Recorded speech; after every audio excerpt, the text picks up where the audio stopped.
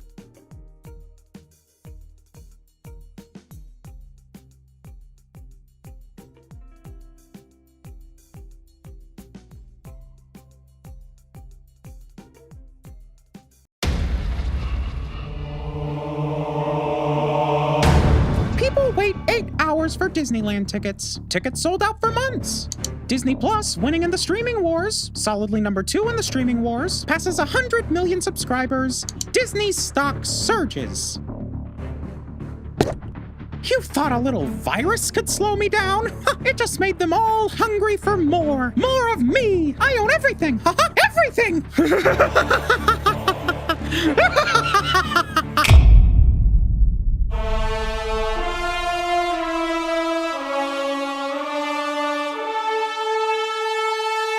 You don't own me, Mickey, but I definitely have a hold on you.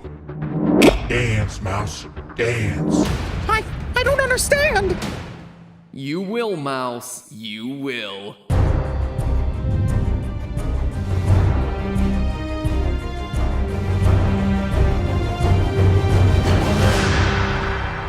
Hello, Internet! Welcome to Game Theory. The show at 10 years old isn't old enough to drive, but is probably still older than most of the kids playing Fortnite. Speaking of being old, a quick plug here for our sponsor, Rocket Mortgage, and our appearance over on their Rocket Learn YouTube channel. Recently, Steph and I were interviewed over there on their new series, Big Change, about what it means to be mature adults having to organize our living space to maintain sanity while also working at home. And after 2020, I think we've all had our fair share of tips and horror stories. So if you're interested in learning from our 10 years of ups and downs, check out that episode. Link is in the top line of the description or at the end of the video.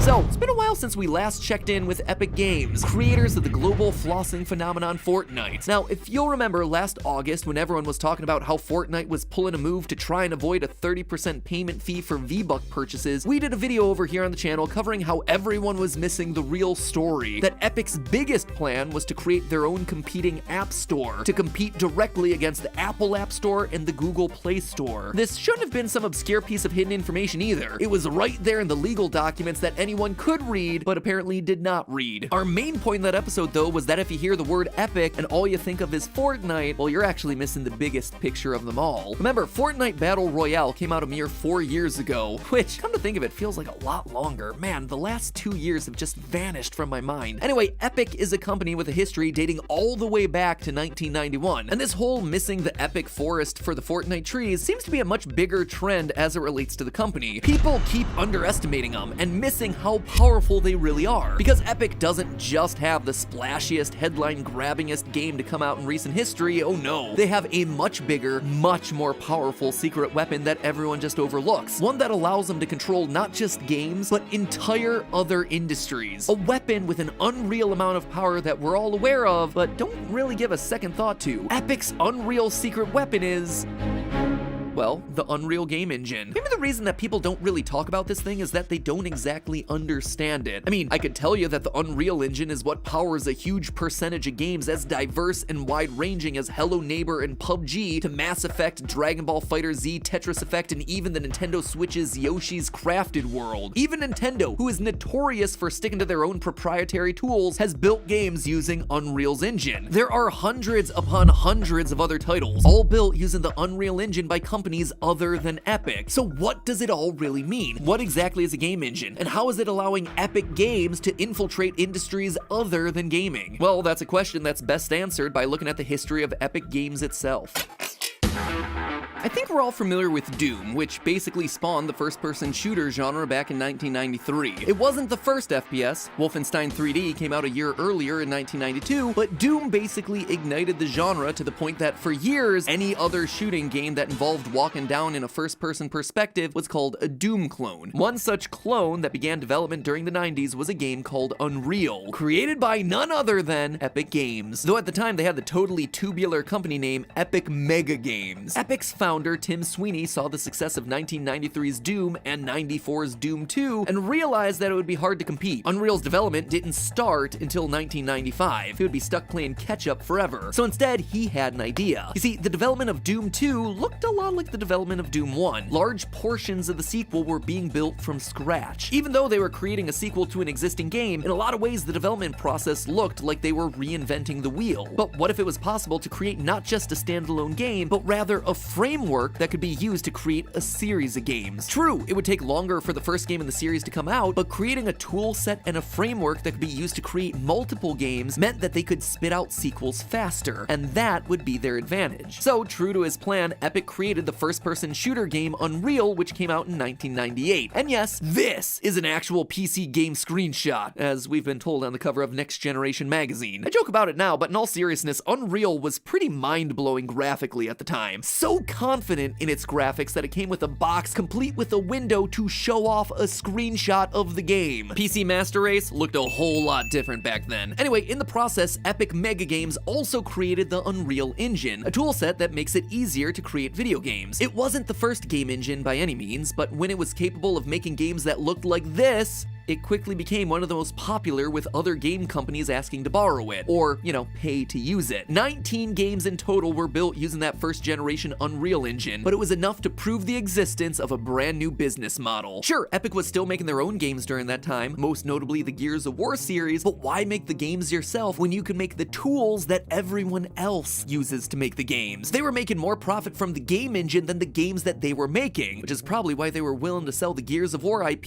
to Microsoft in 2014. So what, I hear you asking? Epic earns bank licensing a tool that makes creating video games easier. What's the big deal? Well, you see, that's the thinking that everyone falls into, which is why Epic is so vastly underestimated. Yeah, they're known for making games, but the Unreal Engine is so much more than that. Remember The Mandalorian, aka the reason you started a Disney Plus subscription a year ago and you still haven't gotten around to canceling yet? Almost none of that show was shot using practical effects. Almost the entire show was shot on a soundstage in Manhattan Beach, with the vivid and memorable settings all being computer generated. Now, that alone is no big surprise. After all, green screen is nothing new. Star Wars has been shooting on a green screen ever since the Phantom Menace back in the 90s. But what's different is that the world of The Mandalorian was created using the Unreal Engine. Director Jon Favreau had access to the virtual set in real time. He could look at the virtual set to plan shots, rather than having to shoot everything against a green screen and not have a clear idea of how it's going to turn out after the computer animators get get to it. Unreal renderings can be projected onto backgrounds in real time. So say for instance a superhero's battling against a CGI monster. In the olden days, actors would pretend to fight whatever is eventually edited onto the green screen. The Unreal Engine, however, allows studios to project a near movie-ready monster on screen for the actors to see and interact with. That in turn is going to cut down on production funds, editing time, costs. Heck, you can shoot the whole movie in one big green room. And with more and more movies being less and less real and more like video games, the power of Epic's Unreal Engine in the movie business becomes dominant. And that's not all. The application of game engines goes beyond media and entertainment. There are virtual realty. Yeah, I said that right. Virtual realty, as in realtors, people who sell houses, who make use of virtual reality headsets to give people the experience of what it's like to stand in a home without actually having to go and stand in that home. But those virtual reality simulations of houses have to be built somehow, and they're built using the same types of game engines that virtual reality games are built in. ZipView, for instance, is a real estate company that allows you to tour virtual versions of houses powered by, you guessed it, the Unreal Engine. I mean, think about it. If you're trying to create a virtual house tour, you need to have something that can provide realistic rendering in real time as you walk around immersed in a virtual space. Even taking into account things like how the light will shine through a window or what a room will look like during different times of day. These are all things that are novel in the world of VR house tours, but they're all things that video games have been offering for well over a decade, which makes a game developer tool like the Unreal Engine the ideal place to build a virtual house tour. Did that example seem too small and specific for you? Okay, how about this? The US military uses simulation tools that were built using the Unreal Engine. Again, simulations of a bunch of virtual soldiers running around on a battlefield shooting at each other is kind of the thing that a lot of game engines are built for and used for. The US military simulations just happen to be more realistic than your typical COD match. Oh my god! Now, an obvious question to this might be, if creating a game engine is such good business, why hasn't someone else stepped in to create the competitor? I mean, surely Epic's Unreal Engine can't be the only game in town.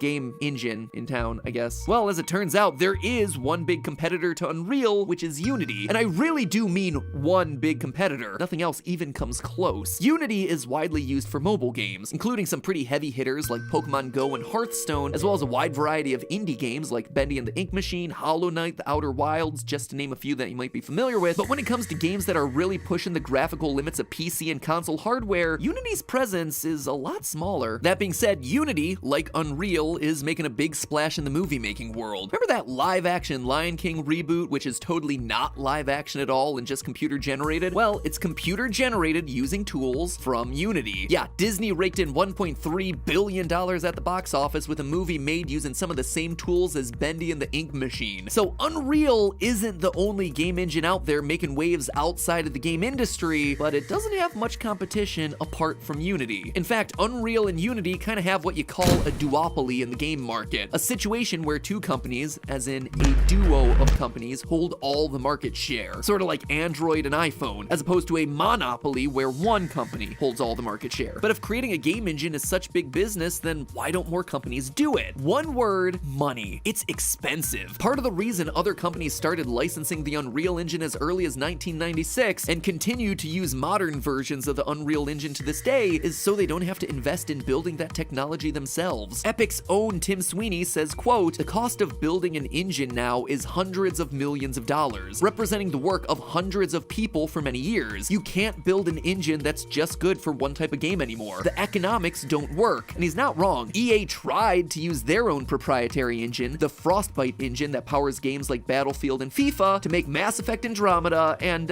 well, we see how well that worked out for him. This face, what is happening there? She must be constipated. Even the biggest game companies in the world are often reliant on licensed game engines. Consider Riot, creator of League of Legends, a game that's generated over $20 billion in revenue. Surely they would have the resources to create their own game engine in-house if they wanted. But when it came time to create their new game Valorant, they relied on Epic's Unreal Engine. The economics just made more sense. And what are those economics, you ask? What could they possibly be charging for this incredibly valuable service? $0. For real, that is the amount of money that you pay to Epic up front until the point that your game hits $1 million in sales. After that, you pay Epic a 5% royalty, unless of course you distribute your game on the Epic Games Store, in which case that gets waived. And if you're a small indie developer who never hits $1 million in sales, you pay nothing. I bring all of this up to make a point. Epic has the world's premier game engine, and rather than choosing to prioritize short-term profit by charging everyone to use it, they're trying to get it into the hands of as many developers as possible. It's the same thing that Google did with Gmail, and Google Search, and Google Chrome. Free services that are reliable and work well, getting into the hands of as many people as possible so that you become the industry standard. And once you're ubiquitous and largely free, you earn money by leveraging your massive user base, marketing other products, advertising, and more. And because you're free and first to market, it's hard for new competitors to cut in and turn a profit in a reasonable amount of time. So there you have it, friends. Epic's unreal advantage. It may be talked about as just a game engine, but it's a tool that is single-handedly taking over our increasingly digital world. It's weird to think that just a decade or two ago, gaming was dismissed as a niche hobby for kids, but now gaming technology is literally powering the world, be it our movies, our military, or even allowing us to virtually tour our future homes. And let me tell you, those virtual tours are important. In the aftermath of COVID, working from home has become the new normal for many of us. Working from home, not just for YouTubers anymore, but taken from Steph and I, it is not all business on top, sweatpants, or less down below. Maintaining sanity while working from home can be hard, especially if your physical space isn't set up to help your mental space. And that's true whether you're talking about an apartment, a condo, or a home. We've been through it all. So if you're interested in how you can set up your home for long-term success and sanity, we shared our best strategies with Gabe Bolt over on his new show, Big Change, on our sponsor for this episode's channel, the Rocket Learn YouTube channel. Link is on screen right now or down in the description below. If you've ever wanted to set your work from home situation up for greater success, have a listen. I've learned the hard way that there are some very easy traps that you can fall into that I'd love to share, but you have to click the link. Head on over to their channel and leave a comment that says, Kitty says thanks. Anyway, click on that link below to get those tips, and always remember, it's all just a theory. A game theory. Thanks for watching.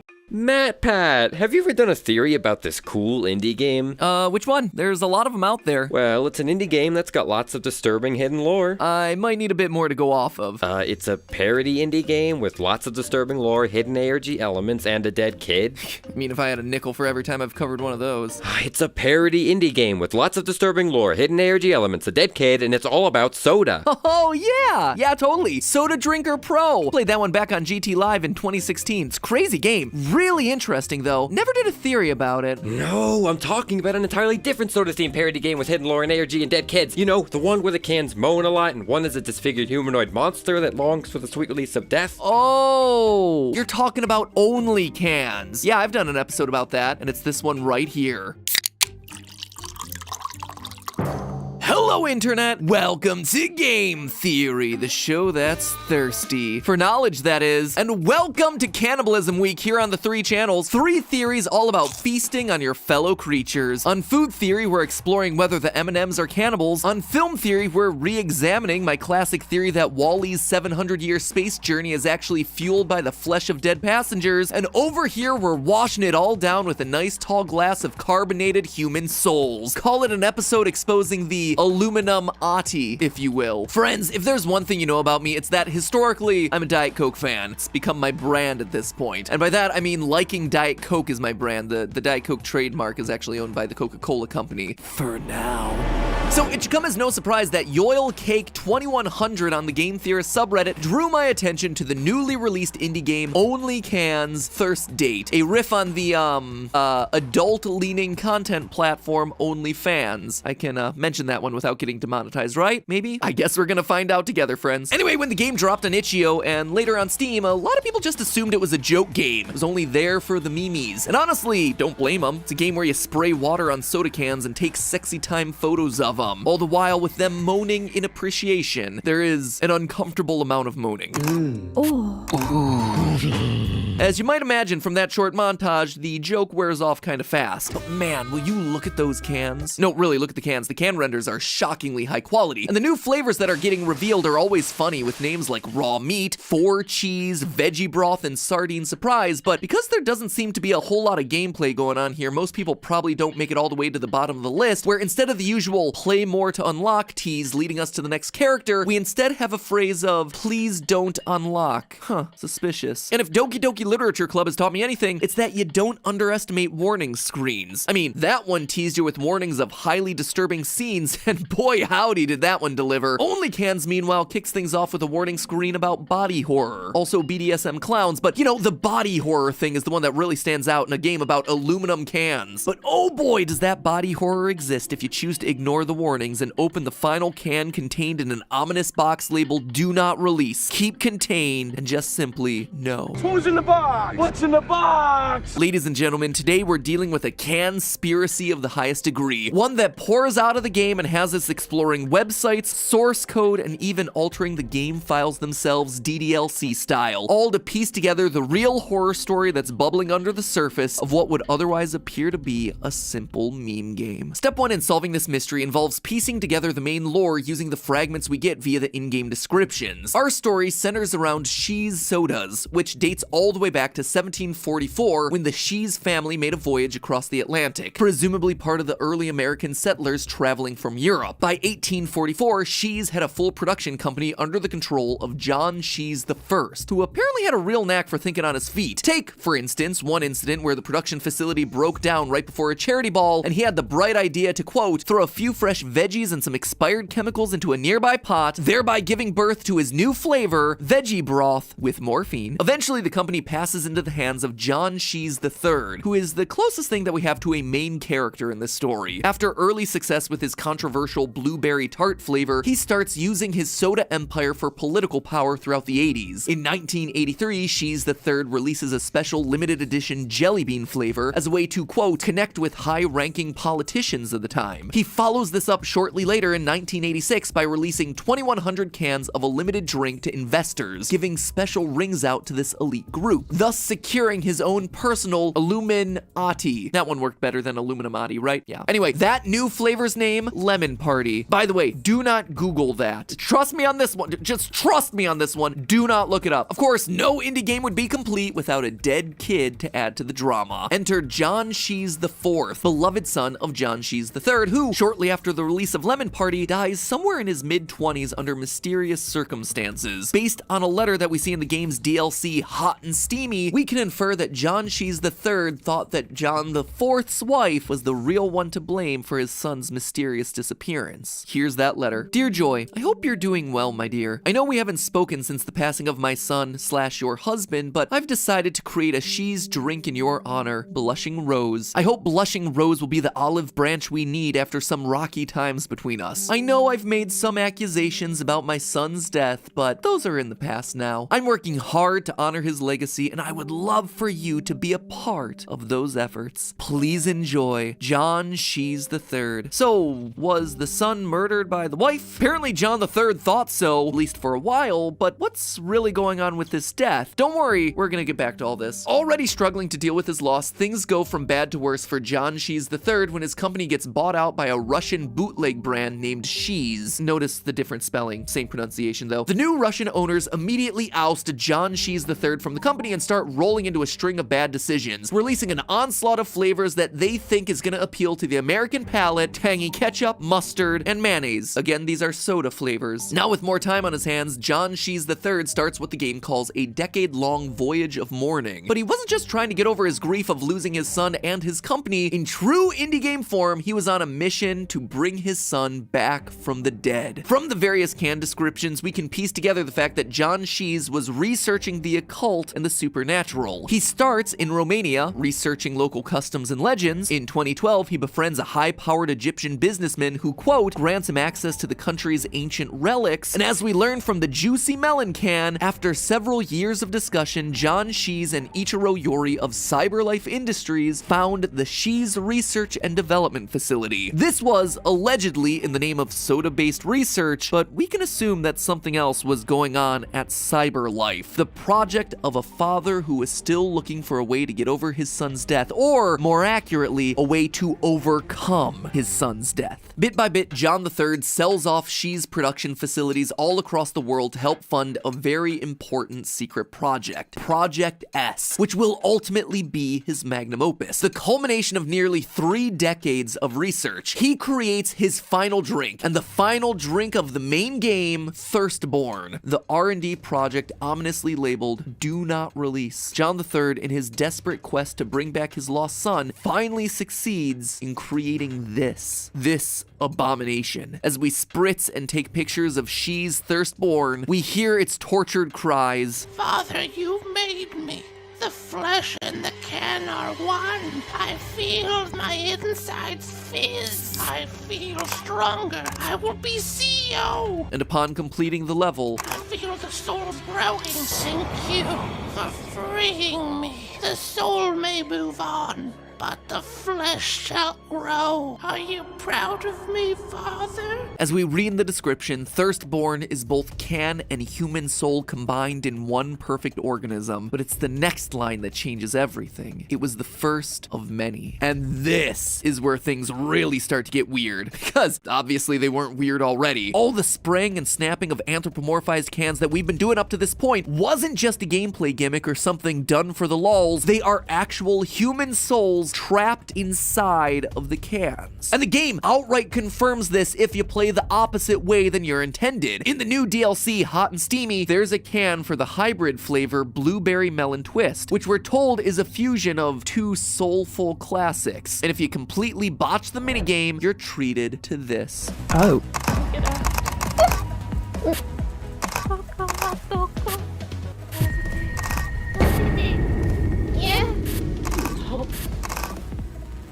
Mm-hmm. Please. Yeah. Please.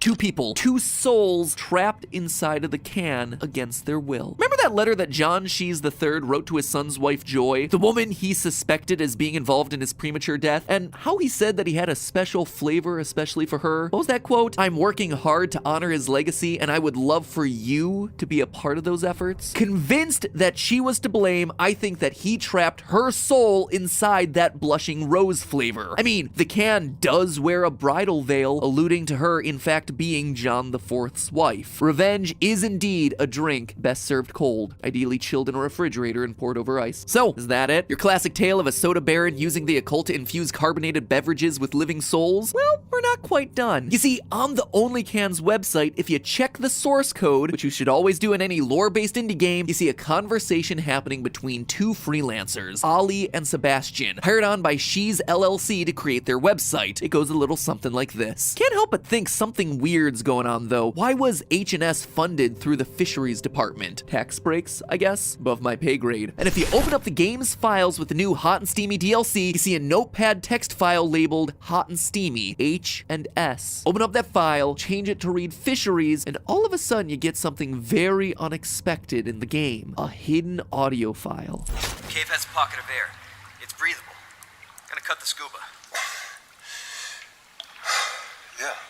The air is clear. A little musty, a little dank, but it's air. What can you see?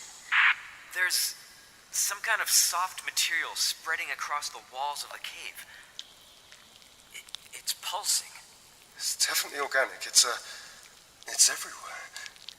Like a fungus, but fleshy? I don't know, Never seen anything like this. Move deeper. There should be a platform, a dais, made from silicate. Roger, we see it. It's covered in slime. Quickly, what's on the platform? Is there a box on the platform? Affirmative, Mr. Shees. We'll retrieve it and bring it up. Over and out. But what is it? Sounds to me like John Shees III found the secret to everlasting life buried deep in the ocean, and he brought it back to the surface so his thirst-born son could rise again. As the canned description for Sardine Surprise says, in my years of traveling the world alone, I've learned much about what waits down in the abyss, what they left behind for us. And now with Shees Fisheries, we shall bring it to the surface for my son. And And there's even more to the story. Elsewhere in the website source code, we get yet another Ollie Sebastian conversation. I'm just doing it this way because I forgot my Slack login again, and IT are a bunch of pricks. Old school style, yeah! Hey, Ollie, can you stop asking the narrator about John? He's not allowed to say anything, and you know it. Sorry, this whole work-for-hire sitch is driving me nuts. Don't change it again, please, Sebastian, please. And wouldn't you know, but there's also a notepad text file labeled narrator in the game's folder. So why don't we do what they tell us? Ask the narrator about John by changing the text in the notepad file. That gets us yet another hidden audio file. Entering the facility now.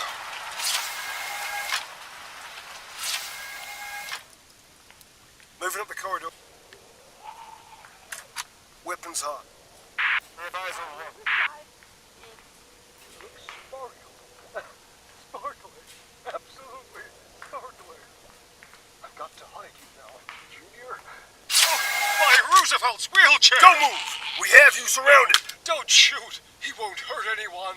Look at him! Look at him! Father. What the f*** is that thing? He's my son. He won't hurt you. Just let me finish my work. My very important work. Don't you have a soul? He's got a gun. Shoot! In the description for Thirstborn, it says that John Shees III gave his life for Project S, though it's never really specified what exactly that means. But this scene shows us that they mean it quite literally. We hear firsthand how John Shees III was shot down in the middle of taking care of his son, the can monster. But there's one final mystery in all of this: the future of Shees LLC. We read via the descriptions that after John III's death, the company is sent reeling, only to find its footing again with the flavor cookies and cream, a flavor proposed by an intern named Susie O. Fishbark. It's so popular that Susie O quickly rises to take over the board of the company. Nothing out of the ordinary about that, right? Wrong. In that description for cookies and cream, there's one little line that sticks out like a sore thumb. Quote, "Oh, it was John Shees IV's favorite flavor of ice cream? That's just a coincidence." Coincidence? I think not. It's enough to get a theorist sense of tingling. Could Susie somehow be connected with John IV? It feels like the game is trying to make a connection here, but what is it? Well, doesn't the name Susie O. Fishbark seem a bit odd? Sure enough, if you rearrange the letters, you get yourself this. Shees 4 is back. Thank you for freeing me. The soul may move on, but the flesh shall grow. Are you proud of me, Father? A soul reclaimed by his father, reborn as a can, and then released by us, lives on to move the company forward into the next generation, collecting souls to be used for our consumption. But hey, that's just a theory. A game theory. Thanks for watching. And one final very special thank you to YoyleCake2100 for recommending this episode, as well as the Only Cans Conspiracy Discord page for digging deep to find the secret lore hiding the true mysteries of this game. Seriously, Only Cans is a blast that is absolutely underseen right now, so please, please, please give it a play if you're at all interested, or if you just want to support a really awesome creative team who made this thing possible. And hey, Cannibalism Weekend continues. Cannibalism. I didn't even think of that until literally recording this sentence. Cannibalism Weekend continues onward. There are still 2 other episodes that you have to go watch right now. They're on screen as we speak. Like, did you know that there's even more evidence to prove that WALL-E is secretly about cannibalism? It's true. Or did you know that the M&Ms may or may not be secret cannibals of their own kind? Those episodes are on screen right now, so click them, satisfy your appetite for knowledge.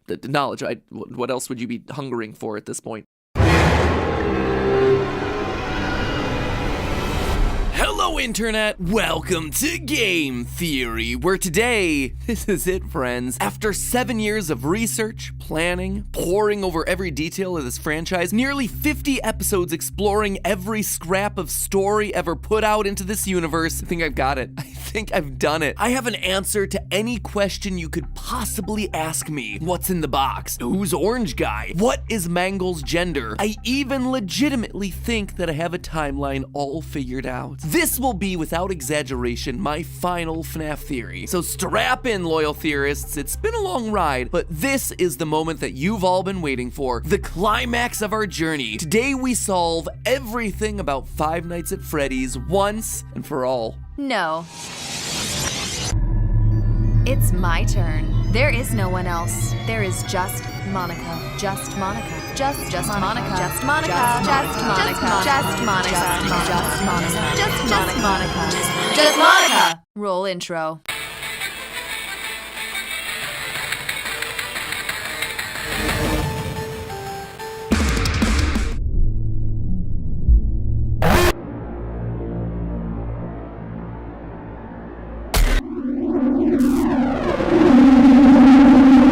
Hello, Internet. Welcome to Get Monica Theory, where there's just Monica. Hit that subscribe button to make Monica happy, please. Speaking of, have you ever had the feeling that you exist in a virtual simulation of a school? Oh wait, that's like school for most people in the post-pandemic times. Anyway, for many of you, school might still be virtual, but our back to school merch is very, very real. Like our brand new Big Idea backpack, complete with cushioned laptop compartment, USB charging port, even a built-in zipper lock so you can keep whatever you want safe in there. Everything from your valuables to your secret hidden lore. Speaking of bags, why not fill that big bag with a smaller bag specifically for your pencils and art supplies? I'm talking about our stylish Game Theory pencil case. Yuri must have slipped that one in there. There's also the Game Theory 3-in-1 enamel keychain. Links are down below. Get them before the universe resets.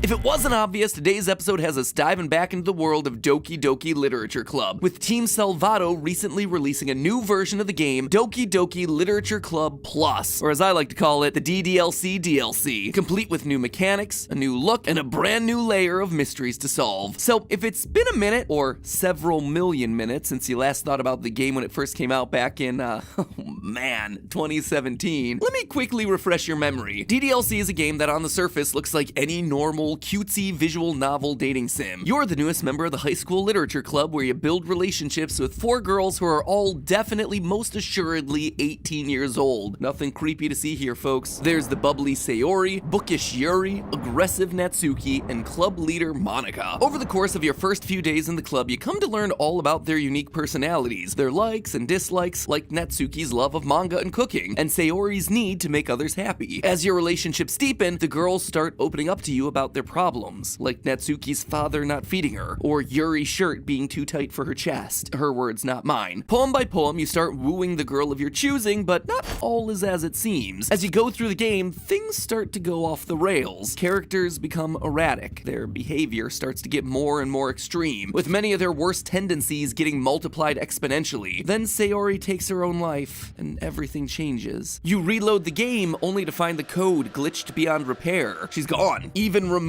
from the game's files, and no amount of saving and restarting can bring her back. One by one, the other characters fall away until you're left alone with just Monica. Let's be honest, she was always the right choice all along, you know? Why would you choose to go with any of these other girls? Monica reveals that she'd somehow seen the truth, that she'd known this was a game all along because she'd been granted a higher level of access to the game's code. Her tampering with sliders in the background caused the other girls to die, just so she could be the one left with you. Everyone always asking who the best girl is, no one ever asking how the best girl is. So, how do you stop her? Well, by beating her at her own game. You have to go into the files for the game and delete her character file, a technique that she's been using against all the others since the start. Now that alone would have been a pretty incredible game experience, a psychological horror title disguised as a visual novel where you have to alter the game's files to win. But what put Doki Doki over the top was that the story didn't end there. In a series of 2 episodes we did after the initial game's release, we dug deeper into the game's files, finding clues hidden throughout the various poems and dialogue. We discovered files that could be converted to different formats, like PDFs and text files. We ran codes through base64 converters, ciphers, binary decryptors. We were inverting image files, wrapping them around cones. We even found a QR code that was hidden inside an audio file. That QR code led us to a website hinting at something called Project Libitina, an experiment that was trying to train people to open their third eye, which we come to learn turns them into killing machines. And if that seems a bit random and disconnected, it's the exact story that's hinted at in Doki Doki's main game. When you speak to Yuri about the book that she's been reading, The Portrait of Markov. Those videos are still up, by the way, if you're interested in checking them out in more detail, but now they're all age-gated. It just goes to show how much YouTube has changed in the past 4 years. Anyway, it was Monica's character file that was the most interesting, hiding a note for us that suggested they all might come from a different game entirely, and that Monica, rather than being the villain, would actually be the hero of any new sequel to come out of the series. I know that this isn't my only story, and I think everyone else has had the same kind of experience, some kind of deja vu. I think you might be able to go back, or however you want to put it, to go back and tell them what's going to happen. If they knew ahead of time, they should be able to avoid it. If they remember their time with me in the other worlds, they should remember what I tell them. This is my story. It's time to be an effing hero. 2018! She's trying to save the rest of the girls from whatever fate awaits in Project Libitina, with the last point of her message saying 2018, and then nothing happened. 2018 came and went, and so did 2019 and 2020, but now we have DDLC Plus, which, well, isn't the game that we were expecting for the past 3 years, but does have a lot more in it. Stuff that confirms some of what we've theorized about, gives us a way to peek into the terrifying alternate world of Project Libitina, and suggests that Monica may have just been able to escape. So let's stop reminiscing about the past and jump into the game, shall we? What does the Plus add to the original game? Well, when you open up the game, you're welcomed by a desktop. Yep, this is the big new addition here, friends. At first, I was underwhelmed. I mean, it's been over 3 years, but I also understand why it's here. The original game was so popular that they wanted to bring it to the mainstream market, i.e. consoles, but you can't just open a game file and delete entities on a console like you can on a PC. Shout out to the PC Master Race. So, this in-game desktop seems to be the best way to allow for the original file-altering experience. But, dear theorists, there's also so much more here. So much more. The first feature that stands out on the desktop of DDLC Plus are the side stories. These unlock as you complete poems for specific characters throughout the main game of DDLC. But again, something is a bit off. Don't get me wrong, they're similar enough to the original game. Visual novels watching the girls we know in what seems to be a prequel to the events of DDLC. We watch as they form the literature club, develop friendships, but there are a few things that stand out. First, we, the player, aren't in the game anymore. We just watch the stories unfold with no interaction or choice. They're just that, they're visual novels. Secondly, Monica isn't acting in the way that we're used to. Instead, she seems to be normal. She isn't the confident leader that we're used to. Instead, she's insecure, shy, even a little neurotic. And she's definitely not acknowledging anything outside of the world that she exists in. What's also intriguing is that when you enter the side story menu, you're met with this line of text. The side stories are stories of friendship that are unrelated to the events of the main game. It's weird, right? Why would it be so important for these to be kept separate from the main story, especially when it seems like they're meant to be a prequel? There's something more than meets the eye going on here. More than meets the third eye. Am I right? It's a third eye Project Libitina joke? No? Nobody? Okay, moving on. Elsewhere on the desktop, we have access to emails and files written by employees of a company named Metaverse Enterprise. The files, however, seem to be locked. Trying to open them only yields the message, unable to open, unknown error, please try again later. Digging deeper through the desktop system, you find a nested series of empty file folders, each one numbered from 0 to 5. Suspicious. There is one file that you can open, Tower Keys, and this is where the metagame truly begins. In this file, we're given a clue, 240, clock time, 221. Immediately, this starts to give us our code. Navigate through the folders, 2, 2, then 1 to find a file hidden at the end. In this case, project plan. And then you adjust the time on your device to 240 in order for that to open. Remember how it said, please try again later? Yeah, they weren't kidding. It pays to read your error messages. Now, most aren't that easy. Those 3-number codes plus a time are hidden in every nook and cranny of this game. Like when you unlock the file track 6 name ideas, it gives you explicitly the code 030, but you don't have a time. You have to go to the song library after completing the main game, and the song matches the name of a song with his name ideas. Let's teamwork. That track has a length of 158, and that right there is your time code. So reset your system time and the file opens. Do it enough times and you'll unlock all the files. These, combined with emails sent from the Metaverse project team that unlock as you play the game, start to reveal the bigger story. And the more you unlock, the deeper and darker this rabbit hole goes. The story focuses on a group of people working for Metaverse Enterprises, Ro, Ravi, Lib, Ive, and Paula, who, based on information in multiple files, seems to be maintaining a side project in order to save their jobs. In the file ddlc.txt, we learn their team name. Quote, I want a cool team name. Something like Team Salvation?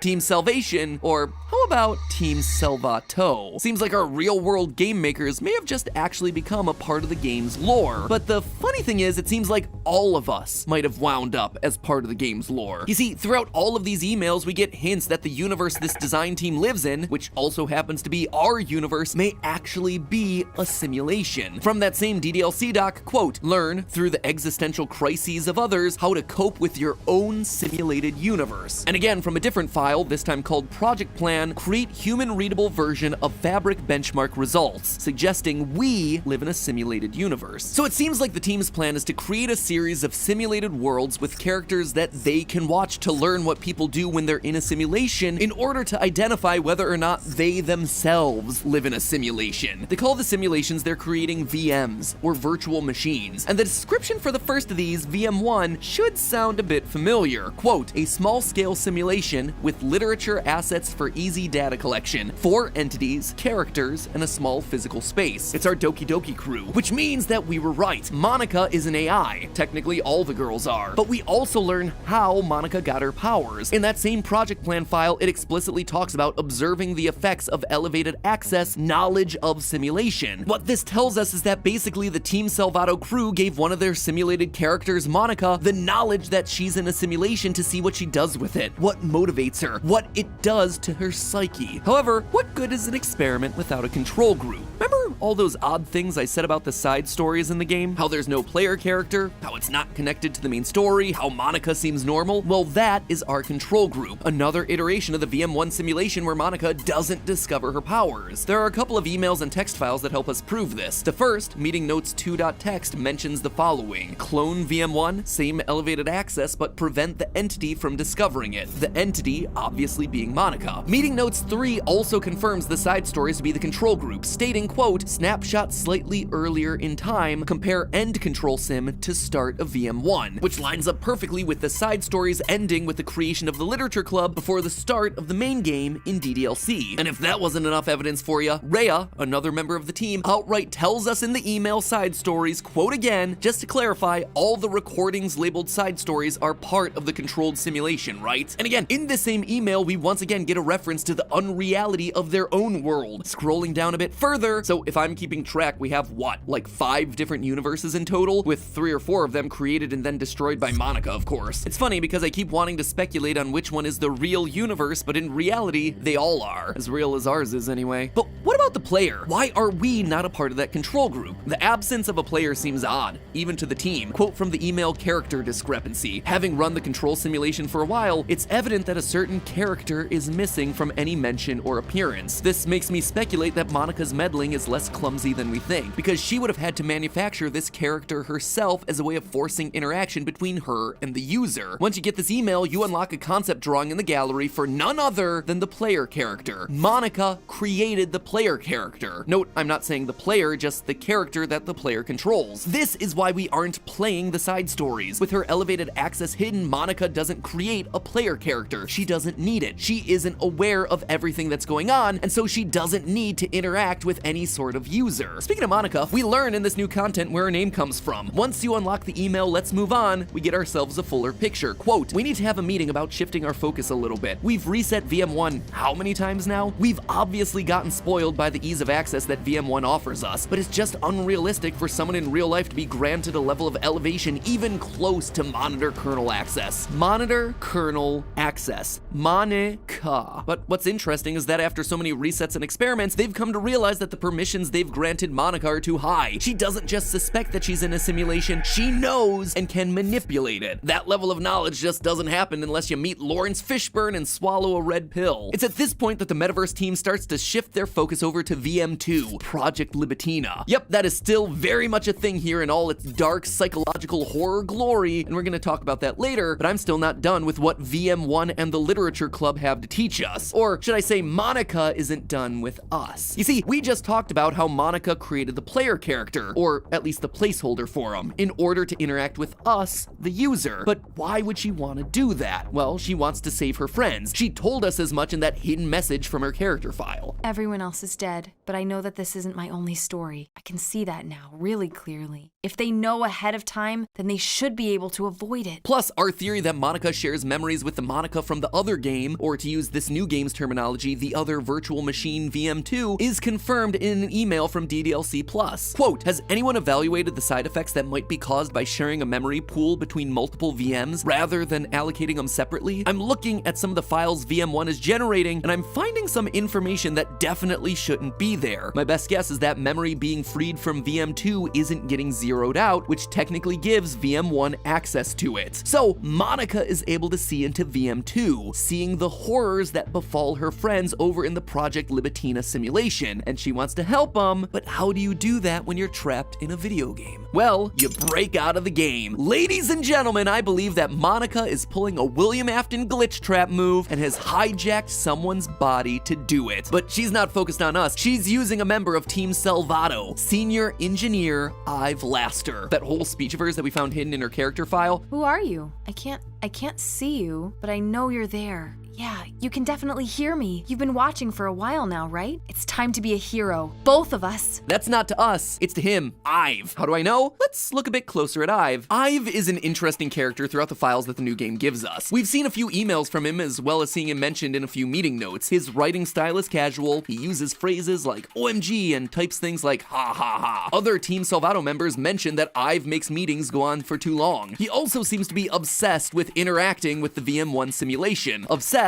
with making it into a game. Quote from meeting notes 2, playable equals observable form, not a game. Stay focused, Ive, which leads Ive to write the note track 6 name ideas where he calls it Operation Not a Game. So that all gives us an idea of his personality and his writing style, which is why I believe he's the writer of the DDLC.txt file that talks about turning VM1 into a video game. Notice all the extra punctuation, the want for things to be fun and cool, and of course the signature, ha ha ha. But what does any of this have to do with Monica? Well, it seems like a random tangent, except when you look at Meeting Notes 3. Obviously, Meeting Notes 3 comes after 1 and 2, so comes later in the timeline, but it has a few things that felt odd to me. Quote, fifth entity in VM1, not part of original genetic model, not present in data dumps, very bizarre. Ive is less talkative today. Meeting ending on time? 12:55, OMG. Obviously, the mention of the time is another clue to the file puzzles, but the fact that they ended on time because Ive was less talkative was a detail that grabbed my attention. People, of course, have off days, so maybe it was nothing, but it feels out of character. Plus, that other line about there being a fifth entity within the system that's never been present feels weird. We know it's not the player character that Monica created because Team Salvato is all aware of his presence inside the simulation. So who then is it? And the Ive weirdness continues. The first email that you unlock, but the one that comes last in the timeline, if you actually look at the dates, is an email from Ive with the subject line, have a nice weekend. It reads, I'm on leave the rest of the week. Contact Ravi if you need to schedule server time, but I expect my jobs to run for a few days since we've collected so much data this week. How about we arrange a meeting to discuss the results when I return? Ive Laster, Senior Engineer. As it's the first email you get, it's easy to overlook. A lot of people don't really think all that much of it. We don't really know Ive at this point. But as we learn more and more about him from earlier and earlier emails in the timeline, his tone has changed here. Wanting to be in a meeting about results, straight to the point, no abbreviations or ha-ha-has, his tone feels off. But I couldn't quite figure it out until I looked at the subject heading, have a nice weekend. Why does that sound so familiar? Where have I seen that before in this franchise? Oh yeah, in the original DDLC during Act 2 when you spend the weekend after Yuri,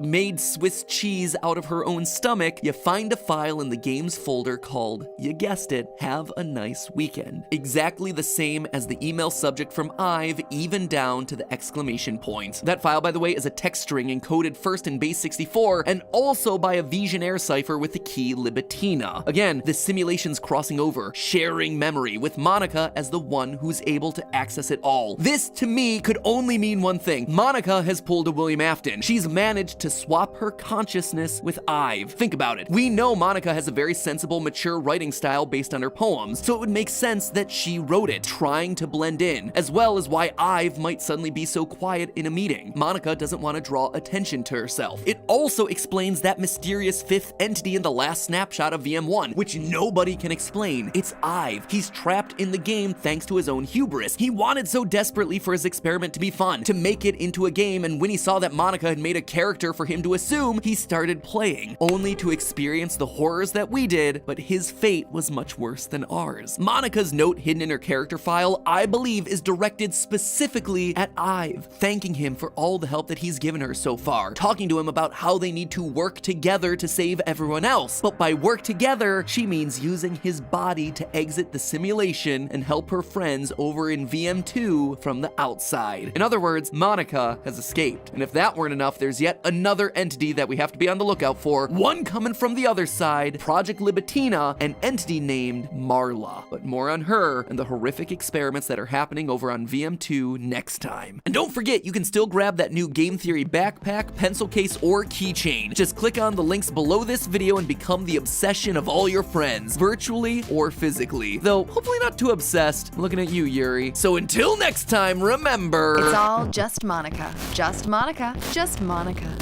See you next time.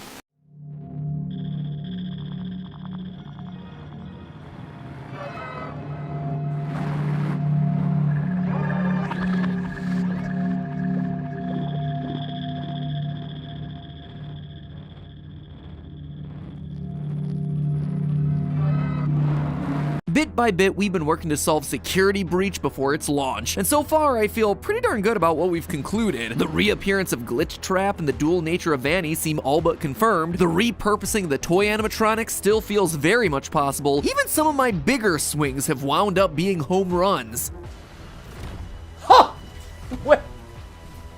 Well, that's explicit. Real quick, Music Man, FNAF. There's a couple like evidence pieces or like loose threads that I keep in the back of my head and hold it until a point where it becomes useful. Music Man is one of those. So to suddenly see a character with 6 legs and clown gloves, this is the closest thing that connects. I would assume, because anything that usually has a lot of legs like this is able to climb walls and climb ceilings, I wouldn't be surprised to see this be attacking you from the ceiling or a wall. 3 weeks later. Oh, I called it. Let's go. Music Man! So we've talked about the villains, we've talked about the animatronics, we've talked about the plot. Today, with a month left before release, it's time to talk about how this whole thing is gonna end.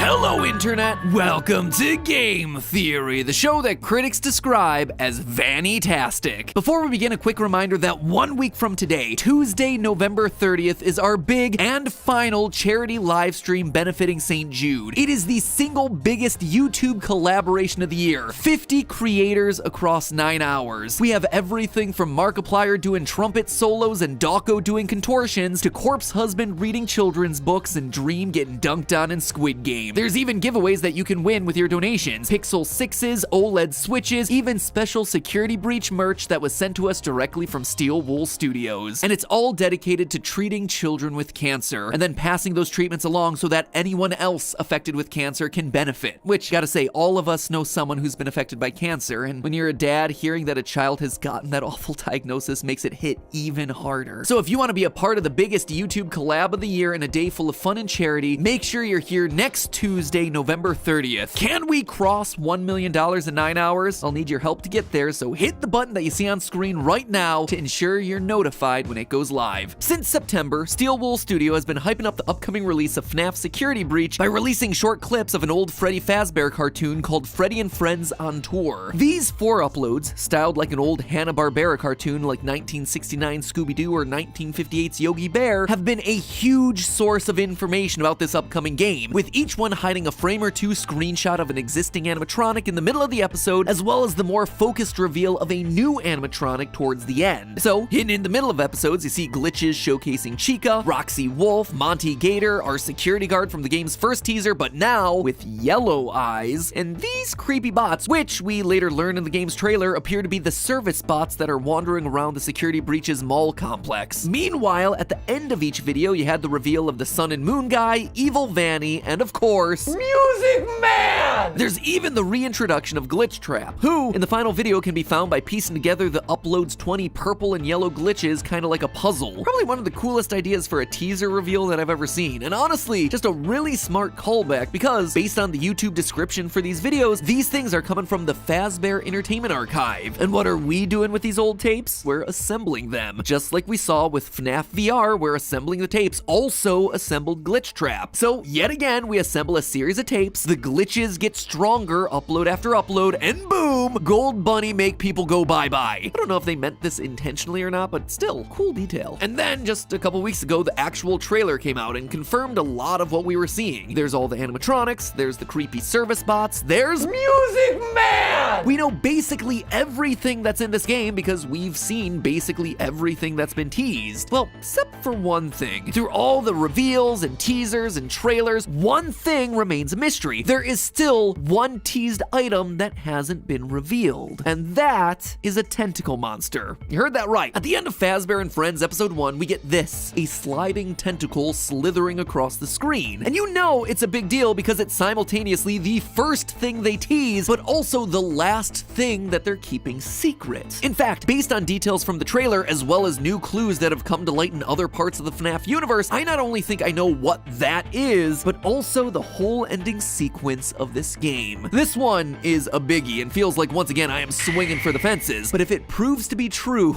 well, let me tell ya, I'll be even more excited than this. Music Man! And speaking of things that get you more hyped than seeing your favorite reject animatronic make his triumphant return, let me just remind you that new FNAF wear and Theory wear are available right now for the holidays. Live out your wildest fantasies in this awesome Glam Rock Freddy denim jacket, but look out, someone's watching your back. Or if black isn't your color, how about something a bit brighter, like the satin jacket with pink and cyan highlights. It's warm, it's cozy, and it's covered in embroidered patches. The only thing it doesn't have are totally rad lasers to go with it. Pew pew pew pew pew. There's also the option of short or long sleeve t-shirts for all your favorites, from Monty to Vanny and everyone in between. Meanwhile, for all the rest of you theorists, we got the drip that'll make your friends go sheesh.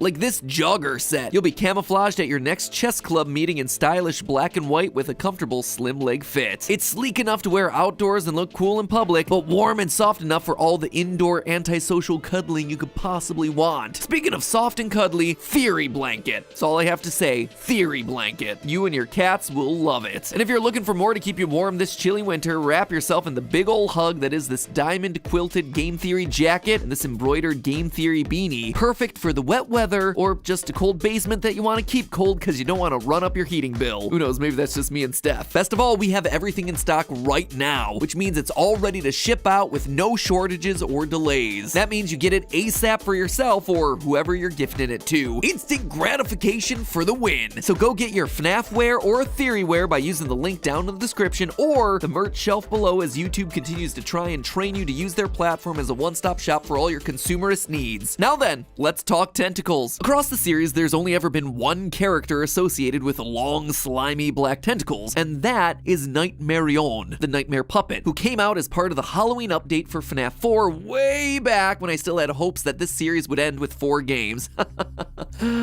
Oh, what a fool I was. And who we more recently saw in FNAF VR's Night Terrors minigame. This thing is like a hentacle that is just waiting to happen. Probably a hentacle that's already happened, to be honest, but I dare not look in that direction. So when you see a tentacle sliding across a staticky screen, immediately your mind is gonna jump to this character. And from a story standpoint, this would also make some level of sense. I mean, William Afton is back in the form of Glitch Trap, so presumably the puppet, this protector of lost souls that stands opposed to him, would try its best to come along for the ride too in an effort to thwart him once more. One problem with all this though, Nightmarion isn't canon. I mean, it is, but it isn't. It's complicated. Go figure, it's FNAF. Big surprise there. You see, Nightmarion's original appearance in FNAF 4's Halloween update is not canon. Something confirmed by Scott a long time ago before that DLC launched. Its appearance in FNAF VR, on the other hand, is canon, but not in the way you think. This is because FNAF VR is itself a video game produced by Fazbear Entertainment. So Nightmarion in the world of FNAF is no better than Mario or Master Chief or a Slender Man. It's a video game character, and as far as we know, that's it. It's not an actual active part of the real world lore in that universe. And you see, it's the lore that provides us another problem here. Canonically, the puppet is burned away. Its spirit is released in the fire that happens at the end of Pizzeria Simulator. And unlike Afton, who created a digitized version of himself hidden in a video game, something tells me that the puppet wasn't coding C++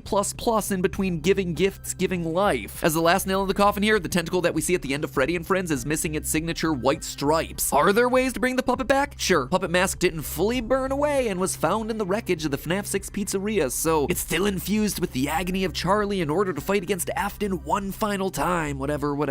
But honestly, I think there's evidence to suggest a better candidate for that tentacle, Baby. So the final Fazbear Frights book just came out, number 11, Prankster. And with it came the chance to look back across the whole collection and analyze what Easter eggs were there to help solve the game lore. One big takeaway from the series, we now absolutely know what was inside the FNAF 4 box. It was a person. Don't at me about this one. This is undeniable at this point, and nothing you say is gonna change my mind about it. Here's why. In Prankster, we get this line during the finale, quote, Jake had found the real homeless girl that Eleanor replaced. As a quick aside here and reminder, Eleanor is this book's stand-in for Baby. The real girl had been locked in a trunk in the abandoned building where Jake had originally found Eleanor. Now, this one instance alone wouldn't be enough to make me 100% sure about this, but they repeat it twice. Earlier in the same stretch of like 20 or so pages, the exact same thing happens again, only this time it's Eleanor that's locked in the box waiting to pop out. And if those two times weren't enough for you, in the final FNAF novel, The Fourth Closet, Baby hides a person inside of a large chest and then goes to steal their identity. Quote from this book, John moved to a large green chest, the paint almost entirely worn off. There was no lock. John knelt beside it, found the handle and heaved it open, then shuddered, falling back and pushing himself away. Jessica, he gasped, moving back to the chest and leaning over it. Jessica. What, John? I'm trying to listen. It's Charlie, he said hoarsely, in the chest. So 3 times in the various books of this franchise have we opened up a chest to find some person resting inside. That alone would be enough to be a trend, but the similarities in these situations continue. Not only does this very odd and very specific thing happen in both Fazbear Frights and the Silver Eyes novels, but both times the person inside the box is Charlie the puppet, or whatever her equivalent is in that universe. In The Fourth Closet, it's Charlotte, daughter of the genius animatronic inventor Henry, who tragically loses his young girl and then tries to rebuild her using robots. And over in Fazbear Frights, the homeless girl in the box is named Renelle. Stop me if this starts to sound familiar, but she's the daughter of genius inventor Dr. Talbert, who tragically loses his young girl and then tries to keep her alive by inventing Remnant. I'm just saying, whether you like it or not, it just seems like the books are trying real hard to tell us the solution to this one. And that's not a theory. That is me just literally calling attention to a repeated pattern in the books. Anyway, with the final Fazbear Fright comes the ending to the Stitch Wraith story that I've been yammering on about for the better part of 2 years. And for good reason. This one story, told in short chunks at the end of each novel, has contained some of the biggest lore reveals of any piece of media this franchise has ever produced. It was this story that really strengthened my belief in Golden Freddy having 2 souls inside of him. It's also the one that gives us that scene that we just talked about with the box. It even has a lore dump in the final pages where they just outright define what Remnant is. So that's why it really caught my attention when Baby started to do something that was completely out of character, shooting long black tentacles out of her body. Quote from the book, her eyes bulged, black tentacles shot from her mouth, from her fingers, from her toes. The slimy black vines climbed up the walls, slithered over the floor. Tentacles flew from her and wrapped around his face. Yeah, that's new. So we have ourselves Baby, an animatronic that can transform into a believable copy of any person, now also able to erupt into blood tentacles. Yeah, the tentacles are made from black blood. Sorry if I didn't mention that before, but yep. But there's another reason I think Baby's our tentacle monster. It's because I think she's actually our big bad of the game. The one who is really pulling the strings here. You see, back in April, I did 3 short mini-theories on Security Breach, with one focused on exactly this topic, the return of Elizabeth Afton. At the time, it was a mini-theory for a reason. It was just a hunch with a teeny bit of evidence, but now that evidence is starting to pile up faster than dead bodies in a pizzeria, and to understand why, we have to make one more trip to the books. At the midway point of our Stitch Wraith story, we have our Golden Freddy spirit stand-ins having to equip themselves with the puppet mask in order to fight against a giant 15-foot trash rabbit called the Afton Amalgamation. You're not stroking out, friends. That is the unironic words printed onto real paper and produced en masse for readers to consume. You hear that? Shakespeare is rolling in his grave as we speak. Basically, Afton's spirit had possessed a lot of different objects, and those all fused together with trash in order to form a giant garbage Godzilla. Back when I wrote that theory, I had this to say. I am not gonna sit here and say that we will at some point in this series be forced to fight a giant trash bunny possessed by a serial killer. But now, 7 months later, things have changed, and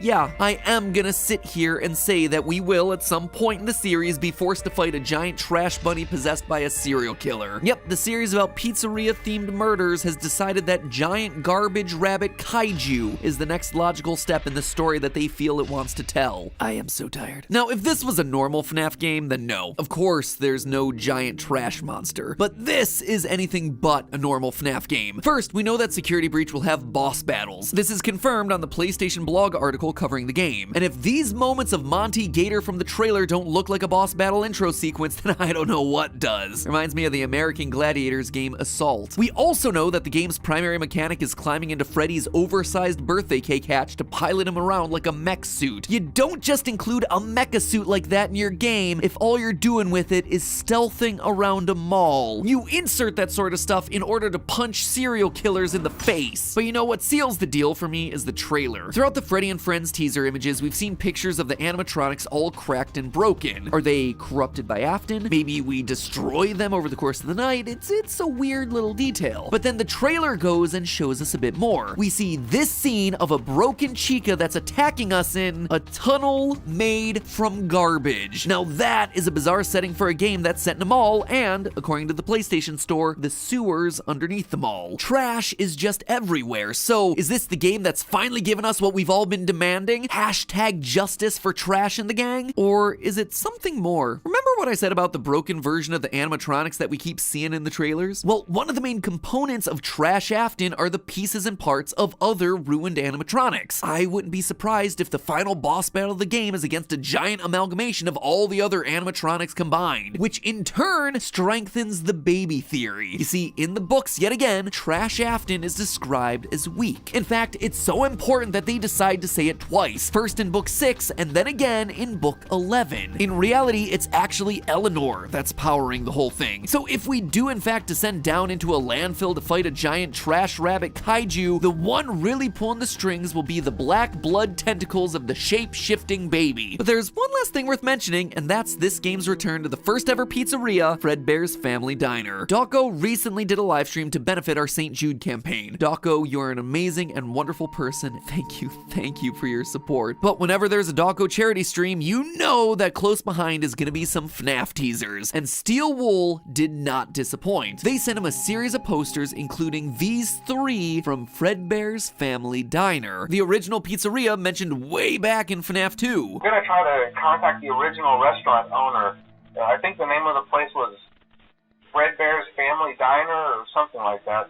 It was closed for years, though. I doubt we'll be able to track anybody down. Now, the existence of these posters alone is pretty sus, considering game developers don't have the bandwidth to spend a lot of time on artwork that isn't getting used in your actual game. What's even weirder, though, is that the new Freddy and Friends teasers also revisit what appears to be the first pizzeria in Episode 2, based on the building's small size, red and white striped awnings, and wooden interior. But all of that, coupled with the descent into a landfill-looking area, leads me to believe that the mall is built on top of the original Fredbear's Family Diner location. We've actually seen a lot of this before throughout the series. In both Sister Location and the Twisted ones, we have large underground warehouses constructed under existing buildings and businesses. And again, in the Silver Eyes, we see Charlie and the gang breaking into a giant mall, read also Pizzaplex, built around one of the earliest pizzeria locations. Even FNAF VR ended with the scene of Glitch Trap beckoning us to the back room where we then went out the side door towards Security Breach's mall in the middle of being constructed. Long story short, there is a constant running theme of old places being connected to and buried under new, flashier establishments. So, us going down a trash tunnel in the trailer, passing old wrecked versions of the animatronics, we have to be headed somewhere. Why not the first ever location, where Glitch Trap would be at his strongest, would be able to be resurrected into the nightmare hand that we saw at the end of the first teaser, notice those fingers, and eventually form into the trash monster that we fight. So that, my friends, is the wild prediction I have for the final act of this game. You descend into the sewers and eventually wind up in tunnels of trash under the building, which eventually leads to the site of the first ever diner, Fredbear's Family. Here, where his powers are strongest, Glitch Trap leaves Vanny's body and regains his own. We hop into our Mecha Freddy for a boss battle to knock him around a bit, and desperate, he absorbs all the ruined animatronics and trash around him. We destroy him yet again, only to reveal the black tentacles. It was Baby all along. Cue the next game and subsequent 20 installment comic book series. But hey, these animatronics may be horrifying, but not everything that's made of metal has to be. That's where our sponsor Displate comes in. Their metal posters are a step above the rest when it comes to quality. We've all seen how long Springtrap's been around for, and how many fires he's survived. It just goes to show how durable metal is, and Displate's metal posters are no exception. Plus, you don't need 6 hands like Music Man to hang them up either. Displate has made the process super simple with their special magnets. Just stick them onto the wall and your posters will stay there. No messing around with drywall anchors or screws or holes in the wall. Just a one-size-fits-all method that's so easy even a blood tentacle could do it. And all of this is without even mentioning how gorgeous they are. Displate's prints are high quality and come in lots of different styles and colors. They're a really great way to brighten up your living room, your home office, your abandoned pizzeria. Displate has got millions of different designs to fit whatever aesthetic you want. I personally love the designs that they've got for classic video game franchises like Mario, Zelda, and Minecraft. Some of them are so 80s-tastic they'd fit perfectly into Security Breach. For our latest purchase, I actually picked up some from Among Us, Portal, Squid Game, and just a random, fun, colorful design that I thought would fit really well in her house. But whatever fandom you're a part of, or heck, whatever vibe you're going for, Displate has got something that's gonna suit you, your style, and help you express that passion in a new, dynamic, vivid way. So if you fancy leveling up the look of your home, click the link in the description below to get a massive discount off your order at checkout. But it's only available for a limited time, so you better act fast. Once again, go to the link in the description to get a special discount only for us theorists and see what amazing designs you find that can make your house into a home. And as always, remember, my friends, that's just a theory. A game theory. Thanks for watching. Given that this place is kind of next to a volcano, which is something lore-wise that we did see, which I do want to explore, I want a deep dive video from Matpat about the lore of Power Wash Simulator.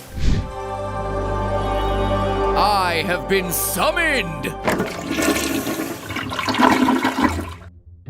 Hello, Internet! Welcome to Game Theory, the show that's like a big try not to be dissatisfied challenge. I will never be satisfied.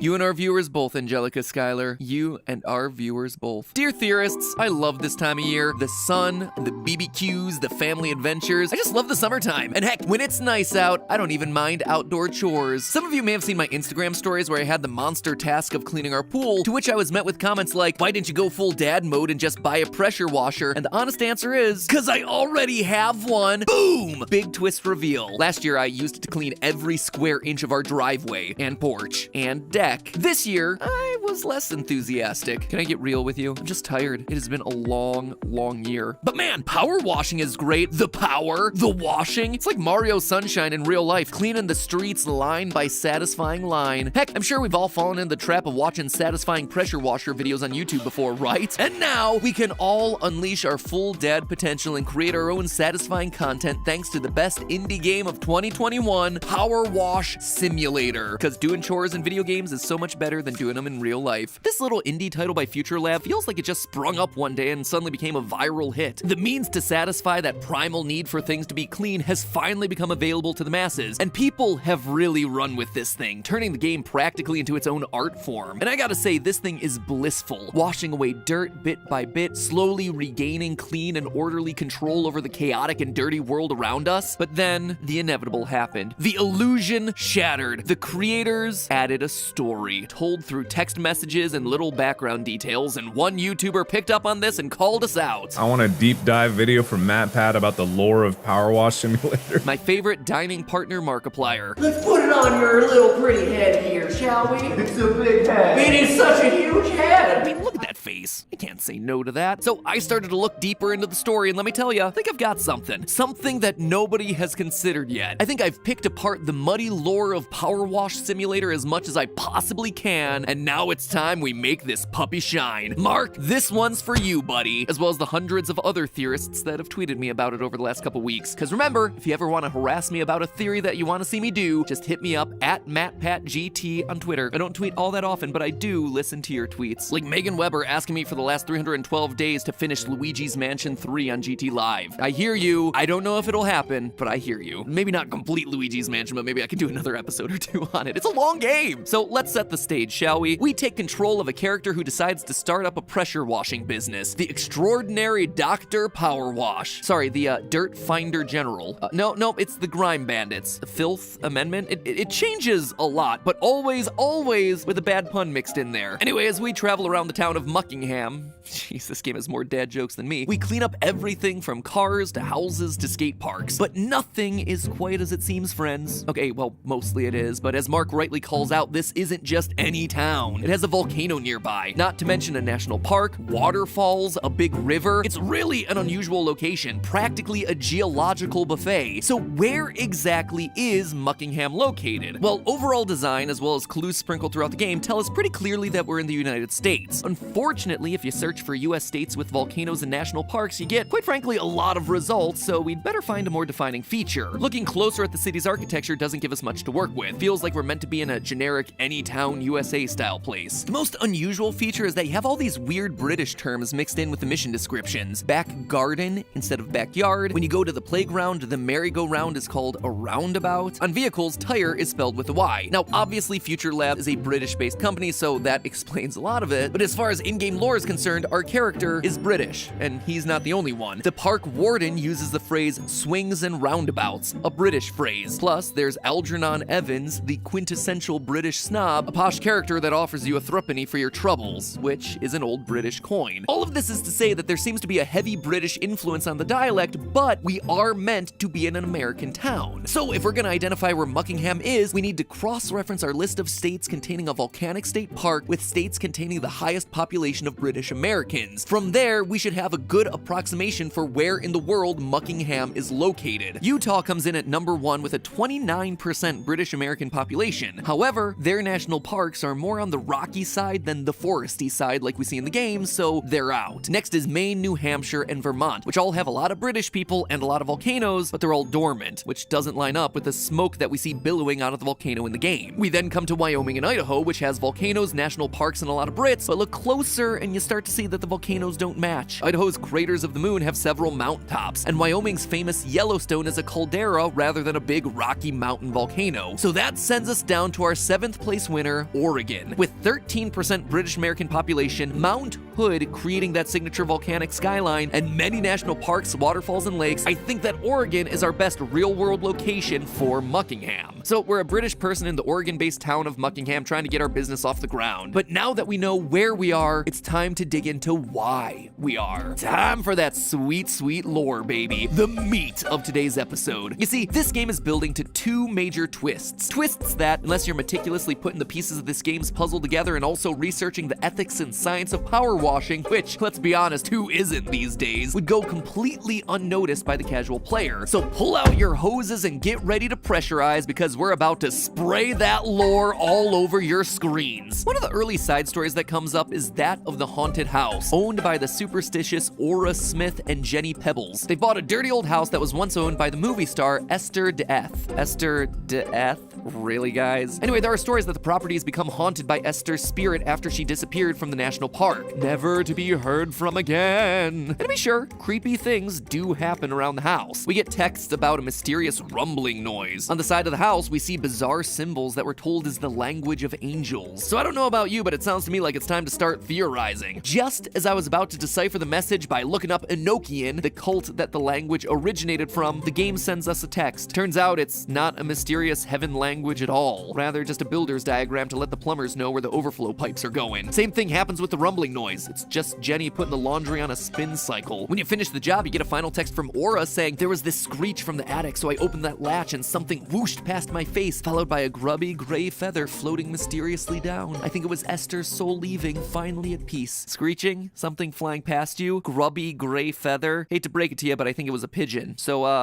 yeah, that's not a theory. That is a mild interpretation of the lore of the game feeds you when you 100% complete the house. Thanks for watching. Our next little side plot, though, requires a bit more to piece together. In the national park, if you look past the area that you're cleaning, you can see muddy footprints going from bush to bush. It's easy to overlook, but becomes hugely important in the newest update to the treehouse level. In this level, we're introduced to Hunter Lode, a missing link researcher, aka Bigfoot Hunter. This would be a perfect place for Sasquatches, just like the nurseries or the cribs that we see in other parts of the country. Side note, these people have been searching for Bigfoot for 12 seasons of television. 12 seasons. We get a lot of Squatch action, especially in the fall. No, you don't get a lot of Squatch action because Bigfoot doesn't exist. 100 episodes of this. Anyway, Hunter claims that pranksters are coming to his hideout and making unearthly noises, chucking stinky mud around. I mean, it could be pranksters, or it's exactly what he's been looking for, Bigfoot. We even see big footprints up on the deck of the treehouse and hear thuds off in the distance. Is Bigfoot real in this universe? This game seems like it wants us to think that, but just like with the haunted house, I'm not convinced. You see, earlier in the game, we do a job for H and G Hexenjäger, who live in a grotto and make gingerbread. So yes, this is meant to be Hansel and Gretel from the children's nursery rhyme. G even refers to H as Hansel in one of her texts. Now, these two are interesting because they're currently in hiding. They're living out in the forests, pretending to be bakers because Hansel robbed a bank. I mean, if the graffiti on the side of the house didn't make it clear enough, Gretel practically tells us this outright. But why would this be relevant to the Bigfoot storyline? Well, we also get this detail from Gretel. Quote, Hansel has a huge beard, long, unruly hair, and defeated eyes. So picture this. We have Hansel trying to hide out in the woods looking like a big grizzly man. In a fast glance, easily confused for Bigfoot. And something tells me that an outlaw on the lam wouldn't take too kindly to all the cameras Hunter set up around his house trying to catch a Squatch. Hence the yelling and throwing mud to try and scare him away. Yet another example is something supernatural explained away by mundane elements found in the game. If you consider dangerous criminals hiding out in the wood mundane, I suppose. As far as other plot lines in the game, there's also a childhood romance storyline going on in the background. When you get to the skate park level, you find a piece of graffiti that depicts a love heart with the initials CM and FP. The CM is referring to Kelvin Miller, one of our recurring characters who keeps spotting the mayor's runaway cat around town. When he first moves into his new home, he reminisces about a former resident of the house, a girl named Florane Perez, FP, his ex-girlfriend. Seems like a throwaway detail until Calvin gets saved by the fire department atop the volcano, and you'll never guess who the pilot is. The final text chain ends with Calvin saying, "It's rude to text on a date." So it seems like CM and FP have found each other again, and their romance is rekindling. But now it's time we talk about the main overarching story within the game, the mayor's missing cat.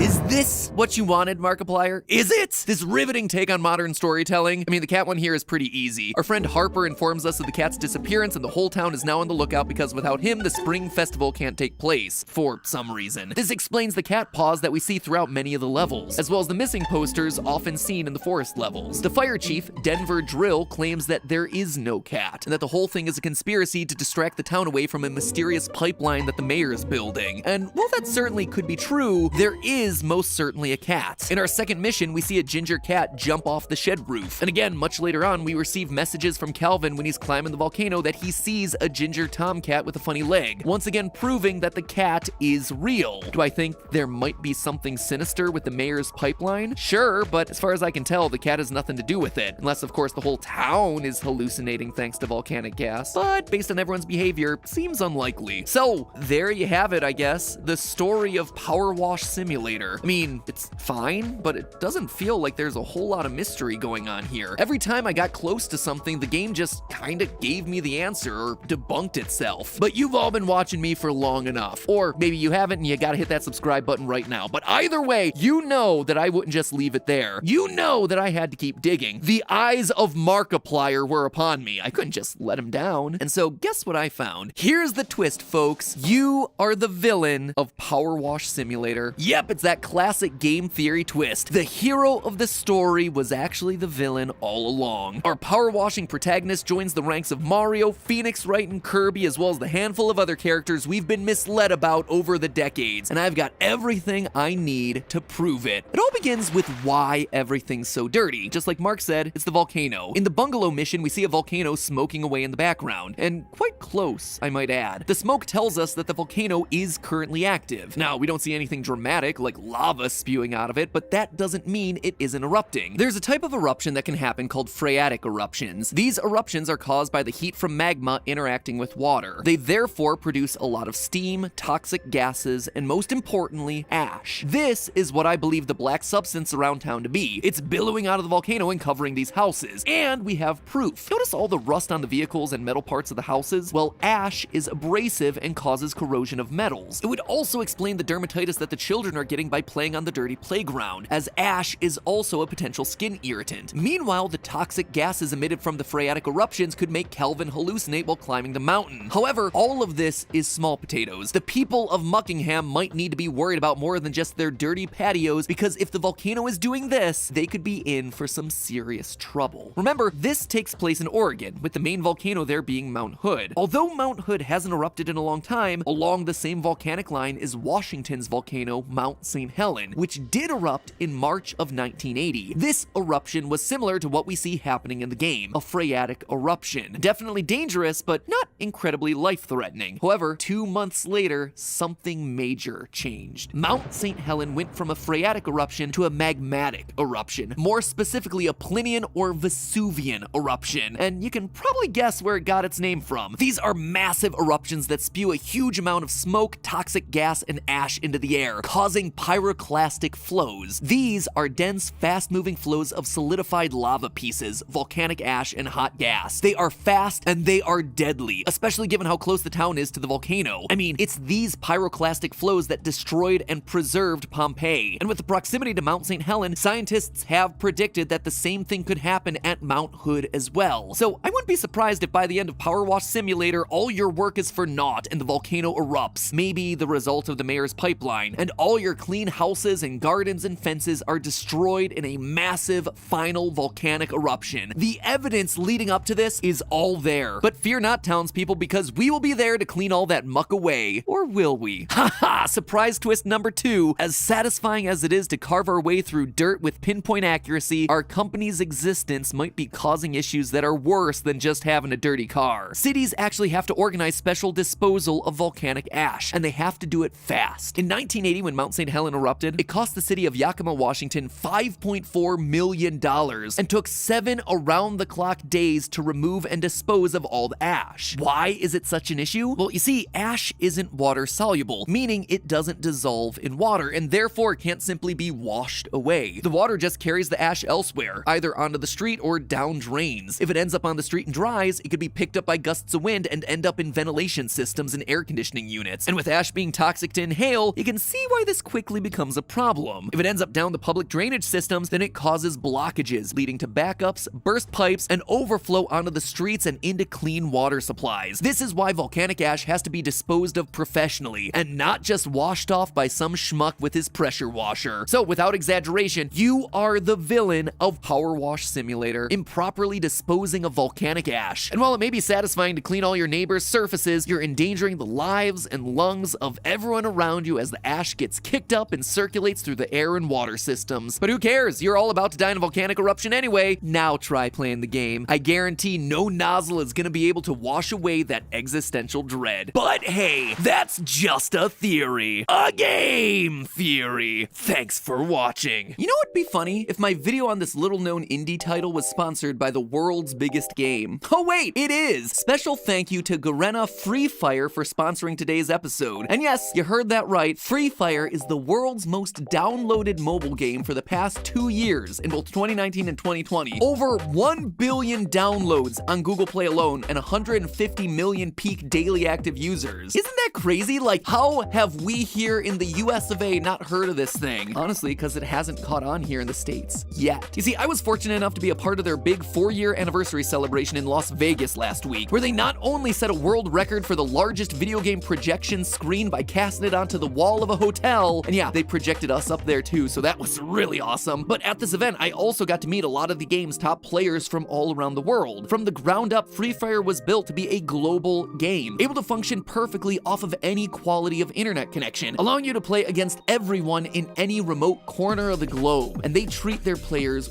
really well. I mean, they brought a bunch of them out, regardless of follower size, to Vegas for dune buggies, helicopter rides, and sports car races. So I gotta say, it's a great game with a great player base that's produced by just great great people who really care about delivering quality gaming to all of the world. It's really awesome. And you can be the first to ride the trend here in the US, find those international viewers, or heck, if you're just curious about what makes this the biggest game in the world, check out the link down in the description below. Free Fire is still in the process of celebrating their big 4-year anniversary with tons of free in-game rewards, and a huge event that's happening in the game today. Yes, today as I upload this video, so make sure that you're logging in today to be a part of that very special 4th anniversary event, and also just to see what being part of a truly global gaming community is all about. Thank you again to Garena Free Fire, and thank you as always for supporting the sponsors here on the channel that allow us to do everything that we're able to do, so you guys are great. And as always, remember, it's all just a theory. A game theory! Thanks for watching. She got banned? No chance. She was streaming Avatar for like 10 hours. Oh my god, she actually got banned. What? God, yeah, her channel's gone. She was watching some anime. Oh, they got her, bruh. Man, Pokey got banned? That's crazy. Toast got banned?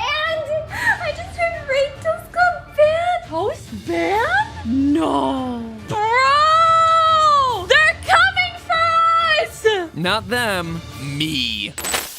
Hello Internet, welcome to Game Theory, the show that's not gonna be asking you for bits or donos, but would love a tap of that subscribe. Hey, Hot Butter Toast Man, thanks for the infinite month sub. Preesh. Welcome to the Theorist Army, brah. Speaking of going live, I'm actually gonna be hosting a massive live stream next week to celebrate the launch of our final security breach theory. So mark your calendars for February 19th, shortly after that theory goes live. And it's not just gonna be me either. I'm gonna be joined by various members of Team Theorist, other YouTubers, and of course, all of you as we do some live theory crafting, discussing our general thoughts on the franchise and its latest release. So even though I just made a joke about hitting that subscribe button, you really should do it. And don't forget to hit that little bell too so you're notified when that final theory drops and when we're going live. Costs a whole lot less than a Twitch sub, and with that shameless self-promotion out of the way, it's time to get back to the video. You know what's ironic? YouTube has become what it is today because of its emphasis on watch time. By watching my videos for a long time, you help this channel. If you watch another video of mine immediately following, you help it even more. If I make a 15-minute long video and then you watch it for longer than my 12-minute long videos, that 15-minute one is likely to do better in the algorithm. In very, very oversimplified terms, minutes matter, which is why videos here on YouTube have gotten steadily longer over the past decade, where a platform built on 2-minute long smosh skits got transformed into one full of 2-hour long video essays on NFTs. But then TikTok rolled into town like a total Chad saying, hey, short videos over here. And suddenly YouTube is all like, oh yeah, we're Chads too. We're totally down with short videos, even when they conflict with our watch time-based algorithm and we ultimately have to build an entirely separate viewing and promotional experience to make them get any sort of visibility. Mind-blowing revelation for everyone. People like short videos. Go figure. The world has come full circle. Who knows, maybe my ability to count all the way to 55 will become relevant again. All the way to 55. So while the rest of the internet quickly regresses back to 6-second vines, Twitch is over here as the king of long-form video. Not just an hour or two long, we're talking 6, 10, 14-hour live streams or more. And that's not just a natural evolution like what's happened over here on YouTube, that is actively what Twitch wants. It is what the platform demands. Literal hours worth of content at a time. When platforms like Twitch are contracting streamers, they're committing them not to a certain number of videos or views, but rather to hundreds of hours of committed streamed content every year. True story, I've had talks with Twitch multiple times over the years because I really like streaming, but the huge number of hours that I would have to commit to just pure streaming meant that I wouldn't have time for literally anything else in my life, especially operating these channels. In short, the grind is real, and streamers, massive credit to them, are forced to figure out creative ways to fill huge gaps of time. That's why over the years we've seen the rise of metas over on Twitch. Content trends on the platform that many creators follow in order to get viewers watching them while also filling up the massive amounts of airtime that they're locked into. There have been things like the gambling meta, which has taken a lot of forms, from long stretches of opening loot boxes to more explicitly just playing online slots or roulette. There was famously the hot tub meta, where streamers talked or played games in hot tubs as part of a brilliant loophole around Twitch's clothing requirements, and it went off and spawned its own entire category of content. Yoga Pants Twister, ASMR, mukbang, even massive games like Among Us, Fall Guys, Fortnite, Overwatch, Rust, H1Z1, basically all of them fall into the category of metas. Also, having said the word so many times already, can I just say how much I hate the word meta now because of Facebook? You had to go go and ruin another thing, Facebook. And I'm really sorry that this happened. Anyway, with the constant search for the latest trends that can be done for hours at a time, is it any surprise that one of the hottest things from 2021 to top of 2022 has been reacting to TV shows? It's easier to produce, you don't have to play anything or rely on audience participation, you can just sit there, you can watch a show that you enjoy, and you can really focus in on your witty banter. Or not. Anyway, as you might expect, the TV meta was not long for this world. For as quickly as it arrived on the platform and as popular as it was killed off by takedowns and DMCA notices. In January, Pokimane got a 48-hour ban after streaming episodes of Avatar: The Last Airbender. Oh my god, she actually got banned. What? Less than a week later, Disguised Toast got a 1-month ban for streaming Death Note. Toast ban? No. They're coming for us! And it wasn't just animated shows either. That same week, Hassan got a copyright takedown for streaming clips of MasterChef. The MasterChef meta is over. Needless to say, no one was feeling very PogChamp that week. So today, as the dad pat of digital video, it's time we had a chat, Twitch. Come on over, come on, sit down. I'm not mad, I'm just disappointed. And not in your streamers, in you, Twitch. They're just doing what you taught them to do, but you, Twitch, you should know better. You're not a kid anymore, kiddo, and with that comes some serious responsibilities. Responsibilities to your creators, responsibilities to your viewers, and responsibilities to the multinational global conglomerates that fill your pockets. As a company that is run by literally the richest man in the world, Twitch, you have no excuse to be this irresponsible. Grow up, or you are gonna be so grounded, mister. Copyright infringement is obviously a big deal over here on YouTube. You risk demonetization or a copyright strike that could threaten the standing of your channel if you so much as walk into a mall that has copyrighted songs playing in the background. It is literally one of the biggest reasons why Music Theory will never be the 4th Theorist channel, as much as I, and I'm sure many of you would like it to be. There are just certain types of content that are too dangerous to touch here on the platform. There are these massive archives of practically every video and audio track that has ever existed, scanning in real time against your videos to ensure that you're not ripping off someone else's stuff unfairly each time you hit upload or each time you press go live. Most of the time, I know that I've done something wrong before the video even gets published, because the system now scans it in advance. Whereas these Twitch streams, they were showcasing entire seasons of shows, uncut, unedited, and honestly unreacted to. Every 20-minute episode available for people to watch for free for months before it ever became an issue. Nothing shows the difference between the platforms more clearly than Ludwig. For those of you who don't know, Ludwig makes great content. I love all the stuff that he produces. This one video alone about how he got views to a secret channel that he created is a masterclass in how digital platforms reward smart people who work hard and think critically. He is a really smart, really creative dude. I highly recommend you check him out. Anyway, last year, he became the streamer with the highest all-time concurrent subscriber count on Twitch, gaining nearly 250,000 subscribers in a month thanks to a continuous live stream of his life where each new sub extended the length of the stream by 10 seconds. But it has been 30 days. 30 days total. As the clock winds, 2 minutes left. I got nothing left to say, but thank you. So in late 2021, YouTube swiped him up from Twitch to be an exclusive streamer here, and he immediately got banned. It's my 3rd day on YouTube, and I got banned from streaming. And banned again. I technically got banned once. And banned again. 3 times. Not through anything offensive, mind you, but because of copyright stuff. He was reacting to top YouTube videos when Pinkfong brought the Baby Shark ban hammer down on him. Apparently, DMCA is going to be a little bit more of a concern than I had originally imagined. It's worth noting that the other 2 bans, he was just kind of playing into the whole thing and memeing it up. But anyway, I think he summed it up best here. It is kind of crazy that in the first 4 days on YouTube, I got banned. In the first 4 years on Twitch, I never got banned, but growing pains, baby. The platforms are very different in how they deal with copyrighted works, but why? Well, the issue really comes down to Twitch's copyright enforcement, or lack thereof. I don't think anyone was truly surprised by the takedowns that happened. Damn, Pokey got banned?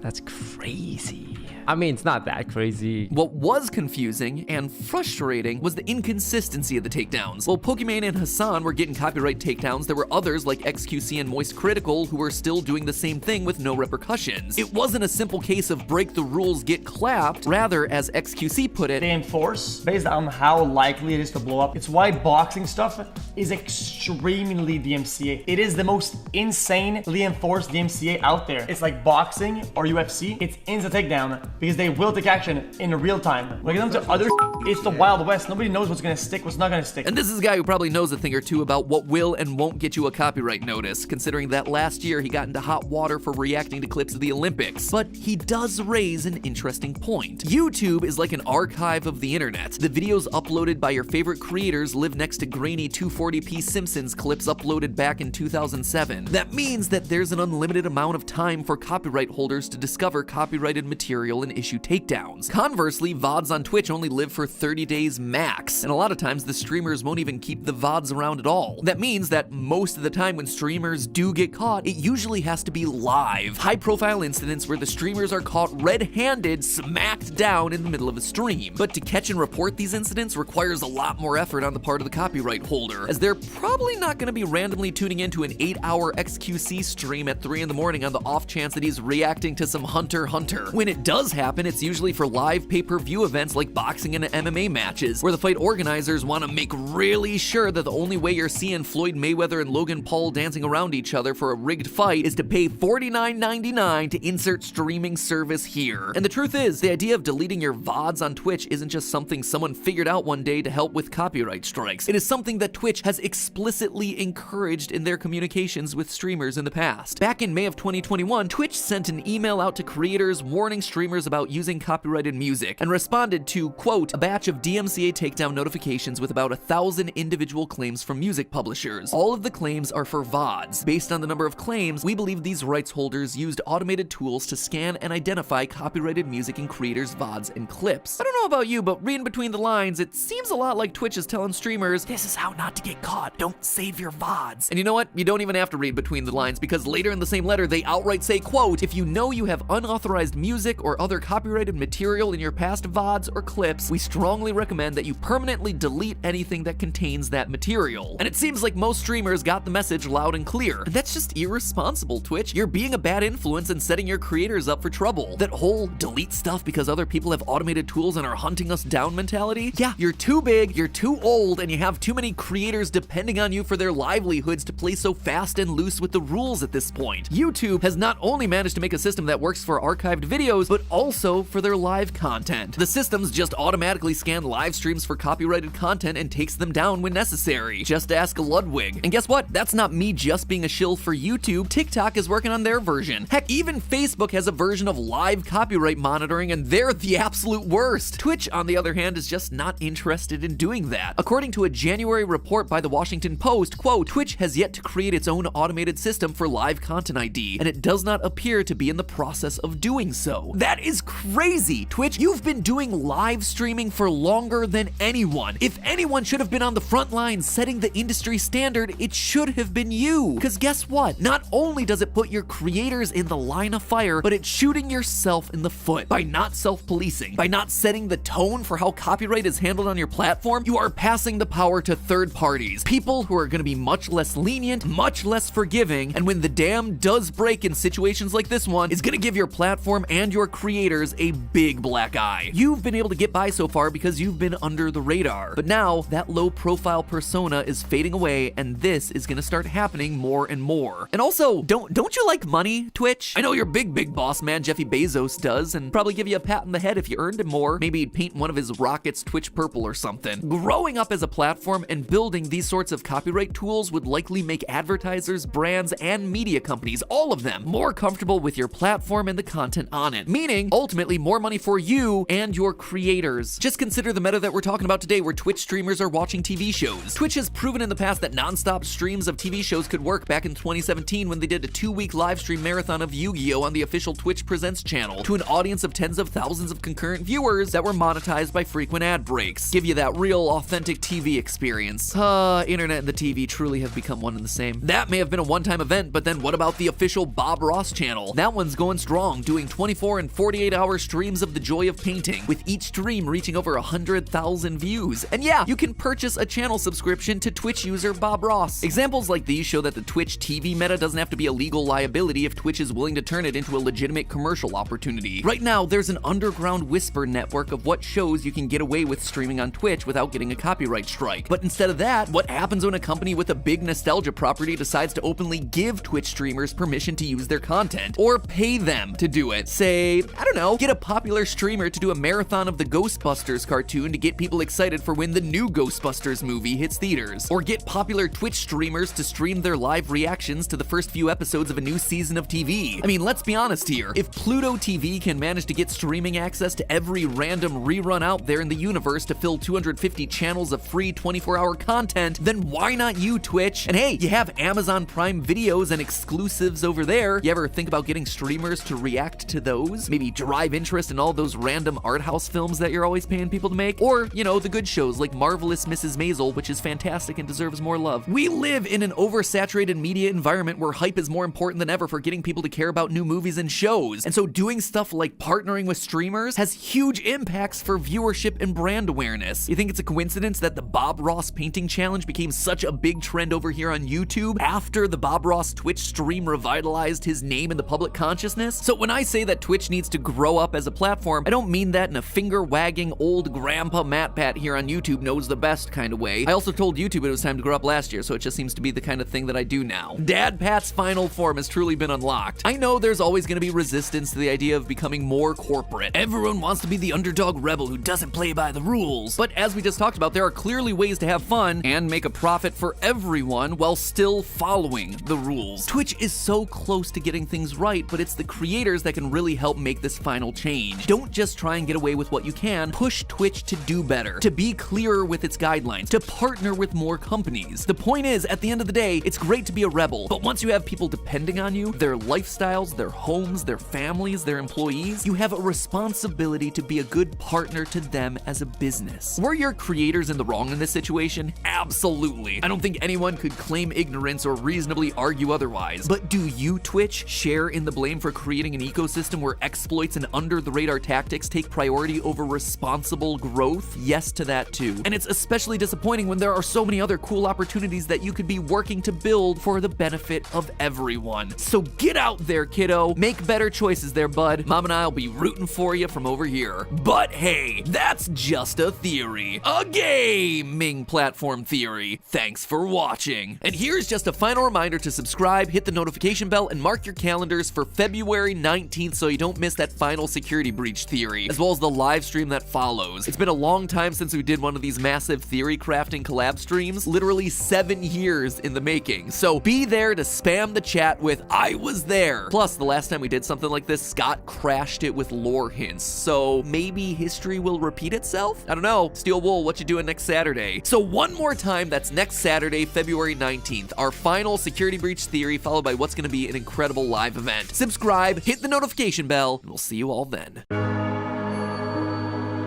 If you're reading this, then unfortunately what I predicted came to pass. I was onto something. I was sure of it. But I also knew that uncovering secrets like this could very well lead to my demise. If I could just peek around the right corner, if I could just open the right box or turn the right knob, the truth would be made clear. Why? Why was this cold open in the style of FNAF when I was doing an episode about Edith Finch? I guess that would remain forever a mystery.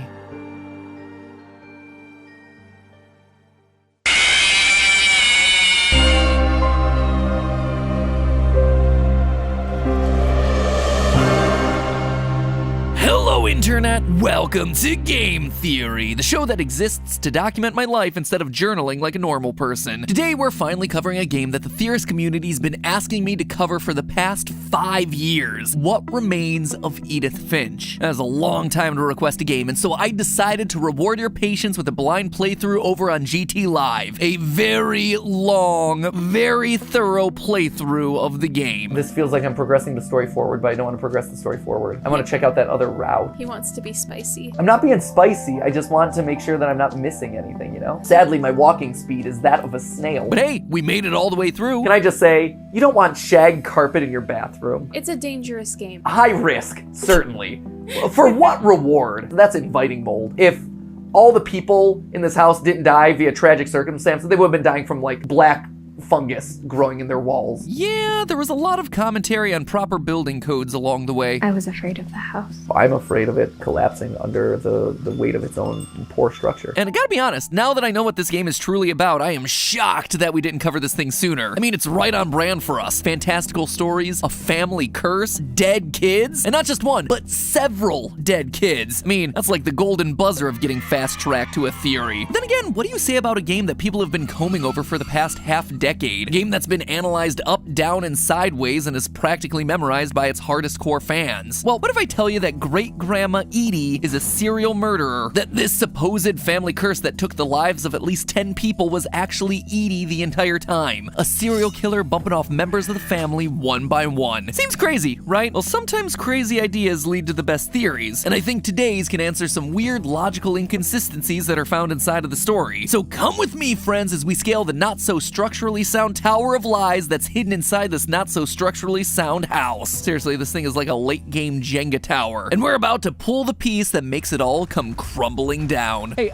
I'm mixing metaphors at this point, right? Like, at one point we're climbing up this wobbly tower, but now I'm pulling the tower down. Just saying, I'm very confused about what I'm doing with this tower of lies right now. Just saying. Also, before we start, I'm just gonna say that there are a lot of names and details in the story. I'm gonna do my best to keep it as streamlined as possible, but, you know, might help to have a set of flashcards ready to remind yourself the difference between a Gregory Finch and a Gus Finch. Anyway, this game is narrated to us by Edith Finch, a young 17-year-old mother-to-be who heads back to her abandoned childhood home before the birth of her son to try and learn the truth of her family's backstory. The big twist at the end, spoiler alert, is that Edith has already died in childbirth, and that the whole game was her son Christopher reading the journal that she left behind for him. So already off the bat, we're dealing with a story about stories, about legends that are handed down from generation to generation. We also have a story about unreliable narrators, people telling their versions of events. Keep that one in mind, it's gonna be super important. So what's the big family secret that got a pregnant woman to scurry across the roof of her old abandoned house? Well, her family is supposedly cursed. People in the family keep dropping dead due to tragic or unusual circumstances. A man is hit by a train after years of staying in a bunker. A child star is killed off by quote-unquote monsters. A young boy launches himself off a cliff while riding a swing, and a small girl dies of poisoning from eating toothpaste and berries. The list goes on and on. As we explore the house room by room, we get flashbacks to relive these fantastical tales of death one by one. Someone is yeeted off a cliff by a deer, while another is crushed by a giant dragon slide. A baby drowns in a bathtub, while another child is killed in a storm. But notice the word that I used here, tales of death, stories. These aren't necessarily the real events that resulted in family members' deaths. These all have some mixed element of truth and fiction. It's actually something that Edith herself begins to realize halfway through her journey. I thought it was time I heard the stories for myself and found out what happened to everyone else. But now I'm worried the stories themselves might be the problem. Maybe we believed so much in a family curse, we made it real. And who was controlling those stories? Great-Grandma Edie. Dear Edith, there's so many stories I wish I could tell you, but there's only time for one. Edie, who I suspect was responsible for many, if not all of these deaths, and was then using a fabricated family curse to cover up the murders. Edith has a right to know these stories. My children are dead because of your stories. That's a mighty big claim, so let's just take a second to look at Great-Grandma, shall we? The thing that first got me suspicious of her was her age. And no, that's not me being ageist, that's me noticing a very clear pattern here. In a family that's supposedly cursed, a family where the average age of death clocks in at 19 years old, where the oldest anyone has gotten is Edie's father Odin at 57, here's Great-Grandma Edie over here clocking it in at a ripe old 93. 93! Nearly double anyone else in the family. The only other person who lives even remotely that long in this family, Walter, who made it to his 50s, literally locked himself in a bunker for decades. Oh, don't worry, we're gonna have a lot to say about Walter here soon. Edie has gotten to live long enough to see her great-grandchildren, while all the others didn't even get to see their own kids grow up. So why? Why did the family curse take so long to take Edie's life compared to everyone else? It struck me as suspicious. Even more suspicious, though, is that she keeps pictures of loved ones dying next to her bed. And let me be clear, I'm not saying pictures of dead loved ones, though that is more than true. I mean pictures of them in the process of dying. On a shrine opposite her bed, we see a photo of her husband, Sven, falling off the top of a dragon slide that he was in the process of building. This would be the event that would cause his death. Was the camera on a timer? Who took this thing, Edie? Regardless, if her having that picture next to her while she sleeps isn't evidence that Edie is totally disconnected from her emotions, I don't know what is. And mind you, she has plenty of other pictures of him being safe and happy, so it's not like this was the only one that she had to remember him by. It is weird, it is uncomfortable, and it starts to show that great-grandma Edie may have herself some very strange views on death. We see early on in the game that Edie has a shrine dedicated to her dead father, Odin. As part of that shrine, she has on display 2 of his books, Mysteries of Death and Thereafter and Joining the Great Majority. We never get context as to what either of these 2 books may be about, but with a title like Mysteries of Death and Thereafter, you can kinda guess. It shows that, to this early generation of Finches, there was something that persisted after death. Mysteries that continue on. Joining the Great Majority as a title is even more vague, but the game designers clearly put it here as part of the shrine for a reason, so why? Well, I had a sense that it had to do with death as well, and while it did take some digging, my hunch was right. The expression was first used by Edward Young, an English poet who did a lot of philosophical writings on the nature of death. The full quote goes as follows: "Life is the desert, life the solitude. Death joins us to the great majority." Here's the spark notes on that one for your next English paper. Everyone dies, join the club. So Edie's father, Odin, was the guy who literally wrote the book on death. 2 books, in fact. And we see this obsession with death continue into Edie's story. Sven built the house, but it was Edie who designed the cemetery. What kind of family finishes building a cemetery before starting the house? She even finds death funny, including the tragic, premature death of her own husband. When Edie told people Sven was killed by a dragon, she could also have said he was building a dragon-shaped slide that collapsed. She could have, but she didn't. I asked Edie once about the dragon in the pond. She said it had killed her husband. I was 6. It seemed like an odd joke to me, even then. That right there just gives us more evidence that Edie and the truth don't always go hand in hand. But just because Edie's obsessed with death and happens to be a bit of a storyteller doesn't make her a killer, right? Well, no, not on its own. But take all those details and look a bit closer at some of the death stories that were told throughout the game, and suddenly Gran starts to look a whole lot more sinister. One of the most memorable sequences that we play through in the game is the death of Barbara. This one is told to us in the form of a pulpy Tales from the Crypt style horror comic. Basically, Barbara was a child star whose best years were behind her. One night, while her boyfriend's trying to teach her how to get her iconic scream back, she's attacked by a murderous hookman. We're shown that, under the bed, her younger brother Walter is hiding out of fear, but he witnesses the whole thing. She fends off the attacker using a crutch, knocking him over the balcony. When she goes down to check on him, in true horror story fashion, the hookman's body has disappeared. Suddenly, there's a knock at the door. Barbara opens it, sending in dozens of monsters who've come for a party. They wind up eating Barbara alive and only leaving her ear behind. And that is all we're told about Barbara's death. It's a weird story, right? And obviously it's heavily fictionalized, and yet we know elements of it to be true. We see the balcony of the Edith home still broken where the hookman, or whatever he was, fell. We also know that her younger brother Walter did in fact see something that sent him running to the basement in fear, living in a bunker under the house for decades in fear of what lay on the other side. He even keeps Barbara's crutch down there with him, above the fake window that he created for himself, either as a memory of his deceased sister or as a means of protection, more likely a combination of both. The truth about Barbara's death is, to this day, one of the most persistent mysteries of the game, one that people have theorized about for years, guessing everything from her boyfriend being the killer to the house literally consuming her alive. One theory I haven't really seen, though, is that it was Edie. Great-grandma Edie did it. Intentionally or not, she caused Barbara's death. Let's look at the facts, shall we? As I mentioned before, Walter sees something the night of Barbara's death, something that causes him to lock himself in an underground bunker for decades out of fear. When he's down in the bunker, he gives us this line. If you wait long enough, you get used to anything. Even a monster on the other side of the door starts to feel normal. He wasn't hiding from death or a curse, he was afraid of a monster on the other side of the door. He's so scared of this monster on the other side of the door that when he does eventually decide to leave his bunker, he digs a hole out the other side rather than going through the door and back into the house. And think back, who killed Barbara in her story? Monsters. We see that word being repeated, connecting these two stories, these two deaths together. So what sort of monster could be on the other side of Walter's door? Edie. I saw Edie sneak down to the basement once, carrying packages. I thought maybe she was hiding presents.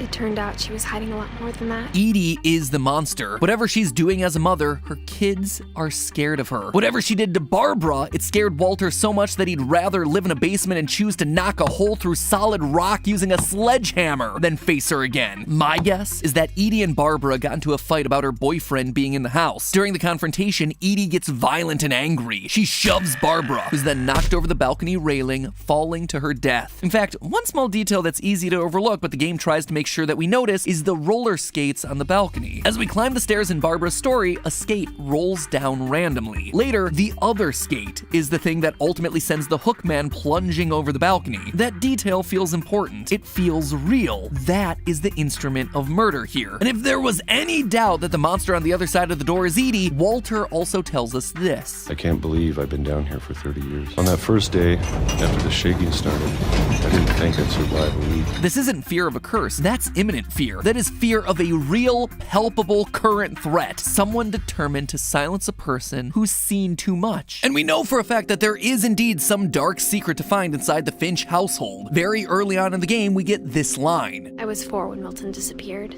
Mom spent months searching for my brother. Then she sealed the doors. Whatever Milton had found in the house, Mom didn't want it getting out. Milton is the only Finch to go missing, to not have himself a confirmed death. He found something, and then he disappeared. It would seem like his fate is that of Walter's. You learn the truth, you go poof. Speaking of Walter, you know what else is suspicious? His death. Walter waits years to leave his bunker, only for him to immediately get hit by a train. The thing is, there's no train. The game takes place on a very real island. Orca's Island is an actual place in Washington State, and there is a train on that island. Kinda. It's a privately owned train by whoever owns the property that it resides on. From what I can tell, it's not so much of a railroad as it is a ride. It is hardly the massive steam locomotive that's implied in Walter's story, and that still doesn't explain why it was going underneath the private residence of the Finch household. Just doesn't add up. Walter never specifically mentions the train either. However, if you look on the other side of the bunker, there is a model train set that Walter was clearly building. Maybe that happened to be the source of inspiration for the story that would ultimately cover up the truth about his death. Because, you see, there's one other thing that you have to know about Great-Grandma Edie. Not only does she love making up stories, she loves the fame that comes from her stories. In her room, we see this newspaper hanging up on the wall. I'm pretty hype about winning a family day out at Druid World! It's like a lame YouTube giveaway. Like, yo, if you smash that subscribe button and leave a comment down below, I'm gonna give out 3 passes to Druid World!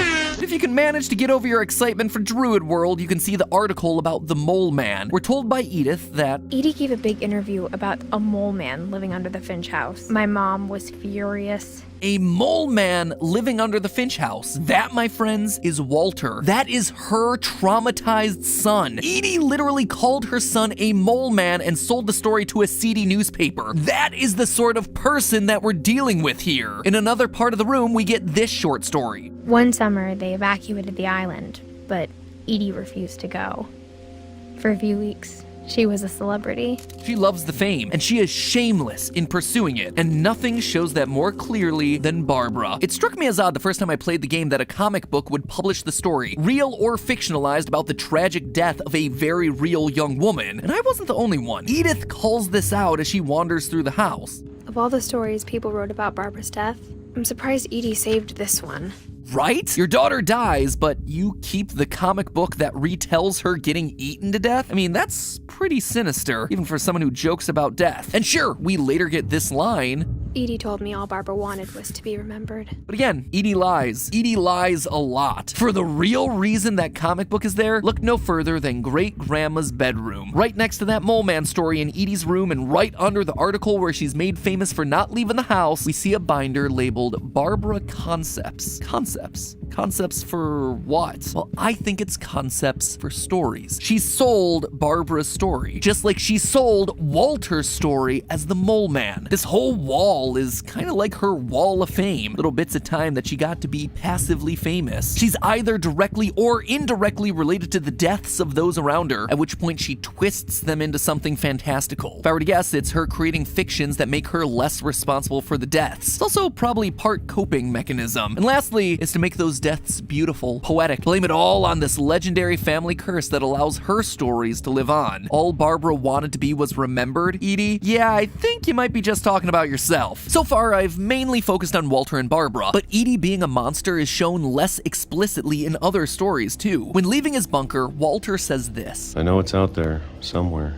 Whatever killed Barbara and Molly and Calvin. Well, let's look at both Molly and Calvin then, shall we? Molly is the first Finch child that we meet and the first death that we play through. The story goes that she's sent to bed without dinner, and because she's hungry, she decides to eat things like a tube of toothpaste, some Christmas berries, likely holly berries based on the color, and an old carrot. It's speculated that this combination somehow poisons her, but I looked into the food that she ate and I just don't realistically think that it could have actually killed her. The carrot was in the same bowl as what appears to be gerbil droppings, so she could have gotten salmonella, something that's known to be transferred in rodent droppings, but that wouldn't have killed her. She would have been sick with symptoms like stomach cramps, vomiting, and a fever, but all of that would have passed within a week or so. Holly berries are a similar story. She only eats about 3, and while they certainly can be poisonous, she'd have to have eaten 20 or so to have actually ingested a deadly amount. The toothpaste, same pattern. While toothpaste in 1947 had thankfully stopped using soap as an ingredient, they were just starting to use fluoride, which again can be poisonous in large amounts. But 1 tube of toothpaste is highly unlikely to be fatal. But still, all of this is missing the major point here. Why was Molly hungry in the first place? I'll be gone soon, but I wanted to tell somebody about what's gonna happen. It started when Mom sent me to bed without dinner. Edie, her mom, sent her to bed without dinner. We can see that her Halloween candy's gone. My guess is that this detail is showing us why she's being punished. She ate her candy when she wasn't supposed to, and when you try to go out the door, you get this. Mom, can I come out now? Sweetheart, it's late. Go to sleep. She's a 10-year-old girl who is literally locked in her room and starving to death. That is not okay. Intentionally or no, Edie's actions of locking her kid in her room and not feeding her resulted in the child's death in some way. And that's not all. Right next to the Mole Man and Barbara stuff, we have yet another binder of concepts. Molly concepts. Perhaps the story of a girl who goes hungry, but instead of violently starving to death while locked in her room, the whole thing is made magical when her hunger transforms her into a cat, just like we play through in the game. Heck, I wouldn't be surprised if Edie fabricated Molly's journal in the first place. As for Calvin, well, he launches himself off a cliff while playing on a swing. I mean, he didn't build that swing set at the top of a large cliff. That blame absolutely falls on his parents. That's not all. Notice his leg. It's in a cast. It's broken. Now, is that necessarily Edie's fault? I don't know. I can't find any proof one way or the other, but it's made abundantly clear that her kids are afraid of her, and this house is hiding some dark secret that makes people run for their lives, so wouldn't be surprised. At best, Edie is an aggressively neglectful parent. Worse, she's actively attacking her kids, and worst case scenario, she's killing them off when they step on a line, and then covering up the truth with fantastical stories. It's interesting to note that every death in the Finch family has been connected back to Edie in some way. Any family member who lived with her or was close to her has perished. Edie is always there. Edie is there calling to Molly as she starves. She's there calling to Calvin to come in before he launches himself off a cliff. She's the monster on the other side of Walter's bunker door. Barbara dies in her house, and then Edie goes on to sell the story. There is no curse here. There is only Edie. She is the curse, and I think she knows it. For all the commentary that's been going on about this game, I've never really seen anyone talk about Edie's final story, which you would think would be the most important one of the batch. It's the story that she tells to Edith the night before Edith and her mom run away. It's actually a story that Edie writes in the form of a book, hidden in the now sealed-off library. Dear Edith,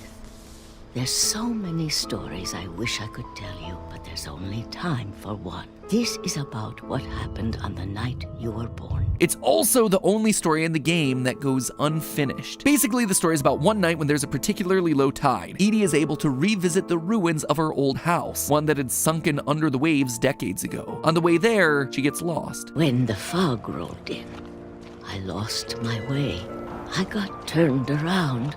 I started seeing things. Eventually, she makes it to the house. As she says in her own words, that night, a lot of things came back to me.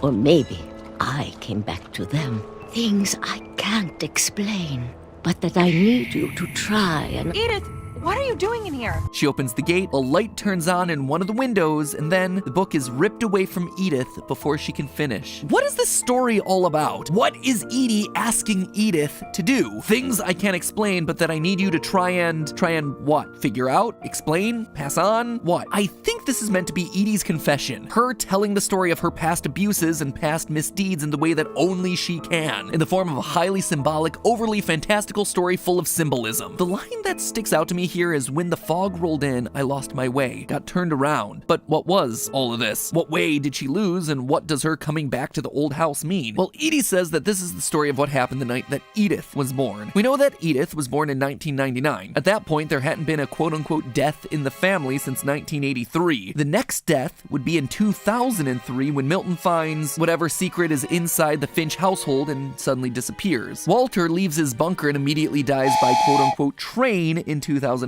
and then there's Edith's brother Lewis in 2010. Could this whole story be symbolic of Edie's journey with her father's ideals? She's heading back to the old house. She's heading back to her origins, back to the teachings of her father. She says that when she gets back to the house, she remembers things, like she'd come back to old friends. The light turning on at the end would be the representation of that enlightenment, but what is she being enlightened to? Is it a return to the importance of family? Is it a return to being a monster? Does she realize that by killing people off, she's once again helping them join the great majority? A lot of this sounds like the actions of an addict. They may know what they're doing is wrong, but their old habits can be like a crutch, the friends that they feel safe around, despite knowing it's bad for them. Maybe that's why Dawn rips the book out of Edith's hands, because she's figured it out and doesn't want Edith reading it to get similar ideas. Edie wrote it to Edith to explain her actions, so Edith might take the lessons and apply them for the future generations of the family. Edie knew she was getting old and couldn't keep going forever. Maybe this was meant to be a passing of the torch. However you slice it, Edie is a monster. I don't think there's any way to deny it. Whether or not she actively killed off members of her family intentionally can't truly be proven, at least not yet, but it seems likely that she's been directly involved with many of the tragedies that befell the family. And then she went on to brand the family and its curse in the local pop culture so that she could be immortal. She was selfish, she was cruel, and she was seemingly violent. And when people learned the truth of the Finch matriarch, they had a habit of disappearing. Walter, Milton, what remains of Edith Finch is a mystery of trauma, all pointing back to the actions of one woman. Remember, this final story is told to you in the library, a place where Edie told me once that every Finch who ever lived is buried somewhere in the library. it's a story of all their deaths and why all their deaths relate back to her. Either that or, Edie loved taxidermy. Maybe that last line is a bit more literal than you might think. But hey, that's just a theory. A game theory. Thanks for watching.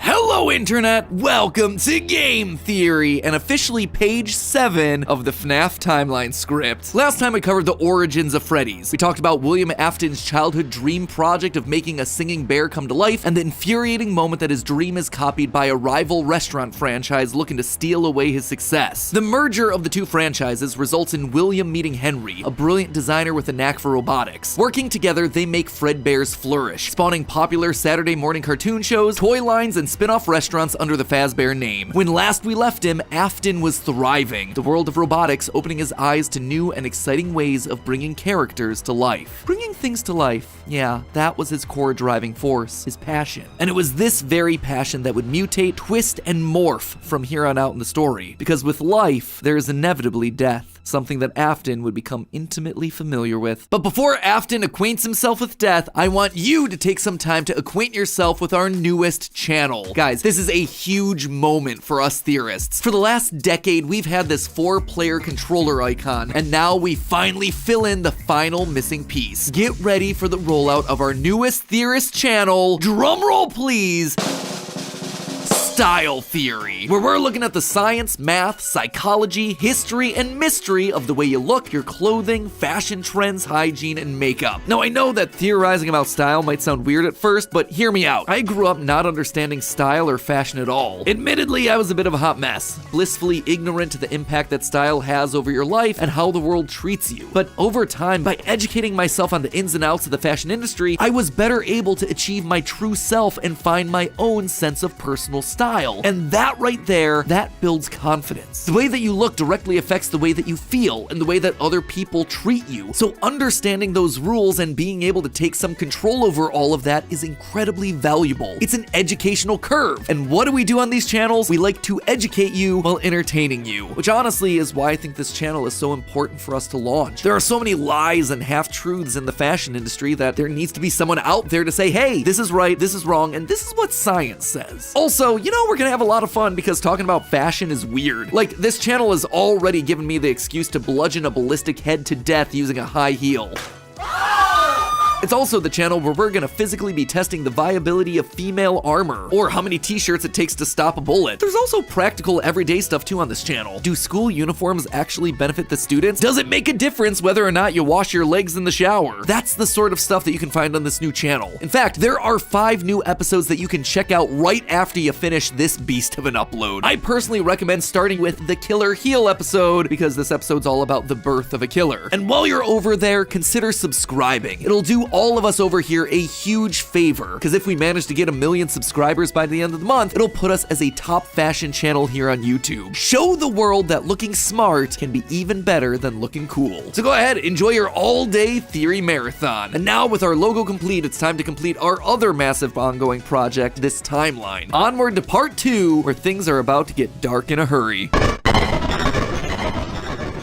1983, business was booming with 2 whole restaurant franchises running, Fredbear's Family Diner and the newly opened Freddy Fazbear's Pizza. Together, William and Henry had been able to take the hybrid suit idea and make it into a reality. They called their new invention the Springlock suit, and fittingly enough, it was symbolic of the partnership between these 2 men, a human suit as designed by William that could become a freestanding Henry-style robot. But because it was still new tech with kinks to work out, the rollout was limited, restricted only to the Fredbear's Family Diner location. All of this meant that William was busier than ever. He didn't have time to be a full-time parent, so he designed a nanny cam system where cameras and speakers were hidden throughout the neighborhood, as well as in his youngest son's favorite toy, Psychic Friend Fredbear. I mean, plushy Fredbear. But since cameras just weren't enough to raise a kid, he also left childcare duties to his eldest son, Michael. There was just one problem with that. Michael was far from the best babysitter. He tormented his younger brother by jump-scaring him with a Foxy mask and constantly left him behind. William watched all of it from his cameras. Kids would be kids. Tomorrow was another day, after all. Except Michael's torment didn't stop. Bitter, angry thoughts would run through Michael's mind. Why did he have to be the one to take care of this whining crybaby all the time? It just wasn't fair. It was time that he got even with his brother by playing the ultimate prank. A prank that just so happened to be on this crying child's birthday. He and his friends would take his scared little brother and make him do the one thing that he was terrified of doing, getting close to the animatronics. That would be embarrassing for the kid that was such an embarrassment to him. His brother squirmed, screamed, kicked, and fought, but just as they were putting that small, squirming boy up to Fredbear's lips, the mouth snapped shut. The sensitive spring locks inside the body had been triggered by the boy's movements, and they'd immediately clamped down. The wriggling stopped. The boy went limp, but it was just a prank. It was meant to be funny. The boy was taken to the hospital and was immediately given an IV. Flowers and pills filled the nightstand next to his hospital bed, but the damage was too severe. He couldn't recover. As the younger brother's consciousness began to fade, he could hear Michael's last words, a small and flimsy apology. But his father, Williams, through the voice of the Fredbear plush, were a firm and committed promise to a dying son. You're broken. I will put you back together. This would not be the end. No matter what, William's son would live again. It would just take time. Time that, right now, he just didn't have. His young son's heart flatlined as the boy faded into the inky unknown of the afterlife. In the aftermath of the tragedy, changes started happening around the restaurants. Kids were now required to wear security wristbands to prevent anyone from getting outside without parental permission. Any kid who approached the exit without permission would have to answer to the security puppet, a marionette on strings that could fly around on rails across the restaurant to stop kids in their tracks. It was William's idea, inspired by Michael constantly leaving the restaurant without his brother. In the wake of Fredbear's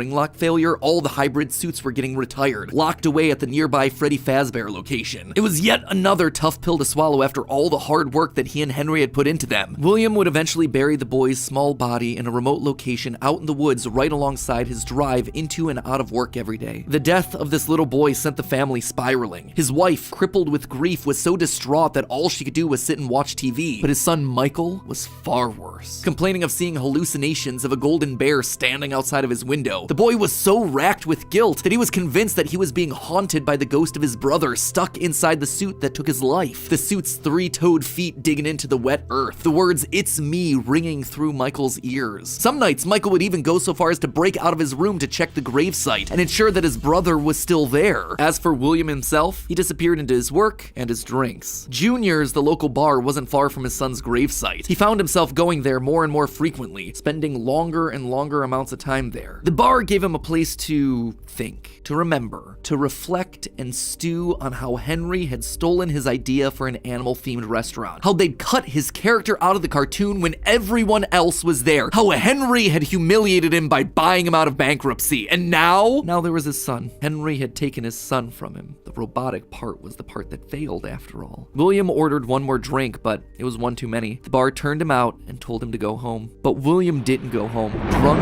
and angry, William raced back to the restaurant to give Henry a piece of his mind, only to find someone else waiting. Henry's daughter, Charlie, locked outside of the building, bullies laughing at her through the window. Fine, some other problem to fix. But then Afton got an idea, a beautifully awful idea. This was his chance to get back at the man that had humiliated him all those years ago. Henry had killed his business, and now Henry's robotic suit had killed his son. It was time for William to do some killing of his own. Let Henry feel what it's like to have something you love get ripped away. While parties continued inside the walls of the pizzeria, William attacked Charlie in the back alley. And it felt good. He felt free. The years of resentment and bitterness trapped in his heart finally released in a moment of pure unapologetic evil. He would make Henry hurt like he hurts.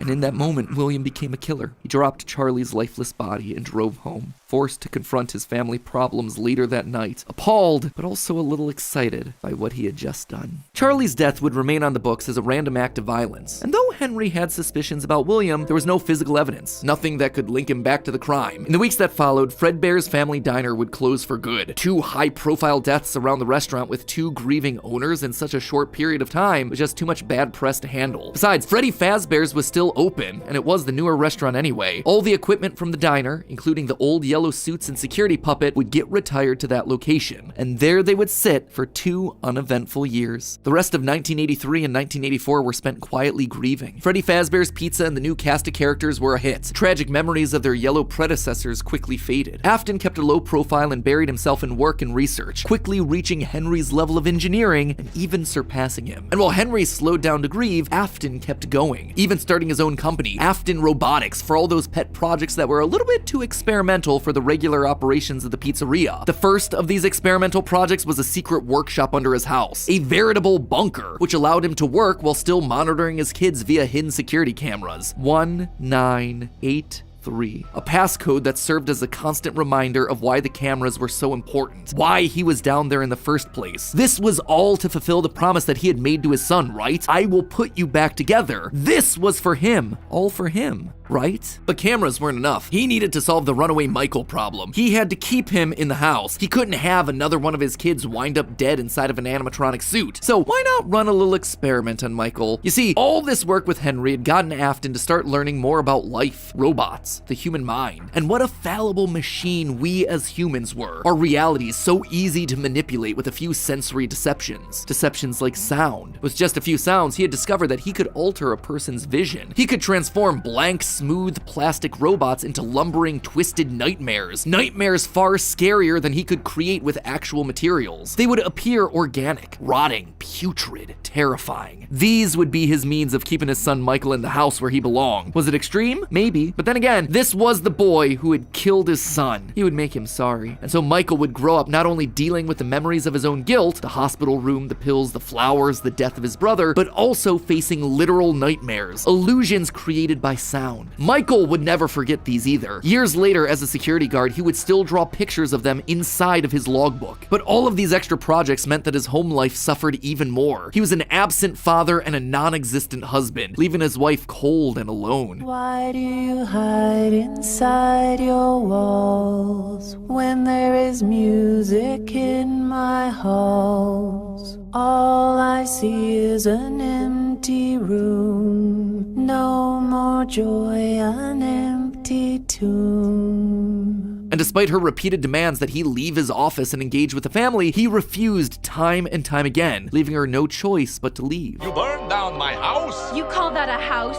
It was like a morgue in there. You need to see your son. The baby isn't mine. Well, how's this?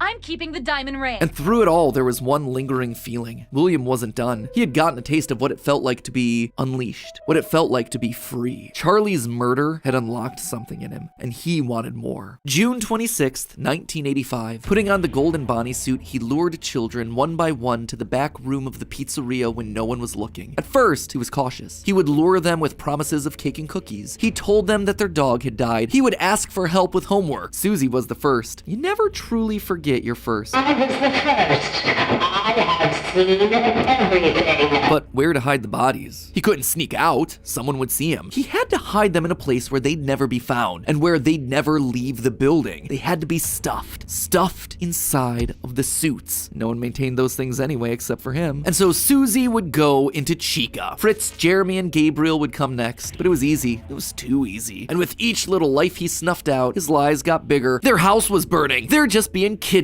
Until the last one where all pretense was off. He let himself get violent. Too violent. I'll just wait for him after school, throw a bag over his head, hit him with a shovel, and drag him into the back of my car. The body of Cassidy was far more bloody and broken than any of the others. He'd let himself go too far. That one he shouldn't have killed. With no more active animatronics left, he shoved the body into the one suit that remained backstage. The long-forgotten yellow Fredbear, now broken and discolored with age. Broken, like Cassidy was broken, like his son was broken. Newspapers reported on this disappearance, naming the whole thing the missing children's incident. Police would even charge William with the crimes after finding security footage of the golden mascot suit luring kids to the back, but they couldn't convict him. They had no bodies and his face had been hidden behind the mascot suit the entire time. What they had was circumstantial at best, and so he walked away a free man. But Henry knew the truth. In these murders, he saw his daughter Charlie all over again, so he threw Afton out of the company and shuttered the doors to the old pizzeria. Henry would keep the franchise quiet for 2 years. This would not happen again. This could not happen again. How could he protect the kids? Finally, he developed a solution. He would implement an even more extreme security system in the form of new animatronics. Toy animatronics, inspired by the toys that they had been selling years ago. But these guys, these were special. They were a new breed of robot with facial recognition abilities. But most importantly, they're all tied into some kind of criminal database so they can detect a predator a mile away. All the original animatronics, now withered with age, were moved to the new location. With a plan in place, it was time to try once more. The year was 1987, and the new and improved Freddy Fazbear's Pizza was making headlines in local newspapers. Headlines that just so happened to catch the attention of William Afton. Freddy's was back, and without him? That was his idea, his character. Henry was, yet again, trying to cut him out of the picture. No. As long as these restaurants stayed open, William would always come back. Then he noticed the phone number to apply at the bottom of the article. $100 a week to apply, call. Afton would go back, not as an owner or co-founder. He would go back in the one place that they would least suspect him, a lowly day shift security guard. And there it was, buried in the back of parts and services mixed in with the old withered animatronics was the golden rabbit. With the yellow security badge still on his chest, he used his crank to pull open the spring locks. It was time for Bonnie to give an encore performance. Someone used one of the suits. We had a spare in the back, a yellow one. Someone used it. Now none of them are acting right.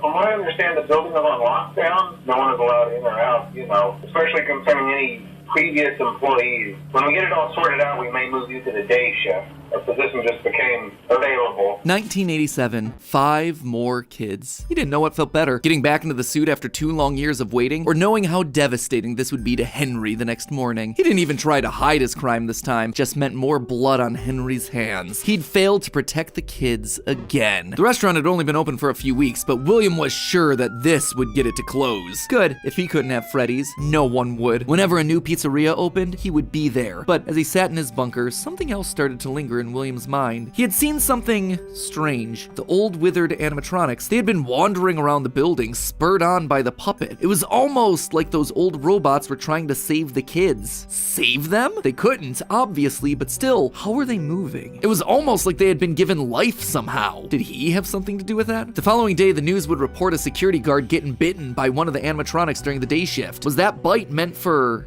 him? William's curiosity was stronger now than his bloodlust. He had to learn more, but how? There was no way he'd ever be able to get inside another Freddy's pizzeria. Heck, there was practically no way a Freddy's would ever open again. He needed to create something new, something brand new. He needed to create his own pizzeria. Due to the massive success, and even more so the unfortunate closing of Freddy Fazbear's Pizza, it was clear that the stage was set, no pun intended, for another contender in children's entertainment. Circus Baby's Pizza World. This would be the place where he could continue his work. No longer just murdering, experimenting. He needed more kids, and he needed them alive. And knowing that he couldn't show his face on the restaurant floor, he needed a way of remotely capturing his victims and preserving them for his work. With that goal in mind, he designed a new breed of animatronic. Their endoskeletons fluid and flexible. He equipped them with sound lures that could mimic voices. They could isolate children. They could incapacitate and contain them with zero direct input from him. It was brilliant. He was brilliant. Far beyond the simple bars and wires of Henry's designs. And the characters he chose for this were uniquely his. His new roster wasn't going to be tainted by Henry's disgusting barnyard bird. Instead, it was back to his characters, his creations, Freddy, Bonnie, Foxy, as well as 2 special ones. The first, Ballora, was an homage to the woman who left him. Now she would never leave him again. The second, the titular baby, was designed with his baby in mind, Elizabeth, his youngest child. She would always be Daddy's little girl, the one that listened to him, the one that obeyed, until the day that she didn't. Daddy,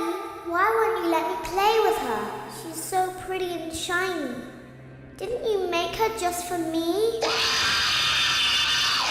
The day before Circus Baby's Pizza World opened, she disobeyed. She didn't listen. Left alone with Baby, she got too close. The animatronic ripped in half and swallowed her whole. A scared and confused child fading into eternal darkness. By the time Afton found her, it was too late. She was gone. He immediately canceled the launch of Circus Babies under the guise of a gas leak. But wait, as he sat there at the foot of the stage, he noticed that something was different. The eye color of the robot had changed. Baby had been built with blue eyes, but now they were emerald green, the same color as Elizabeth's.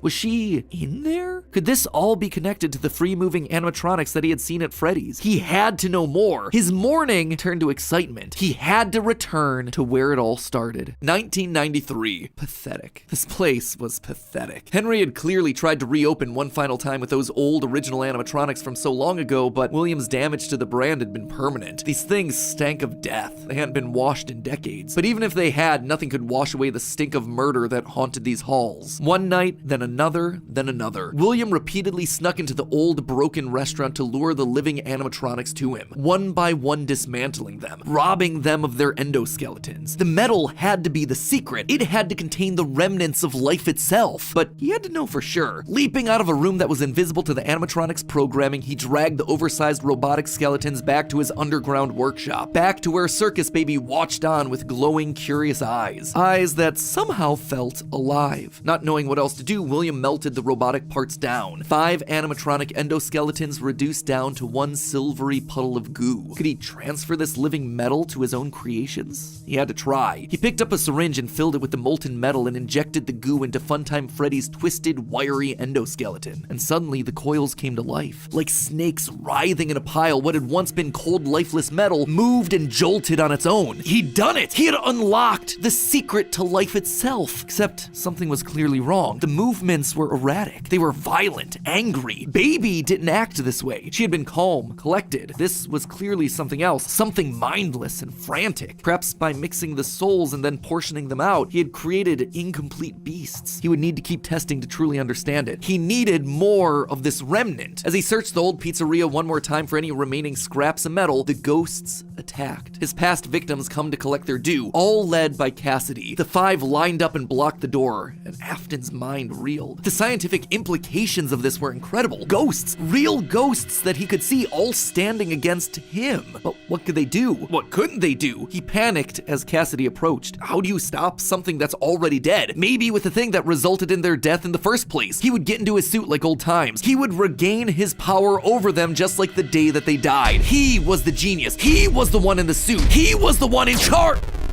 The spring lock snapped into place. Maybe it was his frantic movements. Maybe it was the leaky abandoned restaurant. Maybe it was just fate coming to collect its due. He didn't know. The only thing he did know was that his brain was suddenly filled with searing white-hot pain as hundreds of metallic pins and gears stabbed into his body from all sides. All he could do was collapse, blood slowly oozing out of the suit and pooling onto the floor around him. It couldn't end like this. It wouldn't end like this. His work was unfinished. Unable to move, his only option was to survive, to live, to keep living. It took days lying in his own blood, but eventually someone found him, a security guard making a normal report. When he saw the animatronics torn apart in the middle of the party room floor, it caused him to file an immediate report of a break-in. An owner would have to come in and claim the damage, and who else would it be other than Henry? Hope jumped in Afton's heart. Henry would see him. They were partners after all. He would be the one to help save him, to get him out of this suit, to relieve him from this tremendous pain. Henry entered the secret room. His eyes fell on Afton sitting there in the pool of red, and Henry, saying nothing, turned and walked away. This is just to inform all employees that due to budget restrictions, the previously mentioned safe rooms are being sealed at most locations, including this one. Nothing is being taken out beforehand, so if you left anything inside, then it's your own fault. Management also requests that this room not be mentioned to family,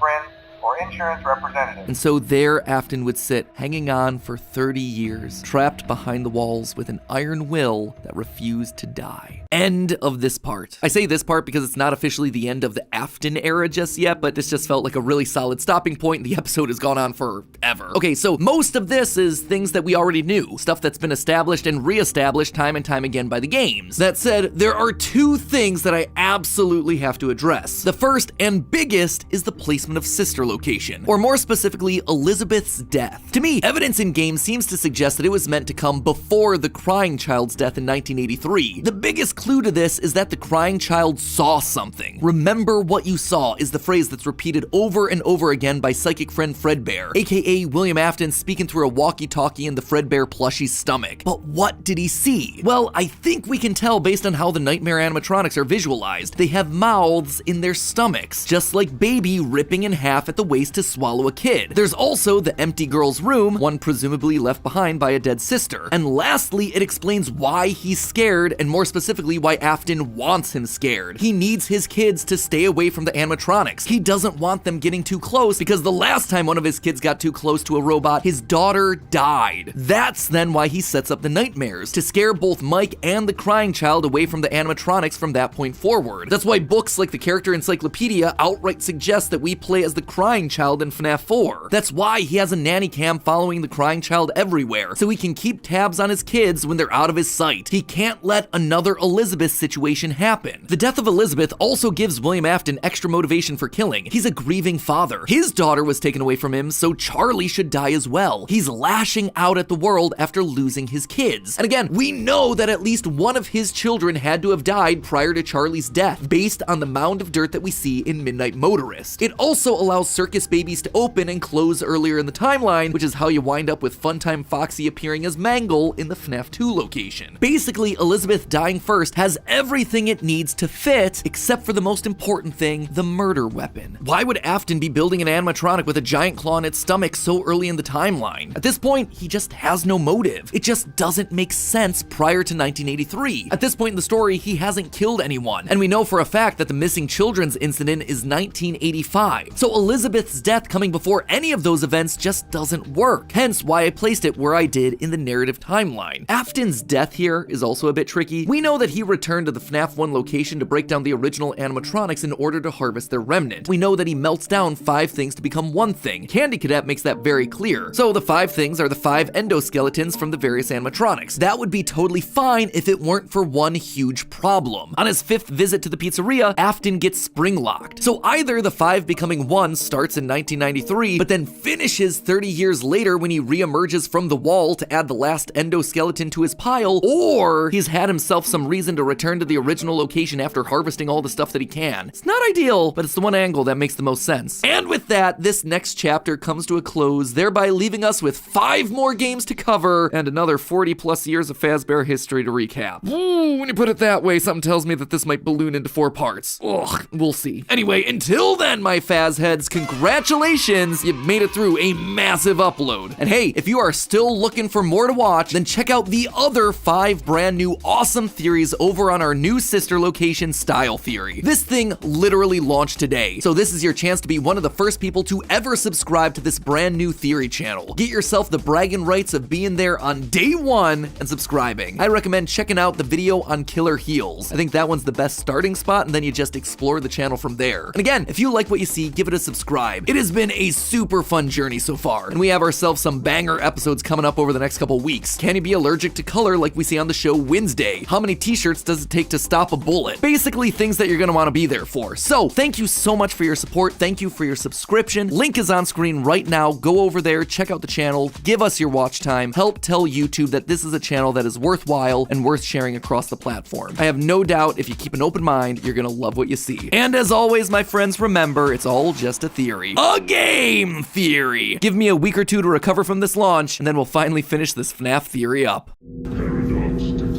Just like old times, eh, Captain? Always did have a choice. You have a choice here. This is the final confrontation.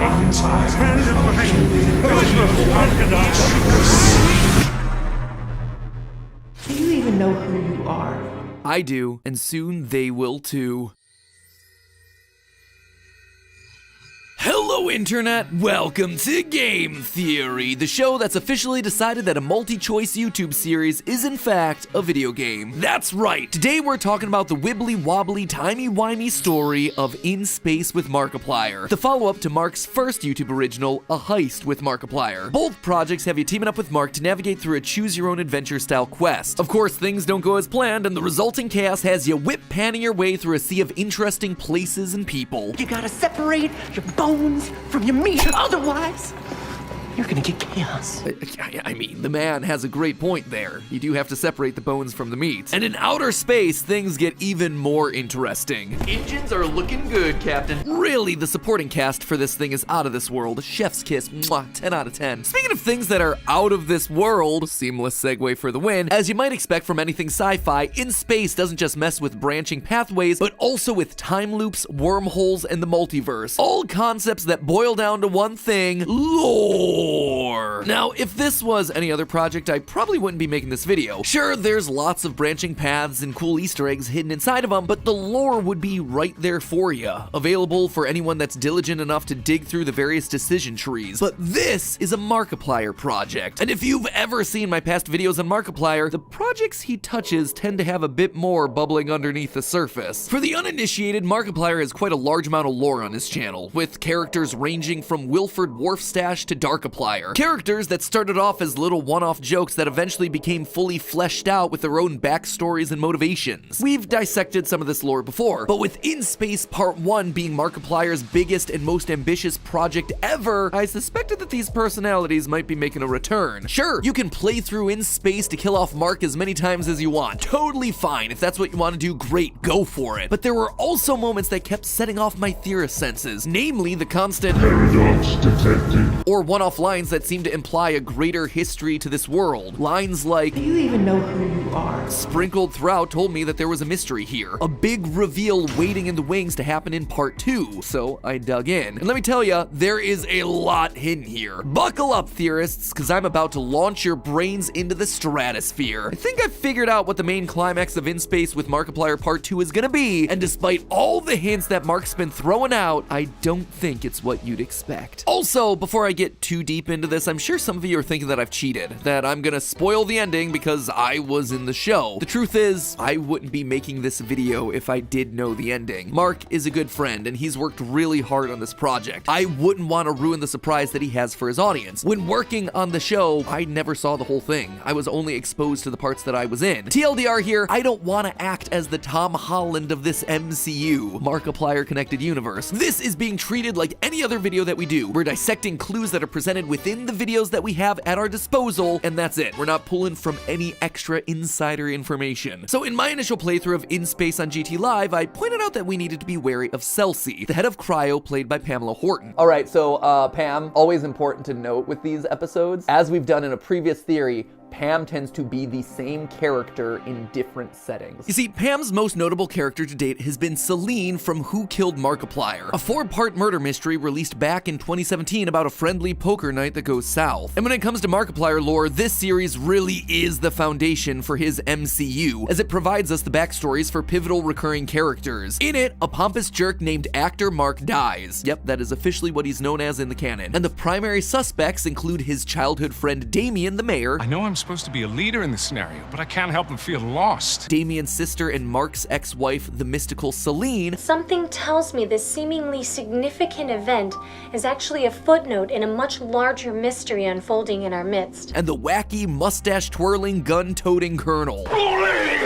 Life needs a bit of madness, eh, chap? It turns out Actor Mark's death was all part of a greater plan. Thanks to some magic within the mansion, Actor Mark is able to take over Damien's body, while Damien and Celine both take over your body, which gives rise to Mark's most infamous character, the red and blue filtered Darkiplier. Meanwhile, seeing his friends die and come back to life takes a bit of a toll on the old Colonel, which causes him to go mad. All these characters then recur throughout Markiplier's other narrative videos. When Darkiplier suddenly shows up in an ending of A Date with Markiplier, we know that he's connected to Damien and Celine thanks to the same red-blue filter and the recurring theme of choice. I won't force this on you. You have a choice here. I'm tired of giving people a choice. And the Colonel's story continues in Wilford Mother-Loving Wharfstash, where we see the detective from Who Killed Markiplier hunting down the now deranged Colonel, transformed into the reality-warping killer/journalist Wilford Wharfstash. Name after name after name, just so you could distance yourself from the real name you should be called. Murderer. Wow. There we all are. How the hell did you do that? So, when In Space features a surprise appearance by Wilford boogieing down to 70s music wearing largely the same outfit he was wearing in Mother-Loving Wharfstash, you know that these canons are going to be somehow connected. Given those connections, I did some digging on Pam's new character, Celsi. Just before the release of In Space Part 1, Mark posted some photos to Instagram showing the credentials for various crew members aboard the ship. Bert, Gunther, and of course, Celsi. But did you notice anything different about Celsi's card? All of them have their faces scratched out, but Celsi's, instead of the typical black, is scratched out in white, with a very distinctive blue and red accent. A motif that's been used time and time again whenever Darkiplier is kicking around. You also very obviously have a name connection. Celsi, Celine, very similar. So could these two actually be the same character? Could Celsi in this new series actually be the seer Celine from Who Killed Markiplier? The answer is, surprisingly, no. Mark has definitely put some parallels in there, but I couldn't find a linchpin to say that the two were definitely one and the same. So why put in a red herring like that? Well, just because Celsi isn't Celine doesn't mean that Celine isn't aboard the ship. During In Space, if you choose to fire all weapons at the wormhole, Mark opens a locker that's covered in post-it notes. You've got references to Tiny Box Tim, Wharfstash, Mark's undying love for the captain, but take a look at the bottom post-it. It says, Doreen Celsi Connection. Okay, we've talked about Celsi, but then who is Doreen? This one's not super complicated. On our tablet, we have a list of crew members with the name Doreen L. Whitaker on it. Later, when an old woman glitches into reality to offer us some cookies, Mark refers to her as Mrs. Whitaker, so I think it's pretty safe to say that they're one and the same. But what does that have to do with Celsi? Or Celine, for that matter? Well, take a look at Doreen's clothes. The outfit Doreen's wearing is a flowy black dress covered in a celestial pattern, stars, planets, that kind of thing, which is incredibly similar to the dress that was worn by the mystical Celine throughout Who Killed Markiplier. But that's not all. In one of the secret endings, Doreen appears and says some very familiar sounding lines. But that's your choice. You always did have a choice. I won't force this on you. You have a choice here. Celine as a character has always been about choice, talking about giving us a choice or a lack of choice that we have, so it's important that Doreen is saying these exact same things. And finally, Doreen gives us this very important line. So, Mrs. Whitaker, we need you to get in the asteroid. No, I'm not married anymore, young man. A fact that gets repeated a couple times. I told you I'm not married anymore. Why make us so aware of this detail about a seemingly random character? Well, it's designed to point us in the direction of another character we know, the only other main character within the franchise to be divorced, Celine. She was divorced from the actor Mark in Who Killed. In short, Celsi was the logical stepping stone, a hint from Mark to us theorists that Celine was in fact here, just not in the body that we expected her to be in. Not in Celsi, but in Doreen. So Celine is here, and Wharfstash is definitely here, then where are the other characters from the story? Where are actor Mark, and most importantly of all, Darkiplier? Well, back in May of 2019, Mark released another video as part of his Markiplier connected universe, Damien. This video, if it wasn't obvious, focuses on the character Damien, and the frosty limbo that he and Celine exist in after the events of Who Killed Markiplier. In it, we see Damien going through a looping cycle day after day until his routine is broken by the evil actor Mark, narcissistic as ever and obsessed with having someone play the villain to his hero. You don't realize this place is a dream, a never-ending starring role as the hero. But what is a hero without a villain? You honestly think that you're the hero in all of this? Well, of course I am. In the end, Celine cedes control of Darkiplier to Damien alone so he can get his revenge on actor Mark while she goes to rest. You can't come back from this. It'll change you. Well, he did say he wanted me to be the villain. Maybe he should be more careful with his wishes. Notice the language here, this repeated emphasis on the battle between a hero and a villain. Now look at In Space Part 1. At the start of the story, when we're introduced to our head engineer and primary Mark, he gives us lines that seem to imply that we go way back. Just like old times, eh, Captain? And then later, in the majority of the endings, we're confronted by an old version of Mark, one who again seems to share a long history with us. Friend of mine. Oh, close confidant. I missed our exchanges of conversation. One who apparently has something to apologize for. I'm sorry about a lot of things. And someone who's been waiting a long time to try and stop our apparently evil plans? I can't let you win. This is the final confrontation. Good versus evil. The hero versus the villain. When he succeeds, he tells us that it's time to move on. It's all in the past because I beat you. It's weird. None of this seems to fit. Like, I know that we screwed up the multiverse via our choices as the captain, but it doesn't seem like this is the way that this character would respond. It seems like he's commenting on things that are outside of the story that we were presented. And he is. The thing is, we've seen one character say all of these lines before, repeat all of these same ideas. Friend of mine. Oh, close confidant. Oh, my friend. It's all in the past. But that's all in the past. Good versus evil. The hero versus the villain. But what is a hero without a villain? This isn't just any Mark, this is actor Mark. He's now in the role that he's always dreamed of. He's the hero. He's the one that gets to save the multiverse from evil. Mark put it like this during his breakdown of Damien. He's in this world where he gets to play out the leading role of any story he wants. He can't imagine other people not loving that. He's just a narcissist. He can't even imagine that he's wrong. But then why is Mark so determined to defeat us? It seemed like the captain was meant to just be us, the viewer, put into this adventure, but I'm not entirely convinced that that's the case. Even Doreen has us questioning our identity. Can't say I'm surprised. You always were stubborn. Do you even know who you are? Do you feel like you've been here before? Or is this just history repeating itself? She knows us. We are Damien. We are Darkiplier. Someone Celine always thought was stubborn, stubborn, someone who's been stuck in a repeating loop of events, someone who keeps being told that they need their rest, just like the signs next to our cryopod tell us. Get some sleep. You look tired. In fact, there's a lot of small stuff hidden in here too, like how in Who Killed Markiplier we get this line from the detective. Maybe I shouldn't have trusted someone so goddamn gorgeous. And in Space, we regularly hear things like, "Look, I've never laid eyes on a creature so handsome and or beautiful." We are once again considered attractive. This is why, despite the fans crying out to see Darkiplier as a part of the series, he's yet to show up. We've been inside his body the whole time. We've been looking through his eyes. It's also why Actor Mark is so determined to beat us. Notice what happens during all the endings of part 1. We're sent to a place outside the known universe. Be advised, designated location outside known universe. I know. That's the point. A black void with blue lighting. But is it just me, or does this look a little bit familiar? Like, say, the black nothingness with blue that we see enveloping Damien in Who Killed Markiplier. Or again, in the ending of the video, Damien. The problem is, we don't remember who we are. On multiple occasions, we have Celine in the body of Doreen trying to jog our memories. Makes you feel like you've been through all this before.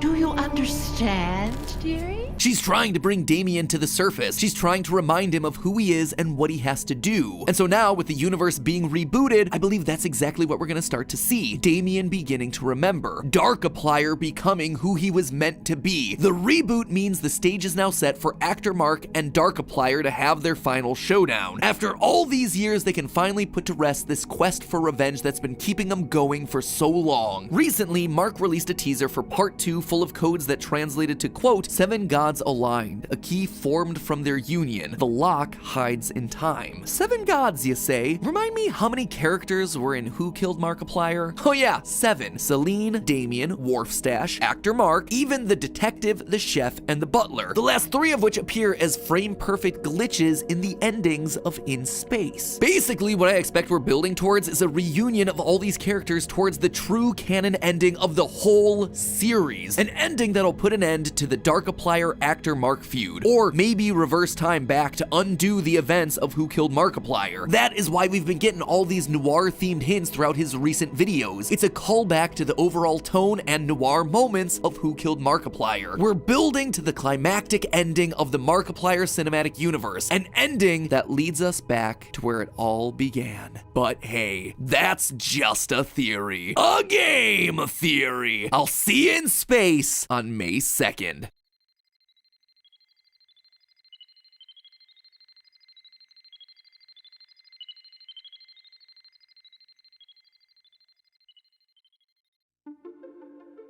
Iron.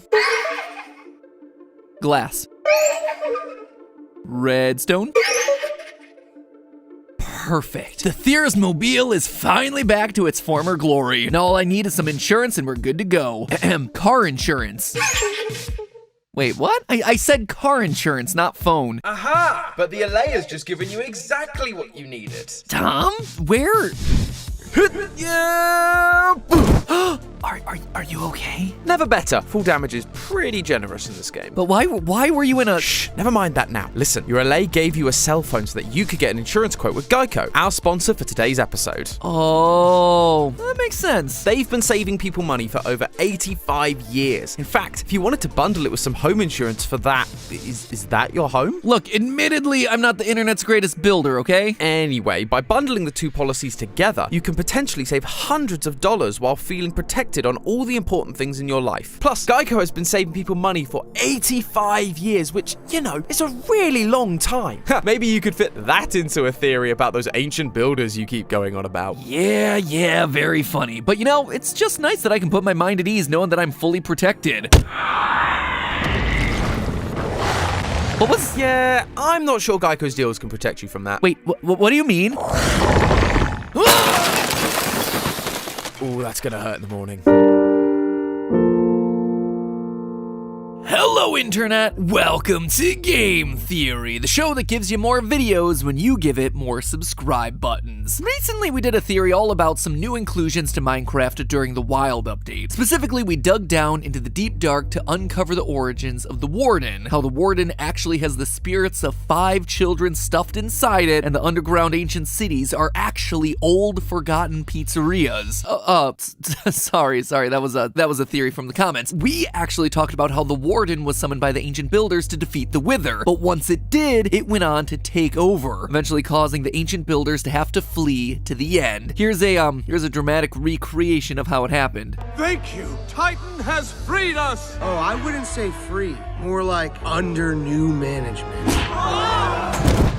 But there was so much more to this Wild update than just the Warden that I didn't get the chance to talk about. We have the mangrove biomes that are full of intricate tree formations. We have frogs that eat slime and magma to produce light. Definitely a theory for another day. But the biggest part was the long-awaited introduction of the 2021 Mob Vote winner, the Allay. This mysterious-looking creature has one main function: to support the player in gathering resources. You give it an item, and it'll pick up more of that same item from the surrounding area. It's no wonder this thing beat out the Glare and the Copper Golem. I mean, a creature that tells you it's dark? I can't see and I'm being attacked by skeletons. Something tells me it might be a little dark in here. The Allay, meanwhile, this thing is perfect for adventurers, for music lovers, and for gathering the most difficult resource in all of Minecraft, the lore! That's right, this thing is deep fried in the stuff, simultaneously confirming theories we've had in the past about other mobs, while also opening brand new doors for us to explore about the world. And true to form, it's dark, it is disturbing, and it'll confirm for you that bit by bit, it's this channel's mission to expose this bright and friendly building game for the disturbing, twisted dystopia that it's always been. I mean, I'm not the one who's putting sound effects like this into the game.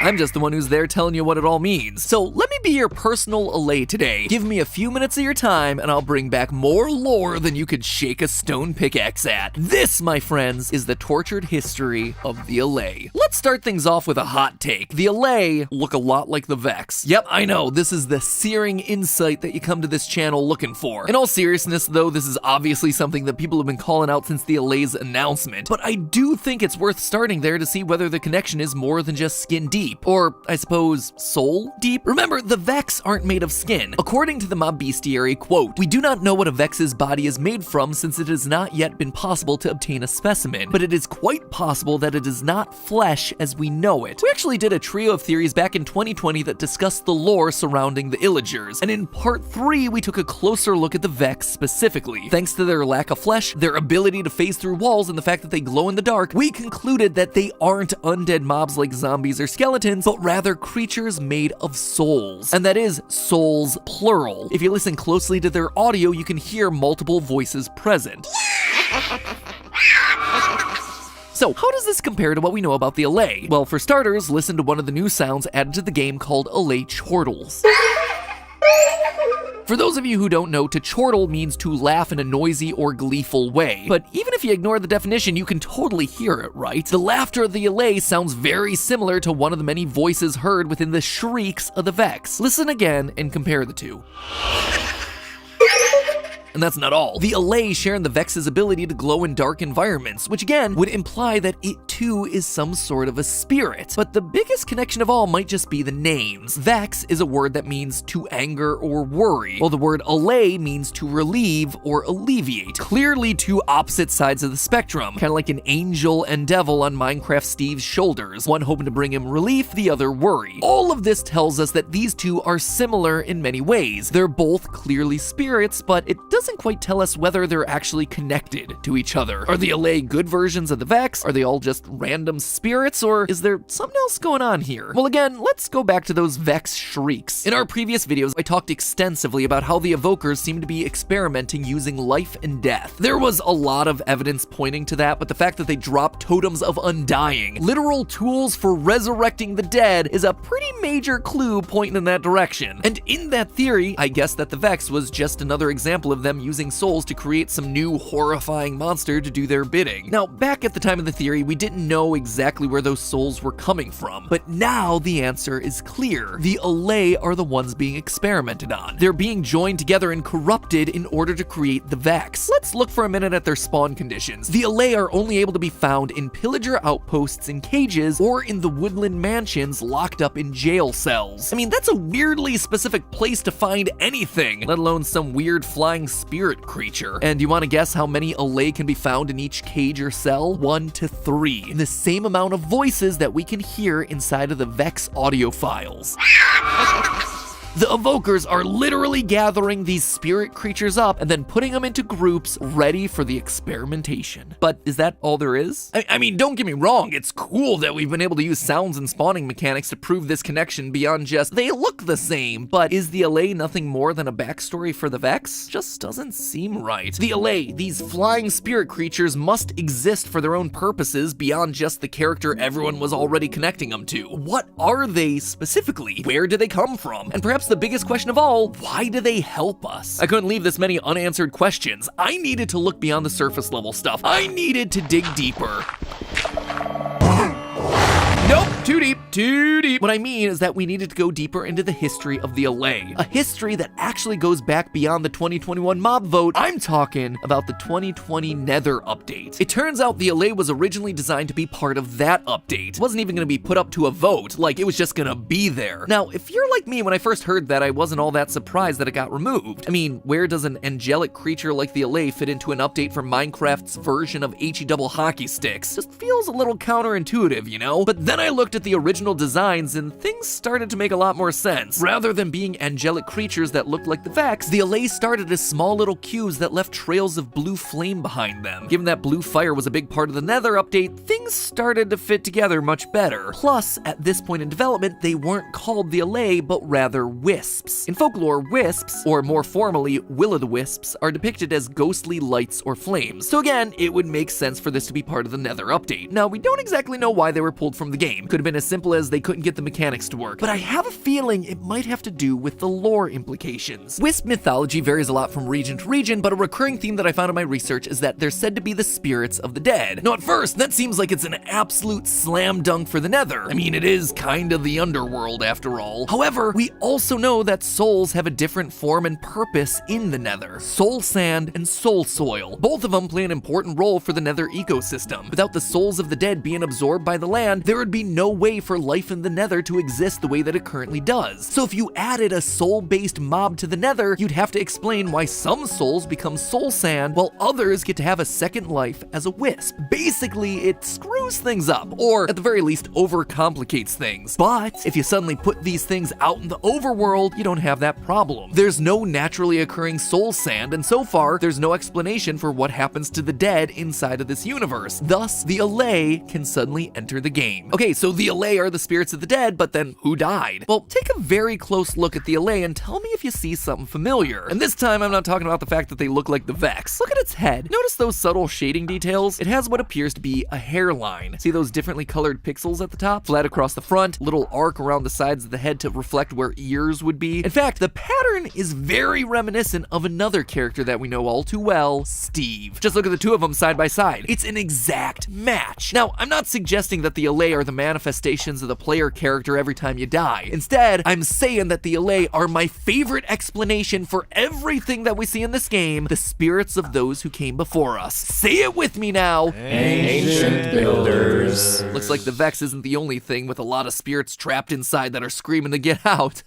Anyway, I'm not saying this ancient race all looked like Steve, but what I am saying is that Mojang gave the Alay some of Steve's key features as a visual shorthand for letting us know that these creatures are connected to us as the player in some way. It might sound like I'm reaching here, but hear me out. When you free the Alay from their prisons, they'll act like most passive mobs. They'll just fly away without so much as a thank you. Now, mobs like wolves and cats will become friendly towards the player if you feed them enough, but the Alay actually work differently. Instead of feeding them, the Alay only ask for one small thing, an item, any item. Quote, "We gave the Alay and the player a magical connection, formed when you give the Alay an item." That's actually a quote from Nir Ulraf Vaknin, a vanilla gameplay designer at Mojang. This isn't taming like the wolves and the cats, this is a special bond between the player and the allay. In fact, they actually have a different set of sounds for when they don't have an item labeled yearn. A yearn is an intense feeling of longing and desire. The allay need these items for some reason. They crave them. Well, what if they're the spirits of the ancient builders desperate to finish what they started, to finish their monuments, their cities, but they can't do it by themselves anymore. And when you do give them an item, things change. It suddenly pays attention to you. It helps you. It befriends you because it suddenly realizes who you are. A descendant. The new generation of builder that wants to continue exploring and creating, furthering their legacy. And to do that, you're gonna need items collected, something that the allay can help with. I mean, why you'd want to erect a giant recreation of my head into the side of a mountain is something that they don't quite understand, and frankly, neither do I, but hey, it's the spirit of creativity that they once had alive inside of you, and so they're more than happy to help out. The fact that the allay can interact with the Minecraft world at all should be a major hint as to their origins. They're able to pick up items, they give them to the player, and they can drop them at the closest note block. The only other mob that we know that can interact with the world is the Enderman, a mob that can also pick up blocks. Another mob that, wouldn't you know, we also theorized are ancient builders. Only these guys are still alive. They evolved over centuries of being trapped in the end. Even the allay's fondness for music makes sense. It dances when it's in range of a jukebox with a record playing, which may seem cute, but think back to the disc that we talked about in our last theory, disc number 5. That disc contains 23 seconds of music randomly inserted into the middle, part of a music disc that was owned by the ancient builders down in their ancient cities. Hearing music makes the allay want to dance, reminding them of the good old days when they were happy and alive, dancing and listening to the music inside of a world that they themselves built. A fun little Easter egg for casual fans, but a bittersweet moment for anyone who knows the truth about this game's story. So dance on, little guy. Dance on and remember those long lost days. And for you, I ask you to remember that it's all just a theory. A game theory. Thanks for watching. And thanks again to Geico for sponsoring today's episode. They may not have themselves an adorable little spirit as a mascot, but they do have themselves an adorable little gecko, so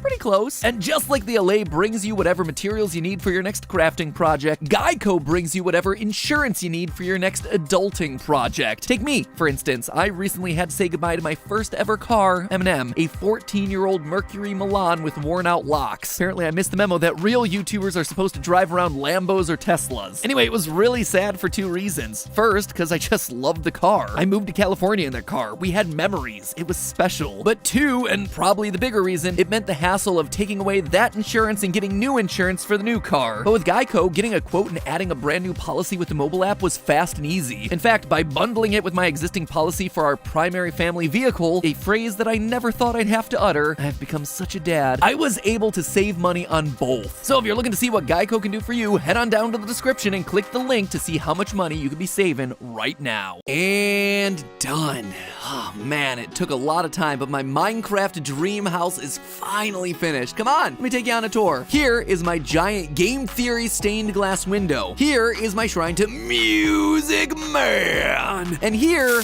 oh no, no. Oh, what could I have possibly done to protect myself against something like this? You could have called Geico, our sponsor for today's episode. In just 15 minutes, I was able to get a quote on my home insurance. In fact, I managed to save 15%, so I still have some diamonds to spare. Thanks, Tom. By the way, what are you doing here? Oh, just popping in to ask whether you have ever built a car in Minecraft. Yeah, it's a lime green, like the game theory logo. Why? Oh, well,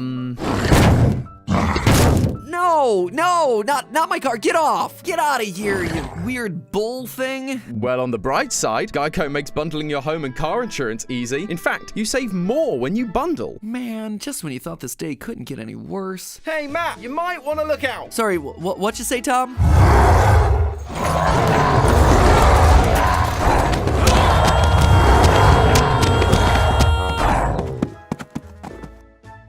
Hey, does Geico do life insurance too? Looking at you, I think you're gonna need something a little different. Yeah, I'm gonna go call Geico. Yeah, you do that.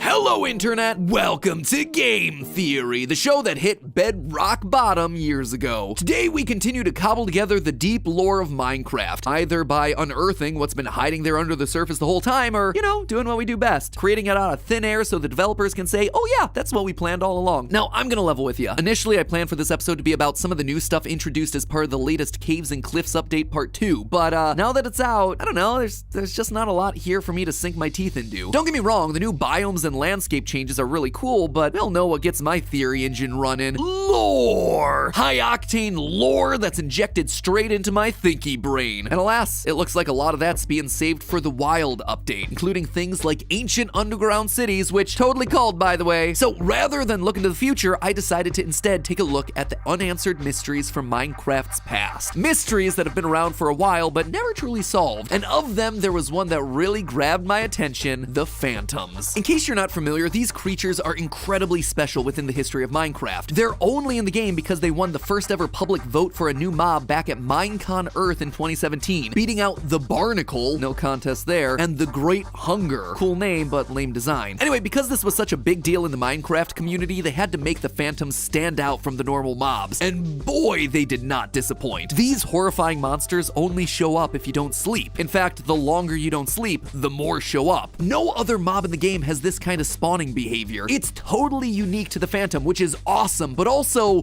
why? Why would we have voted for this? These things make the game so much harder, especially in the early game if you can't find any darn sheep to make a bed. But this spawn behavior got me thinking, what actually are these things? We do have some flying creatures in the overworld, bats and birds mainly, but they're tiny in comparison to this thing. And take a look at their design. They're like the stuff of nightmares, a bony, decaying body accompanied by ear-piercing screeches. In fact, the whole nightmare thing might not be all that far off. As I started my research into the Phantoms, I found that there was a general consensus amongst the Minecraft community that the Phantoms aren't real. That might sound like the crazy rantings of a sleep-deprived theorist, but honestly, that's the point. As I've already mentioned, Phantoms only appear when the player hasn't slept for a few days, 3 days to be precise, which is strange considering most other mobs are tied to light levels. So what if the reason they can't spawn like normal mobs is because they are actually hallucinations? That is the predominant theory online. So today, I aim to answer the question once and for all. Are Phantoms just the product of a sleep-deprived mind? Or are they something else? Something grander? Well, friends, I'm here today to tell you that I've cracked it. I know what the Phantoms are, and you're never gonna guess how they fit in. First, let's talk about every YouTuber's favorite hobby, sleep deprivation. As humans, we need sleep. It allows our brains time to recharge and our bodies time to recover from working all day. So when we stay up and deprive ourselves of that much-needed recharge, we start to experience some pretty nasty side effects. Not sleeping for 24 hours can make you irritable, decrease hand-eye coordination, and can lead to memory deficits. 2 days without sleep can start to negatively impact your immune system, but it's 3 days,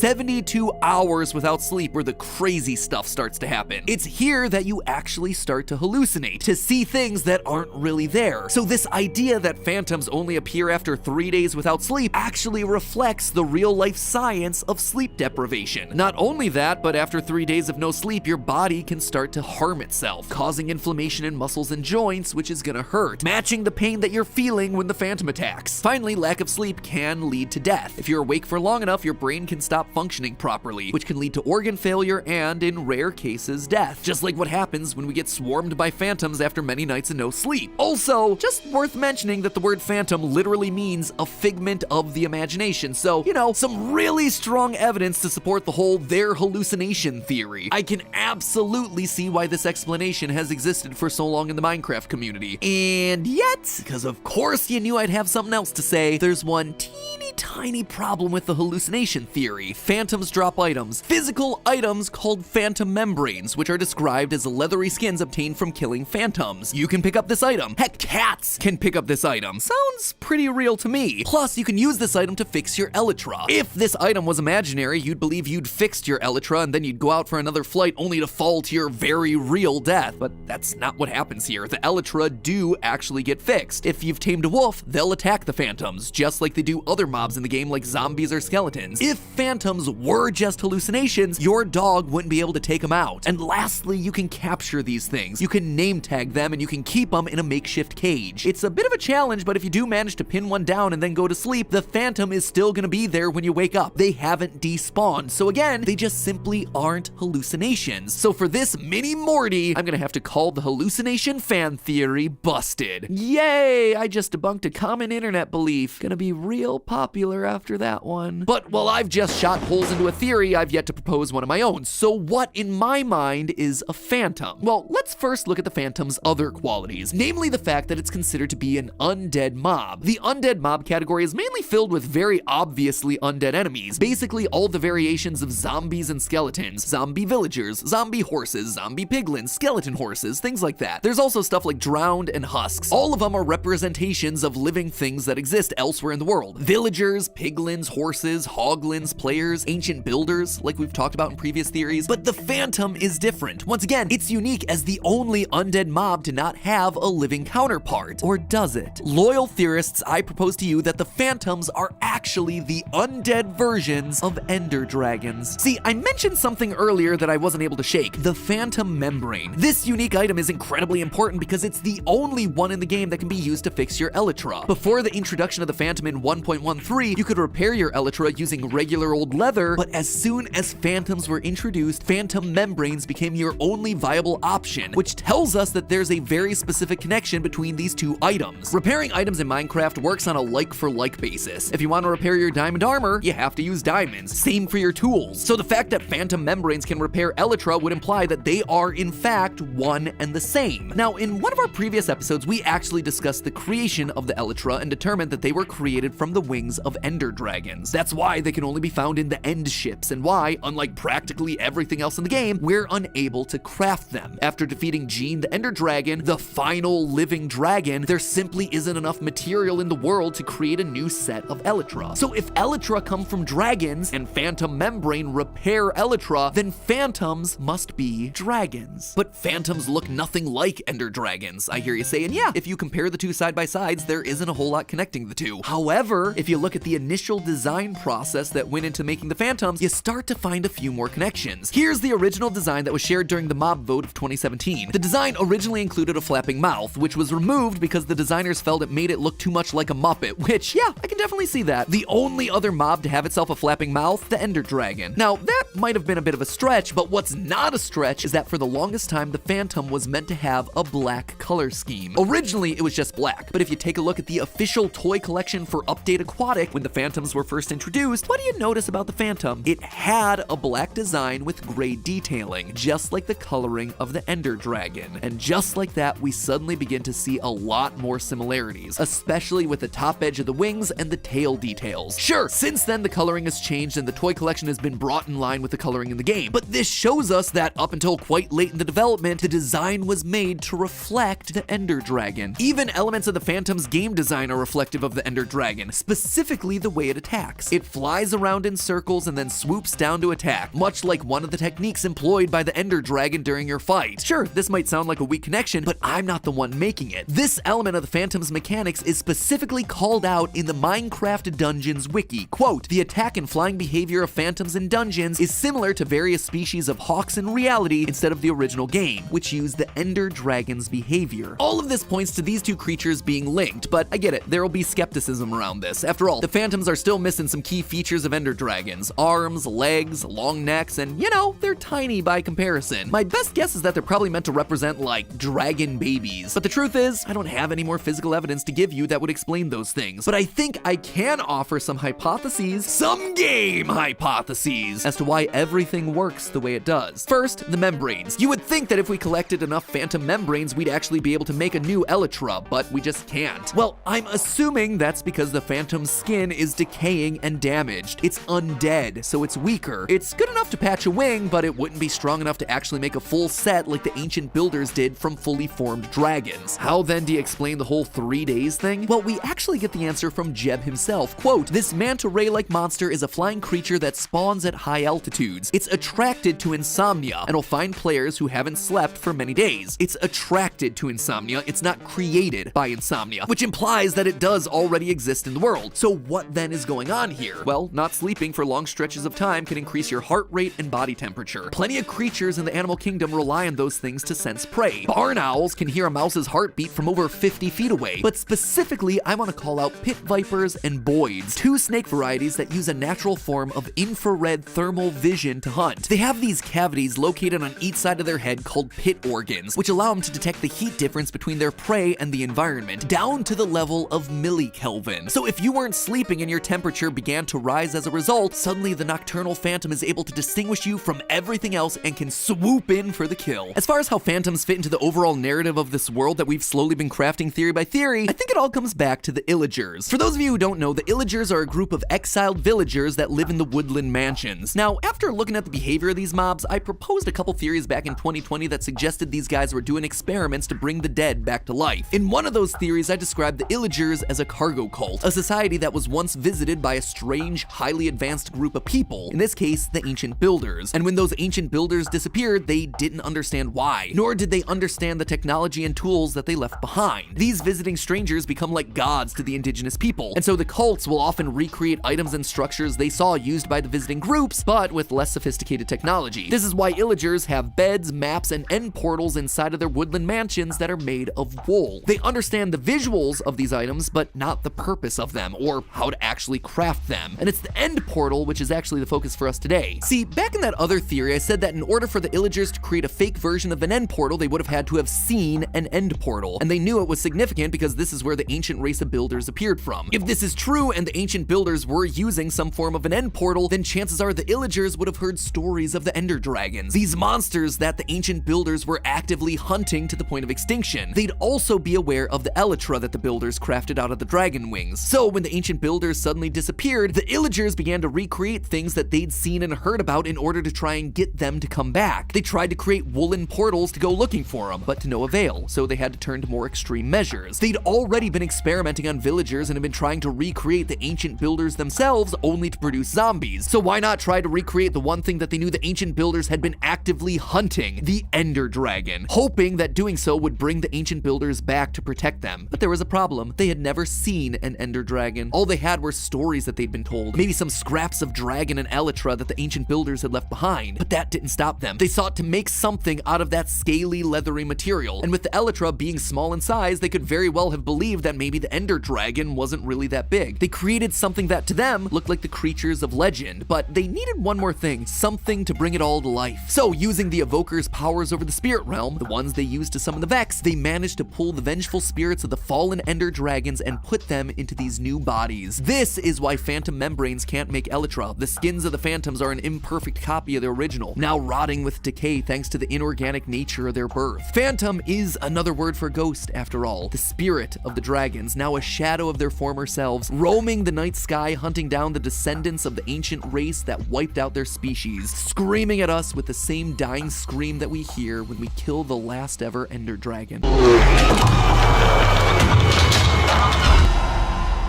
But hey, that's just a theory. A game theory. Thanks for watching. And thank you again to Geico for sponsoring today's episode. Here's the thing, adulting is hard. Having to choose insurance, pay insurance, and when the worst happens and you have an accident, having to file an insurance claim, it can be stressful. It is scary. It can be a lot of work. But I am, prior to being sponsored by them, a loyal Geico member. And I have been for the past decade because they make all of that easy and affordable. You can basically do everything from their award-winning mobile app. And while you might be like, well, who's ever gonna use an app for your insurance? I do. Whenever I need to show my insurance card at places like the DMV, who has that in paper? Boom, it's right there on the app. The one time I had to file a claim, boom, all I had to do was follow the clear instructions that existed on the app. The process was easy. When I bought a new car and needed to insure it, boom, app again where I was able to bundle the two policies together and save money. And it's not just the app. Every time I've talked to a Geico representative, they're friendly, they're prompt, and most importantly, they're helpful. I'm not saying that because I'm sponsored sponsored by them. I mean, I am saying it here on this video because I'm sponsored by them, but I said yes to this sponsorship in the first place because I'm a loyal customer who has had nothing but positive experiences with Geico for the past decade, and I would highly recommend them for your insurance needs. So why not spare a few minutes of your time to stop mining for diamonds and instead see how much actual money you could be saving by heading to the link down in the description below. And with that, ladies and gentlemen, I'll see you all next week. Welcome to the game theory Matthew doesn't know exists. That's right, it's not Matthew, it's me, Stephanie. Hi. If you're watching this, especially in the first few hours after upload, you may be watching it at the exact same time Matthew is. In the long history of this channel, this is the only episode that he knows nothing about and won't know anything about until after it goes live. I'm not kidding, this is real, he really knows nothing, and I can promise that whatever you're feeling, he is feeling really stressed out right now. Is this a bad idea? Maybe. Is it a really bad idea? It's too late now. I wrote this script. We're doing this. We're in this together. And look at you. Look, you're watching. You're a co-conspirator now. Let's go!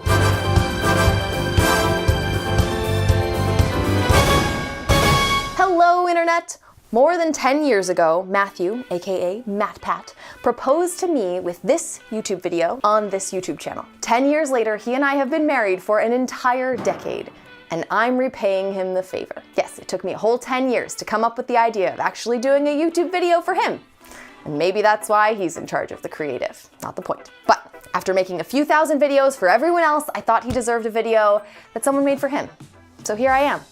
Just a girl sitting in front of a camera, playing clips from 2007. At first glance, it may look like I've only been around for 10 years, while this channel has been around for 11. And I admit, she has some decent curves, but our relationship does in fact predate anything here. We met in January 2006, the year Google bought YouTube. I signed up for a hot new website, the Facebook, and packed my 85-pound laptop for college. It was a simpler time, and a heavier time. My relationship with Matthew is all that survives from that era, except this one pair of gym pants that I've had since middle school, and I'm pretty sure he's going to outlast them. Then again, they're really sturdy pants. I'm wearing them today. They're really hanging in there. The point is that this channel has lasted a long time, and so has our relationship. And I'm here to tell you, it's not a coincidence. In fact, I'm here to tell you that getting yourself a meaningful relationship and getting yourself a meaningful YouTube channel require the exact same steps. YouTube is easier because they give you the rock for being a good partner. By the end of this episode, you'll understand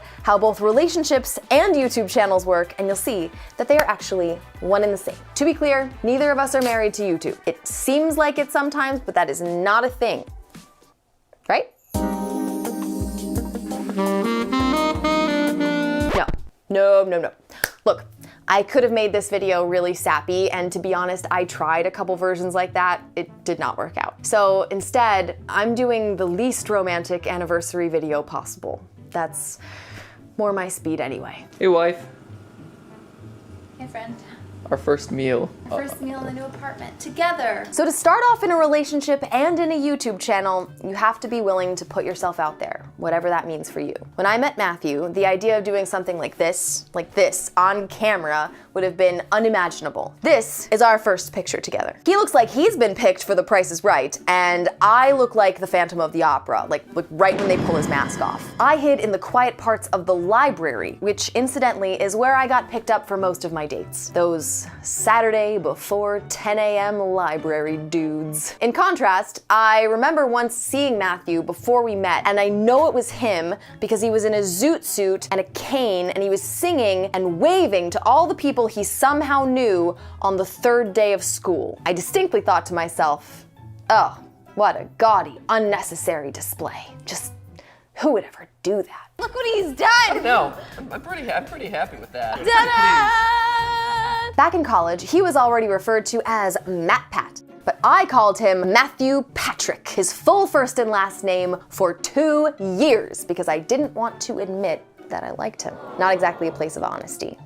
On the other hand, Matthew talked about all the shows he was doing, the group events he had planned, the university-level show choir he was planning to found. True story. But most of the time, he actually followed me home alone on the bus and sat next to me and walked me home. And yeah, in 2022, that's definitely stalking, but this was the enchantingly backward time of 2006, so we'll go with endearing. The point is, we wasted a lot of time in the early days figuring out that it was okay to be ourselves, and if you care about something, you really can't commit to it like a little bit. There are no half measures in life and on the internet. You have to show who you really are, even if it means showing that you need someone else or even a lot of someone else's. On the internet, you're in and you're putting yourself out there, or you're not. Half honesty doesn't work because people can always tell. Showing who you really are gives them the chance to accept you. And let's face it, we know if you're here long enough, the truth about who you are is eventually going to come out. You might as well own it up front. That said, you're still going to face some hard truths sometimes. Matthew tells this story plenty about starting as a barely paid actor, but I was the reason he quit. It's now 2010. Instead of touring around with theater shows or weeping about the recession or whatever 23-year-olds were doing at the time, there was a lot of weeping. He came to be with me and try to make it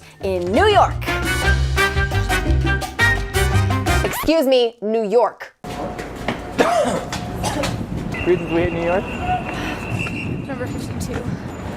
Urine everywhere. Sometimes things don't go the way you expect, and you have to course correct pretty hard. We've done it here on the channel. When YouTube has changed, we made videos longer, we cut out pauses, we cut out intros, we talked faster, we cut topics, we added a lot of Minecraft, and when YouTube Shorts came around, we politely ignored them. Back then, Matthew went to hundreds of auditions where no one even saw him because he couldn't get into the Actors Union. He couldn't afford an apartment or a taxi or more than 3 items from the McDonald's dollar menu, so clearly something wasn't working. And he kind of knew where he wanted to be. It was a long day for me, discussing the internet's impact on knowledge, whether college is a necessity. But getting there takes time, and he had a couple of jobless years where we couldn't do things like buy Christmas presents. Oh, Christmas tree, your branches are getting very dry. And in the meantime, he took dangerous jobs, rigging lights in theaters and working as an outdoor street vendor where he almost got hypothermia. So I'd already taken off the gloves, but then you have other gloves underneath. You got hat, headband, scarf, jacket, sweater, thermal, t-shirt, Under Armour, and an Under Armour. That's the pile. But you change things, and eventually something starts to work. The solutions happen when you can take the hard truths you have in front of you. I have rollers in my hair because my character's name is Curly. I am so unhappy right now. I'm so miserable. And connect them with something you're really passionate about. Click my butt. Watch the next video. While Matthew did a bunch of crummy jobs that paid almost nothing, he also started a web series that he loved. It paid actually nothing, but it was like, oh, we're like a little below the poverty line versus like, we're a little more below the poverty line. So really this channel was just a rounding error. And that was how Game Theory was born. Out of Matthew looking at the data. So unhappy. And seeing that even when your apartment and your job prospects and your bank account all look like a big 0, you can still work towards something. The commitment is going to be worth it down the road. And to his credit, Matthew had to make a lot of commitments, and he made a lot of them for me. When we moved to LA, he had never been west of the mighty Mississippi, and while he has analytics in the bag, I don't think he knew like which one up there was Oregon and which one was Washington. He was pretty sure they weren't California where we were moving. That was as much as he knew. Coming to LA also had nothing to do with being a YouTuber because this was 2011, the time of Futurama memes, overly attached girlfriend, and this era of Smosh. Telling someone you're a YouTuber in 2011 is like telling them you're a grifter or like a dog thief, something worse than not having a job. But he followed me so that I could start a career. Hi, I'm Stephanie Cordato. Nice to meet you. That might have been a little too forward. We had never seen tacos for less than $1, so we figured LA must be the promised land. In this process, whether it's building a relationship or building a YouTube channel, there's also a lot of doubters to contend with. During this time, Matthew's relatives either believed I had ruined his acting career, or they apologized to me because he was, quote, a bum with no job, and they asked if I was going to dump him before our wedding. A lot of the companies he applied to work for at that time have actually since hired us as consultants or paid us to do brand sponsorships or signed up to come see Matthew speak at a conference. And that feels pretty good, but it could also just be probability because he applied for like 5 jobs a day for a year while working on this channel. While I worked 70 hours a week, his solitary, unpaid internet time got so intense that we had to get Skip so that Matthew would have someone to hang out with during the day. We can name him Fish. Fish. Fishy fish.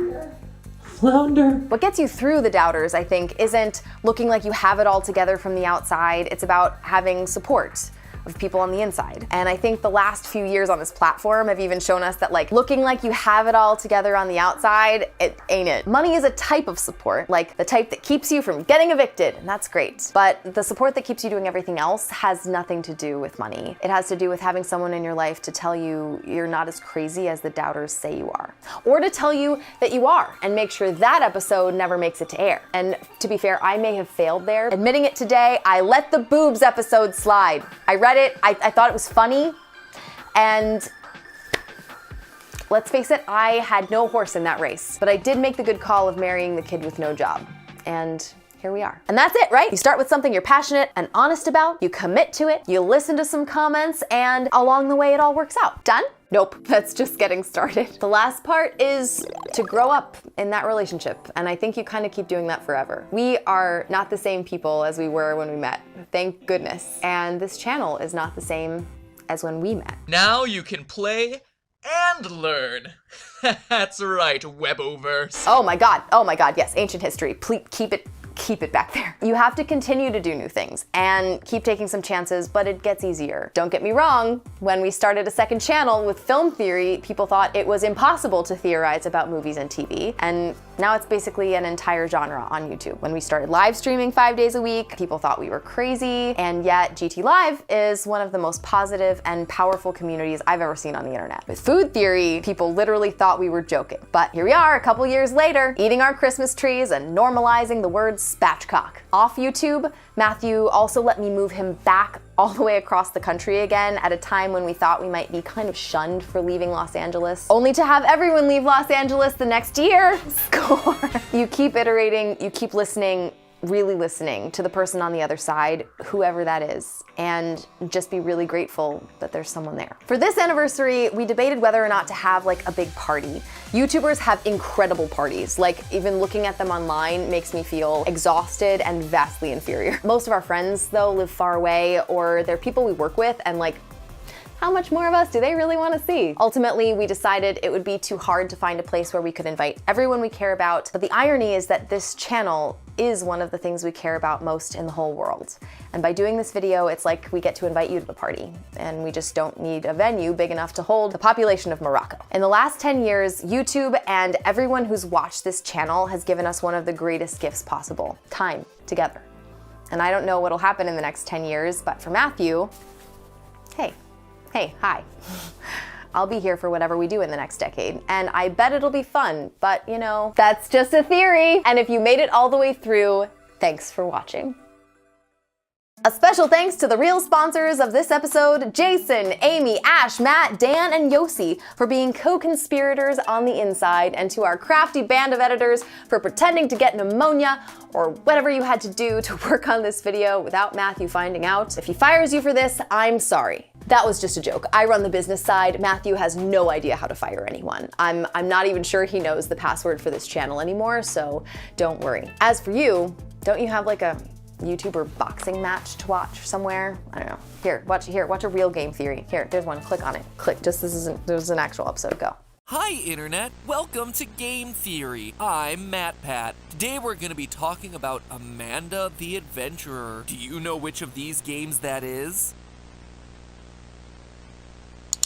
That's right, we need to play this game so we can make a theory. What kind of theory should we make? Let's try again. What kind of theory should we make? Say the right answer. That's right, a game theory. Well, look at that. We're now outside your house. How do we break in? Come on, you have to choose something. Let me in. Let me in. Let me in. Let me in. Hello Internet, welcome to Game Theory, the show that's asking, do you see the subscription button? Don't click on that one. Nope, you don't want to see what happens if you click on it. Good choice. What a good. Dora the Explorer. She's cute, she's funny, she's willing to stare at you for hours with her cold, dead eyes. Can you say vamos a la fiesta?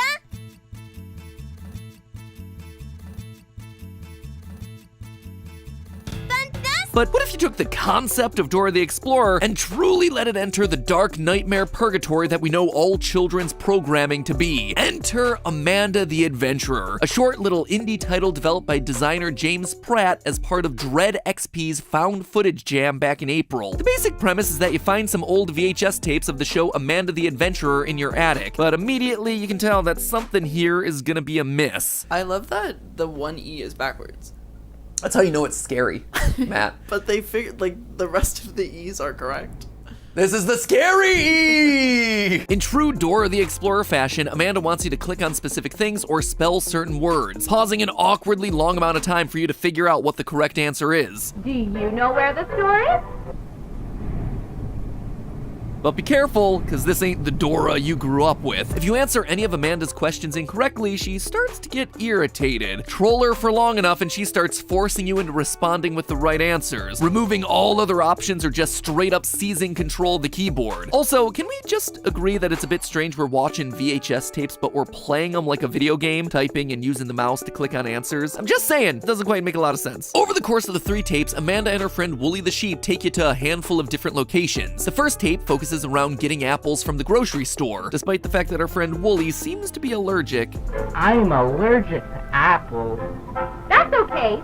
You should never be afraid to try something new. At the end, a glitchy roll of credits plays. Of course, I looked through all the credits frame by frame to see if there might be anything hiding there. Mostly it was just parodies of real-life celebrity names that make you go, oh yeah, that's a reference. Directed by Heave Starvey, as opposed to Steve Harvey. That's funny, so that's good. Lance Pimmerman. Well, I think it's like Hans Zimmerman. Oh, good one. Yeah. Music by Hans Zimmer. That's right. But outside of all the groan-worthy comedy, there is actually a secret code hidden inside this thing. Text that says, turn the TV off now. So, like any good theorist, I did exactly what I was told. Or at least I tried to. I pressed every single button, but nothing would turn this thing off or break. There was just the empty sound of my clicking mouse. So, having no choice but to carry on with Amanda's adventure, we went in with episode 2. Let me tell ya, that scary backwards Z wasn't lying. As soon as the tape begins, we see Wooly walking towards the camera, breaking the fourth wall to address us on the other end of the screen, telling us to listen because he doesn't have much time. Oh, it's you. Okay, we don't have much time. Whatever you do. A glitch then forces Wooly back into his normal position. Today's adventure has us at the butcher's to get some meat for Grandma, which is weird considering that Grandma's a vegetarian. Today, we're going to get meat for Grandma. But isn't Grandma a vegetarian? Once you fill in the blank and ask the butcher for meat, he brings out a large pile of realistic looking stuff, and we just stand there awkwardly watching as he cuts, and Amanda slowly turns to Wooly. Beef. It's what's for dinner. Apparently not tonight, friends. More like lamb chops. We start the 3rd tape and our sheep friend is gone with nothing but a small pile of wool left in his place. Episode 3 is all about going home, but we're not escorting Amanda back to her place. Oh no. She wants into our house. Her body begins to contort. Demonic whispers start to crescendo. We hear the distorted phrase, say hello. When we finally decide to let her in, we're met with a final jump scare. A monster in what appears to be a living room. Our living room. Look at the wallpaper in the background. Now look at the wallpaper in the room where we've been watching these tapes on TV. It's an exact match. Everybody sound the Afton alarm. Amanda, in true indie horror game fashion, has broken out of her game in order to kill us. And then that's it. Roll credits. Like I said, it's short, sweet, full of creepy moments, perfect for an indie horror let's play. But as for theories, yeah, there's not so much there. It's pretty cut and dry. Just a classic monster disguised as a kid's cartoon character wants out of this game story. Or at least that's how it was. But since the initial release of Amanda the Adventurer, there have been more and more updates to this thing. Each one adding secret tapes to the game that start building out who or what exactly these characters are. The first and most obvious change when you open up any of the updates is this picture suddenly appearing on the wall. 2 children playing together with their eyes scratched out. Clearly, this has been added after the fact to mean something. Now, the playful childlike pose seems to indicate a brother and a sister. They also have the same hair color, which, if this was normal life, would mean practically nothing. But in video game speak, that's shorthand for these people are clearly related. Also, you notice anything familiar about the girl in the photo? Yellow shirt, blue pants. It's the exact same as another little girl we know, Amanda. Could this girl be our adventurer? Well, let's look back at the interactions between Wooly and Amanda on the tapes. On the second VHS, when Amanda and Wooly want to go and buy some meat, they both refer to Grandma as Grandma. Calling her a familial title seems to indicate that she's a grandma to both of them. Again, implying that these two might actually be related. Could it be that this brother and sister in the picture are also Wooly and Amanda? Brother and sister somehow transported into the world of the show. Certainly seems that way. Beyond the picture on the wall, the 3 updates have all worked largely the same way. When you get to the butcher scene, Amanda asks you to tell the meat man what you need. Normally, the answer is meat, but if you type the word lamb in specifically in honor of Wooly, a new tape appears on your pile. Putting this one into the VCR reveals different clues depending on which update you're playing. Update 1.1 gives you 3 real photos: a house, a forest trail, and a butcher shop with a load of pigs hanging from hooks. Update 1.2 replaces the image that you find on the secret 4th tape. This time, it reveals the image of a real forest with a big red circle marking part of it. Seems to be continuing the 1.1 update and the forest trail that we saw. When you see the red circle in the forest, it then prompts you for an answer. The correct word is Wooly. Clearly, this is where Wooly, or should I say the boy who would become Wooly, was buried after being butchered, literally, by Amanda, his own sister. Wait a minute, nostalgic IP, creepy tapes, dead kid? Ladies and gentlemen, we just got the game theory bingo!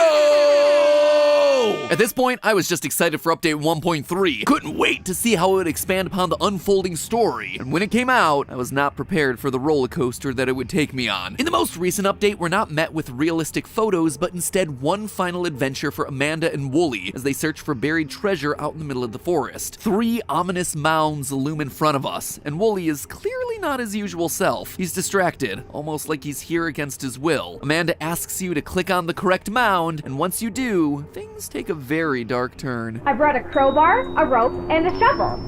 We already used the crowbar for the door. We used the rope for... And now we only have the shovel. Yeah, is it normal to need a noose on your adventures there, Amanda? It's then that Wooly completely breaks character, just like he did at the start of episode 2, proclaiming that he doesn't care what Amanda's gonna do to him. He grabs the camera and talks to us directly. You, take the tape out now and destroy them. Burn them. Whatever, just get rid of these other tapes. Do you hear me?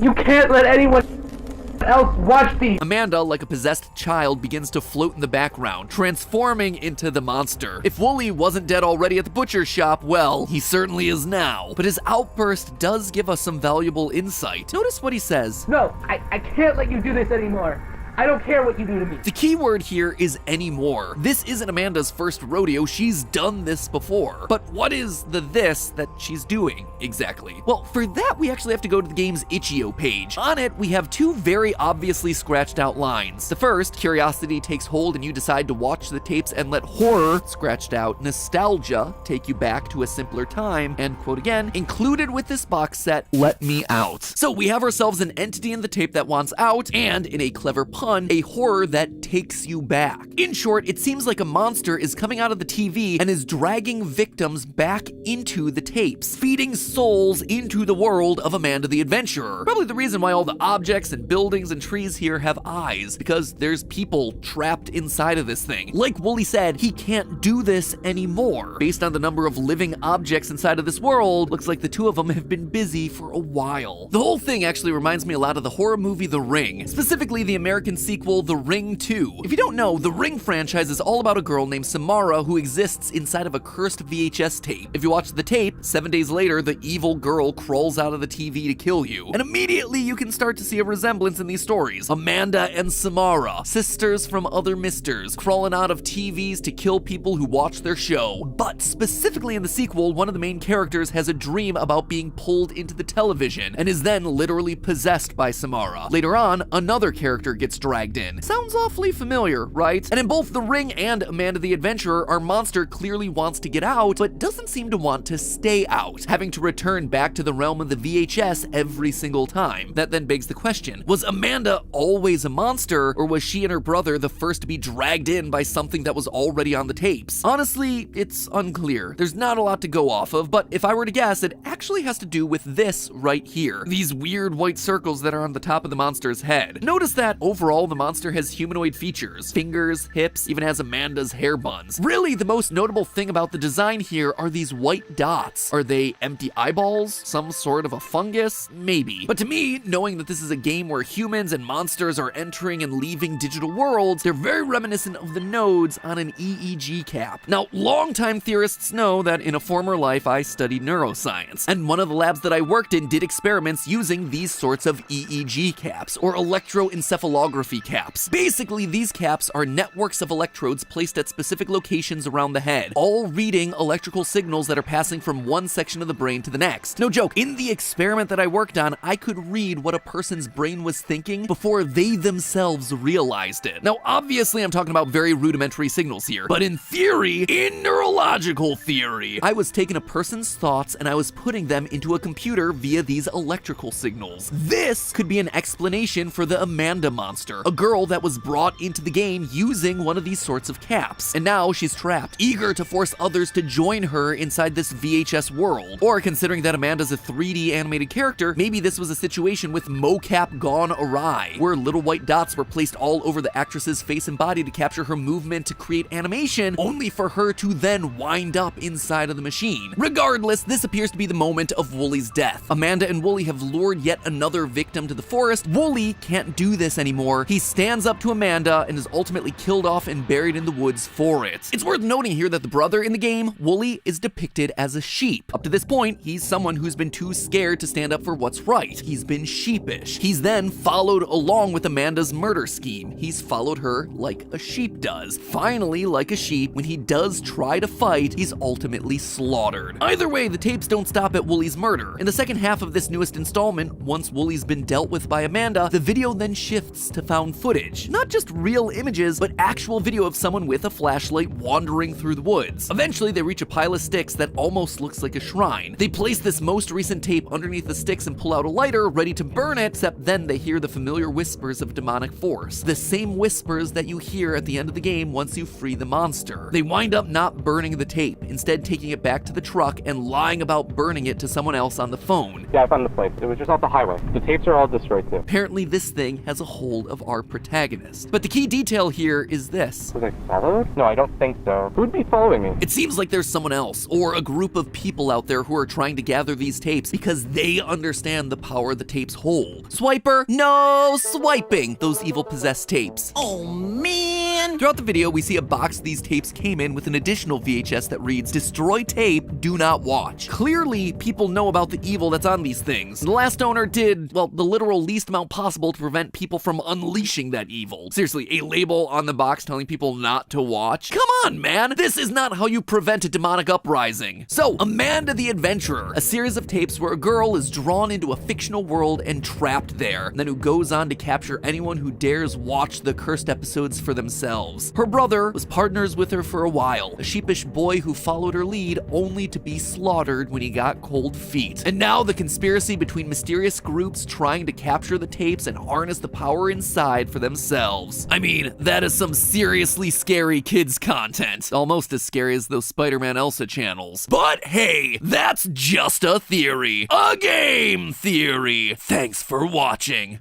Do you know what the subscribe button is? Good job! Now, should the subscribe button be red or gray? That's right, gray! If it's red, you should click it. Then it'll be gray, and you'll get all the latest videos. Now, there's one last choice. Which video do you want to watch next? There's this one about another cursed indie game, or we've got this one about lost VHS tapes. Huh, I guess we really do have a type. Take your pick. Which do you want to see next?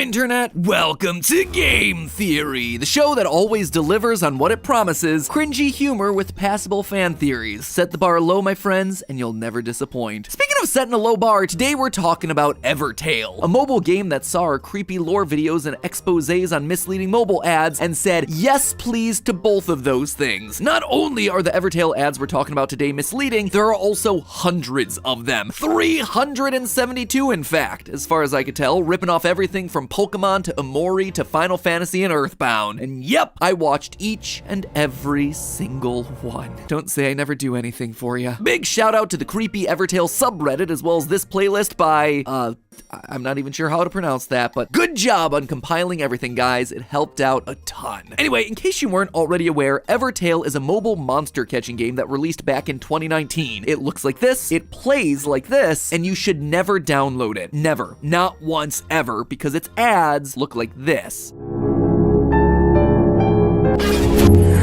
Psychological horror at its finest, meant purely to capture your attention. Maybe get you to download the game in the hopes that at some point it's gonna go off the rails Doki Doki Literature Club style. Spoiler alert, it does not. No horror element, no creepy lore, just disappointment. This is clearly false advertising to trick unsuspecting creepypasta lovers into downloading their cash grab game, and that is not okay. If you want a scary Pokemon game, you could support an indie developer and give Beasts of Burden a shot. Or if you want something that scratches the scary RPG itch, check out the tragically ignored Omori, which is outright ripped off here in these ads. But please, please do not download Evertale. Do not support this kind of blatant theft and lying, all to hype up their gacha-style Genshin Impact wannabe. I mean, Lily's Garden may have made up lore for a glorified tile matching game, but at least when I download the game, I get to see Lily and the gameplay that's being shown. So again, do not download Evertale. These horror ads are a shameless ploy used by an aging game trying to get new users hooked. And you know what? It worked on me. I got hooked. Hooked on watching the ads, that is. Because the ads are good. They're creepy. They're compelling. They're mysterious. Watching them, I started to get curious. Was there an actual story inside of these things? Because if you watch enough of them, some characters tend to repeat. A few of them even get consistent names. All the while, white text warns us of the consequences of our actions and tells us that it's time to move on. I mean, are these just a bunch of creepy images randomly thrown together in an attempt to get clicks? Or is there an actual attempt at a hidden narrative here put in by the game's marketers? I needed to find out. So the team and I decided to watch all 3 hours and 22 minutes worth of fake ads in order to piece together the story that's hiding within. That is longer than the Lord of the Rings Return of the King here, people. And let me tell you, contrary to what I thought, there is a story here, and it is way better than what you get in the game itself. In fact, way better than what you get in most games these days. For those of you who haven't seen any of these advertisements, first off, congratulations, your life is better off as a result. But to catch you up, each one is around 30 seconds long, and most include at least one of 6 color-coded monster trainers, also known in the ads as breeders. We have blue, pink, orange, gray, the blonde, and the ginger. It's a bit odd that of all the colors, red is missing, but maybe that one was too close to Pokemon source material. This young group of breeders all know each other. One ad even refers to them as a team. Many of the ads are pretty formulaic. Breeder walks around for a bit, finds themselves a dead body or watches a monster die, and then gets jump scared or killed. Now obviously, since these are mobile game ads, there's gonna be a lot of repeats to the format as they reuse key elements to try and A/B test which versions are gonna get the most clicks. Different assets are used sometimes, characters tend to get swapped out, and occasionally the dialogue changes entirely. However, and this is where it gets interesting, the characters themselves stay consistent between the ads, retaining both their unique characteristics as well as their names. Pink is Kana, blue is Hiroto, gray is Kazuto, and ginger is Lizette. In fact, we learned that Hiroto Blue is romantically involved with Kana Pink. Orange, meanwhile, is a bit of a loner due to having lost a loved one, as we see in ad number 337. And now you start to see why things get a little bit weird. Naming characters, giving them backstories in a 30-second ad, it's not just something that you do for the lols. If this was just a bunch of random ads that were creepy for creepy's sake, you wouldn't maintain consistency like this. You wouldn't have specificity like this. You would just keep things as generically colored sprites. But by giving them names and backstories that are consistent and carry over, suddenly the decisions that are happening inside this world feel purposeful. They tell me that there might be more lore hidden within and that we gotta keep looking. Over the course of the ads, we watched the team go on many different adventures, like hanging out in summoning circles, camping in the woods to roast their pet monsters over the fire, and hanging from meat hooks. But it's not all fun and games in the life of a breeder, my friends. There are more mundane things too, like going to the grocery store, only to then find a girl standing over a dead body telling you to hold the bloody knife. Blue says yes, and suddenly the girl is trying to frame him for murder.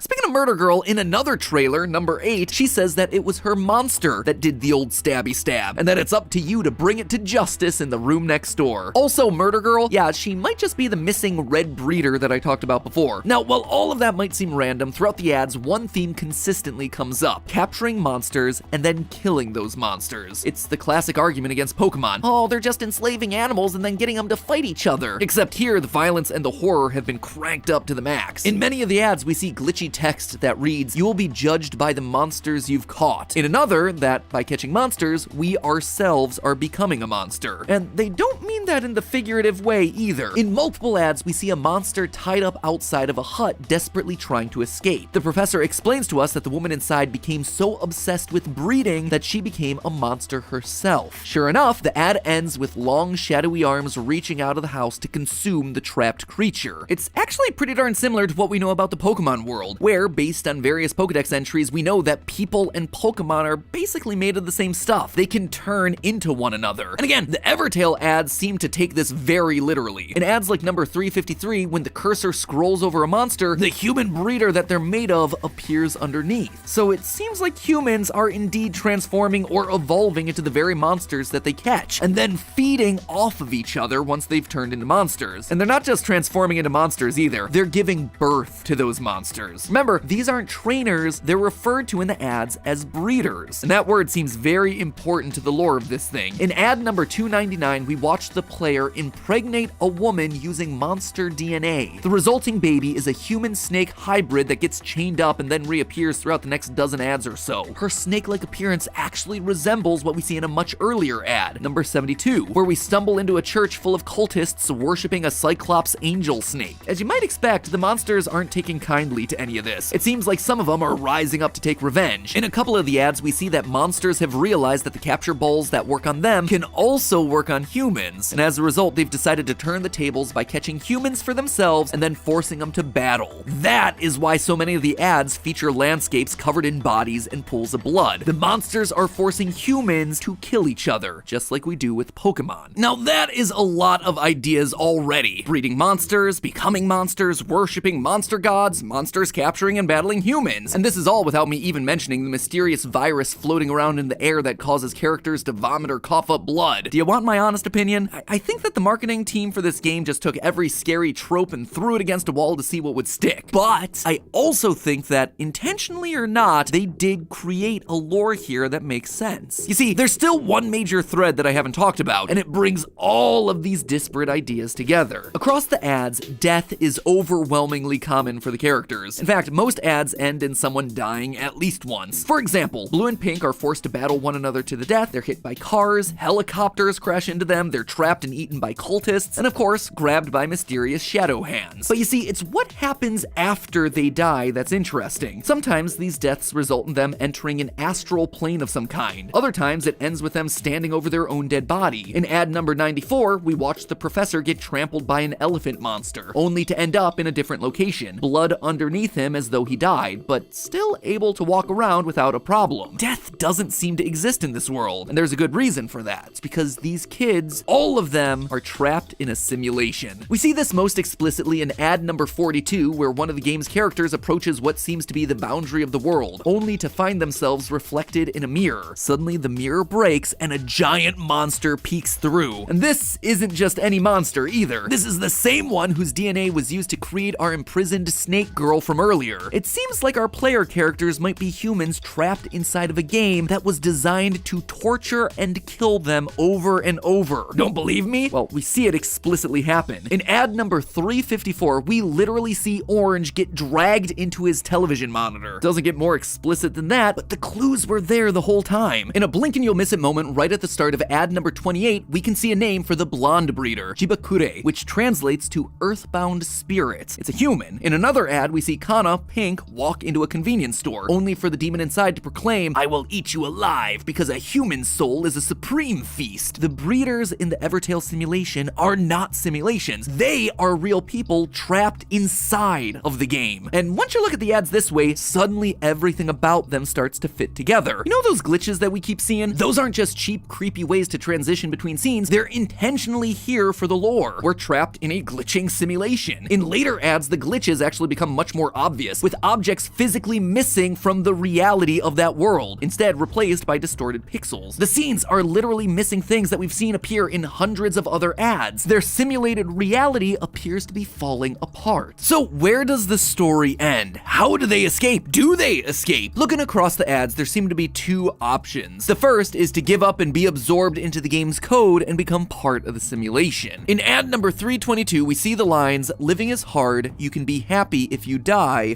flash up within the glitchy screen. Later, in number 363, we meet this bizarre blob creature that's known as the Sage of 1,000 Eyes. It tells Orange the void will eventually consume the world. Do you just sit and wait for it to disappear, or become a part of me and gain eternal life? Now, this sage appears to be related to yet another character that we meet in ad number 140, Sato. In this ad, the gray breeder Kazuto is hit by a car. The world turns black and he finds himself floating over his own dead body. Everything glitches, and then a green ghost-like creature begins to approach him, creeping closer and closer. Translating the Japanese, it roughly says, "Welcome to the singularity. There's no time or space here. I'm the one who controls the universe from behind. That's right, call me Sato." The singularity is a term for the hypothetical point in time where technological growth becomes radically faster and uncontrollable. It's normally used in reference to artificial intelligence gaining sentience, and I believe that's what we're seeing here. Sato and the Sage of 1,000 Eyes represents one means of escape for our characters, to be absorbed by this ever-growing AI blob. But there does appear to be a second route here. In one very specific ad, we see Blue trapped in a red hellscape. Translating his text, his dialogue reads as follows: "I can't go back. My memory is returning to me. It seems the time has come to face the consequences of our actions." The idea of memories returning does happen in a few other places, and when it does, it always tends to be accompanied by the failure of a program called denial.exe. The best example of this comes in ad 40, where a breeder begins to remember and suddenly denial.exe crashes, restarts, only to see the message, "Denial has defeated you again. Keep pretending you're in control." It's this denial program that's keeping them trapped in the simulation. It's only once they remember their past misdeeds and accept them that they'll be able to break the simulation's hold and escape. But what did they do? What's the thing that they're in such denial about? Well, it all goes back to that imprisoned monster snake woman. We know that the breeders were conducting experiments on monsters. In fact, we know that they were mixing human DNA with monster DNA to get these terrifying results. I think these experiments went too far and had unintended consequences. In ad number 336, we see Orange descending down a long elevator into an underground lab. There, he's attacked by a mysterious fleshy creature. It happens so quickly that you can't quite make out exactly what it is, but if we watch ad number 30, suddenly everything clicks. Here, we're back in the same lab, and our breeder gets attacked by a fleshy zombie. Something about the genetic experiments with monsters went wrong to create these horrific humanoid creatures, and that, in turn, gives way to one final set of trailers that I've yet to talk about. Ones that look a whole lot different from everything we've covered so far, ones that look like this.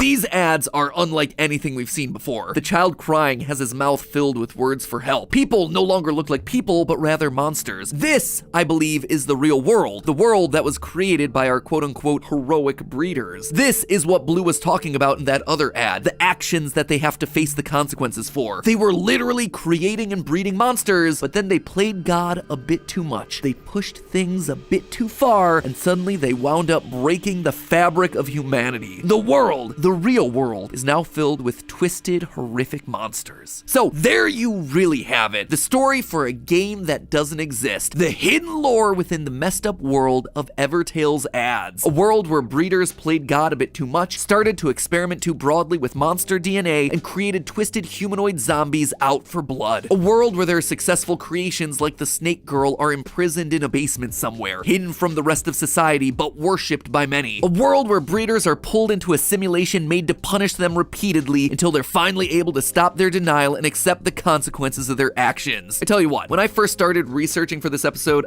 I didn't know what to expect, and I certainly didn't expect it to be anything coherent, but it turns out that this is the perfect kind of story for a channel like ours. If only someone had bothered to make, an actual game like this, rather than leaving it confined in the realm of ads. So, dear Zigazag Games, stop making deceiving ads to sell a boring cookie-cutter gotcha game, and instead focus on making the game and lore that you've been promoting. It's good, it's messy, and clearly you threw a lot out there to see what would stick, but you get what us theorists are after. It's dark, it's scary, it feels like a puzzle that we can solve, and it has this great moral message about the hubris of mankind. At the end of the day, you would have a creative product that gets people excited, that gets them to talk, something that spawns a franchise that you can be proud of.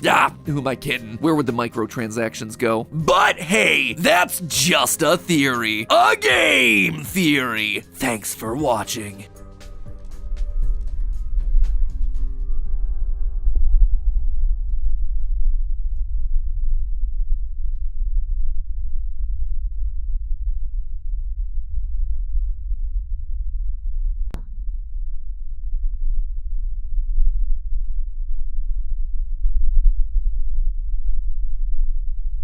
Thank you for agreeing to help me. Give me games because I need to theorize.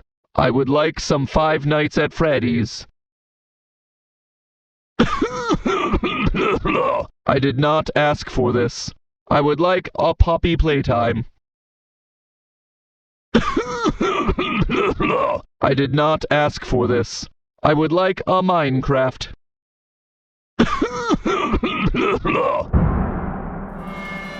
You are useless, but I will give you one final chance. You must feed me. Feed me. Feed me. Hello, Internet! Welcome to Game Theory, the show that lives on brain food and brain food. In case you don't follow our stuff over on GT Live, recently I've been working my way through a game that, on the surface, seems incredibly simple. A giant floating tomato asks you to feed him food, and that's exactly what you do. I want strawberry. Okay. I want a donut. Good, solid way to finish. He did save Diver. I am full for now. Visit me when I will be hungry again. See you later. Welcome to my game. The end. Yeah! Nailed it! Simple, like I said. Sure, bit by bit things get more complicated as the lights go out and food items get hidden in bags, but overall there didn't seem to be much there. Oh, how wrong I was. Oh my god! Little did I suspect that by playing this game, I was starting down an impossible path. One made up of 2 games that conspire against you. 2 games with multiple endings and nearly infinite routes between them to explore. Each one full of unforgiving challenges required to unlock a treasure trove of secrets. And waiting at the end, a secret program downloaded onto your computer with every install of the game and a single warning. You've got 1 shot, 1 chance. Attempt to open this thing early and it's gonna be locked forever. It was a journey that would drive me to my breaking point. I'm gonna break this game over my knee, and I will squeeze out all of her juices to make the lemonade, and then I'll shove it down Mr. Tomato's throat, and I'll just shove it down his throat, and he'll have to suck it down. Even when he doesn't want the lemonade. He might want chocolate sauce. But no, he's not getting chocolate sauce. He's getting Ms. Lemon's lemonade. Today starts my villain arc. Welcome to my game, buddy. Oh no, I am not your buddy, sir. So suck down that cream, theorists, and hide your chocolate soup. We gotta deal with some rotten fruit. The first time you pick up Mr. Tomatoes, you will lose. And when that happens, suddenly get this.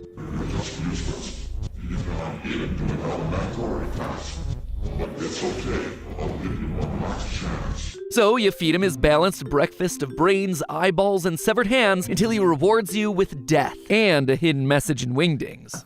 You can do it. Okay. Oh, here we go. Hey! So I'm assuming this is the like, you lose image. I'm inside. Inside what exactly? The game? The computer? This is the first indication that this game isn't all that it seems. There is lore here. But to unlock it, we just need to get good. So we reopen the game and nothing. You're met with a wall of flashing wingdings. Oh, we got some wingdings. Ooh. Oh, hello. I mean, I'd love to translate that right now, but I can't. Well, that's exactly what I did, which gives us this message. I'm already inside your system. Do not worry about her safety. Everything will be fine. I have everything under control. Okay, so this sapient tomato's in my computer. He's apparently going all doki doki up in here. But then, who's this her? He's literally the only character in this game. And why does he need to be fed body parts? And most importantly of all, what's chocolate soup? I want some chocolate soup. Chocolate soup! Fun fact, it's an old European dish from the 17th century that's often served in cafes. Chocolate soup aside though, clearly there is more here that we need to answer. So I dove back into the game and nothing. The game wouldn't open. And when I went to download the game again, I saw this. Only 1 completion allowed. It was then that I should have taken the hint that only pain awaited me down this path, but no! I just had to get to the bottom of this mystery, so I had to reset the game and start over from scratch. All my points, all my items, all my secrets, gone. But I didn't let it deter me. I was gonna solve this game, but at what cost? At what what cost? My next playthrough, I managed to buy a knife and stab our noshing little nightshade, and the results were underwhelming, to say the least. Oh, I didn't think that everything would turn out that way. You are either much smarter than I thought, or you are just a monster like me. Congratulations, you finished the game. However, trying to start the game again, I was in for yet another surprise. Oh, he's gone! Clearly time for another restart. Beating the game normally gives you a boss battle against Mr. Tomato where you feed him poison until he glitches away. Nothing too exciting, but if you manage to beat the game without making a mistake, that's when things really start to get interesting. Mr. Tomato doesn't transform into some demonic being devouring severed limbs. Instead, he stays calm. He's even a little bit helpful. In fact, he offers up some, quote, weird text I found in the code. Just, don't go back into the game after he says goodbye. Did you forget what I told you? Don't come back. When you open his new file, you get a long series of numbers. Now, I'll admit, I tried a lot of different ciphers to decode this message, but nothing seemed to be working, until I realized that there was one number that was repeated over and over again within the sequence, the number 20. These aren't part of the code, these are spaces. Spaces separating out groups of numbers that can then be deciphered into actual words. It's simple, and it's genius. So I deleted every 20, replaced it with a space, and then decoded the rest to get this letter, which starts to pull the mystery of these games into focus. Hello, I hope someone finds this message. I will change each letter of this message with a number so he cannot read it. So if anyone is really reading this, I want you to know that everything is not what it seems. Never trust him. He is much trickier and much smarter than you think. If you do everything he wants, he can get incredible power, and he knows about it. The more particles of code he absorbs into himself, the more powerful he gets. With that power, he can do anything inside the game. You've already begun to notice the changes in his behavior. Try to access the console and erase all progress. Writing where the console is located will be very dangerous, because with his power, I am afraid he will be able to translate even this text. Try to find the console before he finds it. That is all. Good luck. The password is... And then there's a randomly generated password. Immediately, we can start to figure out what's going on here. We're not feeding him actual body parts, but instead we're feeding him parts of the game's code. By feeding him the game code, we're making him more powerful, which is why it's only after we've lost that he can boot us out of the game permanently. But still, don't really have a good reason why he wants this. Is he an AI gone rogue? Is he just a demon trapped inside of a video game? It's not clear. Luckily, or unluckily, that wasn't the only place that we could search for clues. Enter Ms. Lemons. Hello there, and welcome to my class. This second game also takes the simple approach, an educational game with basic puzzles like geometry and math. But unlike Mr. Tomatoes, she's not kicking you out of the game when you lose. If you build up her irritation level to 10, she'll cut off your hand and gouge out your eye. No problem, you just restart the game again. Our eye is gouged out. I test young minds but we like reset yours. it. That's right, despite a full reset, the game still remembers what you lost. So, what are you supposed to do? What happens if I go into Mr. Tomato at this point without an eye? Just out of curiosity. Oh, that would be wild. It's not like things can get worse for me at this point, you know? And I was shocked by what I discovered. You decided to help me. I'm very hungry. These games aren't just connected by the lore, they are literally connected by their programming. They share the same system, my computer system, and can speak to each other. And it seems like losing to Mr. Tomatoes is what helps you to win in Ms. Lemons. Oh, buddy. Oh, buddy. Oh, buddy. So what do we do with it though? We can't do anything with it. Get your eye back. Do I get a brain now too? Nope, no you do not, Matpat. No brain for you. But if body parts can transfer across games, maybe items can too, including that handy-dandy, trusty-rusty knife. How about 20 plus 27 equals knife to the face? Well, you tried, to say the least. But you can't kill me with some random piece of metal that you found. And you disgust me. I will make sure that you won't hurt anyone else. Get lost. Oh, no! As you can see, it didn't work out quite as well as before. And not only does this cause her to lock you out of the game, but she also has enough control over the system to lock you out of Mr. Tomatoes as well. Wow. Wow, she be mad. So that relationship is going nowhere. That ship has sailed. Yeah, sorry. What's this one gonna do?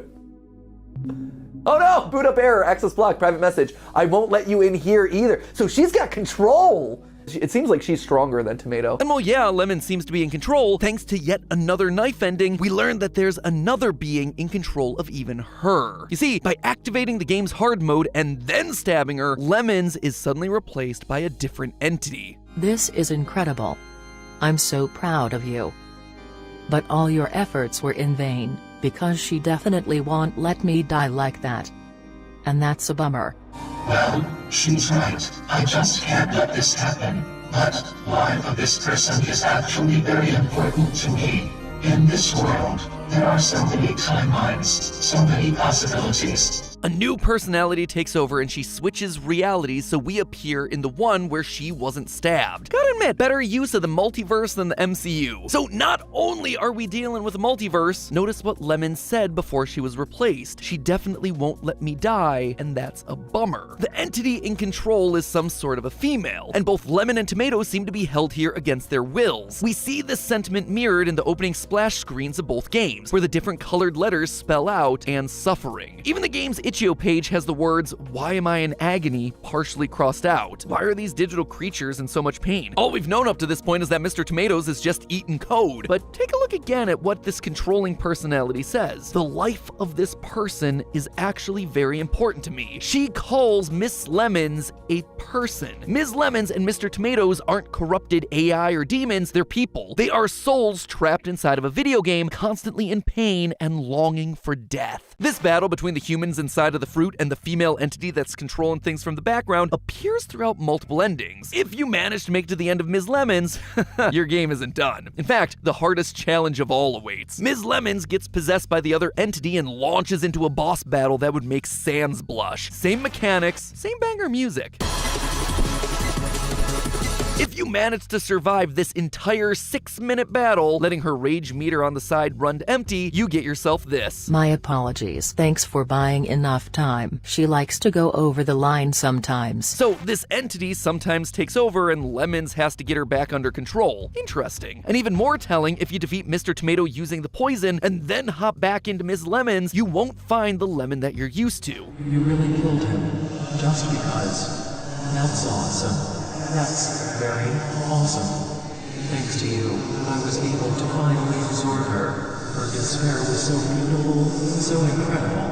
I'm finally free. By killing Tomato, we somehow allowed the person inside Ms. Lemons to absorb the other entity. Honestly, at this point, we just have more questions than answers. Except, there's one final place to look. You see, when you download these games, there's one other small program that gets dropped into the folder. Project Ouroboros. It's not concerning at all, right? Mystery programs coming along with the game that I just downloaded off of a small indie site. Totally safe. Not a Trojan horse at all. Now, Ouroboros is usually depicted as a snake eating its own tail. It's the symbol of a cycle repeating, or getting lost in yourself. And given that these games are all about repeating the same gameplay loop to get different endings, yeah, I'd say it's a fairly appropriate symbol. Except here, there's a catch. When you open the program, the computer immediately tells you that this contains classified information, and that we have to be registered users in order to access it. It says that we have one shot to unlock this program. Otherwise, we're shut out of it forever. So where's the code? Could it be in these two games? Yeah. To get inside of Project Ouroboros, you need one very specific ending. By beating Ms. Lemons with an irritation level of 0, you get the true ending of that game. She changes your personal ID, granting access to this mysterious computer program. And once you're in,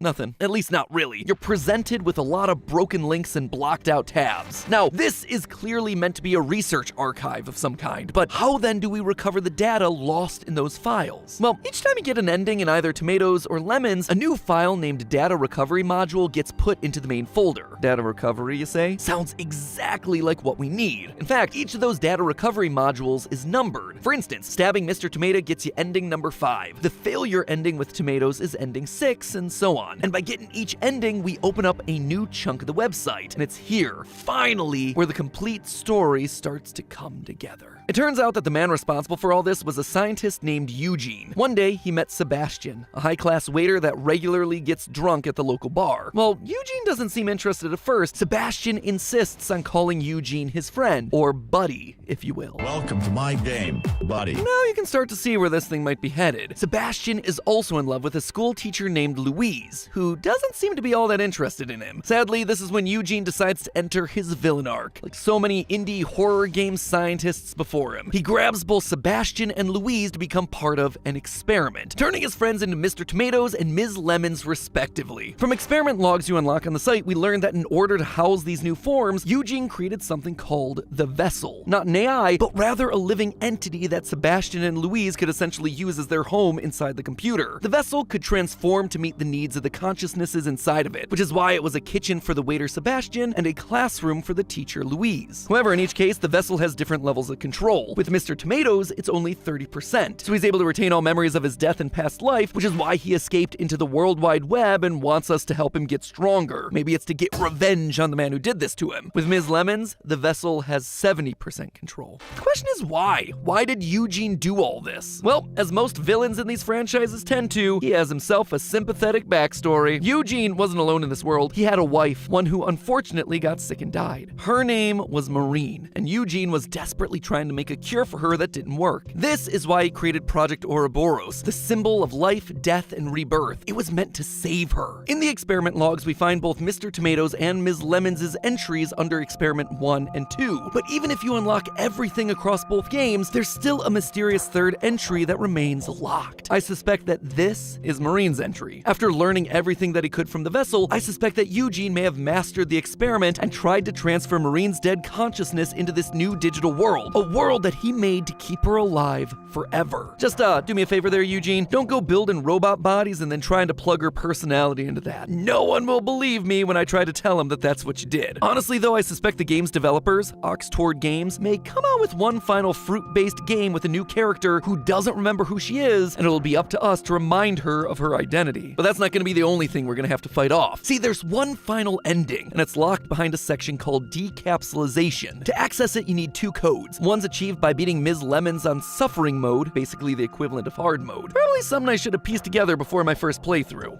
I probably shouldn't have bought the thing that said suffering. Did I just accidentally turn on hard mode?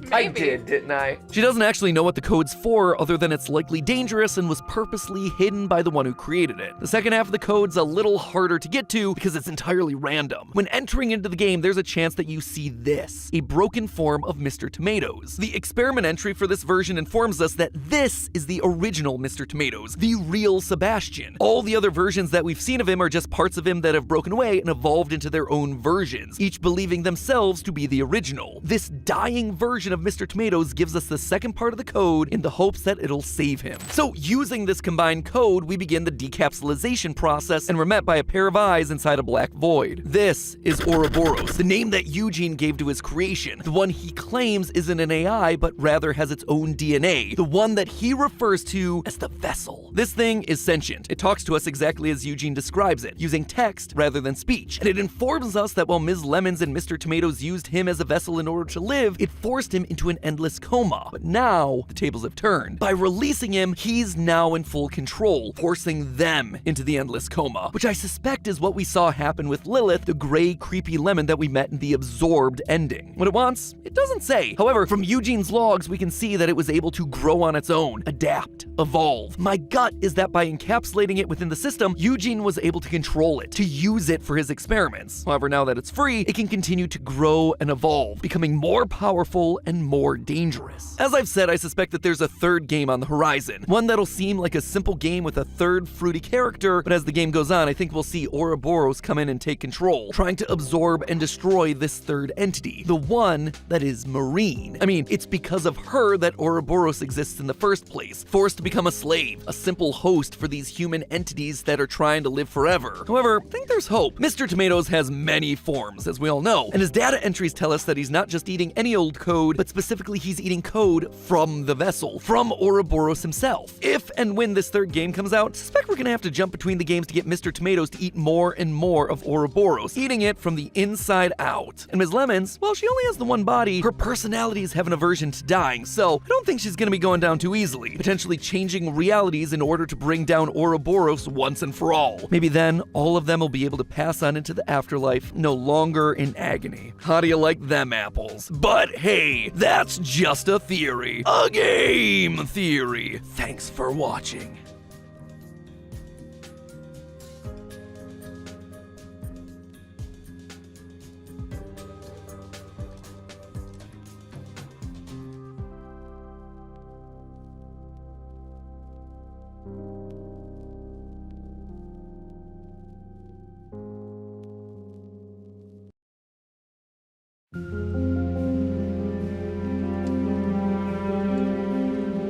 ready to give up who you once thought you were. I am. Ready to sacrifice everything you held close. I am. Are you ready to leave your life behind and walk the path of shadows?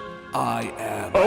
Oh my, that's, I think I'm gonna be sick. Oh, this? Huh. I just got some work done so I could have eagle vision like you guys. That is not what that means. Oh God, back into the darkness and get out of here. Oh, where's my bucket? Oh man, I spent so much on this. Ooh, rabbit.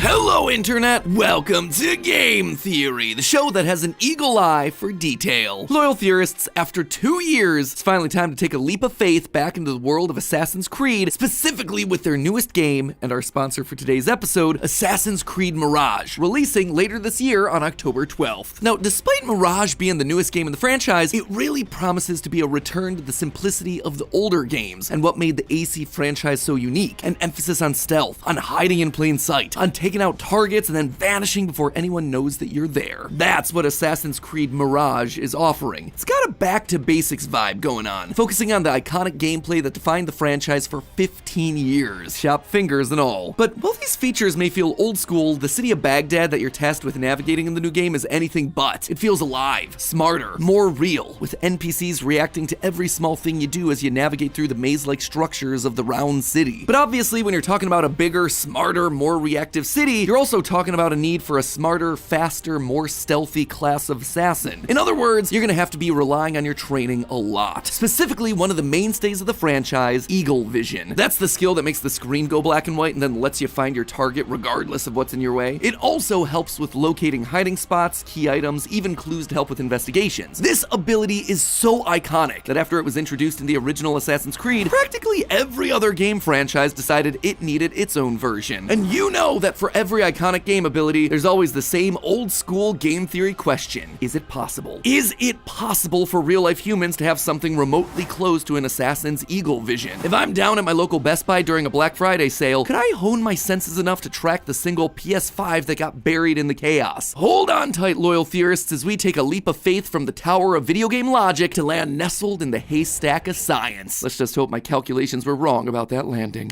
First off, we should probably establish what exactly we're talking about today, because when you look across the history of the series, Eagle Vision has actually had two separate forms. The first is exactly what it sounds like, Eagle Vision, literally the eyes of eagles. In games that show the earliest days of the Assassins, like Assassin's Creed Origins and Odyssey, we see our main characters using physical eagles in order to scope out their surroundings and find their targets. And this makes a lot of sense because eagles have incredible vision. Their eyes are actually the same size as a human's, despite how small their bodies and brains are relative to us. But the key difference is actually in the back of their eyes. It's not rounded. Instead, it's flat, which gives them incredible resolution and clarity. You've probably heard that humans with good eyesight have 20/20 vision, right? Well, eagles can have up to 24 vision, allowing them to spot prey that's 3 kilometers or 2 miles away. 2 miles away! Plus, their eye muscles are able to adjust while they're swooping in for an attack, constantly changing the curvature of the eyes in order to keep their focus on the target. It is awesome. And humans have been using this literal bird's eye view to their advantage for millennia. Falconry is the ancient practice of training eagles, falcons, and other birds of prey for hunting purposes. Although the origins of falconry are unclear, it's believed to have started back in ancient Mesopotamia, around 4000 BC. From there, it spread to other parts of the world, including Egypt, Rome, and Greece, exactly where he saw it being used in both Origins and Odyssey. However, I think we can all agree that training an eagle to signal to you and having literal eagle vision in your head as we see it in the games are not quite the same thing. So what is eagle vision? The real eagle vision, the one that helped make this franchise famous in the first place. Well, just like with real life eagles, it allows an assassin to focus on and track their prey. However, rather than blurring the rest of your vision and focusing on one thing, it instead turns the world grayscale and highlights targets with a bright shining gold, enemies in red, allies in blue, and important items like hiding spots in white. In short, eagle vision, when you break it down, isn't really vision at all. It's more of a sensation, a vibe, a feeling. And this is outright confirmed in the audiobook Assassin's Creed Gold, where we hear the story of an assassin that's born blind, but still able to use his eagle vision to see. So really, eagle vision functions less like traditional sight and more like a sixth sense. And this is exactly how it's talked about in the games. In Assassin's Creed Odyssey, Cassandra's eagle vision, her gift, is described by Poseidon like this.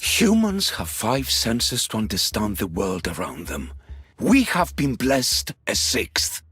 Knowledge. The other interesting thing about eagle vision is that even though it's genetic, it can also be taught and honed. In the lore of the games, those like Poseidon who claim to have the true form of this sixth sense aren't supernatural gods. Instead, they're a race known as the Isu. Eventually, the Isu mate with Neanderthals, giving rise to the first humans, Adam and Eve. Thanks to this hybridization, Adam and Eve gained this sixth sense knowledge or eagle vision from their Isu genetics. And as such, all humans now have the ability to access it buried deep down within their DNA. It's just that certain people are more attuned to this skill than others due to the higher concentrations of Isu DNA floating around their bodies. In Assassin's Creed Syndicate, for instance, we meet the characters Evie and Jacob, who are latecomers to eagle vision, learning how to use it in their 20s. Meanwhile, for characters like Altair, Ezio, and Edward, they're highly sensitive to it. Eagle vision is their natural gift. In fact, Ezio took it one step further. He honed his skill to the point that it became known as eagle sense, allowing him to detect the heartbeat of his target, even predicting a target's path. So knowing all of that, what even is eagle vision then? What is this sixth sense? Well, if it's not based on sight, maybe it's based on another sense, like hearing. Maybe it's something more akin to echolocation, where you can form a mental picture of your surroundings using sound. Believe it or not, but echolocation actually comes in two different flavors. Active echolocation, which is done by emitting your own sounds, kind of like how bats do it, and passive echolocation, where you passively listen to sounds in the environment around you. In both instances, you're listening for information, like how long it took the sound to echo back to you, and how loud it was when it did get back to you. All of that helps you determine where objects are in the world around you. It's a process sort of similar to what we see with the superhero Daredevil. But this isn't just a comic book superpower. This is something actual humans can learn to do. Turns out echolocation has nothing to do with having better hearing. The people that have been studied using echolocation may only be figuring out their surroundings through hearing, but brain scans show that they're not using the parts of the brain typically associated with sound. Instead, they're processing the sound with the part of the brain responsible for vision, literally creating visuals for the person to see. And the coolest part, much like Kid talked about, this is a trained skill. An experiment in 2021 taught 12 legally blind participants and 14 sighted people to navigate through mazes using echolocation. It took them only 10 weeks. The results showed that even those with 20/20 vision were just as proficient with learning to echolocate as those who were legally blind. But for as awesome of a human ability as that is, there's just a few things wrong with it as it applies to Assassin's Creed. First, we never hear the assassins making any sort of noise, humming, clicking, nothing. So that kind of rules out any form of active echolocation. And in order to make passive echolocation possible, an animal has to evolve special features: larger ears to capture more sound, specialized hair cells to pick up the sound and convert it to electrical signals to the brain. Since our assassins don't tend to have themselves large, hairy ears, I think we're safe to rule all these options out. But what if eagle vision is indeed a special sixth sense, like Poseidon calls out? Well, believe it or not, but we already have ourselves a sixth sense. Yeah, I know, elementary school lied to you. Humans don't just have 5 senses. In fact, we're not even limited to just 6. In reality, we have a whopping 7 senses. And no, none of them are seeing ghosts. Nope, these other 2 secret senses that no one wants you to know about are called the vestibular sense and proprioception. The vestibular system is the perception of our body in relation to gravity, movement, and balance. It measures things like acceleration, g-force, body movements, and head position. For example, it's thanks to our vestibular sense that you know that you're moving when you're in an elevator, despite the fact that our eyes are seeing ourselves as staying stationary. Your vestibular sense is also what helps you walk across a balance beam. Basically, our assassins are using their vestibular senses all the time as they parkour their way through insert ancient city here. The 7th sense, proprioception, has to do with perceiving the location, movements, and actions of different parts of your body. For an example of this, close your eyes right now. Trust me, I promise there won't be any jump scares while we do this. Eyes closed? Great. Now, with your eyes closed, clap your hands together. It was easy, right? You knew exactly where your hands were despite your sight being obscured. That right there, that is proprioception. All right, you can open your eyes now. What? It's been sitting there the whole time. It's not my fault that you jump scared yourself. Proprioception is also what tells your brain and muscles how much strength you need to apply to any given action, like climbing a wall, pushing things out of your way, or cutting through a man's jugular. And the best part is, we all have these senses, and some have them better than others, just like what we saw in the games with regards to eagle vision. Every man and woman on this earth has in them a kind of intuition hidden deep away. Most never find it. Others, it takes years to tease out, but for a rare few it comes as natural as breathing. Except,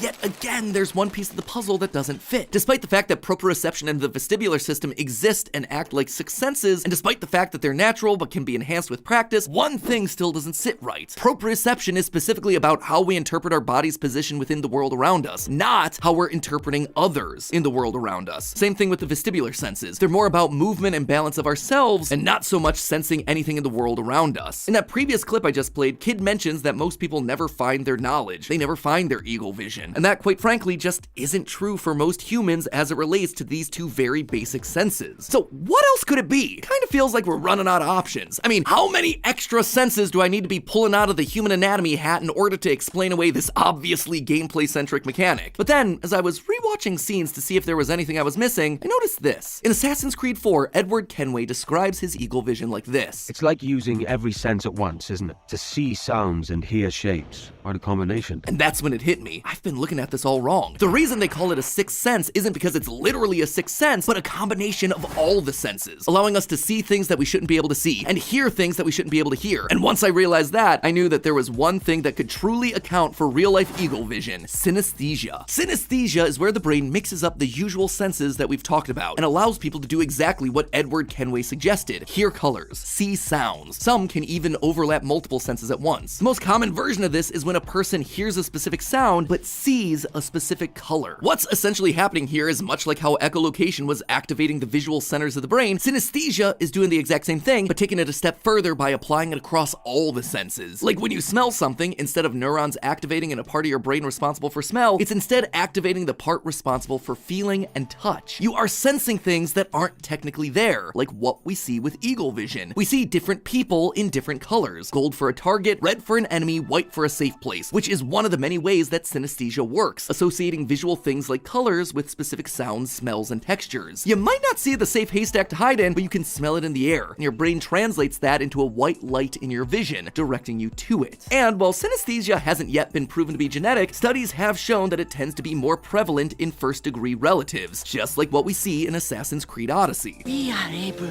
to feel certain things happening around us. That is our family's gift. It's also worth noting that synesthesia functions differently in different people, and at varying levels of effect. This is very similar to what we see of eagle vision in the games, with each new character having different levels of use, as well as variations on the specific abilities that eagle vision allows for. Haytham Kenway, for instance, was unable to track his targets using eagle vision, but both his father and his son could. During the French Revolution, there were actually 3 variations of eagle vision, ranging from a quick burst all the way to being able to see through the eyes of other assassins. Not only that, but just like every human in the game has eagle vision DNA inside of them to different levels, the same is starting to be hypothesized for synesthesia in humans. The neonatal synesthesia hypothesis suggests that all humans are born with synesthesia because our neural pathways and sensory outputs are all interlinked. But by the time we get to 8 months old, most people's brains have lost those interconnections, resulting in the 7 separate main senses that we have today. If you have synesthesia as an adult, then you never lost those extra neural pathways. However, a handful of small studies have been done to see whether or not humans can rebuild those lost pathways, and the results are surprisingly positive. While the training to accomplish this was extremely rigorous, the results did show that people that identified as non-synesthetic at the beginning of the testing did show brain activity similar to those that do identify as synesthetic after the test was complete. Now, these are very small studies right now, but if science carries on this line of thinking, there's a chance that everyone will be able to use synesthesia in their adult lives, and the benefits of that could actually be huge. Synesthesia has been shown to greatly improve memory, especially when it comes to musical, literary, or colorful stimuli, and we all know how important memory is for Assassin's Creed games. You ain't gonna be able to search through your ancestors' memory if they can't remember what they had for breakfast. So there you have it, my eagle-eyed theorists, the truth behind our 6th and 7th senses, and how they can all combine and remix together to form what Poseidon calls knowledge, a way to taste color, see a sound, listen to a smell. But hey, one final thank you to Ubisoft for sponsoring today's episode. I gotta say, it was really fun getting to go back to the franchise's roots. The newest game, Mirage, is promising to fill you up on all that nostalgia by taking us back to basics as we play as newcomer Basin, who is honing his unique abilities. Some tells me that we're going to be getting some more classic eagle vision, and now armed with the knowledge of today's episode, maybe you'll look at the game and the world a little bit differently. So head on down to the description and click the link to pre-order the game for yourself. And as always, remember, it's all just a theory. A game theory. Thanks for watching.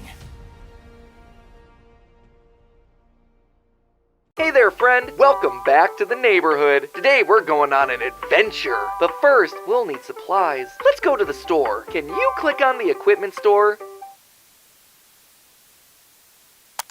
That's right, we need to go to the sporting goods store. Today, we're going on a hunting adventure, so we're gonna need to protect ourselves. What weapon should we bring? I think we'll need something a bit bigger than that. That's better. Look at that. We're ready to hunt. Where should we hide? Too cramped. We can't hide back there. I'm waiting for you in your closet. Sweet dreams. Hello, Internet! Welcome to Game Theory, the show that regrets the things it had to do to make this video. You do not have to do this. Tell me the lore and I won't. I love you. Oh no! Give me another chance. No! Please do not forget. I'll never forget you, Blackbot! Your sacrifice shall not be in vain, because today we're gonna figure out what's going on with the internet's own version of Dora the Explorer, Amanda the Adventurer. You might remember last year when we theorized about this little game. It was developed as part of a game jam, and as a result was simple in its approach. You put different VHS tapes into VCRs, all acronyms that I'm sure you Zoomers understand. And we answered questions posed by the lead character, Amanda. By feeding her the wrong answers, Amanda would get angrier and more chaotic, eventually losing control and becoming a monster. The internet fell in love with this thing, and since then, it has gone through a major glow up. Gone is the tiny living room, gone is being stuck staring at a TV screen, and gone are all the demonic drawings on the wall. I wonder if we step further back if we'll see.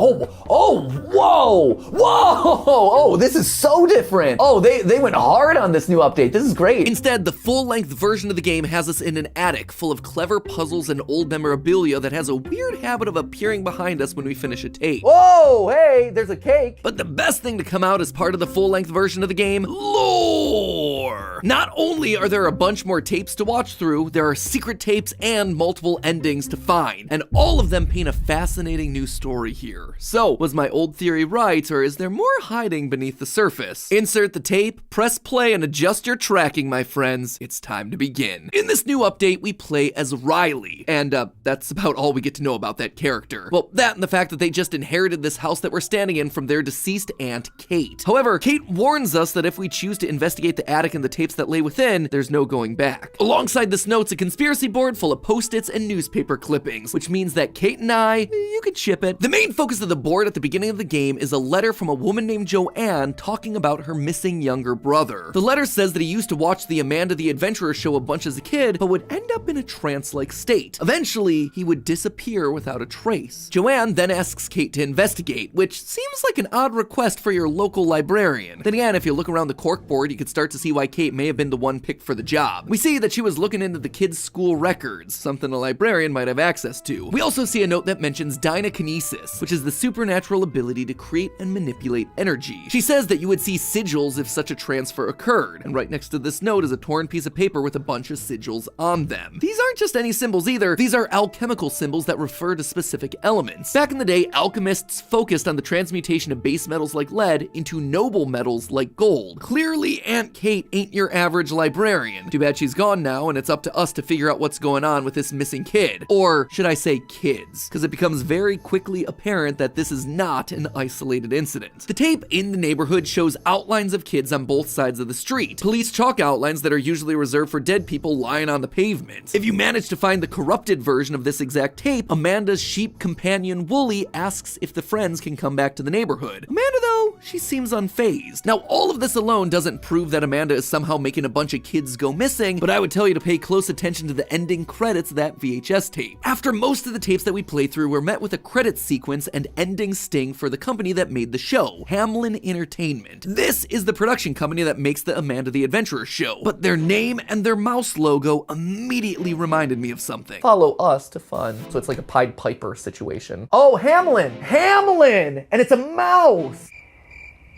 Yes? If you, like Ash, don't know what's going on, this whole thing's one big reference to the story of the Pied Piper. Basically, this fairy tale is the story of the town of Hamlin. See, there's the name right there. It's overrun by rats, and there's your logo. And so the town hires the Pied Piper to play his magic pipe to get rid of those rats. And he does exactly that. He plays a song that lures all the rats to him, where he then leads them down to the local river to drown themselves. However, when the town of Hamlin doesn't pay him for his services, he once again uses his pipe. But this time, he plays a song that leads all the children out of town. He marches them all over to a local cave where they're never seen again. This story seems to match the idea that the neighborhood is now missing all of Wooly's friends. Amanda is essentially our Pied Piper, and we actually see this firsthand through one of the game's secret tapes that you can unlock. Instead of our usual CGI Amanda and Wooly adventure, we actually get ourselves a home videotape of a girl named Lauren on her birthday. She's sitting there glaring at the TV, transfixed, much like we heard about in that note from Joanne at the beginning of the game. Her parents are trying to get her attention, telling her that they have her favorite ice cream ready, mint chocolate chip, which whose favorite flavor is mint chocolate chip? I mean, it's good, don't get me wrong, but favorite flavor? Flavor preferences aside, the parents go back up to try and convince Lauren to come down the stairs, but suddenly she's gone, with the front door of the house left wide open. As they run onto the house to look for her, the last thing that we hear is Amanda from the TV saying, "I love mint chocolate chip." Somehow Amanda is able to listen through the TV, and she's somehow lured Lauren, who's literally walked out the door and disappeared just like the children of Hamlin. As you watch more of these secret tapes, we actually get to see a little bit more insight into Hamlin Entertainment and the history of the show. In one of the tapes, we actually meet the creator of the series, Sam Colton, and we hear about how he started the show as a small live-action production after being inspired by his adopted daughter, Rebecca. Did you even imagine that would be such a big sensation? Honestly, Sadie, no. It was a total surprise. I mean, it's scrappy at best. You know how it is when you have a big idea and a little budget. But really, it's all Rebecca. As soon as I met my beautiful daughter, the inspiration was there. You know, she was so young when I adopted her. And despite what she's gone through, she's always seen the world with such kindness and joy. You actually find a newspaper clipping on the conspiracy board in the attic during the time puzzle, which has an interview with Sam, where he says this, quote, "We may not have the budget for a big production, but I truly believe there is a soul that transcends that." Woo! Keyword alert. Keyword alert. Anytime an indie horror game mentions the word soul, you know that things are gonna end badly. And sadly, my suspicions were correct here. In the VHS tape, Oh No Accidents, there's a flash frame that reveals a credit for a chief neurosurgical expert, which at first glance would make you go, why does a kid's show need that? But Amanda eventually answers that exact question for us in the tape, Everything Rots. Sometimes I feel myself rotting, but it feels far away. If she can feel her own body rotting far away, that means that Amanda has a physical body outside of the show. And who else is that gonna be but the girl that played Amanda in the original live-action production, Rebecca. I suspect that this chief neurosurgical expert has figured out a way to put her mind, her consciousness into the series, literally becoming the soul of the show. She still does have some sort of link to her body, able to feel it rotting, but clearly that's not supposed to exist, as the tape distorts anytime she thinks about it. There is good news though. While her body may be rotting, clearly there's still a chance to save her. In the final tape, we see Amanda playing alone on a couch, drawing with crayons and asking if we can share secrets. If we say yes, the TV audio effects disappear, and clear as day, she tells us, "I'm out there. Somewhere." Rebecca is alive. Sure, her body might slowly be atrophying and her mind might be separated from her body, but there is still time to save her. That said, we're gonna have to face the evil that's up ahead if we hope to do it. What is that evil? Ask yourself this. Why would Sam, Rebecca's seemingly loving adopted father, do this to her? Was it just to make the show more popular? Did he need to gather more children to him like the Pied Piper? I know we talk a lot about awful father figures across the various series that we cover on the show, but I was hoping that maybe, just maybe, this one would be a little bit different. Thankfully, it is. The indie horror gods heard my plea with this one because it turns out that Sam isn't the one at fault here. He is no longer the one steering the ship. Yes, Amanda the Adventurer was his live-action production, but he sold it to Hamlin Entertainment. Hamlin is a third party that actually bought out the rights to the show and turned it into an animated adventure. Last year, Hamlin Entertainment purchased rights to the live-action program starring Colton's daughter Rebecca. As budget and production value increased, Hamlin reimagined the show as an animated series, planning to syndicate the program nationally. Well, this sounded like everything that Sam wanted on paper. In practice, he started to feel more and more uncomfortable with how the production was being run. In the green tape, we actually listened to a recording session. There, we hear Rebecca saying a handful of what seemed like random phrases. Rebecca, that was great. Let's move on to the next one. Pie man, pie man, pie man, pie lamb, pie. What is this? What is she reading? Just a few simple words.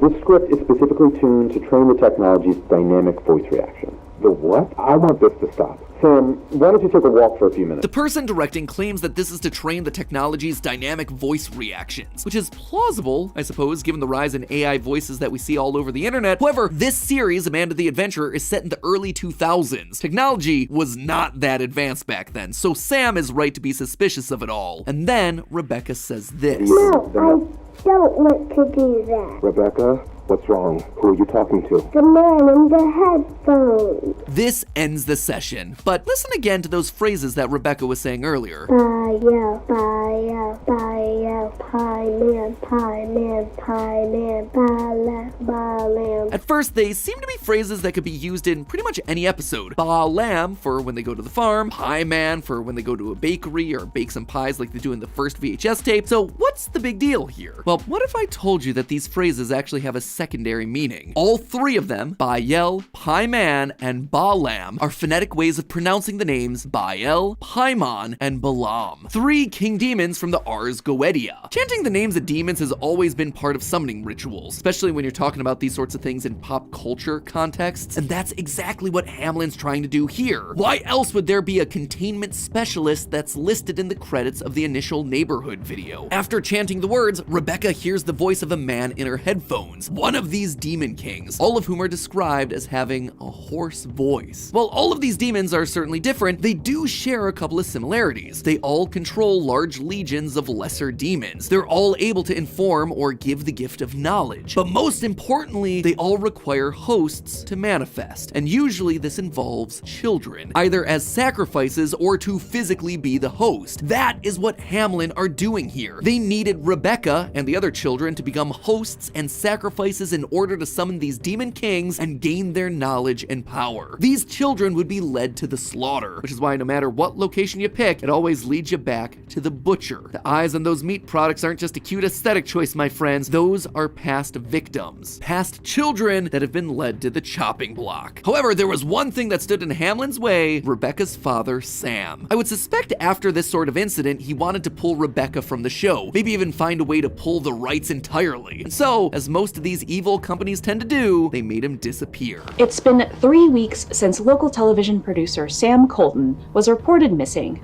and authorities still have no leads. Sam was so happy with the idea that his show could be a bigger success that, much like the fox in the video Everything Rots, he wasn't killed by a knife, he wasn't killed by a gun, he was instead lured in by Hamlin using sweet berries. The sweet lies that would convince him that they would turn his show into something bigger. But instead, it was all a big trap. A trap created by the very people that swore to help him. And then, with Sam out of the picture, Rebecca is all alone. They can get her to sign along the dotted line and do whatever they want with her, trapping her in the Hamlin facility, just like the lonely kitten that Amanda so desperately asks us to help. This kitten is alone. There is no one to help her. Will you help the lonely kitten? Won't you help the lonely kitten? Won't you help the lonely kitten? Won't you help the lonely kitten? However, unlike silly Mr. Fox, I don't think that this was the end for Sam. I suspect that he's still around, keeping a close eye on things and trying to take them down from the inside. Ladies and gentlemen, I believe that Sam is the real identity of Wooly. Wooly spends the entirety of the game trying to keep Amanda on track. When she begins to discuss topics that aren't appropriate for a kid's show, like death or rotting, Wooly is very quick to interject. He tries to get Amanda back on the good and wholesome path. Men can die if they don't get enough light or water, or if they get a disease. Let's go back to our nice picnic. Amanda, nothing is rotten here. What do you think? Do you think that everything rots? Of course not, Amanda. I'm not asking you. Answer my question. You don't have to answer that. This strikes me not as the actions of a fellow child, but rather of a parent. We hear a story during one of the secret tapes about how after Sam's disappearance, the show begins to change. It starts to talk about inappropriate subjects. This is not the show that Sam built, and he can see that. Wooly doesn't just play the killjoy either. He's also the one that tries to help Amanda by keeping her calm. When Amanda loses control, the monster comes out, and Wooly knows it. So when she starts to forget things or remember the bad stuff that's happened because of her, he desperately tries to make her happy. happy again. I think Amanda is confused. Shh, here's a secret. It's my birthday. Maybe we can help her out. Sounds to me like the actions of a concerned father. He knows what Amanda is and what'll happen if the monster's let loose, so he steers Amanda and the player towards positive and happy subjects in order to keep that beast at bay. But the monster and Hamlin are fighting back. In their visit to the farm, Wooly is constantly being silenced. Amanda tells him that sheep don't talk, and as we go through, he begins to baa uncontrollably until he becomes another mindless sheep like all the rest, finally falling in line with Hamlin's plan. It's actually pretty diabolical. You're wanting to turn Rebecca into Amanda, so why not test out that mind transfer ability on someone you don't mind accidentally killing if it goes wrong? Notice that it's only once Wooly becomes a true sheep that we see Amanda asking to help the poor and lonely kitten, the kitten that represents her. Now that Sam is gone, she's truly alone, asking for someone, anyone to help her. It looks like this kitten is in big trouble. It might die before anyone can help it. But hey, well, Riley really did luck out just being gifted a house by their aunt. Sadly, we're not all that lucky. We just can't wait around for a property with an attic this large to fall into our laps. Fortunately, you can start saving up today to buy the house of your dreams thanks to today's sponsor, SoFi. Everything costs more these days. Video games, food, that haunted VHS tape of an old nostalgic show.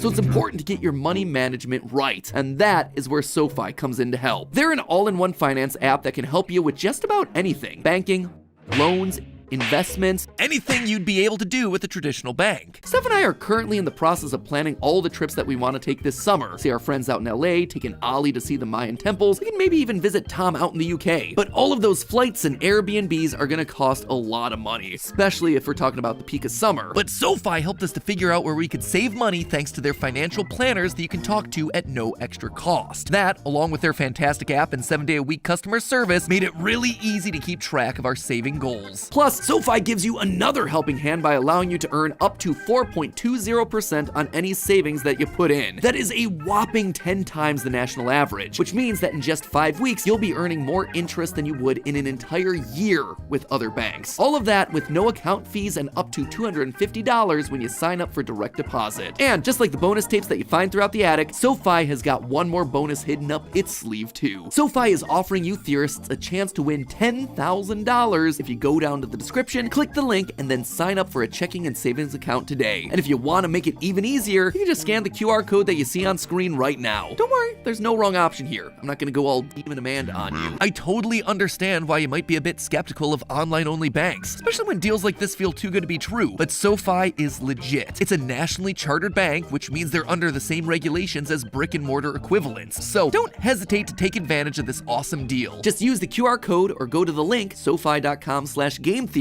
That's SoFi.com/GAMETHEORY. That is the only way that SoFi is gonna know that you're one of us and that you deserve to be entered in for your shot at winning that $10,000 cash prize. Thanks again to SoFi for sponsoring this video and for helping to change one theorist's life with that $10,000 prize, and honestly to changing all the lives of those people who use them to help manage their money smarter. As always, my friends, remember, it's all just a theory. A game theory. I'll see you next week.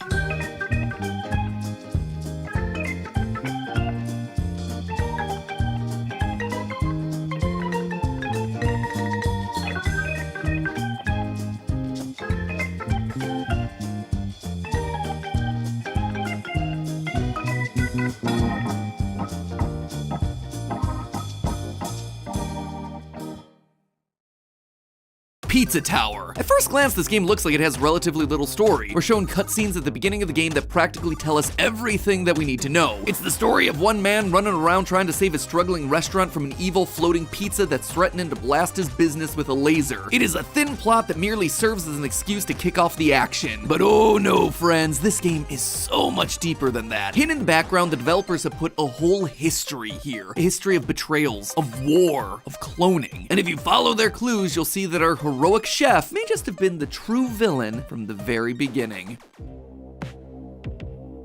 Hello! Hello, Internet! Welcome to Game Theory! Better evidence, better theories, game theory. I hope you're hungry, loyal theorists, because today we're serving up a slice of piping hot lore courtesy of Pizza Tower, the intensely viral indie smash hit that released back in January. I might be a little late to the party on this one, huh? If I were the pizza delivery guy, this one would have to be free. Now, for those of you who weren't keeping up with it during its development, Pizza Tower is a frantic action platformer in the style of the Wario Land franchise. Actually, one of a handful of Wario-likes that's been cropping up over the past few years, like Anton Blast and Treasure Tech Land. Basically, the game's developer, McPig, saw that Nintendo hadn't made a new Wario Land in over a decade and said, fine, I'll do it myself.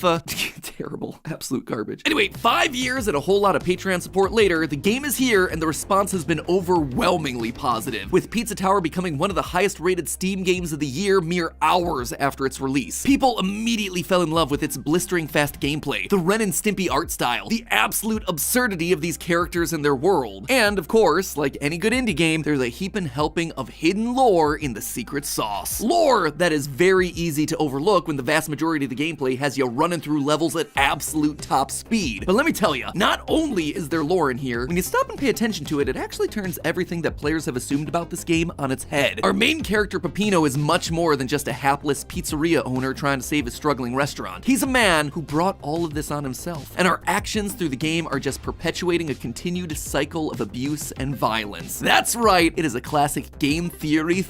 The hero may just have been the villain all along. Are you all ready to get funky? Let's begin. For those of you who haven't played Pizza Tower yet, here's the basic plot. While lamenting his failed pizzeria, Peppino Spaghetti, yes, that is his real name, is visited by Pizza Face, a sentient floating pizza that's threatening to destroy Peppino's with a laser cannon. So to save his business, the naturally anxious Peppino goes on a rampage, running down anyone who gets in his way as he chases Pizza Face to the top of the titular Pizza Tower. Peppino runs at Mach speed, climbs walls like Spider-Man on caffeine, and beats the ever-loving snot out of any sentient foodstuff that just so happened to cross his path. Rest in peace there, Snotty. At the end of each stage, Peppino knocks down Pillar John, a living stone slab that Pizza Face cloned repeatedly and then placed in each level to keep the portals of the tower open permanently. Knocking him down triggers a countdown sequence a la Wario Land 4, or a final Metroid-style escape, where Peppino must get back to the beginning of the level as fast as possible before Pizza Face catches him. As you climb through the tower, you go through dozens of wacky places like a city of pigs, a farm beset by aliens, a literal war zone, and an abandoned pizzeria haunted by ghastly animatronics. Oh, come on! Get out! I can't! I can't. Is there no rest? God. If Peppino manages to reach the top, he's finally able to confront Pizza Face, who, it's revealed, isn't actually a floating pizza monster, but rather some kind of mech secretly piloted by none other than Pizza Head. A guy with a pizza for a head. This game's naming conventions are pretty self-explanatory. Anyway, it's an odd reveal because this is a character who's never shown up previously in the game and was never explicitly alluded to. As such, at first glance, it seems to be a twist villain just for the sake of having a twist villain. And honestly, I'd be totally okay with that. This is a joke game where nothing is taken super seriously, so having our floating pizza head be replaced by an actual pizza man is the sort of ridiculous twist that would make a lot of sense here. But we are theorists. When we see a surprise final boss appear without any clear build-up, that's the sort of thing that sets off all kinds of alarms. If you stop and take a closer look at our true final boss here, everything about Pizza Head is pretty weird. For the big boss of the game, he never seems to take the final fight seriously. He starts the fight by handing Peppino a gun. He accidentally pulls out a dirty picture of himself. He shoots a machine gun at his own face instead of at Peppino. He is laughing the entire time. It's almost as if he's not trying to kill Peppino at all, just mess with him. If he wanted to kill Peppino, he could have just fired the laser at Peppino's pizza without warning instead of giving him a chance to stop it. Except the laser isn't anywhere to be found when Peppino gets to the top of the tower, nor could I find it in any other level. The only explanation is that there was never a laser in the first place, and that all of this was a trick to lure Peppino to the tower for some greater purpose. But why? Well, to understand that, we actually have to play through the game again. See, once you know to be on the lookout for Pizza Head, the signs are there from the very beginning of the game. Literally, the first enemy that you face in the tutorial is a cardboard cutout of Pizza Boy, a boy with the exact same face as Pizza Head. Notice the blushing cheeks, the big red nose, and of course, the large slice of pizza as a face. That is suspicious. It would seem that Pizza Head might just be a grown-up version of Pizza Boy. We see later in the FNAF level that Pizza Boy is the main mascot for Pizza Boy Piz Pizza, and that's not the only place that he shows up. World 4, the slum, has a Pizza Boy cutout crammed into a sewer pipe. This then leads to multiple cutouts that we can find littering the sewers throughout the level, as if all of this Pizza Boy merch was suddenly discarded all at once. Later in the game, when visiting the Pig City, you can see wanted posters at the beginning of the level, as well as at the beginning of the Vigilante's bar boss fight. Peppino is a wanted man with $1 million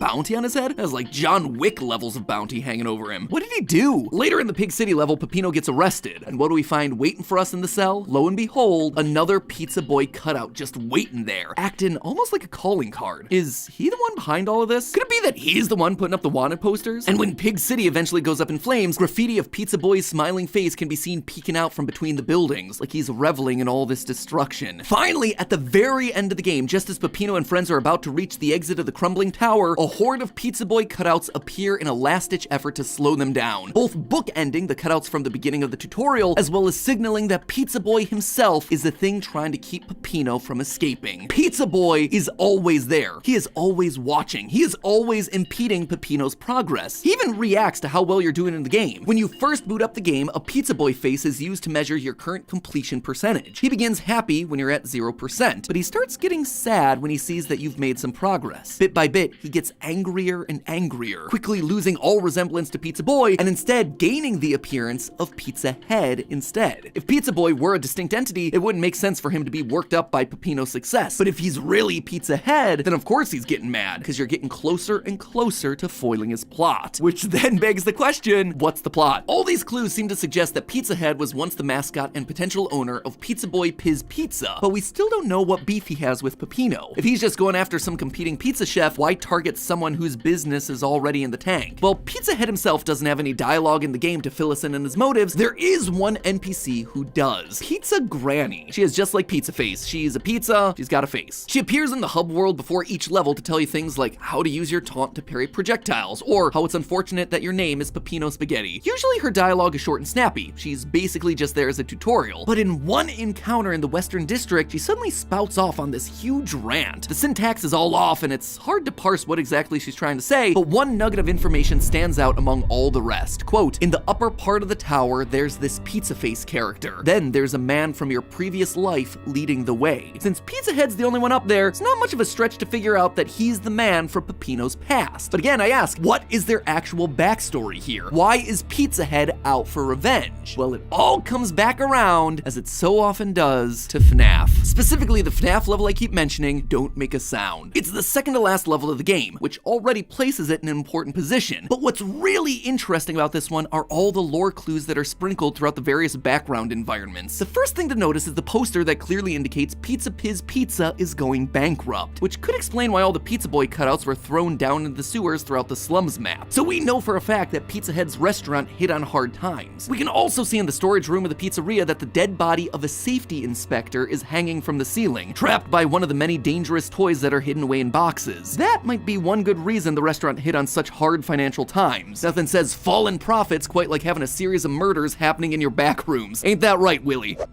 But it's this series of posters here that I really want to examine. The first one shows us that the game's third boss, The Noise, used to be a mascot of Piz Pizza. Now, for a bit of context here, The Noise is a parody of Domino's mascot, The Noid, a character who's notorious for being one of the worst restaurant mascots in all of history. We actually recently did a food theory all about him and how he single-handedly caused a hostage situation at restaurants. So if you haven't seen that video or aren't familiar with the character, check that one out after you're done here. But based on the photos that we see around the level, The Noise was a key part of Piz Pizza's marketing strategy, and apparently he wasn't the only one.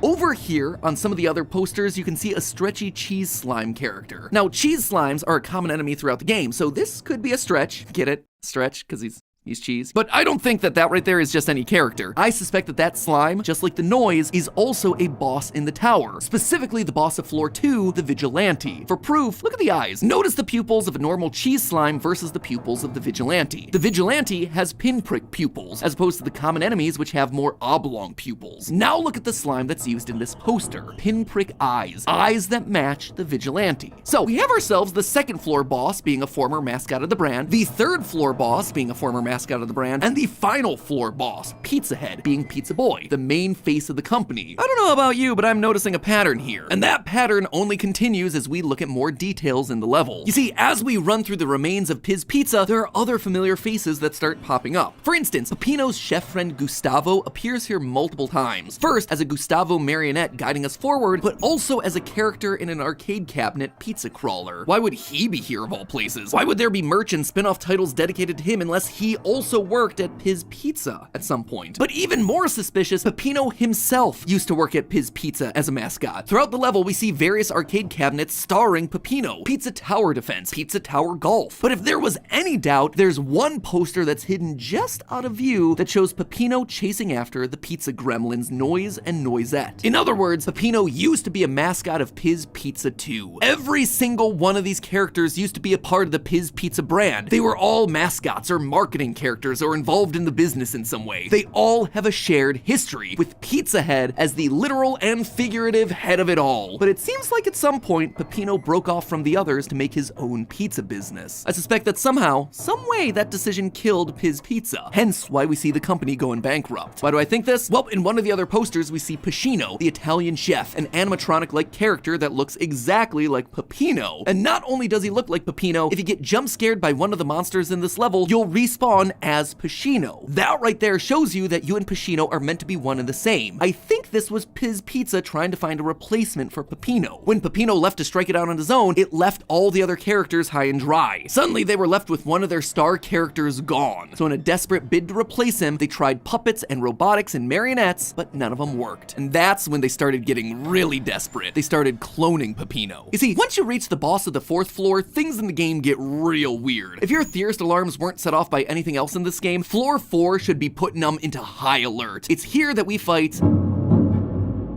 Peppino himself. Yep, we are fighting ourselves, or more accurately, a twisted clone version of ourselves. He's taller, his eyes popping out, and oh yeah, there's also literally dozens of them all attacking at once. He'll even throw his head at us when things get desperate. But why is there a clone of our character running around? Well, we actually see the lab where these clones get made in the final level of the game, simply titled War. In this level, you literally fight your way across a war-torn landscape with fighter planes and bombs in the air. It is weird. So much so that it prompted the fans to come up with their very own game theories, mostly centering around the idea that Peppino is actually a war vet. Now, McPig, the game's creator, did come out and debunk that theory on Discord, but then they also made some tweets that would imply that the theories might be true, so it feels like that whole thing is up for debate. All that, though, is neither here nor there. What I want to focus on is the background of some of the screens in this level. In them, we see copies of Peppino floating around in stasis tubes. What's it mean? It means that he's being cloned. But why? Well, the clue is given to us back during that 4th floor boss fight. Look at the background and notice what it says in the window. Peppino's Pizza 2. And that's not all. At the end of the fight, there's an extended horror chase sequence. If you manage to survive, you emerge on the other side and are suddenly standing out front of an old defunct building named Bruno Pizza. They're rebranding failed abandoned pizzerias as Peppino's. It's Pizza Head trying to make his own Peppino franchise. They're creating Peppino clones to steal away his business. Not because it's particularly successful or anything like that, but as repayment for Peppino's betrayal when he first left the Piz Pizza family. So taking all of these clues together, here's the final storyline that I've pieced together based on the clues hidden in the game. Piz Pizza was a highly successful company that would regularly roll out new mascots for marketing purposes to build up hype. The Noise, Noisette, Gustavo, Cheese Slimes, but at the top of the heap, there was Pizza Boy, the literal face of the company. The Pizza Tower is his family home, as evidenced by the portraits that hang in the game's opening hallway. But of them all, there was one mascot who would rise to challenge the popularity of Pizza Boy, Peppino, a chef character who would get taunted and trolled by the Noise twins, a beleaguered everyman who made some pretty darn good pizza. When he was first introduced, his popularity took off, and Piz Pizza put him everywhere, including multiple spin-off arcade games. But eventually, Peppino wanted to move on, to strike it out on his own. He was popular enough, he could become his own solo act. This, to Pizza Head, a former child actor, was the ultimate betrayal. They were family. You don't just leave family. Desperate to replace him, Pizza Head and the rest of the crew created Pacino, an animatronic version of Peppino. It didn't work. Piz Pizza started to struggle. Meanwhile, things were doing okay for Peppino. Not great, but he was making enough to get by. Piz Pizza was still pulling in a lot of customers. It was his biggest competition. And so Peppino decided to play a little dirty. You see, because of the time that he spent working at the company, Peppino had one final ace up his sleeve. He knew the dangerous secrets that lurked in the back of Piz Pizza, the failed and deadly products that Pizza Head had tried to sweep under the rug. So Peppino called for an emergency health and safety inspection at the restaurant, hoping to get his competition shut down once and for all. Then his pizza company would be the last one standing. It would finally be able to thrive. Was he betraying his former coworkers? Sure, but this was business after all. And the thing is, his plan worked. In fact, it worked a little bit too well. The health inspector came, got caught up in one of the dangerous backroom toys, and died. His Pizza wasn't just slapped on the wrist with a low health score, it was suddenly hit with massive fines for safety violations. News spread of the death that had happened at Piz Pizza. This resulted in the business going bankrupt in a hurry, leaving all these characters like the Noise, the Vigilante, Noisette, all of them with no place to go except to linger on inside of Pizza Head's family tower, plotting some kind of revenge against the man who had abandoned them and then sabotaged them. The Piz Pizza crew came up with wilder and wilder stories until finally landing on cloning. They created dozens of alternate Pepinos. This was no longer about getting business back, this was about revenge. This was about taking his business down along with them. This was war, a mutually assured destruction. They would put the clones into shoddy copycat pizzerias in low-income areas of the neighborhood to hurt the Pepino brand, and it worked. Pepino's original restaurant was crushed by the debt, and so there they all were, miserable, destroyed together, which meant it was the perfect time for Pizza Head to give Pepino a visit, to lure Pepino back to the tower and reunite the Piz Pizza family once again, to force Pepino to confront all these moments, these places, these characters from his past. And that is where the actual story of Pizza Tower begins and where our story today ends. Now, if you'll excuse me, I'm gonna go have a salad. But hey, that's just a theory. A game theory. Thanks for watching.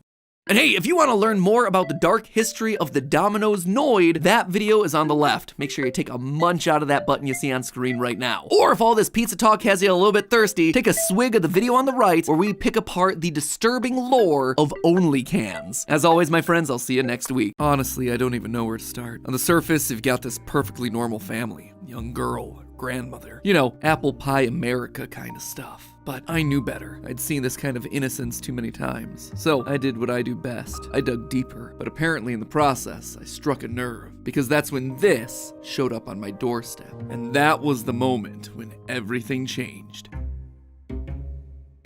Hello, Internet! Welcome to Game Theory and the first ever 4-way Theorist crossover weekend. I've been looking forward to this day ever since we launched Style Theory. Now, we've done this kind of thing before. KFC Week, Pokemon Week, and our most infamous cross-channel event, Cannibalism Week. A theme so nice, we actually decided to do it twice. But today, ladies and gentlemen, we're doing you one better. Welcome, my friends, to Mystery Meat Weekend. Yep, it sounds gross, and believe me, kinda is. Over on Film Theory, we're dissecting the living meat monsters of Vita Carnis. Food Theory is carving into some meatballs made out of cloned mammoth meat, and Style Theory is being the most sensible of the bunch by looking into how many people you can feed using a dress made of pure beef. So go get yourself a heaping helping of protein by checking those out after you finished over here. It is a weekend full of content that would make the Liver King proud. Not that that's anything I am actively striving for. I'm gonna take a huge bite out of these testicles. How then are we celebrating Mystery Meat Weekend here on Game Theory? Well, what I've got cooking for you is fresh, juicy, and hot out of the oven. We're heading back to the world of Merge Mansion to take another look at the mysterious pies cooked by the one and only Grandma Ursula. If you're not sure what I'm talking about, let me catch you up. Over a year ago, we started looking into the mystery of Merge Mansion, an item matching mobile game that caught everyone's attention with their series of bizarrely dramatic ads.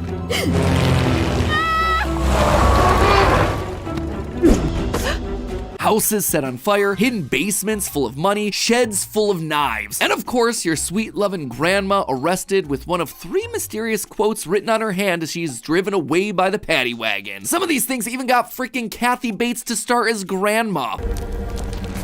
Grandma! When you get an Oscar-winning actress to start giving titty twisters to statues in order to hawk your mobile game, you know you've got cash to spare. Anyway, using those ads, I was able to put together a timeline of events and answer the question that smeared across all of them. What is Grandma hiding? The answer, if you've been watching this channel long enough, was obvious. Murder! I suspected that Grandma Ursula was involved in an elaborate murder plot, killing people off and then hiding the dead bodies in her famous pies Sweeney Todd style. She was then training up her granddaughter Maddie to take over the family business and her iconic secret recipe. Hence why we're here today for Mystery Meat Weekend. And that's honestly where I left my investigation. Merge Mansion went back to releasing their normal CG ads, which didn't really add anything to the lore, and I went back to doing what I do best, failing to solve FNAF. But little did I suspect what the developers of this game had cooking. Well, look who's returned into my inbox. And what do I have inside? A letter from Maddie Bolton. Solve the mystery. Who are you gonna call? Me. A challenge. An invite to the mansion to get hands-on and search for clues to put the Grandma Ursula mystery to rest. But before I entered the garden gates, they also sent through plenty of pre-reading materials. Look at this. We got like post-it notes like, what does Winston know? A rubber, I didn't even know that there was a rubber ducky involved in this. What's Grandma hiding? Trust the maid? There's a maid now? There's so much here. I'm having like serious flashbacks to the Grubhub when they sent us all this stuff. Maybe Grandma was a part of the Jimmy Neutron cinematic universe. And there, buried in all that paperwork, was where I'd find the most shocking reveal to date. She's 5'11"? That's right. Grandma was a unit. 180 pounds? She could clock me. Osteoporosis ain't got nothing on those bones. I'm going to the mansion tonight, and I'm gonna solve this mystery once and for all. Ursula, Grandma Bolton, you're going down. Matpat's got a theory for you, and it's gonna be your last. Get ready! Let's go. But apparently I wasn't the only detective headed there that afternoon. Pedro Pascal, fresh off the heels of The Last of Us, would also be there at the mansion as part of this mystery event. In fact, he had just been tapped to play the detective solving the mystery of Grandma Ursula in a brand new series of ads that they had released literally the same day. And so, as you'd expect, the internet was going nuts. Danny Gonzalez literally dropped everything to make a reaction video to this. Emergency video! I am making this video to let you all know that Pedro Pascal is in a Merge Mansion ad. But to me, those ads just seem to once again confirm everything that I talked about in my past theories. The only secret around here is what she's putting into those pies. It's something to die for. I'd kill for that recipe. Like, Pedro, my guy, just look over here. I got 2 videos with all the evidence that you need. I literally did your job for you a year ago. Unless, of course, there's something else going on here. Looking through Pedro's trailers, there was something new that I noticed. Someone who kept getting an unusual amount of screen time. This guy. They show wedding photos, family portraits, and other characters talk about a missing body. There's no body.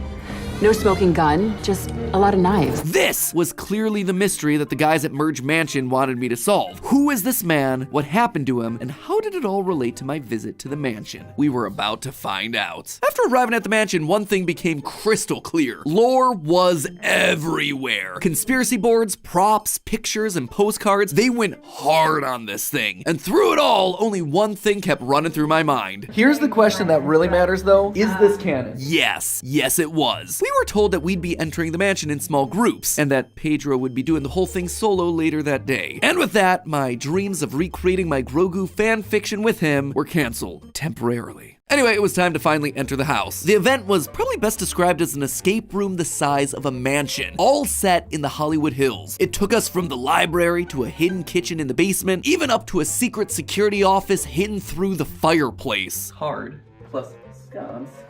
Boop. No way! It's Merge Mansion meets Five Nights at Freddy's. Look, check this out. Circle. Yeah, go back to the study. So much lore! Oh, my mind is blown! Before eventually coming full circle back to the main floor and Grandma's dining hall, where she'd set up a little bait and switch for us, distracting us with a mannequin while she slipped out the back. So even though Grandma Ursula ultimately eluded our grasp, the whole thing wasn't a bust. First, the box that was sent to me at the beginning of the event confirmed that of the 3 hand messages that we saw in those Merge Mansion ads, one of them was canonical. So originally there were 3 versions of what she wrote on her hand. It seems like this is the one that they're sticking with, so that's good to know. He is alive. So who then is he? Well, all along the path throughout the mansion, there was one name that kept coming up over and over again. Grandpa Charlie. There's Ignatius. There's Ursula and Charlie. See, Charlie. Here's the dumbwaiter. Prepare a special for Charlie.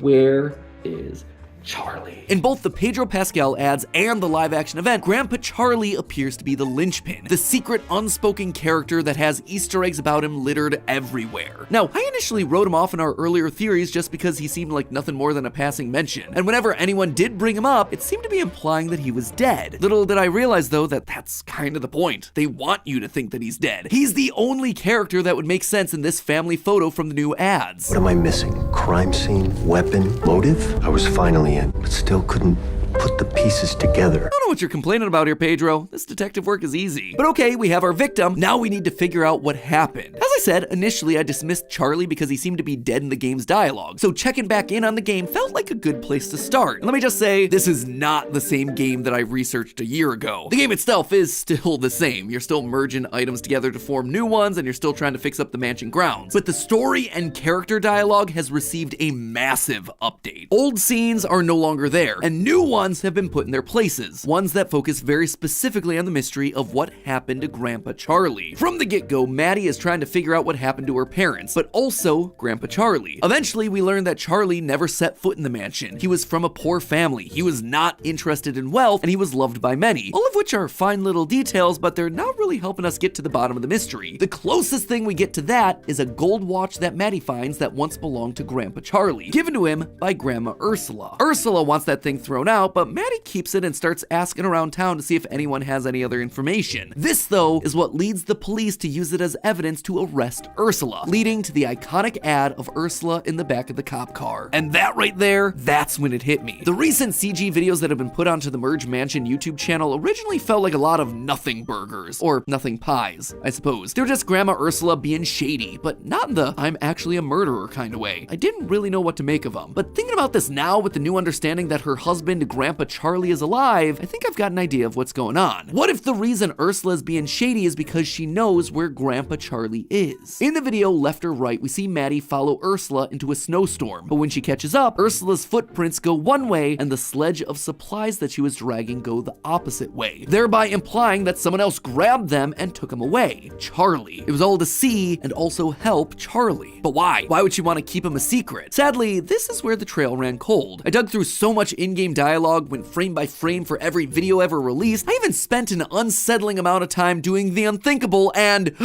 playing the game to see if there were any secrets in the item merging sections, but ultimately came up empty-handed. Much like Daddy Pascal, Detective Pascal, I couldn't figure it out. Or at least I couldn't until I re-examined all those papers that they sent to me in their challenge. In the middle of all those files, blueprints, and newspaper clippings, there was one series of documents that literally blew the case wide open. A series of journal entries. February 15th, 1971. I'm the happiest I've ever been. My sweet Lily Ursula is now my wife. She looked so beautiful in her white dress. Her smile lit up the entire room. The ceremony was simple, but it was filled with love and happiness. I can hardly believe she chose me, and I am now a husband. I'm so grateful to have her by my side. We spent our first night as husband and wife at a small hotel. We talked late into the night about our future together, about starting a family, our hopes, and our dreams. I'm the luckiest man in all of Hopewell Bay. That right there, that isn't just chicken scratch, that is the diary of Grandpa Charlie himself. This is him marrying Ursula, again highlighting their lack of finances with a small and simple ceremony, and money would actually become a running theme throughout all of the entries. They also get a whole lot harder to read, gotta be honest. I wasn't able to fully decipher them all, but I think I have enough understanding as to what's going on, so here's my rough translation. June 12th, 1979.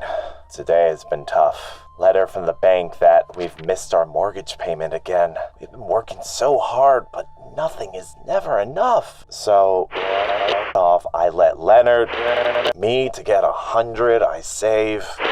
His so-called investment opportunities, that guy. I fear even though it is Ursula's brother, that will only dig me deep into a hole. I'm just trying to provide a better life for our family. A life my Lily deserves, but it may be too late. September 9th, 1980. Tonight the guys came over for a game of poker. Not much of a gambler, but it has become a regular thing now. Trying to keep my mind off all the paranoid struggles, but it's a losing battle. All those letters piling up. Things to move back in with Leonard at Beaumont Hall. On the bright side, there is plenty of Hopeberry whiskey to be had. My only solace from the mounting pressure I've been facing. And the worst part is not being able to share it with my Lily. November 21st, 1980. It's been some time since I last wrote. Things just difficult. I'm sure what to do. I've been appointed by some unsavory characters Leonard got us wrapped up with about a debt and paying them back. I never intended for it to get this dark. Now I fear for the safety of my wife and my child. I just want their needs to be met. I want my family to be safe. I can't risk their safety by being tangled up with those people. I hope it's not too late. I'm writing this by candlelight. I can hear my Lily. They would be better off if I... This right here is the smoking gun, loyal theorists. This tells us everything we need to know. Not only was Charlie a poor man before he got married to Ursula, he continued to be a poor man afterwards. They were struggling to make mortgage payments, and any money that he did make, he was thrown away on drinking and gambling. Tale as old as time. What's interesting though is we're also introduced to a character that we've never heard of before, Leonard Bolton, Ursula's brother. And while we don't learn a whole lot about him, the main takeaway is that this guy is wrapped up in some unsavory businesses. He's the kind of brother-in-law that always has a get-rich-quick scheme going on. And sadly, the situation Charlie finds himself in means that he has to go along with it. Unfortunately, it seems like the last scheme that these two pull is ultimately their downfall. When I was looking at the detective cork board from the live event, I noticed one very odd detail. There was a piece of paper pinned that was from an official government document, more specifically references to the Foreign Agricultural Trade of the United States. Weird, right? Something about it just felt out of place here. So I spent my day doing the most fun thing on the planet, deciphering government financial documents. Yeah, I definitely know how to party. I won't bore you with all the details here, but basically these documents track the US's import and export of agricultural foods. Things like wheat, rice, vegetables, fruit, cotton, sugar, coffee. It keeps track of the rise and fall of what other countries are buying and selling to us and whether the market is good or bad. It's important data, but looking at the files from the dates on the cork board revealed something that started to explain Charlie's predicament. Generally, agricultural prices continued to go down for that period, which if these two men were invested in those trades would have left them with less profits. And when you owe people money, that's not going to be great. But there was one market in particular that was most affected throughout those dates. Slowly but surely throughout the 1980s, the US stopped sending freights full of agricultural stock to Russia. The Cold War was at its height, and so the US stopped selling, and more importantly, buying from Russia. However, during the 70s and 80s, the US did increase the rates of immigration into the country, specifically from Russia, which led to the rise of the Russian mafia in the US, a mafia that would do what it could to smuggle goods to and from their homeland, which sounds like a pretty good match for these unsavory characters that Charlie and Leonard find themselves indebted to. If they weren't making much from their usual agricultural sales, or worse, weren't able to keep up with their end of the debts by smuggling high-value items in and out of the country, then that would lead to a very bad ending for both of them. Which leads me to my conclusion on all of this. Where's Grandpa Charlie now? Simple. He's on the run. He's in hiding. He wasn't able to pay back the loan sharks, and so they came after him, and he did the only thing that he could. He ran, leaving his wife and child behind in order to protect him. That's why we see Ursula stealing and destroying evidence. She's trying to hide any sign of where Charlie might be. It's also why Ursula is willing to go to prison for him. She doesn't want anyone finding him and killing him. So, is Grandma Ursula a murderer? Doesn't really look like it. She's just a lady who loves some bloody pie and has a passion for knife collection. Perhaps the true mystery meat in the pies was that there was no meat all along. But hey, that's just a theory. A game theory. Thanks for watching. And hey, if you want to decipher more random lore about meat-based products, click the video that you see on screen right now to see if you can eat a dress made of meat. How many calories is that? And how is it possible that it's still in a museum to this very day? I don't know, maybe they turned it to jerky or something? We're gonna find out. As always, my friends, thanks for watching. I'll see you next week. Well, this is gonna be awkward. You have started to figure out my secrets, so now we're gonna have to talk about them. At this point, I assume most of you are familiar with the idea of yes and. It's an improv thing. In case you're not, it's basically the idea that when you're doing a scene with a partner, if they introduce a new element, you don't reject it. Instead, you accept it and you build off of it. You say yes and. So, Ash. Yes. Ha! And there it is! Woo! Nailed it! Ash, you're a theater kid. Toss out something random. Oh, okay. Giant purple elephant. Oh no! The giant purple elephant is outside the room and it's coming to eat our nuts. It's escaped the circuit. It's what? Hello? Sorry. There you go. You get the point. Yes, and. By saying no, by shutting down other people's ideas, you end the scene and you leave a lot of interesting possibilities out there that you didn't take. But by saying yes, you get this mounting sense of chaos that can ultimately lead to some really crazy, interesting, and clip-worthy moments, apparently. So why am I telling you all of this? Well, because life is a lot like an improv show. In fact, it literally is improv. Constantly having to figure out things on the fly. And at the top top of this year, I actually made myself a New Year's resolution to yes and my own life. And that, my friends, is how I tricked my way into competing in a professional PGA golf tournament. Also why I'm now producing the scariest show Broadway's ever seen. These are some wild stories, friends, so strap in. Let's just start off with the golf stuff, since this is game theory after all. And if there's a vague chance of me passing this off as game theory, might as well talk about, you know, the sport, because sports are games. You know? Anyway, at the beginning of this year, I felt myself calcifying. It's probably the best way to put it, which it feels extreme, but basically as you get older, life just starts to build up around you. You get more entrenched in your job. You have a house with stuff. You can't be spontaneous anymore because suddenly there are schedules and commitments that you gotta keep. It is harder to find time to teach yourself new things. It's harder to have new experiences. It's a lot like exercise. The longer you're off a treadmill, the harder it is to get back on that treadmill. You know, at the beginning of this year, I started to understand how people tend to get stuck in their own ways because the demands of being an adult really start to trap you in. And even if you do have the best of intentions and you do want to keep an open mind for yourself, you're just so tired at the end of each day that you just can't muster up the energy to do it. So you wind up falling asleep in front of the TV and life moves on without you. At a certain point, you just can't catch up. You settle for what's familiar and what's comfortable. But I've always thrived on learning, challenging myself to try and do new things. That is like why this channel started as an edutainment channel, right? This was a place for me to learn new things when I couldn't find a job. Like, oh, let me teach myself about the plumbing systems of Europe because they have green pipes. Like a weird factoid that no one cares about, but it was cool for me. It kept my brain active. And when we did our YouTube Red Series Game Lab, it was the same thing. It was an excuse for me to trick YouTube into paying me to ride ostriches or playing car soccer, defusing bombs, training with the military, all that stuff. I have probably one of the most insane, dynamic, day-to-day jobs of anyone out there, and yet at the top of this year, I felt it happening to me, which just goes to show how it can happen to anyone at any point in time. So that's why I wanted to push myself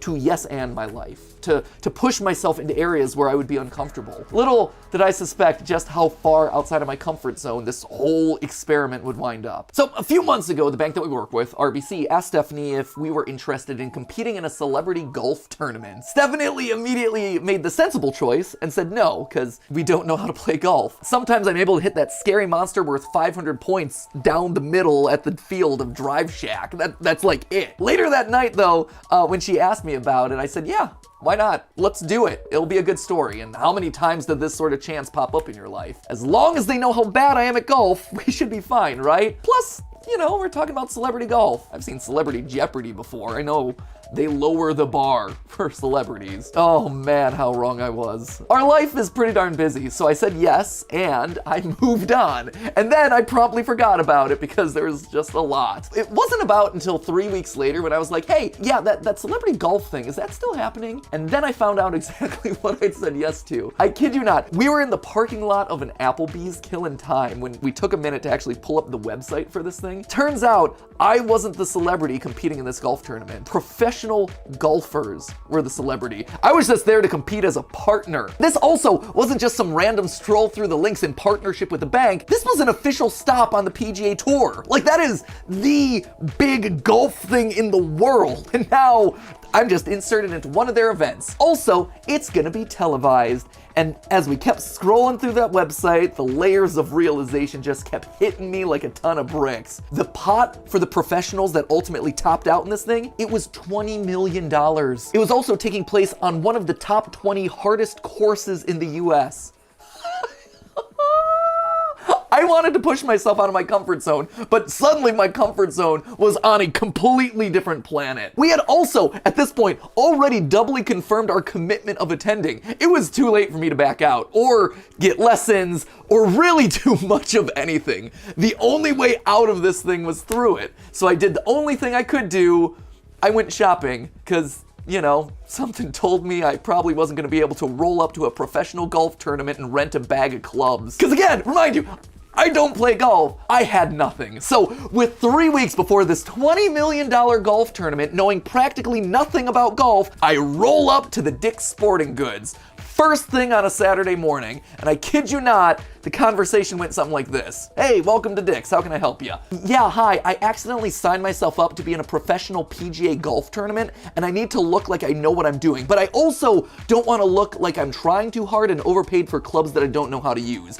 Basically, I need everything. It was at that point that Mike, the man who would ultimately be my savior that day, asked what tournament I was playing in. You could tell at the very least he didn't believe me. And so when I dropped the name, oh yeah, I'm competing in the RBC Heritage Tournament, he went, oh, that's serious. Can I tell you, my stomach dropped faster than the Tower of Terror. You ever see the movie Pretty Woman? There's this scene where Julia Roberts' character goes to a fancy store and basically goes up and down the aisles, row by row, getting transformed from a hired escort into a fancy lady of society. But let me tell ya, Mike Pretty Woman'd me hard that morning. He literally had to handhold me through every aisle to get clubs, towels, tees, balls, a golf glove, golf shoes, divot markers, even freaking socks, since apparently the golf shoes are stiff and so they rub against your ankles and it's uncomfortable. They also talked to me about which golf shirts were for the cool people and which ones for the dudes in their 70s. That way I could avoid looking like a complete failure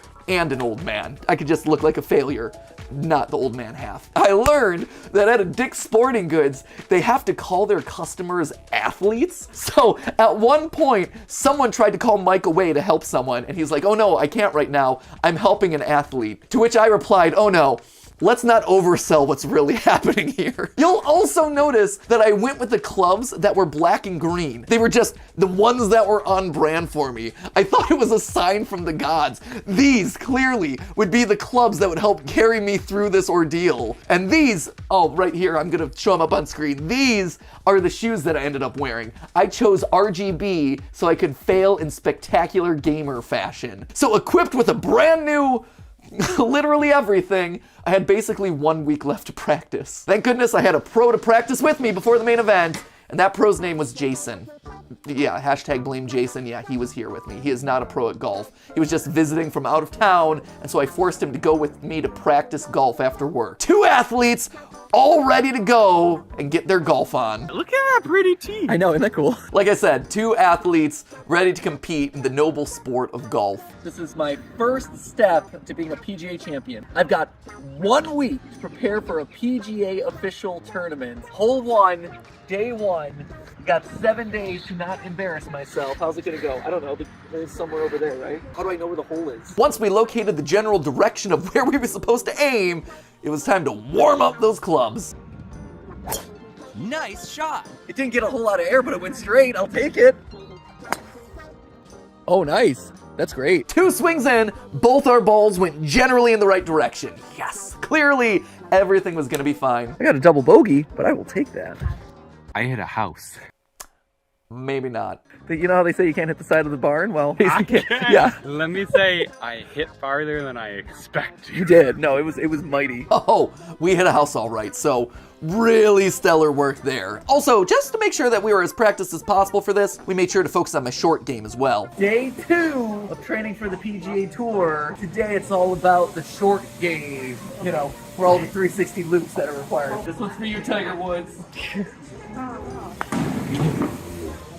I literally hit it so hard that it launched off the back wall and started to go back around the loop. A serious putter. Seriously? Mini golf. Cue the obligatory training montage. We were determined to make sure that I was prepared for anything that the PGA could throw my way. Baseball bats. This is clearly legal. Whoa, hey, got through. Zip lines.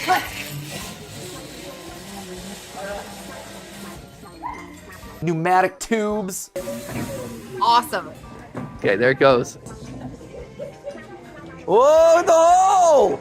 Oh, so close. So with 16 holes of golf and a round of putt-putt under my belt, it was time to compete in the PGA Tour. Also, you didn't hear me wrong, I did say 16 holes of golf. That's an important factoid because a typical round of golf is 18 holes. We didn't make it that far because it kept getting dark before we could finish a round. I didn't even play through an entire round of golf before my professional golf tournament. I gotta admit, when the day arrived, I started to get nervous. Up to this point, it had all been fun and games, right? I was just doing it for the memes. Tap in.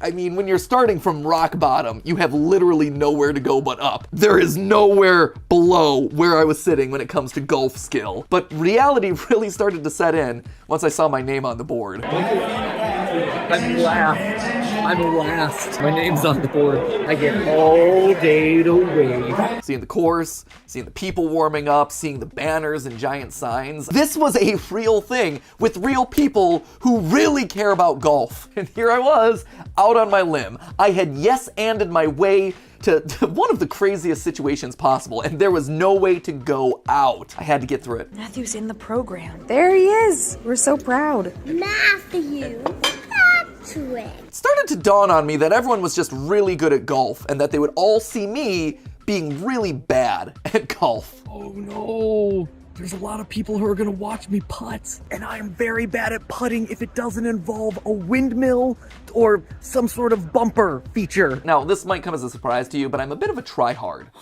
It's shocking, right? I know. If there are type A control freaks out there, I am like a type A+.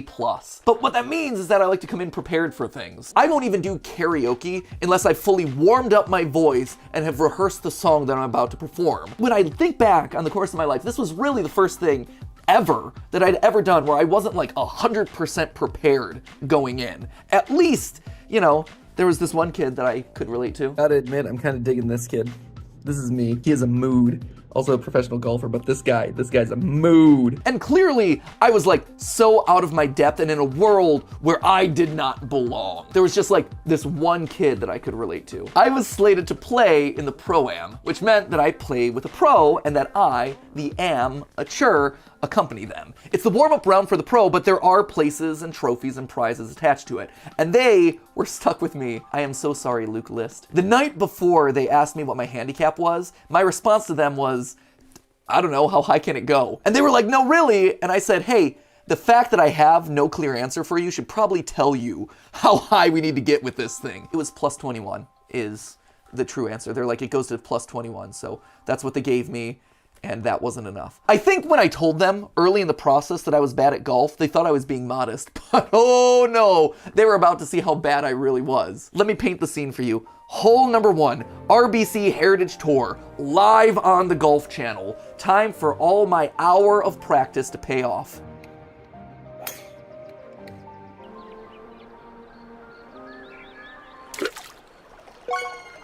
Stroke number 1. It was in the water. 1 ball in, 1 ball lost. I guess I can't say that I didn't leave my mark on the RBC Heritage. Let me tell ya, I left many marks along the RBC Heritage route. I didn't hit a house, and I didn't hit a person. So overall, I consider that a win. Famous last words, I would later hit a house. Ooh.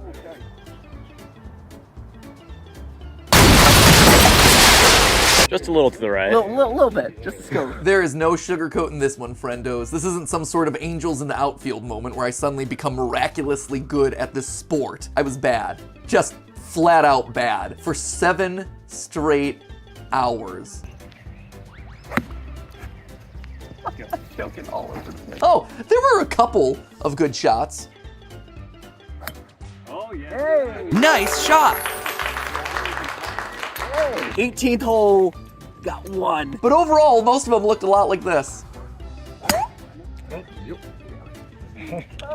all right. Can we actually rewind and get a slow-mo of that one? I think this one actually went backwards, which then prompted them to ask me how many times I'd played golf.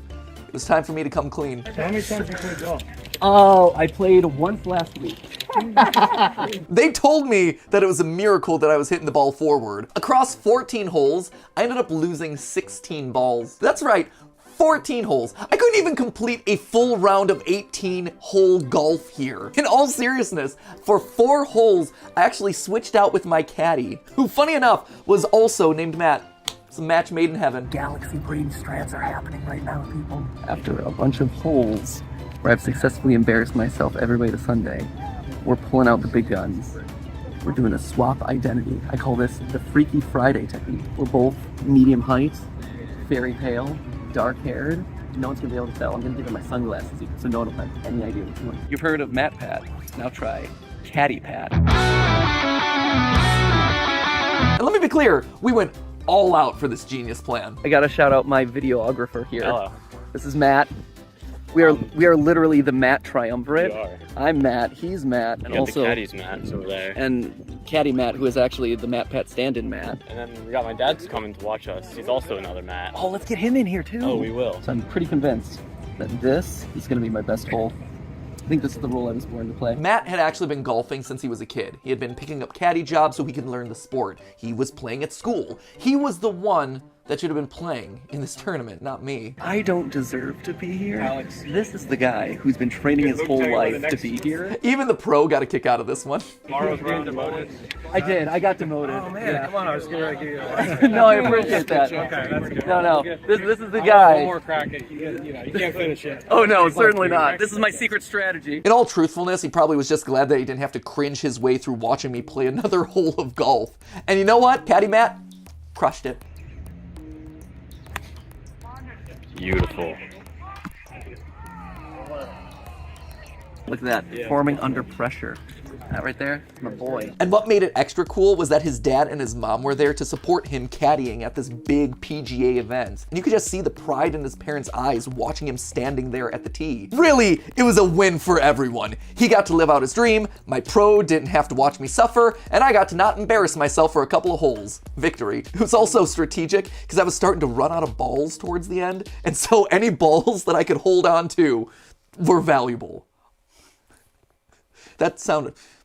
Also, fun fact, Matt refused to use my clubs because he said they had too much bend in them. So thanks a lot there, Mike from Dick's Sporting Goods. Thought you were hooking me up. In the end, I learned a lot. For instance, did you know that a full game of golf can take 7 hours? Because let me tell you, I didn't know that when I said yes. Did you also know that pros don't get a golf cart? They're walking the entire time through that course. Yep. That is a thing. We started at 1 o'clock p.m. and we ended at 8 o'clock p.m. With that, my first PGA Tour is over.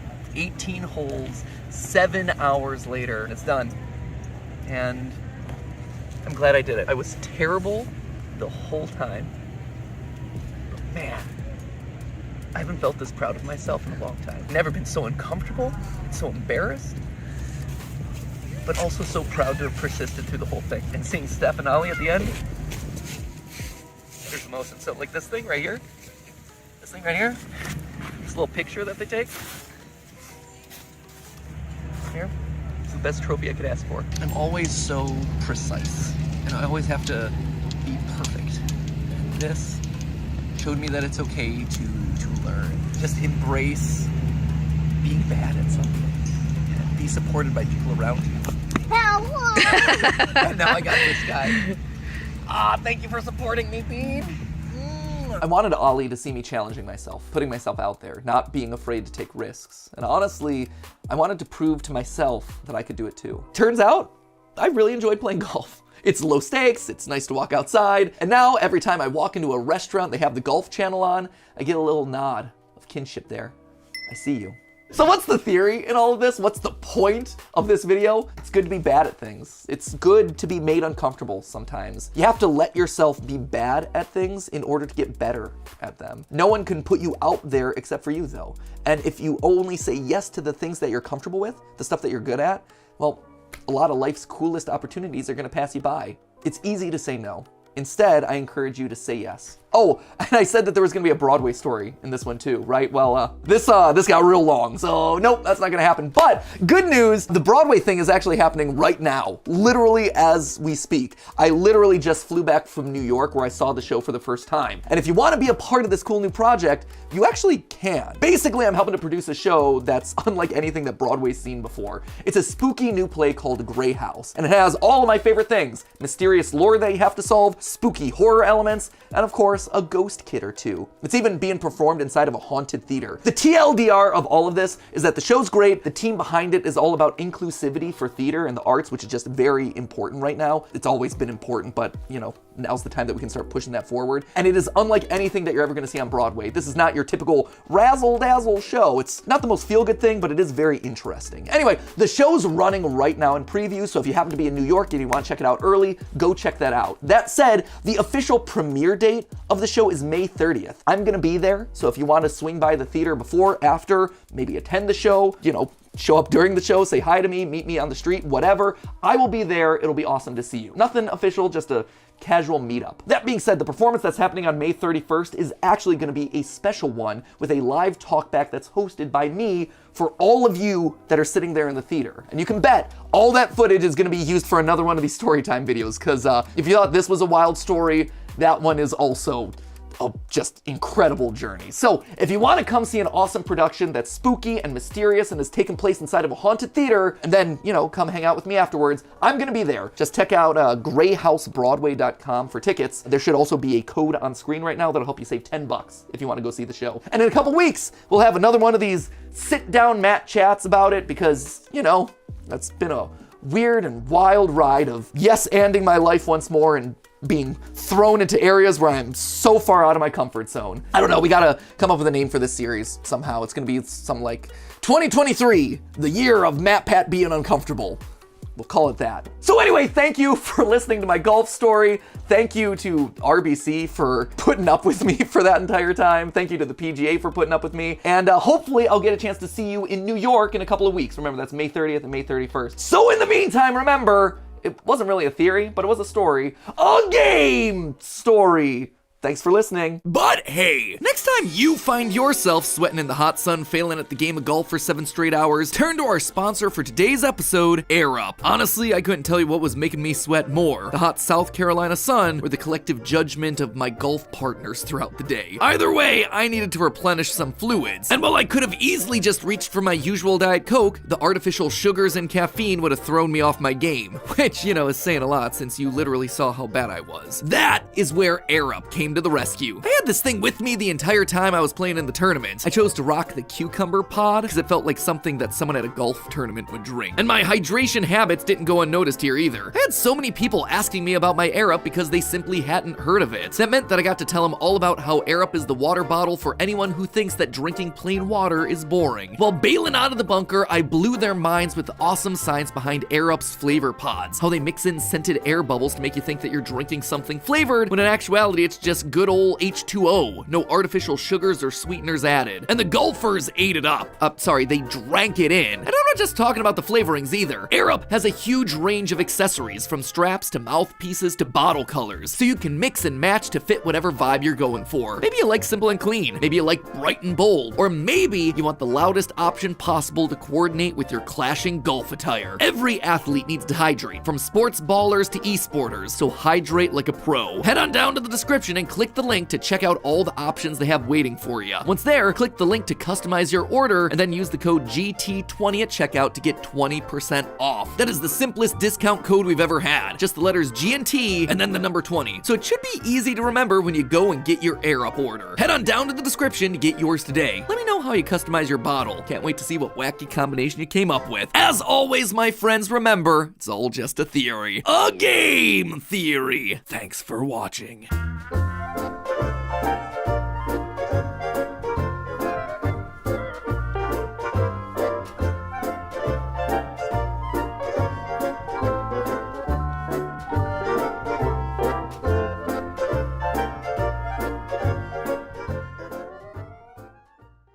For this video, I'm working with a charity who are dedicated to finding out if Matpat ever responded to the Hello Neighbour Twitter account. For just £3,000 per month, you can help support the Mattention Patention Foundation to give Hello Neighbour and every other indie game Twitter account the resources that they need to help get the attention of Matpat. The begging has to stop. Okay, I'm ready. I'm finally ready. I'll analyze Hello Neighbor frame by frame.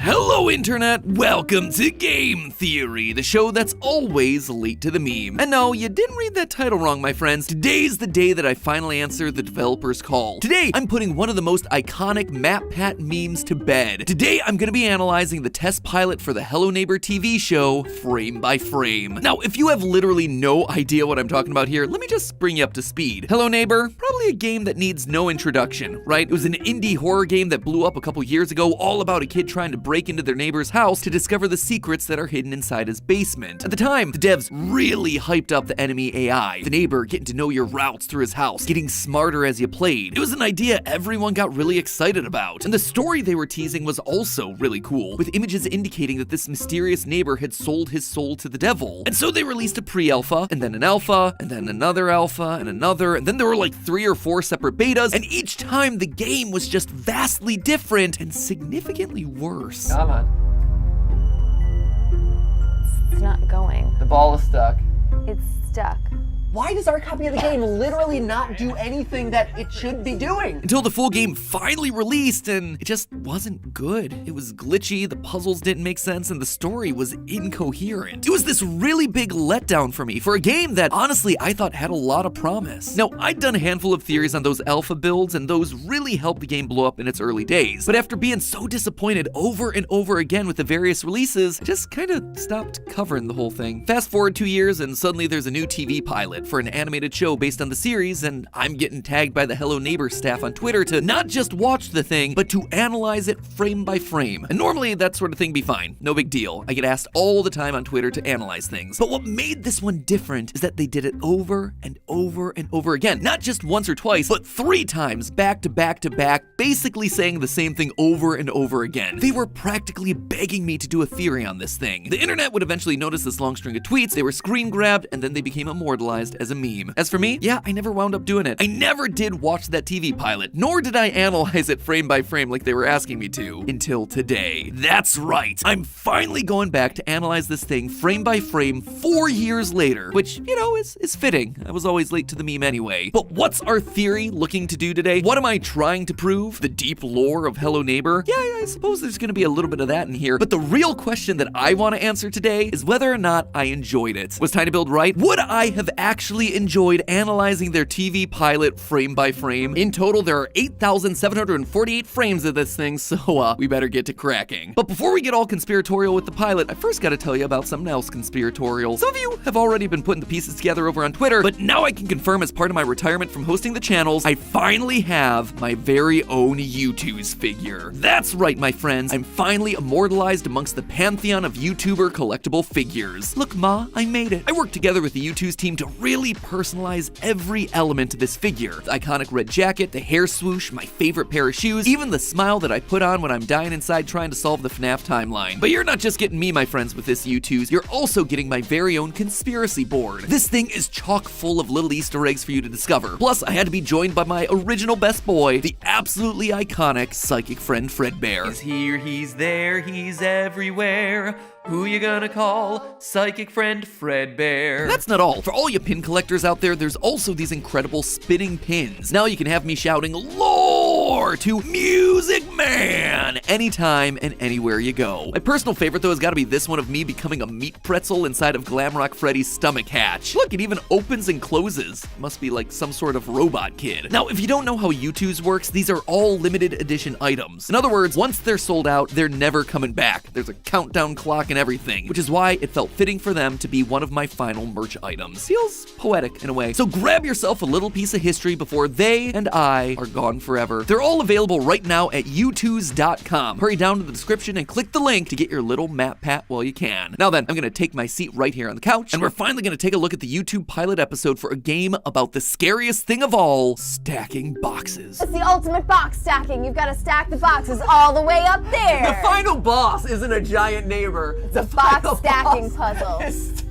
You're like, no! The pilot's only 5 minutes long, but it gives us a pretty solid foundation of what the plot of this show would be. It follows a group of kids who are all suspicious of the neighbor, so they decide to investigate his home to see what they can find. Of course, it doesn't quite go according to plan. The neighbor tries to catch him, but using his own house against him, they're able to escape. The kids watch as he puts a body into his trunk and drives off. Curious, the kids follow him and discover that it wasn't a body after all, but rather a doll that he then promptly buries. The neighbor yells at the sky for a bit, realizes that the kids are watching him, and then chases him away. They once again escape, racing home before the neighbor does. They watch him from the window until, of course, the neighbor turns and stares back. Cut to black. It's short, it's sweet, it captures a lot of the feeling of the original game. It's got secret passages, a mysterious but angry neighbor, and of course, a mystery about what the heck is going on with this guy. So if we want to figure that out, we gotta do what the meme suggests and go through it frame by frame. Here we go. Okay, so right here at the start, frame 5. Telling you, we are doing this. It's gonna be a long video. Here we see the return of Hello Neighbor's favorite creature, the crow. I never really spoke about crows in my initial theories, but they are everywhere in this franchise, from the concept art to pretty much every installment of the game, and now they're here too. Usually these guys are just set dressing, but I would suspect that the connection here is actually deeper than that. Edgar Allan Poe famously used a raven in his poem,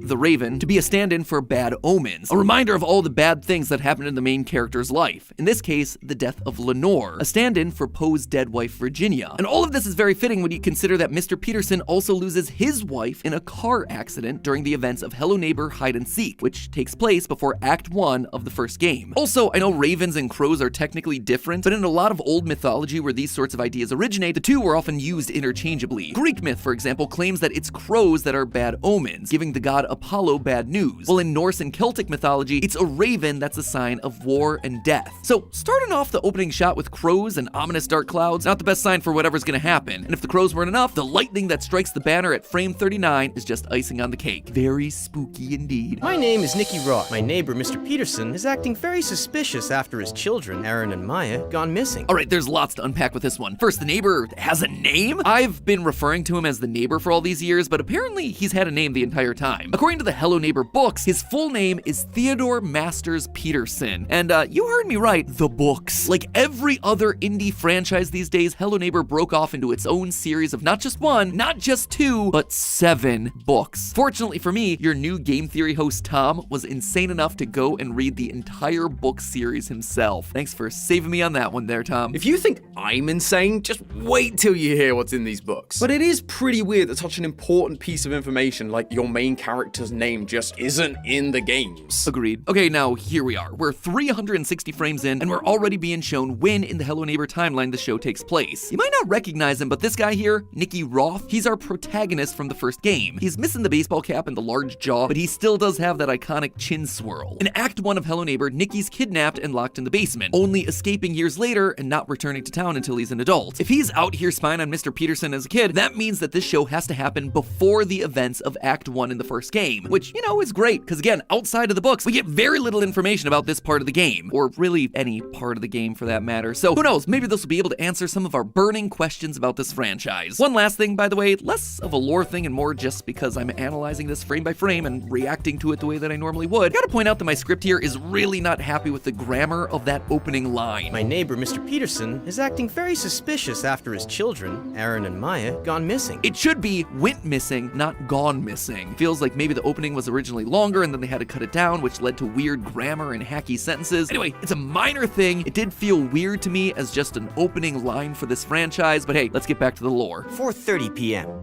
Hall of Records. Interesting, so the series seems to not take place in the same world as the games. The original alphas of Hello Neighbor used Russian for any text assets, and later releases used a made-up language that jumbled up and swapped around letters, but this, it's just in English. That or they just changed their minds. The books are designed to be direct tie-ins to the games, and they do take place in Missouri, with all images inside the books using regular English for all the signs and newspapers. But then Hello Neighbor 2 came out after the books, and yet uses the same mixed-up language as before. Anyway, it is very inconsistent how they use text in this franchise, so just make up your mind, guys. You see, this is why we can't have nice things. 3:47 a.m.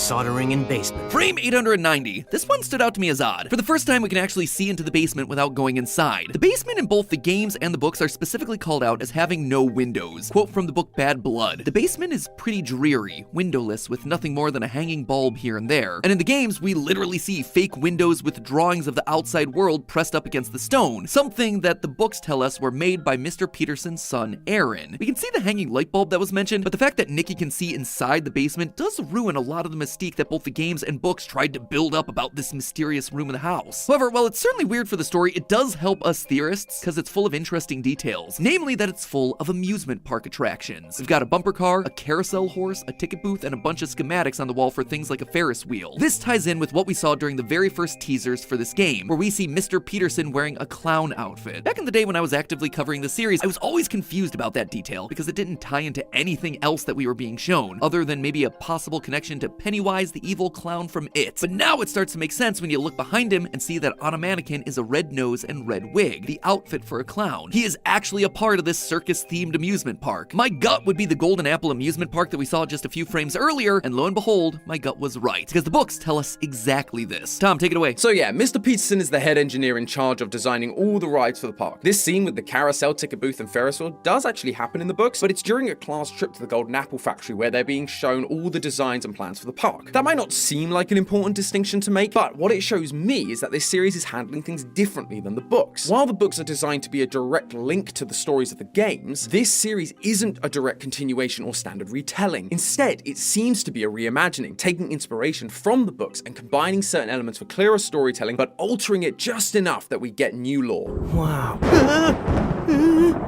We've skipped ahead a bit, but this is where things get really interesting. As you can see, across the room we see the phrase cursed written all over the walls. Cursed, along with the word omen, are regularly seen throughout the books, graffitied over both the Golden Apple amusement park rides before it opens and on the Petersons' house years later. Typically, these phrases are written by a group called the Forest Protectors, a cult of elite members from the town that dress in bird costumes and perform rituals to bring themselves good luck and the rest of the town bad luck. Yes, this is an established part of the lore, and I'm shocked that you wouldn't have figured that out by playing the game. Anyway, during the events of both Grave Mistakes and Puzzle Master, Mr. Peterson's son Aaron and his daughter Maya start to investigate the Forest Protectors, and so the Forest Protectors begin to sabotage Mr. Peterson's amusement park rides, graffitiing them with these words to try and warn him to stay away. Of course, they don't listen, which leads to one of Mr. Peterson's rides malfunctioning and killing a young girl. This would seem to imply that the Forest Protectors are at play here, but not so sure. Remember, this series seems to be paralleling the books, but it's not one for one. This looks to be Aaron's bedroom. Notice the small baseball cap over on the side. So it feels very strange for the Forest Protectors to be inside of the Peterson household, especially given how protective we know the neighbor is. Heaven? Have we reached heaven? Nirvana! Oh, wait. So what then is this all about? Well, I think all this wall art is down to the neighbor himself. A couple shots later, we see Maritza backing up against a wall with dozens of newspaper clippings and characters circled in red. This is taken straight from the first book, and it's not just any character that's circled, it's Aaron. Mr. Peterson is looking back across everything that went wrong with the park and noticing Aaron at every turn, writing the word omen next to him. In his paranoia, he believes Aaron is the bad omen. Aaron was around the ride that failed. Mr. Peterson's past rides at other parks also malfunctioned, killing even more people, and surprise, surprise, Aaron was there too. But the final nail in the coffin here, Aaron was also the one who pushed Mr. Peterson's daughter Maya off the roof, leading to her death. I suspect that is why he wrote all over Aaron's walls, as a reminder of why he was locking Aaron in the basement, meaning Aaron is likely still in the basement of this story as well. But speaking of that conspiracy board, while I said it's lifted straight from the first book, there are noticeable differences. Some of them are small, like the calendars lining up with March of 1993 and September of 1994, which is 18 months apart. That right there is the same amount of time Mr. Peterson was given to complete his park attractions in the books. But there are other details here that have themselves a much deeper meaning. We see articles about crows, the university president committing tax fraud, and a celebrity called Casey Clark who fell from grace. I looked into that character specifically, but she isn't anywhere else in this franchise at all. No books, no games, not even in the animated series, at least from what I could tell, which means that it's not the character that's important, but rather what they did. This board isn't just noting down a bunch of paranoid ramblings of Mr. Peterson like we see in the first book. Instead, it seems to be more in line with his investigations during the second book trilogy, which, confusingly enough, takes place before the first book trilogy. It's kind of like Star Wars if it didn't have cool laser swords and magical powers, and instead had a lot of bear traps and boxes. Just so many damn cardboard boxes. It seems to me that Mr. Peterson is trying to uncover the mystery surrounding the forest protectors, and how they create bad luck for the town while keeping all the good luck for themselves. He's looking into the bad luck that follows people in the town like the celebrity and the university president, as well as researching into crows, which we've established are a symbol of bad luck, which makes Mr. Peterson a lot less evil and a lot more like a misunderstood sympathetic villain. He literally tells the kids later in the pilot, "You kids,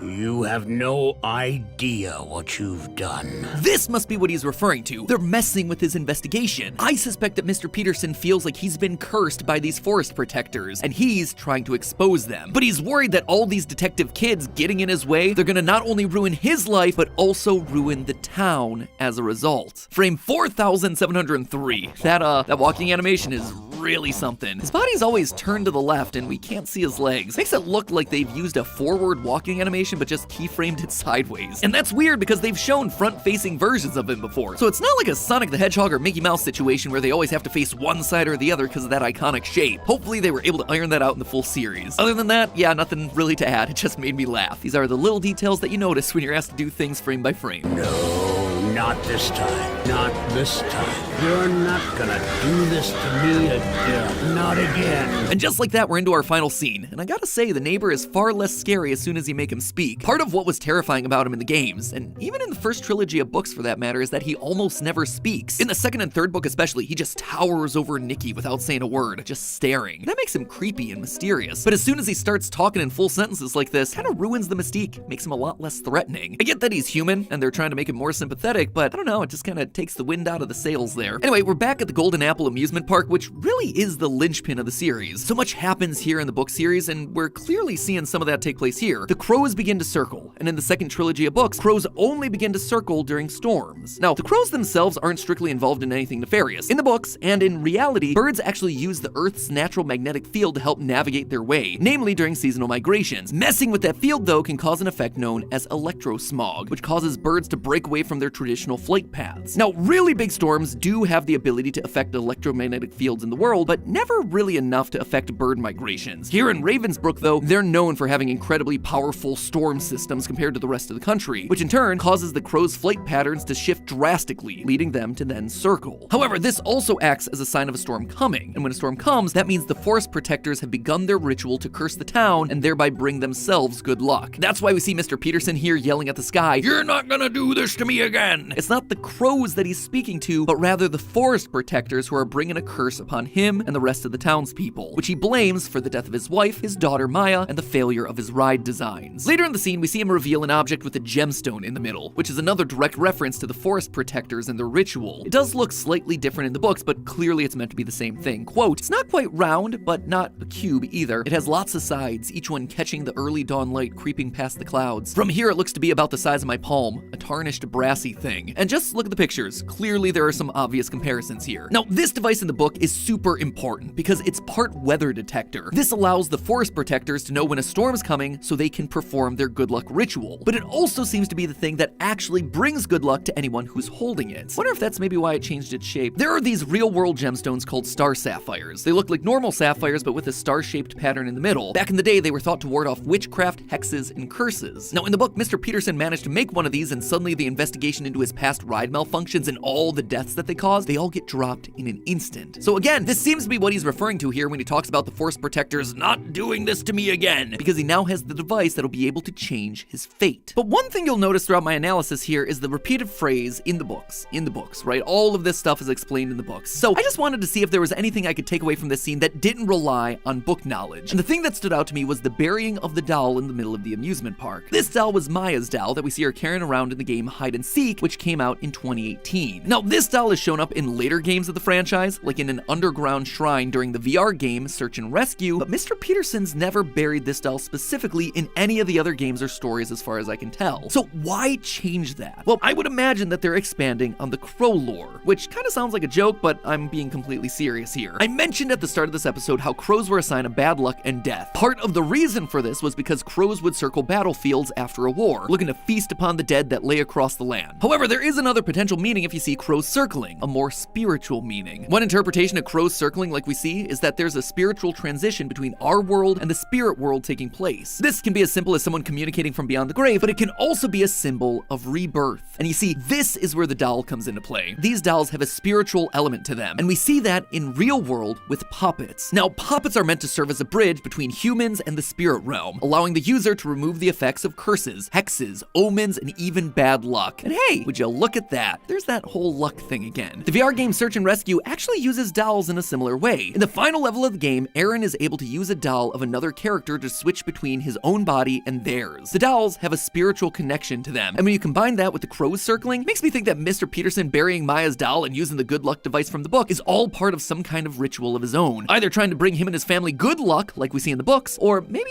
it's something darker than that. Maybe he's trying to reach out to the spirit realm and bring his daughter back to life. We saw in the original alpha that he is more than happy to make a deal with the devil. Who's to say that he wouldn't try something so extreme that stands against both God and nature? And that, my friends, basically brings us to the end of this pilot episode. So it's time for me to finally answer the question that I've been wondering for the last 4 years. Did Matpat truly enjoy analyzing this frame by frame? And I gotta say, yeah, it was okay, but honestly, I would have enjoyed it way more if the lore of the books was actually in the pilot itself. I mean, really think about how this episode's gone. If we go back through this video and remove any and all references to the books and the book lore, even the ones that came out before this pilot, what would I have actually been able to predict? I guess I would have found some cool details about crows, Maya's doll. Maybe I'd been able to figure out some connection to bad luck, maybe? But the idea of a weather detecting good luck device, the entire concept of the forest protectors, yeah, there is no chance. That never appears in any sort of game media. The old days of Hello Neighbor were fun because all the answers were in the actual game itself. Anyone could just pick up the game and understand it. And for those who were truly dedicated fans that wanted to go a level deeper, all the clues were in the game, minus a few small details that might have been left on a Twitter page or some website. But nowadays, all these indie horror franchises, they're basically asking us to do homework, because to understand anything in this pilot, or honestly the recent games, you have to have read the 1,400 pages spread across their 7 books. Now, to be fair, this isn't just Hello Neighbor's problem. We've been seeing it more and more across all sorts of media. FNAF, great example of that. It used to be that the games were completely solvable just from the games alone. Sure, you might be able to find some extra cool information on Scott's website or a cryptic line from a single book, but the game was all you really needed, and it then left you with some dangling threads to theorize about in future games. But by Ruin, still have no idea who Gregory really is, why he's there. Oh, and now there's this random robot down in the basement pretending to be him? If you only played the games, there's no way that you would know that this thing is the Mimic, the big villain from 3 of the books, or that Gregory was Patient 46 and definitely evil. We're also seeing it with franchises like Marvel, who are now so focused on overarching narratives that the individual stories are becoming less contained. And if you do hope to understand everything about the main antagonist, sorry, you gotta binge 8 hours worth of television shows multiple times over. This naturally leads to more frustration and more burnout in the fan base. Now, any theory that gets made stops being a theory and becomes more of a recap of the last few books that nobody bothered to read, which just isn't interesting for me as a theorist, or for people watching these videos. When these tweets initially came out, part of the reason I didn't respond was for exactly this reason. I had my hands full with the FNAF books and didn't have time to catch up on all the extra outside media that was being made for this particular franchise. But look, I don't want this to be a complete downer of an ending, because besides the box stacking and glitchy gameplay, I think this franchise is fun. It's goofy, it's dumb, but it's fun. The story in the books is actually a good story. We just need it within the actual games and show, because there's a lot of potential for the future of this franchise in the theorizing department. From what I can tell, there are more Hello Neighbor games on the horizon. I mean, Hello Neighbor Diaries literally released a couple months ago in December. Tom told me that the 7th book ends on this massive cliffhanger and seems to be part of a trilogy that never finished, and I know that there's the whole of season 1, as well as potentially season 2 and 3 coming for this show that we analyzed the pilot for today. There just needs to be a bit more of a balance here. Give your games and your shows a little more lore, mix in a couple more clues, and make your books a little less important in that equation. Because at the end of the day, those mysteries are the things that keep us theorists coming back for more, and those are the things that allow us to hook into a story and care about the characters, as opposed to walking away from a 5-minute pilot going, what did I just watch? And if you can manage to find that balance, who knows, maybe the rest of the industry will take notice, and you'll manage to get Tom and Lee coming back to make their own theories about your franchise. But as for me and this pilot, as I ride off into the sunset, I think we can finally call this meme officially dead and buried. But hey, that's just a theory. A game theory. Thanks for watching.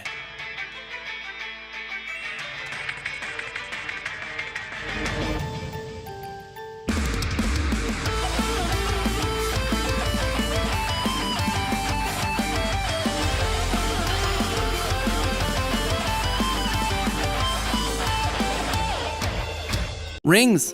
One of the most iconic collectibles in all of gaming. They protect Sonic from harm. They give him extra lives. And most impressively of all, they fuel the supersonic state, giving him insane amounts of power and an awesome soundtrack. They're also the unofficial sound effect of gas station cash registers for some reason.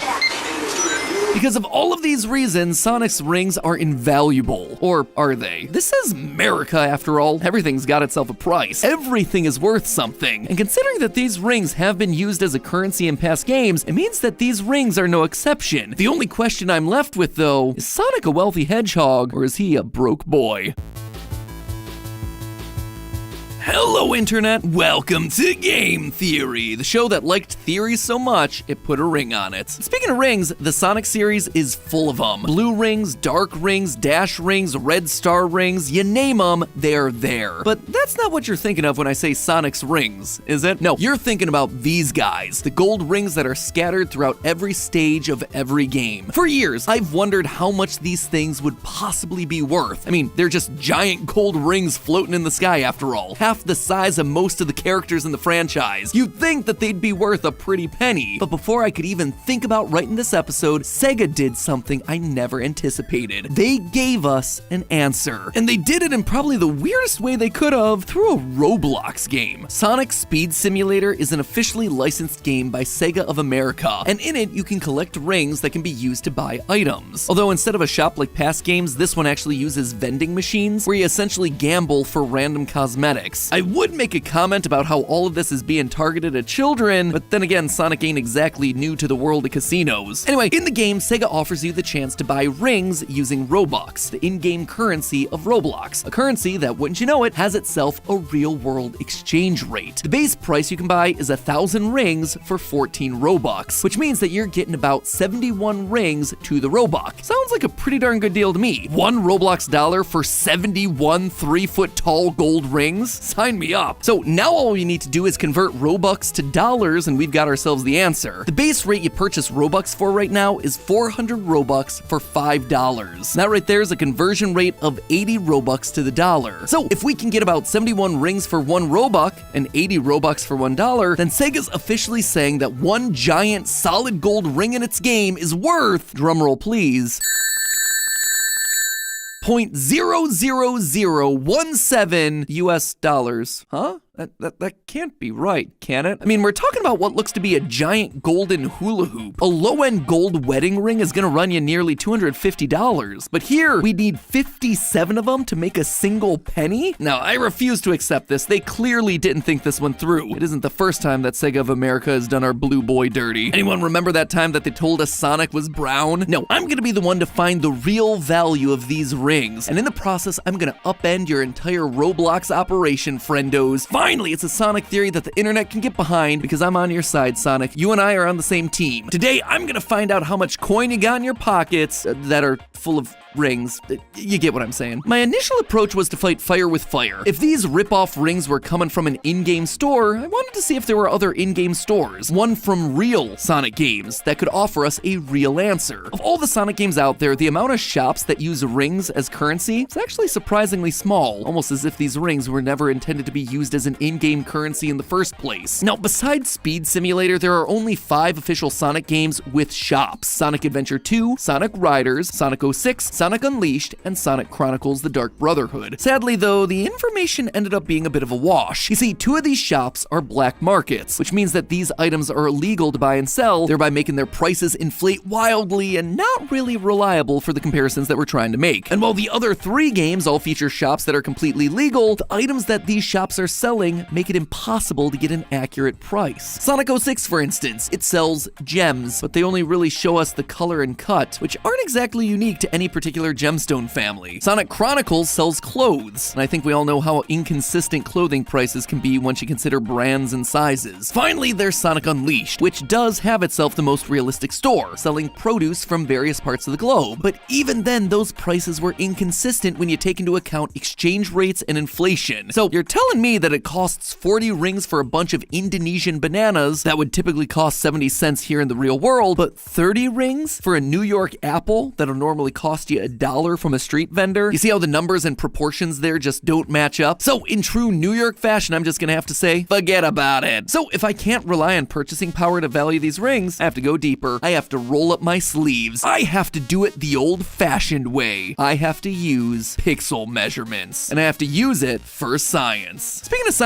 I actually need your help with another experiment I'm doing. This is also gonna help with an upcoming FNAF episode. That's right, you can be a part of a FNAF episode. Some of you might remember a few years ago when I asked you guys to take the Myers-Briggs personality test. That way I was able to break down what personality types you were. Well, I've got some more theories on the horizon. A FNAF theory in particular that needs some of that data. I also have a bunch of ideas for TikTok, Instagram, and Twitter that are in the works that are gonna need that same information. You can actually follow us at Team Theorist on Twitter and Instagram, and at Game Theorist Official on TikTok if you want to see those theories when they drop. Yep, we have official social channels now, finally, after years and years. It's actually really cool. There's a lot of fun stuff on them. Anyway, the TLDR is that this community's grown a lot over the last couple years, so to get the most accurate results possible, I've put a link to a survey down in the description below with all the questions that I need to help me solve this upcoming FNAF theory, as well as a couple of these social videos that are going to be rolling out over the next couple weeks. If you could just do me a favor and fill out that questionnaire while I finish this episode, that would be super duper helpful for those upcoming theories. And while you're doing that, I'm gonna go back to figuring out what exactly the value of a sonic ring is. The first test we have to do is figure out what exactly these rings are made of. Sure, we assume that they're gold just based on the yellow color, but is that actually true? They could just be gold colored, or gold plated, or some sort of gold alloy. So let's look at how the rings actually behave in game to find out what we're working with. First, we know that whatever Sonic's rings are made of, it's heavier than water. Considering when you get hit in places like Hydrocity Zone or Aquatic Ruins, the scattered rings sink. That right there gives us a big old check mark for gold, but also pretty much any other metal, so not really narrowing the field down. Secondly, look at this. When using the lightning shield in games like Sonic 3, you're able to draw the rings towards you like a magnet. That is huge, because it immediately kills the idea that the rings are made of gold. Gold isn't magnetic. This means that the rings are either made of some other metal completely, or if they are still made of gold, there has to be some other metal mixed in that is magnetic in the proper proportions. What exactly do I mean by that? Well, you might have heard gold being given labels like 24 karat, 18 karat, 12 karat, all that stuff. Well, carat in this case is a measure of purity. It can be as low as 1 or as high as 24. The higher the carat, the more pure and valuable the gold is. If gold is 24 karat, well, that's the highest ranking possible. That means it is 99.99% pure gold. But if it's something more like, say, 16 karat, that means it's not pure gold. It's instead an alloy made up of 16 parts gold, 8 parts some other metal. The highest purity a gold ring can be before it loses its magnetism is 18 carats. However, this then presents us a bit of a problem. By mixing gold with other metals, you start to lose gold's iconic yellow color. This then is how you achieve colors like white gold and rose gold, by using silver or copper respectively as the alloy metal. Basically, this is just the jewelry industry's way of selling you less pure gold while still marketing it as gold. Probably worth dedicating an episode of Style Theory to this at some point. Anyway, the three most common metals to use as an alloy here that are magnetic are iron, cobalt, and nickel. But while they'll certainly give our gold ring the power of magnetism, they'll also give it a different color. Nickel will yield the much more silvery white gold, cobalt will turn the gold black, and iron will produce blue gold. And while each of those are certainly cool colors, and might possibly explain some of the other rings that we see floating around in this universe, it doesn't explain our main golden rings. To get the correct yellow gold color from a gold alloy, you would have to mix the gold with equal parts silver and copper, two metals which are notably not magnetic, which means that Sonic's rings cannot be made of gold. So we need ourselves a metal that's heavier than water, that's magnetic, and also can appear golden in color. So does something like that exist? The answer is a resounding yes. Allow me to introduce you all to neodymium. Weirdly, despite being considered a rare earth metal, neodymium's about as common as other metals like nickel and cobalt, which makes it perfect for our rings considering these things are just lying around Sonic's world by the hundreds. And while neodymium is usually a silvery metal when it's in the ground, as it touches the air, it oxidizes, which turns it into a wonderful shade of yellowish gold. But that's not all. It can also turn into a whole bunch of other colors like blue, purple, and pink, which would explain why there are all these other various colors of rings sprinkled across the Sonic games. But most importantly, neodymium is magnetic, and I mean extremely magnetic, so much so that one of its most common uses is, well, magnets. A single gram of neodymium can lift an entire kilogram of steel. It is some powerful stuff, and the power of neodymium doesn't stop there. Neodymium magnets are very commonly used inside rechargeable batteries for companies like Tesla and their electric vehicles.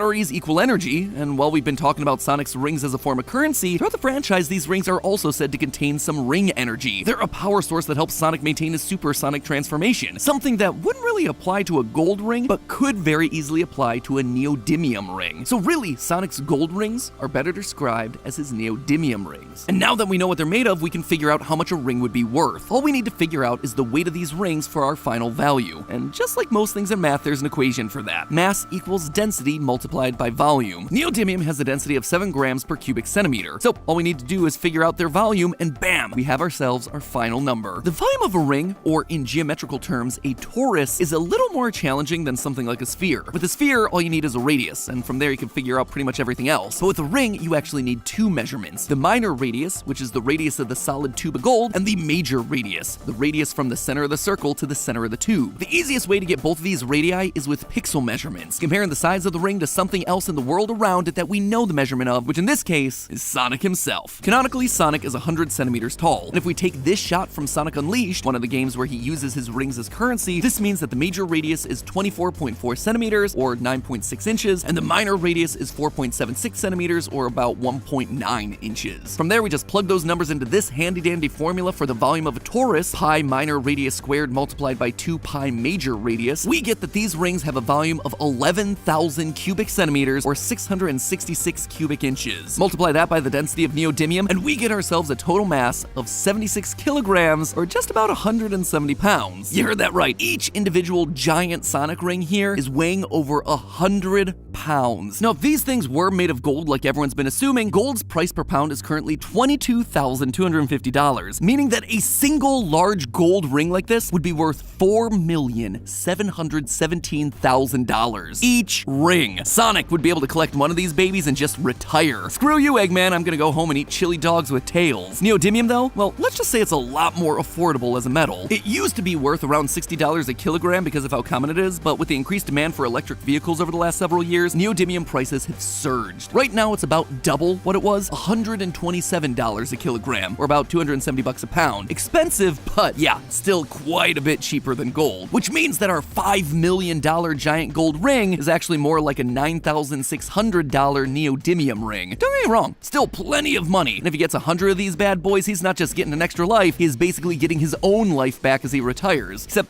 there is another issue here. The giant rings, they don't seem to be accurate to the size that these rings really are. You see, in most recent Sonic media, including both the games and new movies, Sonic's rings shrink in size to the proportions of a wedding ring when he picks them up. Probably help him to explain how he's able to hold so many in his pockets, I guess? Anyway, that would help explain how he's able to carry around multiple of these 200-pound behemoth rings without getting slowed down. The best shot that I could find to get a proper measurement of these from the games is this shot from the trailer of Sonic Unleashed, a game where he specifically uses the rings as currency. Now, I'm not going to bore you with the details a second time, so after some careful pixel measurements and comparisons, we can determine that this smaller ring has a volume of 12.5 cubic centimeters, or 0.76 cubic inches, giving us a weight of 0.09 kilograms, much more in the realm of plausibility. Taking all the numbers, that would make this neodymium ring worth, drumroll please, $11. To put that in perspective, in Sonic's newest game, Sonic Frontiers, your maximum ring capacity is 400 rings, which means Sonic is only carrying around $4,400. It's not a bad amount of cash by any means, but still feels kind of like a rough deal when you think that you're getting a gold ring the size of your fist. And speaking of rough deals, remember how I said that in some of the Sonic games, Sonic is paying somewhere like 30 rings for a single apple? Well, that right there would make the apple worth over $300. The biggest problem in the Sonic universe isn't Robotnik. Clearly, it is rampant price inflation. Though then again, I guess it kind of checks out when your currency is floating in the air by the thousands. So there you have it, friends. The true value of Sonic's neodymium rings is $11. Not as valuable as we might have thought from a gold ring, but hey, they're 65,000 times more valuable than what Sega of America claimed in Sonic Speed Simulator. Proving developers of classic 90s IP wrong, that is always a win in my book. But hey, that's just a theory. A game theory. Thanks for watching. And if you want more examples of mathematically analyzing the weirdness of the Sonic franchise, click the video on the left where we figure out how many chili dogs Sonic would have to eat to maintain his crazy amount of running. Or if you want to see me fall deeper down the Sonic rabbit hole, why not check out this GT Live where Ash and I go crazy trying to figure out who killed Sonic the Hedgehog. That video is over on the right. As always, my friends, don't forget to subscribe, and I will see you all next week. Grand Theft Auto 6 is finally here. Or at least the first trailer is, and man does this game look incredible. But let me tell you, in just these 90 seconds, I believe that Rockstar has given us enough information to predict the entire 30+ hour plot of this game. Don't believe me? Just give me the next couple of minutes. I'm gonna prove to you that I know the plot a full 2 years before this game actually releases.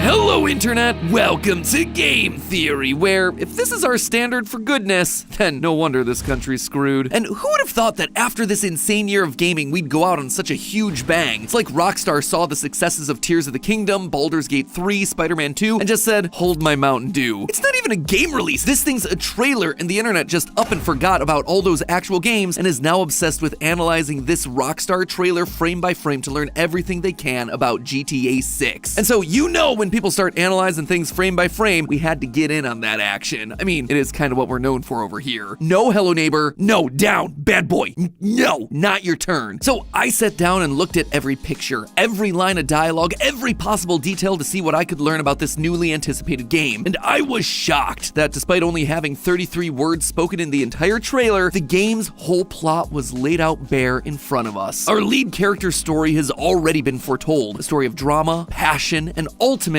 betrayal. Spoiler alert, friends, there are no happy endings in this one. So have your getaway cars ready, theorists. I've got a feeling we're gonna have ourselves a 5-star wanted level after I give away the secrets of GTA 6. The first and most obvious piece of evidence coming out of this trailer is probably the backing track. So let's just start there. Music is one of the most important parts of any trailer. It's gonna help set the tone, it's gonna emphasize the setting, the location, and if it doesn't fit, you're really gonna notice it. But Rockstar also has themselves a habit of taking the use of music one step further. They tend to use songs with specific lyrics to hint at what their story is going to be about. You can see I'm playing with this concept during the build-up to GTA 4. The core plot was pretty obvious, thanks to the dialogue telling us that the lead character Nico was looking for someone, but the lyrics of the song actually took this a step further. In a TV trailer, they used the song Vagabond by Greenskeepers, which opens with lyrics like this, quote, "From far away I came, got away from seeing red. I want to shoot you down now for the things you did. I came a long way to see you, now I wish you were dead." And when the game eventually came out, it was revealed that Nico had traveled from Yugoslavia, a faraway place, to kill the man who betrayed his unit in the Yugoslav wars. A man that made him see red with anger that he now wants dead. See what I'm saying here? It is not subtle. Lyrics are giving us more context around the main plot of the story. Rockstar then continued doing this with the GTA 5 trailers, with the second trailer using the song Skeletons by Stevie Wonder. Quote again, "Skeletons in your closet itching to come outside." GTA 5 was all about Michael lying about who he was. His friends thought he was dead, but instead he'd made a deal with the FBI and went into witness protection. And when the song goes on to say, "She said it wasn't polite to tell a white one," he said one white lie turns into a black one. It's all about how Michael omitted the truth, telling small white lies to the people around him, which continued to grow into bigger and bigger lies, black lies, leading to massive altercations and, depending on the ending you chose, the ending of one of the characters' lives. So what song then is giving us all the information for this new GTA 6 trailer? Well, it's called "Love is a Long Road" by Tom Petty. And the lyrics are coming from a man's perspective singing about a woman that he loves. In the trailer, we're introduced to our two lead characters, Lucia and Jason, who appear to be romantically involved, which leads me to believe that this song is about them and their relationship, told from Jason's perspective. The first verse of the song uses lines like, "There was a girl I knew. She said she cared about me. She tried to make my world the way she thought it should be." And we see exactly this happening throughout the trailer. Lucia is the one running the show. She's the one doing most of the talking, giving us a big speech about how they need to stick together. She's the one counting the money in the car. And when they're robbing convenience stores, she's the one leading the charge. That's why all these lyrics feel so passive and more focused on what she thinks is best rather than what he wants. She tried to make my world what she thought it should be. So the fact that the lyrics are lining up with what we see in the trailer means that the rest of the lyrics in the song could probably be offering us more clues about what to expect in the game. For starters, we know that their relationship will eventually come to an end. The lyrics from the third verse say, "It was hard to give up. Some things are hard to let go. Some things are never enough." Notice that it's all being said in the past tense. This long road of love that this couple was on, it's over now. But why? Well, let's again look back at the lyrics. Some things are hard to let go. Some things are never enough. It seems to be referring to their lives as criminals. Either the money that they're getting or the thrill and adrenaline here is never enough. There's always gotta be just one more heist. The trailer places an emphasis on money in the final few shots. We get a nice big close-up of Lucia holding a big old wad of cash in the front seat as the police drive past, and we only see him pulling out guns in convenience stores, places where the only thing you're gonna be taken is petty cash from the register. It's likely that one of them wanted to get out of this life and the other one kept them in. We also get the line, "I'll give her one more chance." In fact, we actually get that line twice, which solidifies the idea that this is all about Lucia. She's the one calling the shots and seems to be the one that's more focused on doing just one more heist. But Jason, well, it seems like Jason may have other plans. You see, when looking back through the trailer, I noticed that Jason's face is never fully shown. It's always obscured in some way. The two major shots of him are in the car and during the ending motel scene. Both times, we only get to see one half of his face. This is classic visual shorthand for someone hiding a part of themselves from us. By hiding one half of their face, we never actually get to connect with who they really are, get a sense of their full character. Think about like the Phantom of the Opera. He's hiding half of himself under a mask. We don't get to see the other half of who he truly is until the mask is removed, and finally then we realize, yeah, that guy, he's not that great. He was actually hiding a lot of awful stuff. The burns on his face, but also symbolically the evil in his heart. Compare that to Lucia, who regularly faces the camera practically straight on. She has nothing to hide. The only time that we see Jason forward facing in this entire thing is during the heist sections, where he and Lucia are wearing bandanas to hide their identities. So again, not allowing us as the audience to fully see who he is or get a sense of whether or not we can truly trust him. And trust is actually a key point here. It's literally the final word from each character in the trailer. And when Lucia poses it as a question to Jason, look at how he responds. Trust?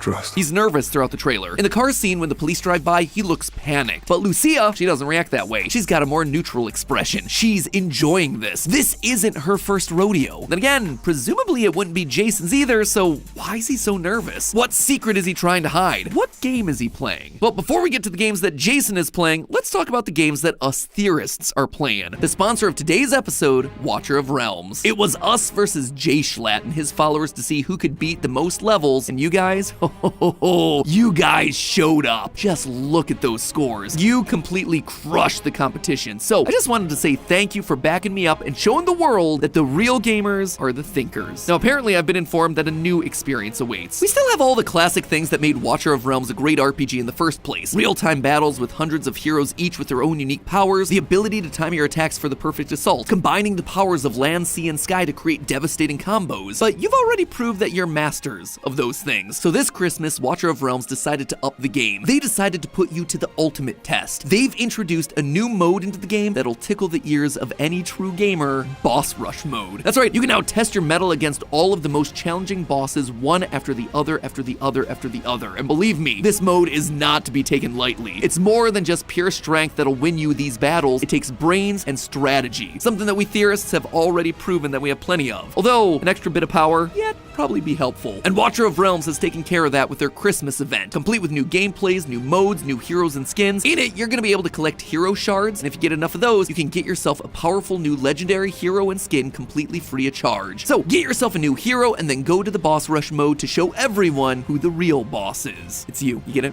You're the boss. Who's the boss? You're the boss. Link is down in the description, or you can scan the QR code on screen right now to download the game today and start collecting shards. Oh, and I almost forgot, if you sign up today, you can also join a competition event where two groups of influencers compete for even more rewards. You guys did an awesome job last time, so let's do it again and show the world the power of theorizing. And if you didn't join in last time, it's totally okay. Watcher of Realms has created a user-friendly, time-saving hero development system, so you can still get loads of free, powerful, epic heroes in early stages. Thanks again to Watcher of Realms for sponsoring this episode, but now I should probably explain what I mean about Jason playing games with Lucia. You see, I wasn't the only person to notice that Jason was acting a little bit shady. There were a number of people who took to Reddit to write up their own very compelling theories as to what's going on with Jason. So I thought we should probably talk about those theories in a mini Morty. Gonna talk about a popular theory for a minute, that's why we call it a mini Morty.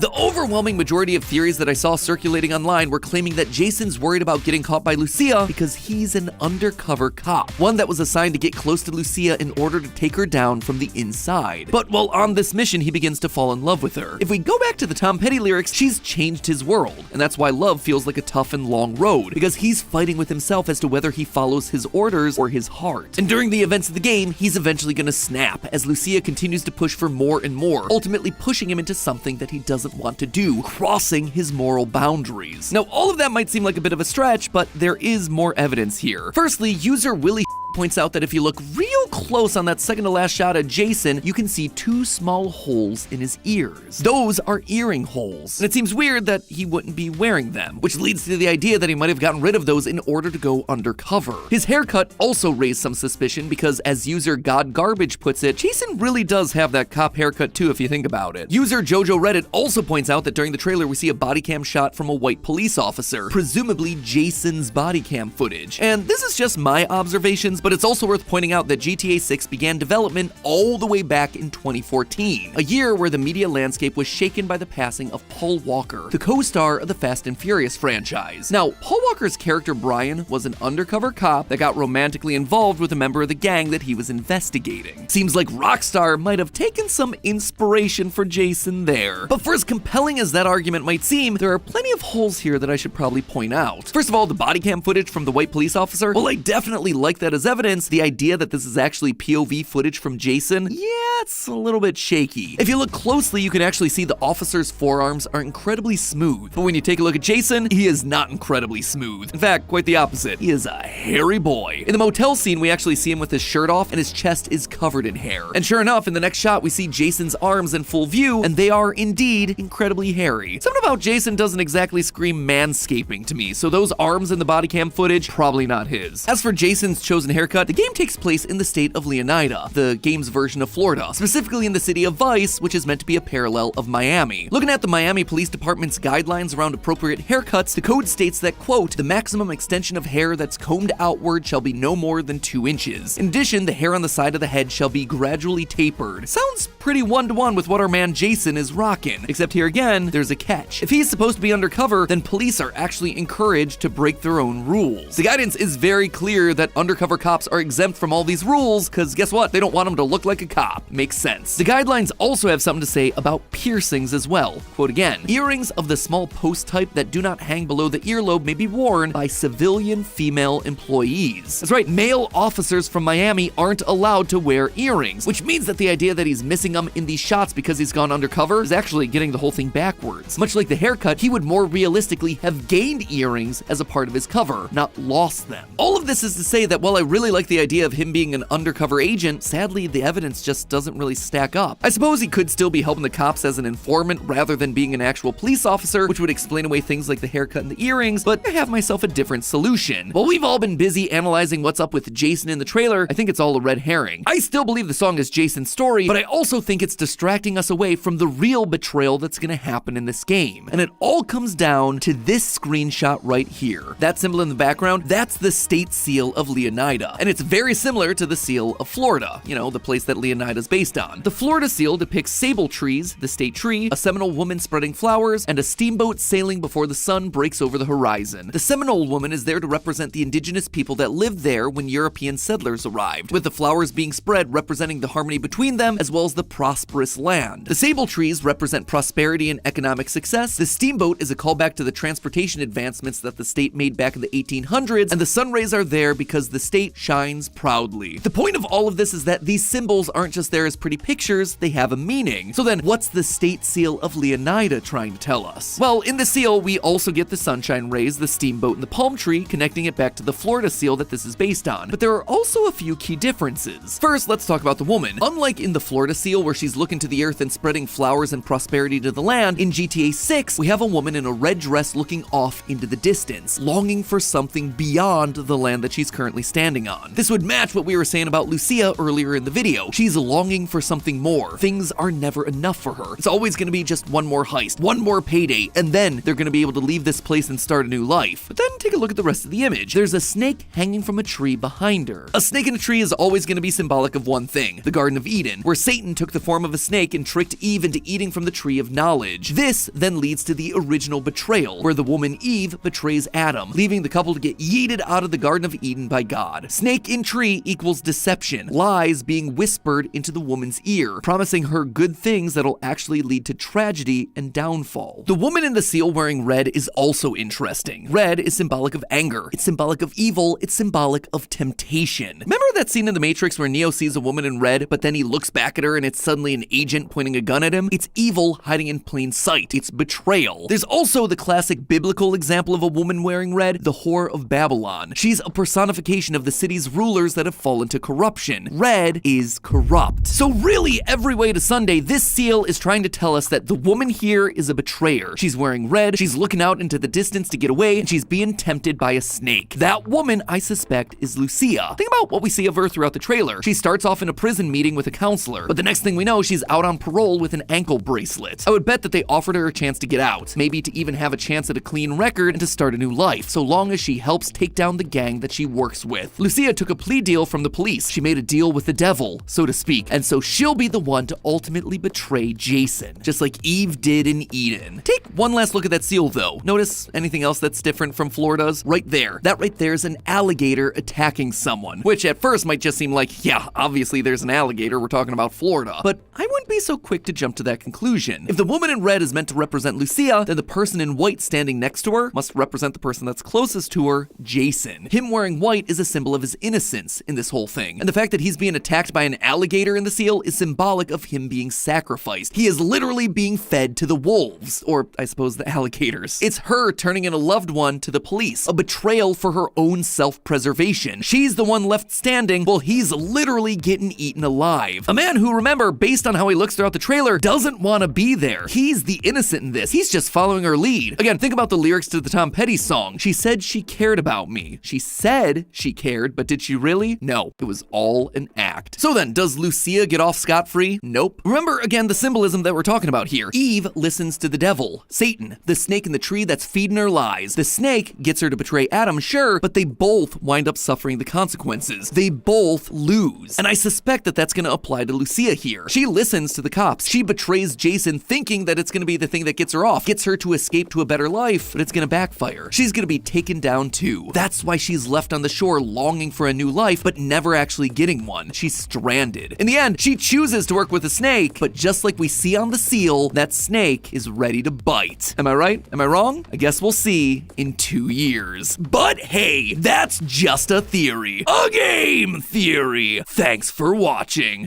And if you want to keep filling up on GTA content in the run-up to 2025, why not watch our old theory about whether the game's police have some sort of racial bias programmed in. Or you could watch our video where we figure out whether eagle vision from Assassin's Creed is actually a real skill that you can learn. As always, my friends, don't forget to subscribe, and I will see you all next week. Okay, I'll leave you to it. See you on the flip side. So, I will catch you on the flip side. Hopefully. I called it. I totally called it. 8 years ago, I told you that the purple guy was the phone guy, and now here we are. William Afton, our killer, is on a phone saying, see you on the flip side, just like phone guy did all those years ago. Finally, I've been vindicated. Hello, Internet! Welcome to Game Theory, the show where every victory is bittersweet. You see, while I should be super happy that I just had one of my oldest FNAF theories confirmed, instead, I'm feeling haunted by the unsolved mysteries of the past. Let me explain. At this point in the series, I feel like we have a really solid understanding of the story. We know the broad strokes, we know the general timeline, and the few big lingering questions that we've struggled with are starting to come into focus. Where's the placement of Sister Location? Well, the most recent games and books have hinted at its connection to the Fredbear era. What's the origins of Fazbear? Well, the books seem to be giving us more and more hints pointing at the early days of William and Henry's working relationship. What was the deal with FNAF 4? Literally, the final tale of the Pizzaplex all but spells it out for us. All of those are probably theories best saved for a later date, but today, I wanted to focus on something else. The clues that we've all completely missed. The times when this franchise has explicitly tried to tell us something, and we've utterly failed to pick up on what it's been laying down. And let me be clear, I'm not talking about me overanalyzing some minor detail of the game world. I'm talking about very clear puzzles that were very obviously set up by the game makers for us to solve that we've been unable to do anything with. And the reason I'm calling it out now is because they're starting to add up. In my estimation, there have been no less than 4 of these sorts of major puzzle moments. At least 3 of them are connected, and it's been going on for the better part of 6 years. So now that we're all done fangirling over Doug's apps, I finally got my appetizers. Thanks, Matpat. Before Help Wanted 2 drops, and adds a whole new layer of mysteries to solve, I wanted to take a minute to stop and see if now, finally, we were able to solve these mysteries once and for all. The pieces are in place for us. The question is, are we able to put them together? The first one of these is also the most recent, so it should come as no surprise to see me bringing it up here. The tally marks codes that we found hidden throughout FNAF Ruin. For those of you who have no idea what I'm talking about, in the newest game, right before you reach Bonnie Bowl, there's a corridor with a number of real doors, as well as several blocked off AR doors. If you walk through one of the real life doors, you'll find a room full of baby plushies. This is already a bit weird because the game makes it a point to call out the fact that baby should not be here, specifically with the AR plush baby toy where the description reads, quote, "What's she doing here?" The answer, we suspect, is that the Pizzaplex, sister location, the FNAF 6 location, and the FNAF 4 house are all practically built on top of each other, or at the very least exist as one connected series of buildings. We go into the basement of the Pizzaplex only to find the FNAF 6 location. In a secret ending of Ruin, we see a version of sister location Scooper deactivating the Mimic. And in one of the final Tales of the Pizzaplex stories, we read about how the FNAF 4 house is connected to Circus Baby's Entertainment and Rentals. So really, to answer Cassie's question, the baby plushies are here because they all share a connected history, a history that is gradually being excavated layer by layer underneath the Pizzaplex. Anyway, in this room, the dolls laugh at you, and then when you turn around, they disappear. Nothing all that surprising. But what is surprising is what remains in the left-hand corner right where the plushies sat. You'll find a chair turned to face the corner and a sequence of tally marks carved into the wall. And these aren't just random markings either. They're specifically in groups of 2s, 4s, and 5s. And they're grouped in such a way to suggest words, or at the very least, separate letters. Now, that alone would be weird, but an even bigger, clearer display of tally marks appears again about an hour later into the game. After completing Bonnie Bowl, you enter Bonnie's green room behind the bowling alley. Not only does this area show us the special relationship that existed between Freddy and Bonnie, if you put on the Vanny mask, on the wall over top of the pin-loading staff bot is another code, much larger and much more organized than the one that we just saw before. And once again, all the tally marks here are specifically grouped into 2s, 4s, and 5s. No 1s or 3s in sight. They are obviously meant to be connected. They're obviously trying to tell us something, but we are obviously not getting the message. So what can we do? Well, the first answer is to try a substitution cipher. Tally up the numbers and swap in the appropriate letters. Notice though that the tally marks are weirdly spaced out, which led a bunch of us to believe that we're supposed to be using those spaces to define each letter, adding up the numbers that aren't separated by the space. So the top line there is going to be 4, then a space, then 544, which would add up to 13. It's a pretty darn self-explanatory system here. Doing that for the whole thing gives us a code of 4, 13, 6, 19, 4, 17, 7, 4, 16, 10, 8, 7, 27, 19, which, if you do a standard number to letter conversion, gives you this. DM, F, S, D, Q, G, yeah. You know what, I'm just gonna leave it there. Clearly, this isn't working. It's just a bunch of random letters. You'll also notice that there's a 27 in that number mix, which should have been our first red flag, considering that, you know, there's only 26 letters in the English alphabet. But Reddit user T-Girl Lunara wasn't deterred. Because the alphabet doesn't have 27 letters, they instead took it a step further and tried the whole thing as a shift cipher. A shift cipher is similar to a Caesar cipher, but instead of the numbers converting into standard letters like A1, B2, C3, etc., you instead mix up or shift the order in some way. So now, for instance, A is 7, B is 8, C is 9, and so on. Normally in a Caesar cipher, the alphabet then loops back around, so if A was 7, Z would then equal 6, but in a shift cipher, that doesn't happen. The numbers just carry on as is. So in this case, if A equals 7, then Z would equal 32. For this particular instance, T-Girl Lunara put A equaling 4, which meant that 27 was now X, and gave us the entire code of Ajka Pan Damaged XP. Not a lot of lore significance with that one, but I did want to continue down that path. So we tried hundreds of different shift and Caesar ciphers. They all came out as absolute gibberish. We also tried just unscrambling the words. Maybe there was another arrangement in there that would give us a more cohesive answer, but yet again, more gibberish. Another solution was presented by user Smartfella Fartsmella, great name there, who also tried adding up the numbers, but this time they didn't do it by adding up the numbers in each group, but instead the numbers in each column. Again, notice the odd spacing of all these tally marks. It can't be a coincidence, right? The first column contains a 4 and a 5, so that would be 9. The second is just the 2, next up is 5, so on and so forth down the line. Ending up with this code. 9, 2, 5, 9, 13, 7, 10, 8, 21, 16, 20, 14, 17, 8, 2, 5, 4, 4. This felt promising to me, because unlike last time, we only had numbers that fell within the alphabet. So converting all of these numbers into letters, we got ourselves the following. I, B, Imgajup, bed. We once again went through with all the classic Caesar ciphers and word unscramblers and all that stuff, but once again wound up with nothing. Back to the drawing board for the third time. An anonymous poster uploaded this onto Imager, and the same point was later brought to my attention by Reddit user NoRate. Basically, what they pointed out was that the tally marks in the corner of Baby's room make a 5x5 grid. A grid that, when rotated or flipped, can map perfectly onto the tally code that we see on the wall of Bonnie Bowl. NoRate actually took this information and pointed out the fact that the main grid arrangement seems to line up with something known as a Polybius cipher, which uses a 5x5 grid of letters to scramble or unscramble codes. Basically, a number code like 53 would mean that you go along the top to 5 and then down 3, and boom, that right there is the letter for your phrase. And while it certainly seems promising at first, sadly the method also came up short. With only 2s, 4s, and 5s as the tally marks, the grid wasn't really giving us any information that we could use to decode anything. We needed an entire alphabet in here, not just a few random tally marks. The same held true for another famous 5x5 grid cipher, the Playfair cipher, which requires a code word to use. What could that code word be? Who knows? Did it feel like we were actually starting to make some level of progress here? Yes, absolutely. But did any of it yield us any results? No. But here's where things get really interesting. This isn't the first time FNAF has stumped us with tally marks. Rewind backwards 6 years, my friends, to the release of the Freddy Fazbear Security Logbook, home to my two oldest and greatest nemeses, the Foxy Grid and the Dabbing Chica.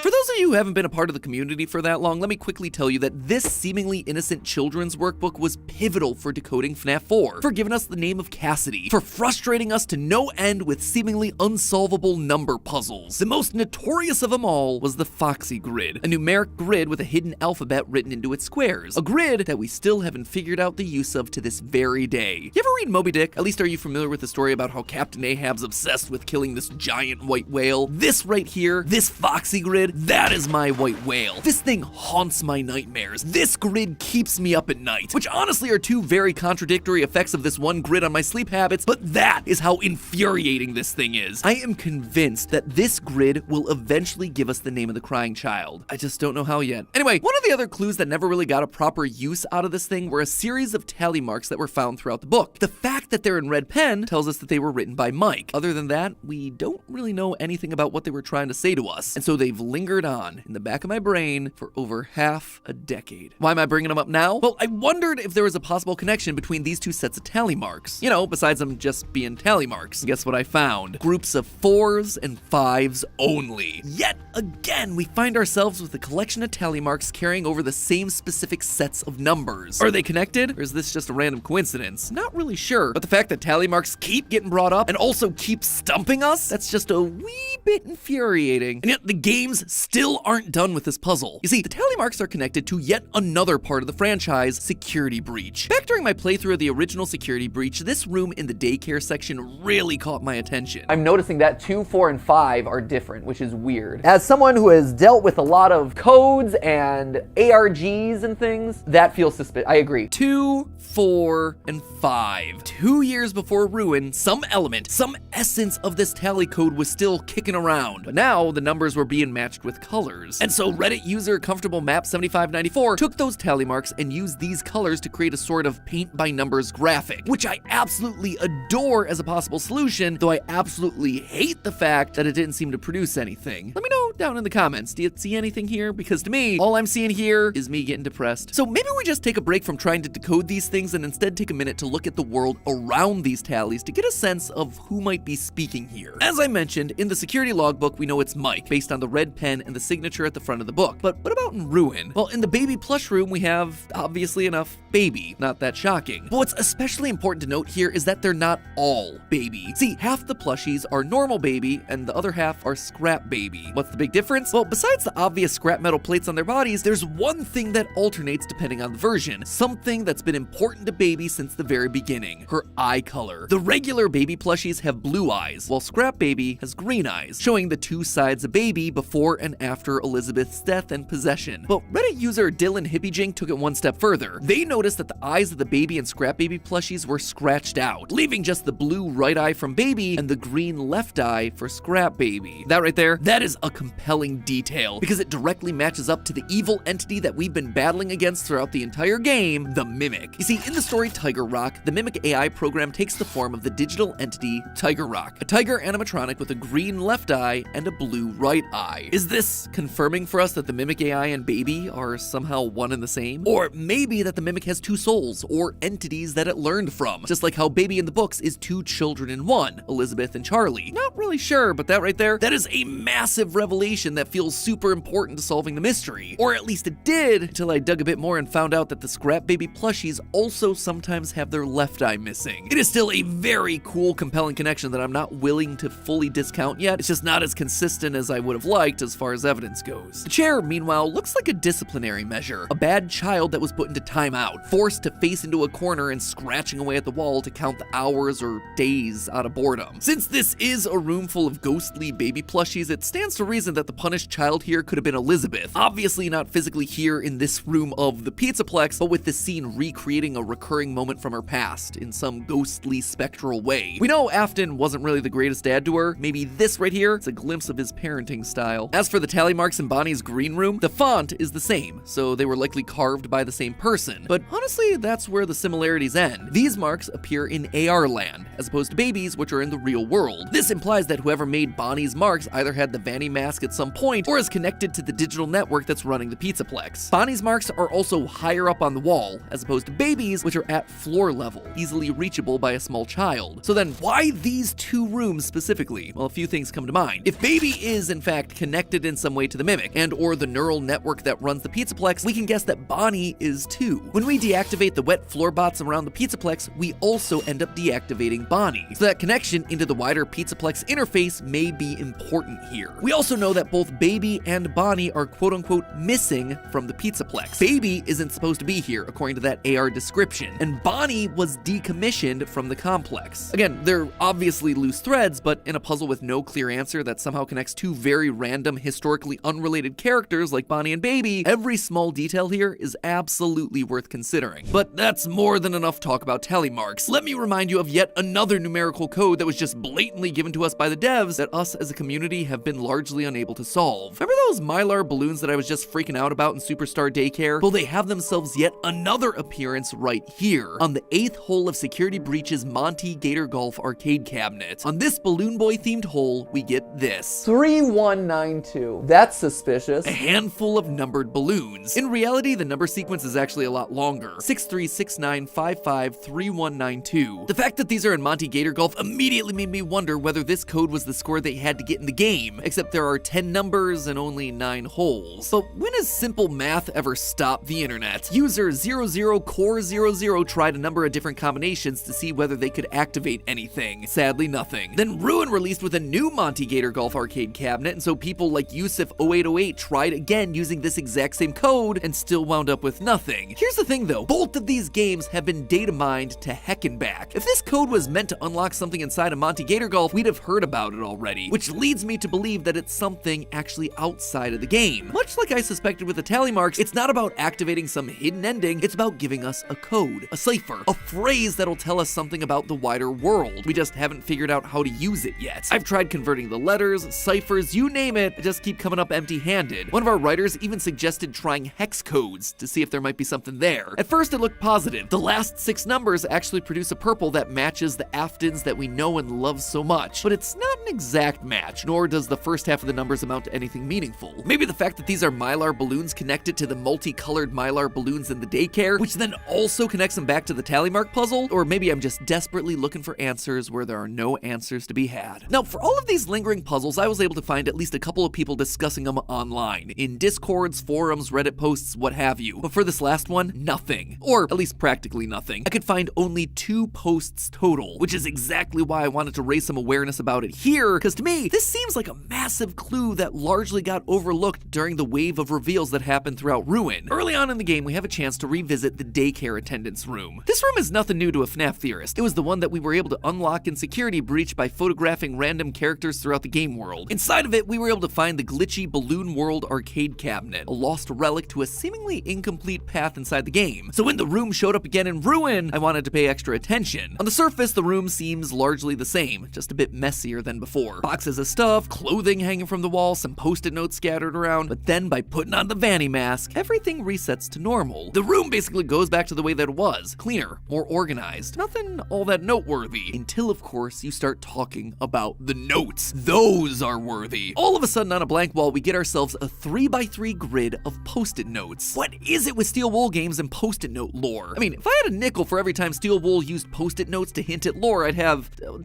nickels, which isn't a lot, but it's weird that it happened twice. The 9 post-its that we're dealing with are as follows. One that says groceries with butter written 3 times. There's a collection of dots, a scribble, footprints, hearts and pizza, lightning bolt, sun and hill, stars and a microphone, and a selection of candy. As usual, my first thought was to jump into a cipher. Immediately you see how some of these post-its can relate to numbers. We have 2 feet, 4 stars, 7 dots, 3 butters, 3 lightning bolts. Felt like a really solid place to start, but obviously it wasn't going to be perfect. We have a pizza post-it, but are we counting the 2 slices of pizza, the 4 hearts, or both? What about that squiggle? What's that stand for? Nothing? How about the hill in the sun? Is this meant to be FNAF 6's graveyard hill, so maybe we're counting gravestones? Or is this more likely counting the number of rays coming off the sun? Overall, converting the post-its to numbers wasn't really given the cleanest solutions, but it did feel like a step in the right direction. From there, when you look up how to solve 3x3 ciphers, the number one solution that pops up is the hill cipher. Now when it comes to codes, a hill cipher is pretty darn complex, but overall the key to deciphering one is a matrix, a table of numbers, and if you're using the English alphabet with its 26 letters, you're gonna need yourself a 3x3 matrix, or let's just say a 3x3 grid of post-it notes. The numbers in the matrix represent the shifts that you're gonna have to apply to each letter of the alphabet. To encode a message using a hill cipher, you first convert the message into numbers. You can do this by assigning each letter of the alphabet a number from 0 to 25. For instance, A would be 0, B would be 1, and so on. Next, you multiply each letter of the message by the corresponding matrix. For example, if the first letter of your message is A, you would multiply it by the first row of the matrix. If the second letter of the message is B, you would multiply it by the second row of the matrix. The result is a new number which you can then convert back into a letter, giving you the encoded message. To decode, you just do the same in reverse. For instance, if I had this message, hello, how are you? With this matrix, 321110201, my encoded message would look a little something like this.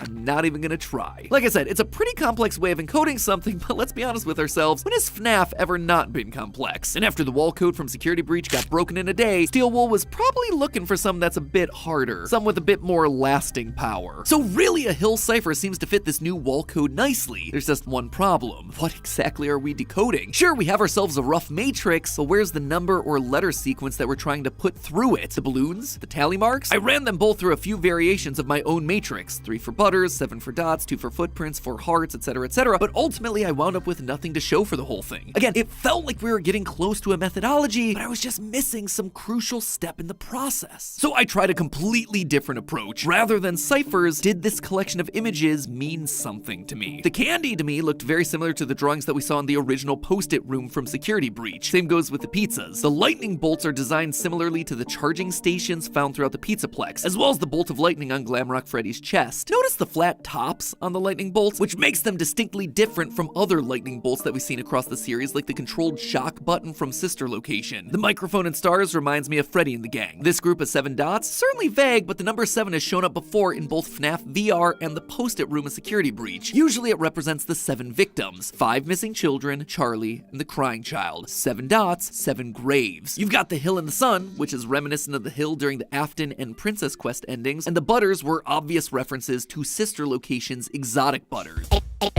Exotic butters. Overall, all the post-its seem to relate in at least a small tangential way to Michael Afton. Man, he really is becoming like his dad, always coming back to our theories. Reddit user Pikmin King X posted about these 9 drawings and drew all of them back to 2 very important games, Sister Location and Pizzeria Simulator. 2 games where we for sure play as Michael Afton. First, you got the candy that we spoke about. Well, in Pizzeria Simulator, candy's all over the place. In advertisements from Lally's Lollies, gumball machines we can buy for the franchise, but the most important one of all, of course, is Candy Cadet, who actually winds up back in Ruin. The lightning bolts also relate back to FNAF 6 as they're identical to the power-up that you collect in the Fruity Maze minigame. Or, like I said, they can relate to the lightning bolt on Glamrock Freddy's chest, an animatronic who many have theorized, myself included, has the soul of Michael Afton inside it. The stars and microphone call back to the 4 main Rockstar animatronics. Freddy, who holds the microphone, along with Bonnie, Chica, and Foxy. The Sunny Hill, well, that's the iconic FNAF 6 gravestone tombstone ending, with all 5 of the missing children plus Charlie put to rest on the hill. Along with that, he'd be familiar with the 7th victim, his younger brother, the crying child, so if that's what these 7 dots represent, he'd understand that symbolism. Mike also has a strong love of pizza, as in the security logbook, he literally says it's the only reason to apply for the job, with hearts on the other pages that look similar to the ones that are on the post-its over here. Then there's the footprints. In true classic FNAF theory fashion, Pikmin King X points out that these are 3-toed footprints, and they're almost identical to the ones that we see in the other FNAF 6 minigame, Midnight Motorist, where there are 2 3-toed footprints outside of a broken window, where Michael's either the escapee who broke out of that window or the one sitting on the couch watching TV. The only thing unaccounted for here are the squiggly lines, but to me, that could just represent Ennard, or the Tangle, or whatever robot spaghetti this franchise wants to throw at the wall at this point. Could this mean that Michael might in fact be alive? That he's living inside the Pizzaplex trying to finish the job that he started? Maybe that's the entire reason the sister location room exists in the Pizzaplex in the first place. Maybe it's him talking to the recreation of his younger brother. Maybe he learned the language of the mimic that his father used to communicate with the monster that killed his sister, like we predicted in a previous theory. All signs here point to Michael, or not. Let me be perfectly clear. This is broad speculation based on a piece of evidence that has clearly not been solved yet. And honestly, that's why I need your help. You've seen all the theory threads that I've been pulling, all the ciphers and interpretations that I've tried here, and we're still none the wiser. There are solutions out there for all of these puzzles. I am almost sure of that. But I need the collective hive mind of the FNAF community behind me to pitch out some solutions. The theorists of Reddit I called out today have done an amazing job getting the ball rolling, and I do truly believe that with a bit more time and a bit more focus, together we can solve these mysteries. Last time I did a theory like this, it was 5 years ago. But 48 hours later, you all had collectively discovered the name Cassidy hidden inside the security logbook. And now it is one of the most solid, concrete, important pieces of information that we've ever had for the lore of this franchise. Let's try to do that again here. One or all of these puzzles are gonna lead to some sort of massive revelation. So I'm leaving a link down below to the Game Theorist subreddit where I'd encourage you to write up your theories. I'm also dropping in some links to decoding websites that'll help make the grind a bit easier, especially for all those grid-based puzzles. I'm gonna be keeping a close eye on all of this for the next couple of weeks. It'd be cool if we could manage to solve one of these things before the year's end. Who knows, maybe Help Wanted 2 will drop and solve everything for us, leaving the lore crystal clear with no further questions and no ciphers required. Yeah, okay, sure. I'm sure that's absolutely gonna happen with this franchise. Until that day comes, friends, remember, it's all just a theory. A game theory! Thanks for watching.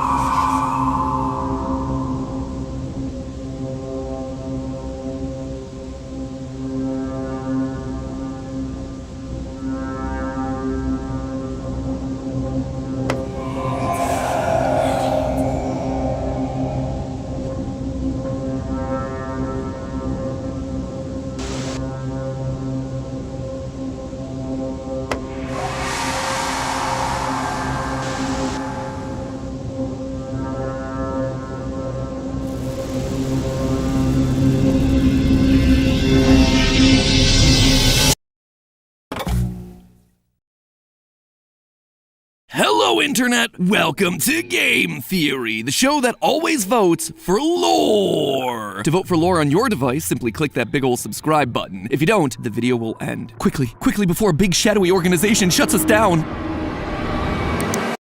Well, thanks for that. I guess the situation wasn't as dire as I expected. Well, now that the video can continue, it's time for us to talk about the triumphant return of one of the internet's most mysterious projects to date, Generation Loss. Over a year ago, we did a theory covering a 28-second video released by former Dream SMP Minecrafter Ronbu. It was a strange video involving a lot of flashing images and text telling us to learn the history, find the founder. All stuff that on the surface is just a bunch of gibberish, but to theorists like me and you, is clearly the start of an ARG unfolding. So I did what I do best. I took a 28-second video and turned it into a week's worth of research and then ultimately wound up with a 17-minute theory about 2 fighting factions, censorship, and the most frightening thing of all, analog media. Ooh. And while we didn't have a huge amount to work with, it seemed like we may have gotten a few things right. It's exactly what I wanted! And what was more exciting was the tease of a second video coming soon. And so patiently I waited, and waited, and waited. But that new 3-minute video never came. I was starting to worry that I'd scared Ronbu off, but then, out of nowhere, after nearly nearly a year of silence, Generation Lost returned, and this time, there was a whole lot more than just 28 seconds of video. Fast forward to today where there's several teasers, a couple more minute-long videos, and a whopping 3 live streams totaling up nearly 4.5 hours worth of watch time. It even made its way onto the Emmy Awards ballot. Just a shame that it didn't get the nomination, but what do you expect? Hollywood's never been the biggest fan of YouTubers. If the first video was our appetizer, this is a full-on buffet that I get to shove down my gullet like it's going out of style. But there was one thing that I couldn't shake. Well, by the end of this first batch of content, we know the plans and identities of these warring censorship factions. We still know nothing about the most important character, the one that was teased from day one of the project. We still don't know anything about the mysterious founder. We were tasked with finding the founder and or killing the founder at the end of the last video, and now we know that a founder's cut of these 3 live streams is coming soon. So who is this person? What exactly are they doing and why? I mean, this person must be incredibly important to the wider Generation Lost universe. It is the centralized figure of it all. So strap in, theorists and Ron Boo, considering you're probably reacting to this one live again, because I believe I figured it out. I know who the founder is, and let's just say Generation Lost might have been right in the first place when they told us to trust no one. In our last theory, we concluded that there were 2 main groups, one speaking to us in red text and one speaking to us in white text. There was the Generation Lost faction, speaking to us in red, that was actively censoring the information presented by the original creators of the tape, those speaking to us in white, slowly degrading the truth over time until it became unrecognizable. The videos that have since been released also seem to confirm this idea. Throughout multiple videos, we see a white logoed company, Showfall Media, presenting us with information and entertainment, only for their videos to be hacked and their posters graffitied with red text. These 2 factions, Showfall and Generation Lost, are at war, and Generation Lost is the one sending us these altered tapes. Why would they do that? Well, we know this based on the second main tape, the inauguration. It's not about inaugurating a president like I initially assumed, but instead it's about inaugurating us, the viewer, into their ranks. This choose-your-own-adventure style video forces you to kill a random stranger on TV rather than yourself. It's twisted, but when the goal is to kill the supposed founder, what are a few casualties along the way? They have to make sure that you're committed to the cause and willing to do what must be done. And this battle between the 2 organizations all came to a head with the massive 3 live stream extravaganza, the Social Experiments. This live event was huge. At one point, over 55,000 people watched our hero Ron Boo as he tried to survive a point-and-click style horror game, a Saw remake, and a Left 4 Dead escape sequence from a mall, all while the audience got to vote on what happened to him next. In addition to the audience deciding what he does, throughout the streams, Ron Boo interacts with a character dressed in red known as Hetch, also known as the Savior. A character in red that's hacking the Showfall media systems, trying to actively save Ron Boo while revealing the truth? I think we've got ourselves a match for that red text Generation Lost faction that we've been theorizing about this whole time. In the final episode, Hetch reveals to Ron Boo what's really going on, that the whole world that he's been trapped in is a set, designed to entertain some sort of audience that's watching him. Everything you've been through, it's all been broadcasted to some sort of audience. Like I said, it's a show. We even get to see the day 1 plan and day 2 plan on whiteboards in the Showfall media offices, each with rough outlines for how that episode was supposed to play out. Everything that we've been watching is an in-universe show. The haunted cabin, the slime demon, the saw puzzles, all of it has been fake. Well, all of it except for the deaths. So, as you'd expect, Ron Boo tries to escape, only for Hetch to pounce on him in the final moment and give the audience one final vote: kill or save. Hetch was never trying to save Ron Boo. He was just making the content more entertaining. He was part of the plan all along, and there absolutely was a plan. In the office where you find the day 1 and day 2 whiteboards hidden all the way in the back, through a door frame in a blink and you'll miss it moment, you can briefly see a third whiteboard. A third whiteboard that denotes all of the events that are going to happen in day 3. Hetch and Showfall Media are working together, one and the same. Hetch's entire spiel was to lull Ron Boo into a false sense of security, lead him to his potential demise, and so Ron Boo just stands there. If the audience chooses to let him live, he'll continue to be a part of the show, forever tormented by Showfall. But if we decide to kill him, then his suffering will finally end. He begs the audience to let him die, and we did exactly that. The audience has voted for you to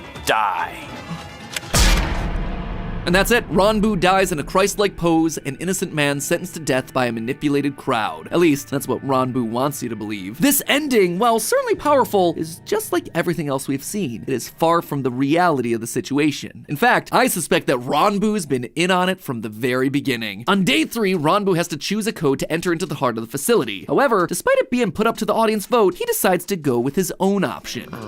What are you doing? They picked red. 1, 4. I don't What is the care. code for I red? don't care. Doing this sets off alarms and releases a horde of mindless Showfall drones that chase him into the epic finale. You could say that this was because he wasn't playing along with Showfall's plan. His eyes had been opened by Hetch, and so he made his own decision. But at the time he makes this decision, he still trusted Hetch. So far, he'd done everything that Hetch had told him to do. So why didn't Ranboo go along with his advice and let the audience pick the code to be input? If anyone was likely to have found the code in the environment, it would have been a group of theorists like us cheering him on. And that was exactly the problem. Showfall needed him to pick the wrong code in order to set off the chain of events that would lead to the grand finale. And I believe that Ranboo knew exactly that. The code had to be put in wrong so that the rest of the stream would play out, and he couldn't trust the audience to get it wrong. In fact, they don't get it wrong. If you look at the tally of the vote, they were telling him to input the correct code. Even after he shuts down the facility, as Ranboo wanders towards what he believes to be the exit, he purposely ignores the sign that tells him where that exit is, that it's to the right. Instead, he walks directly forwards to the door that ultimately hides Hetch's betrayal and the gruesome finale. I get that this guy is supposed to be exhausted at this point, but if you were desperate to escape from the situation, you'd follow the very first exit signs that you see, right? But no, he ignores it. He keeps walking forward. He was never aiming for the exit in the first place. He was just doing what he had to do to keep the show on track, walking directly towards Hetch's surprise reveal so that the audience could finally complete the task that was the end goal of this entire experiment, killing another human being. Except, do you remember specifically who we've been asked to kill? All the way back in that first video, there's one name given to someone we are actively being brainwashed to try and kill. The Founder. That's right, theorists. Ranboo is the Founder. That's why he was doing things that lined up with Showfall's plans, because they were his plans all along. He was actively trying to keep the social experiments on track, and he knew how it all had to end. During episode 2, when the group finds a clue that helps reveal the exit, Ranboo is very quick to question whether it's the correct door. It says to go there, but I feel like that's a trap. Which leads to Ethan dying as he actively tries to find another solution. What if we put on,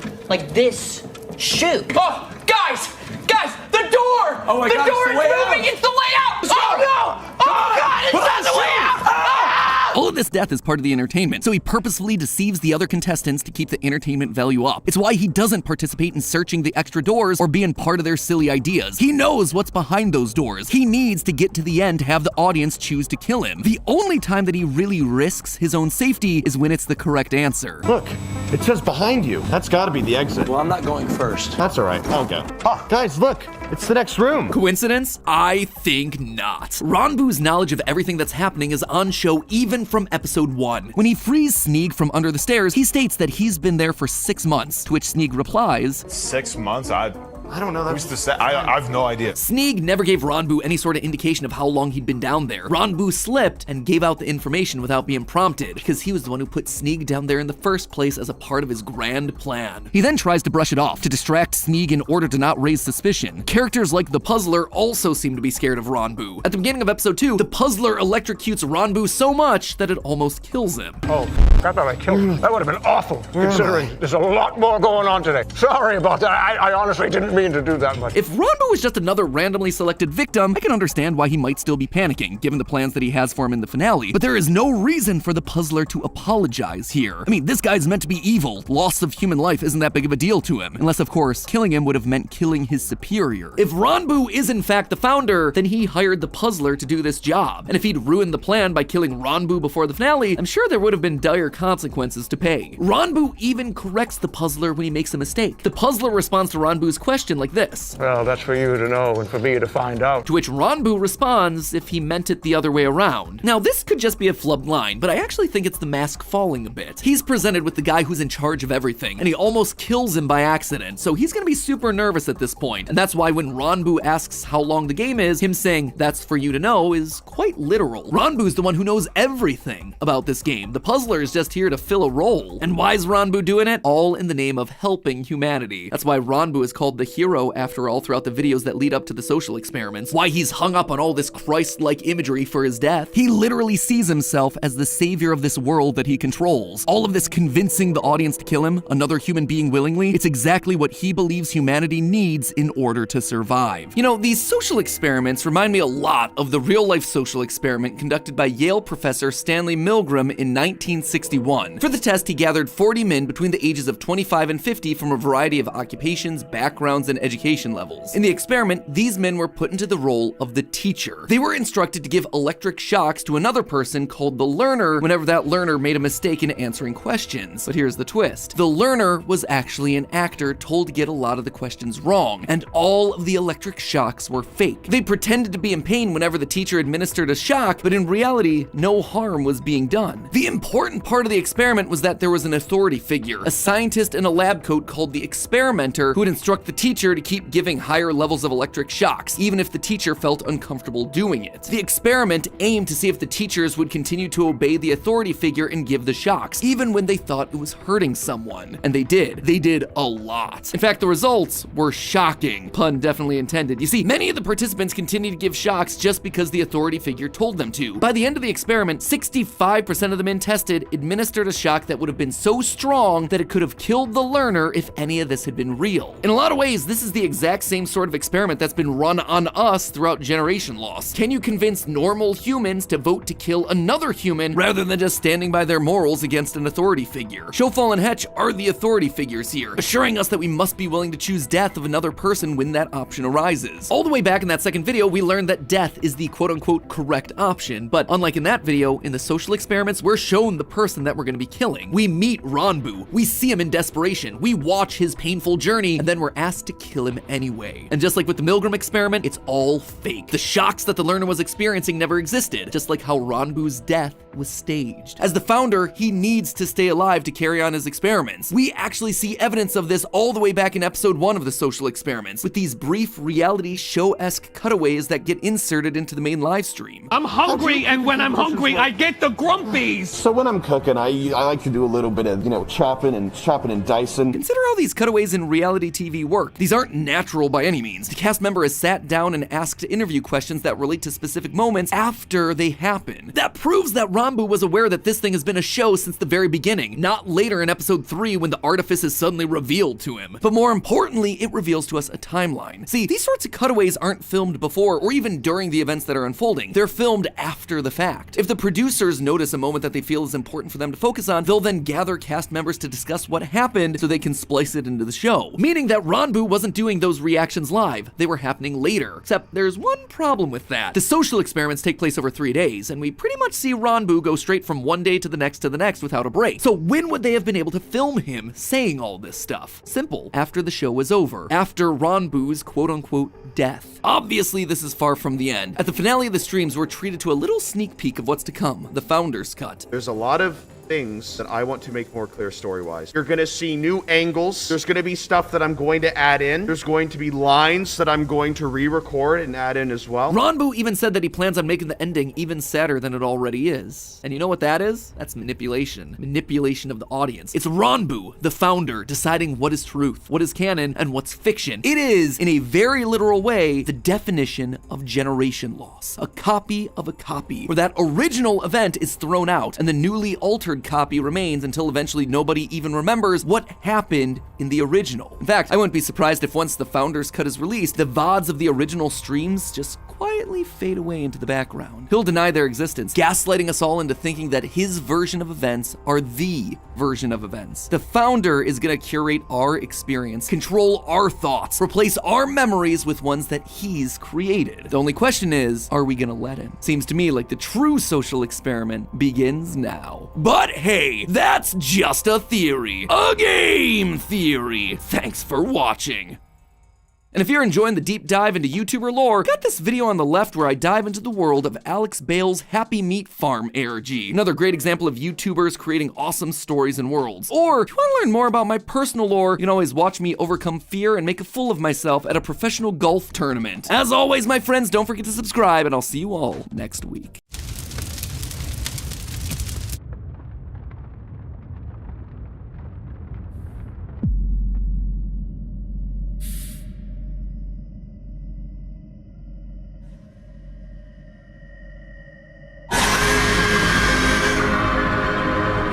Internet! Welcome to Game Theory, the show that's full of hot air. It's that time again, folks. Mob Games has come out of its hibernation and finally given us what we've all been clamoring for over a year now. The long-awaited Chapter 3's second trailer. Wait, are you kidding me? Come on, don't get me wrong, I love brightening images frame by frame as much as the next guy. Are we about to brighten something? Oh. Are we ever gonna brighten something? But it's been, what, 15 months since Chapter 2? I feel like I need to get my poppy fix to complete my indie horror Thanos glove of 2023. That said, if this trailer is anything to go by, the newest chapter is gonna be incredible. Immediately things feel different here, and it's clear they're leaning hard on the horror. This very clearly reads of like, hey, this is so starkly different from anything else in this franchise. Right. Very clearly reads as, hey, we sold a movie. One of the developers was even asked about this in the official Poppy Playtime Discord server, and he said, quote, "It'll still have the same feel as the first two in a lot of respects, but the horror is definitely dialed up," which, of course, got everyone real excited. And from the creepy images of dead kids to the literal writing on the wall, this trailer is like a toy box exploding with clues about what this new chapter is about. And I think that I've figured it all out months before its release. Not only will we have tortured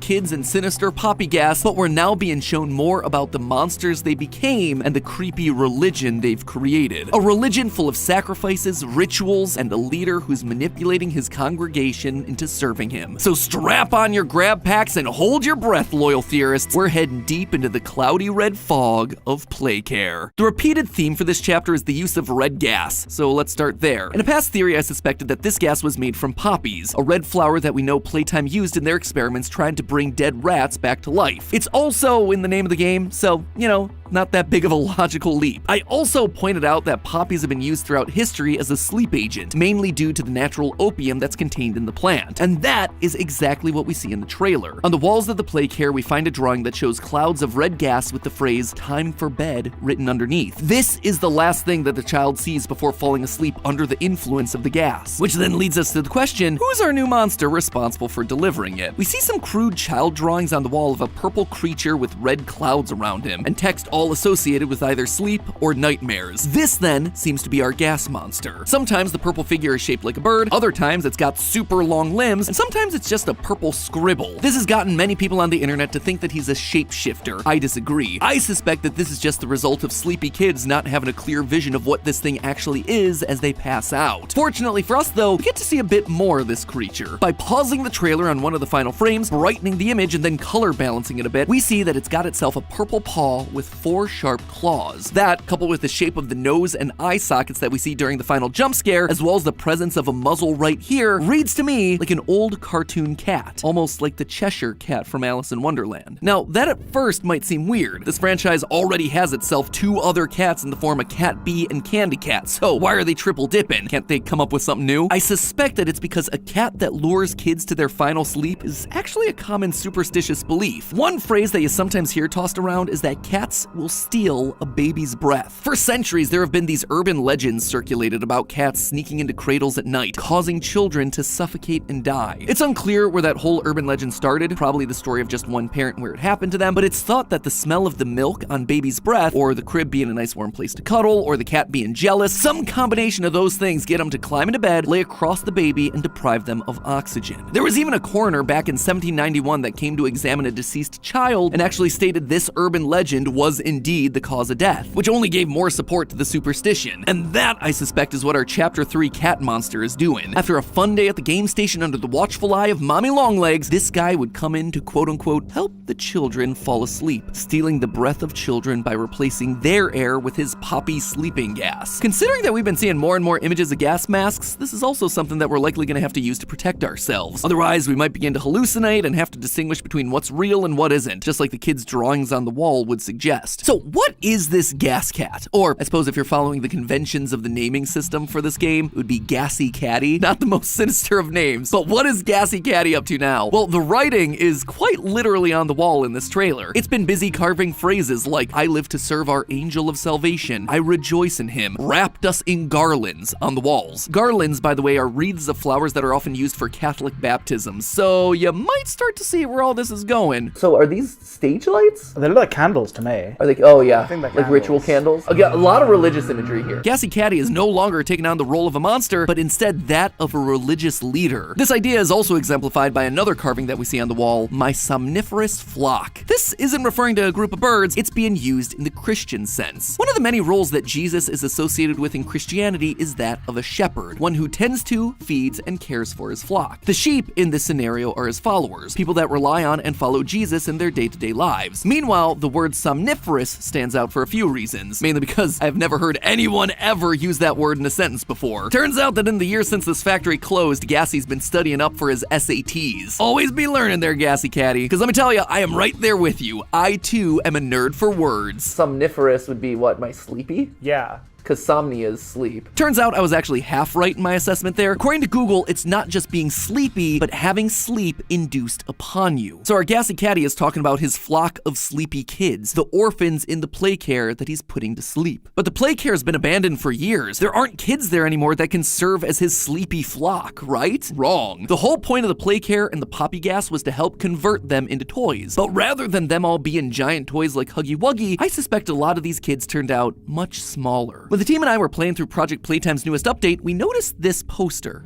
What does this say? Take every step. Take every step like it's your last?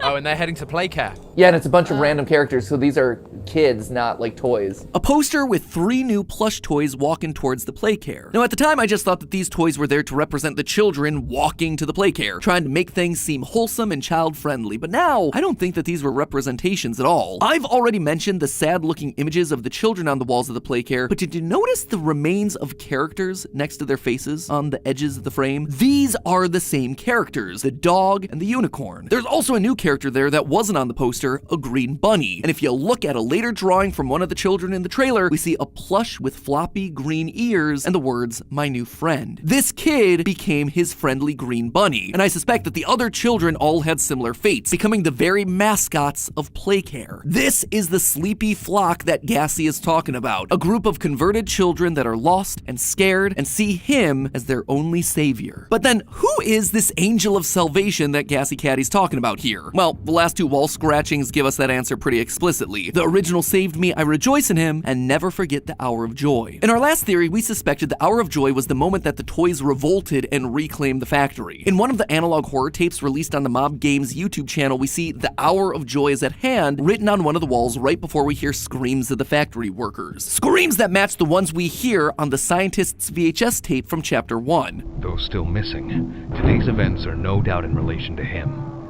His absence was a flaw in the scientific process. It's the prototype, 1006, the one we believe was created from the man who wanted to bring joy to children, Elliot Ludwig. He was the first successful toy from the Bigger Bodies initiative. He was the original that led to the creation of all the others, and we actually get our very first look at him in these trailers. This massive robotic amalgamation made from various other toy parts. You got things like a huggy head near the top, and there, right there, there's Mommy's top half. What have you done? You'll make me part of him!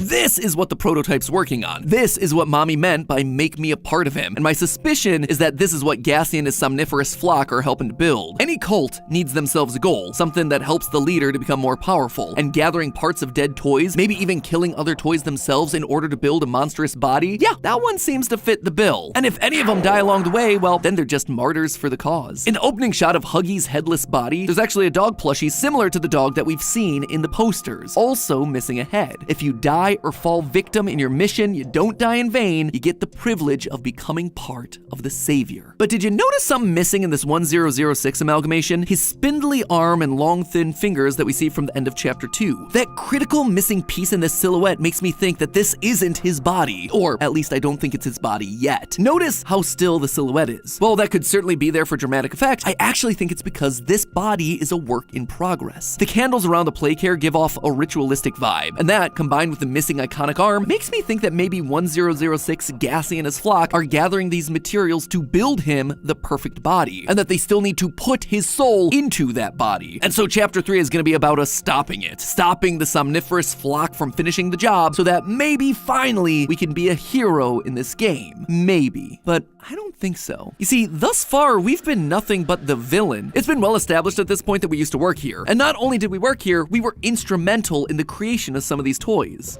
You wonder who we are. But why? You should know. It was your doing that made us. Oh, we said that! They left Mommy to die alone. Mommy didn't deserve that, but you worked here.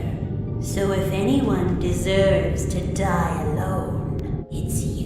And now, look at what we've done since coming back to the factory. We've killed both Huggy Wuggy and Mommy Longlegs, two toys that were made from kids. It's not a great track record for our player character, right? Currently, there's a Poppy ARG taking place in the lead up to Chapter 3, and while there isn't enough information yet to fully solve it, there are aspects that have been discovered that shine a light on the children involved in the Playcare scheme. One of the discoveries was this incident report about one of the orphans in Playcare, Marie Payne. Now, if the name Marie Payne sounds familiar, well, it's because we found a transfer request in Chapter 2 about her. In that request, we were told that she was the child that would go on to become Mommy Longlegs. Now, why do I bring that up? Well, if you remember, Mommy was fine with the orphans because she never wanted them to feel alone like she did. She was protective of the kids. No, the only people that Mommy Longlegs lashed out at were the staff, the people who tortured her and transformed her into a giant neon pink toy. She knew what they were going to be doing to these kids because it had all been done to her first. She was trying to be a protector, a comfort. We also know that she doesn't trust the prototype or any of his religious rhetoric. What have you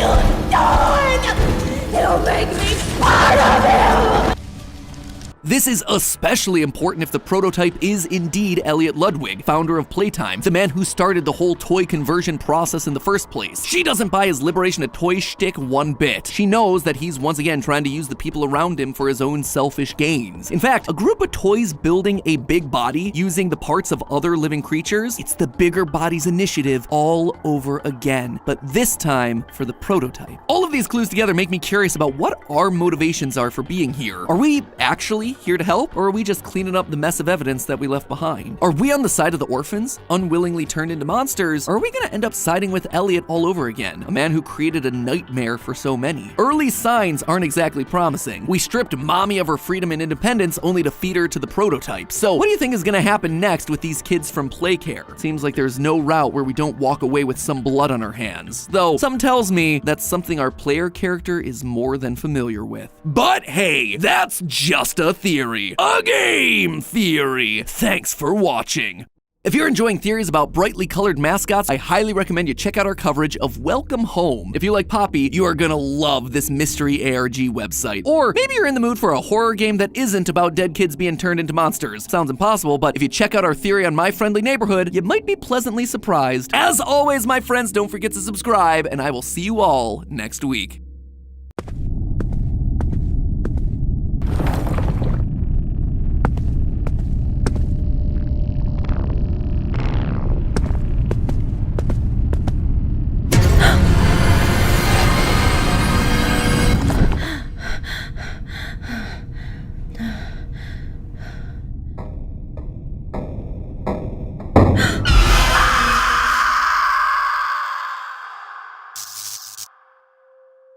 Hello, Internet. Welcome to Game Theory, the show that is definitely the real deal and not a sentient robot designed to copy my voice. Today we begin our journey to solve the most anticipated DLC of the year, Security Breach Ruin. Gotta admit, this DLC has been fantastic. Playing it really felt like Steel Wool learned from their mistakes. Gone is the open world that was big but empty. Gone is the brightly lit neon environments that stopped being scary. And gone are the insane glitches that made the game impossible to fully complete. Ooh, hey. Whoa! We are not where we were. This definitely feels like we've skipped something. I think we broke the game. I think I broke the game for like the third time. Okay, maybe not all the glitches are gone, and just so happened to be on my first playthrough, I managed to skip an entire chapter that was filled with the most lore, but hey, consider that my contribution to the speedrunning community. You can call that one the failed lore hunter skip in my honor. It'll be my crowning achievement in the world of gaming. Just to make sure that we're all starting on the same page, in the game, we play as a new character named Cassie, a young girl that's been called to the Pizzaplex by her friend and my personal favorite, maybe definitely robot kid, Gregory. Gregory tells us through a Roxy talkie that he's trapped under the sinkhole in Roxy Raceway. One staff bot jump scare later and we're handed a quote-unquote security mask, one that's meant to help us bypass certain puzzles while shutting down all the security nodes that are keeping Gregory locked down in the basement. But this, my friends, is not just any mask. This is Vanny's mask, the one that Vanessa wore throughout the entirety of Security Breach, making it pretty darn suspicious. Using this mask allows us to look into an augmented reality system, seeing things that we couldn't see before, making us invisible to certain enemies. We can suddenly walk through walls, deactivate security nodes, intentionally teleport, and as I demonstrated earlier, also accidentally teleport sometimes. Mask in hand, we make our way through the Pizzaplex, shutting down the security and encountering the various glamrock animatronics from the original game, including the bestest boy Glamrock Freddy, though something's a little different about him this time. I can't quite put my finger on it. It's probably the fact that he's missing his head. All of this while running from a glitching bunny entity that'll summon animatronics to our location if we wear the Vanny mask for too long. Eventually, we deactivate all the security nodes, including Cassie's favorite glamrock, Roxy. Cassie, what are you doing?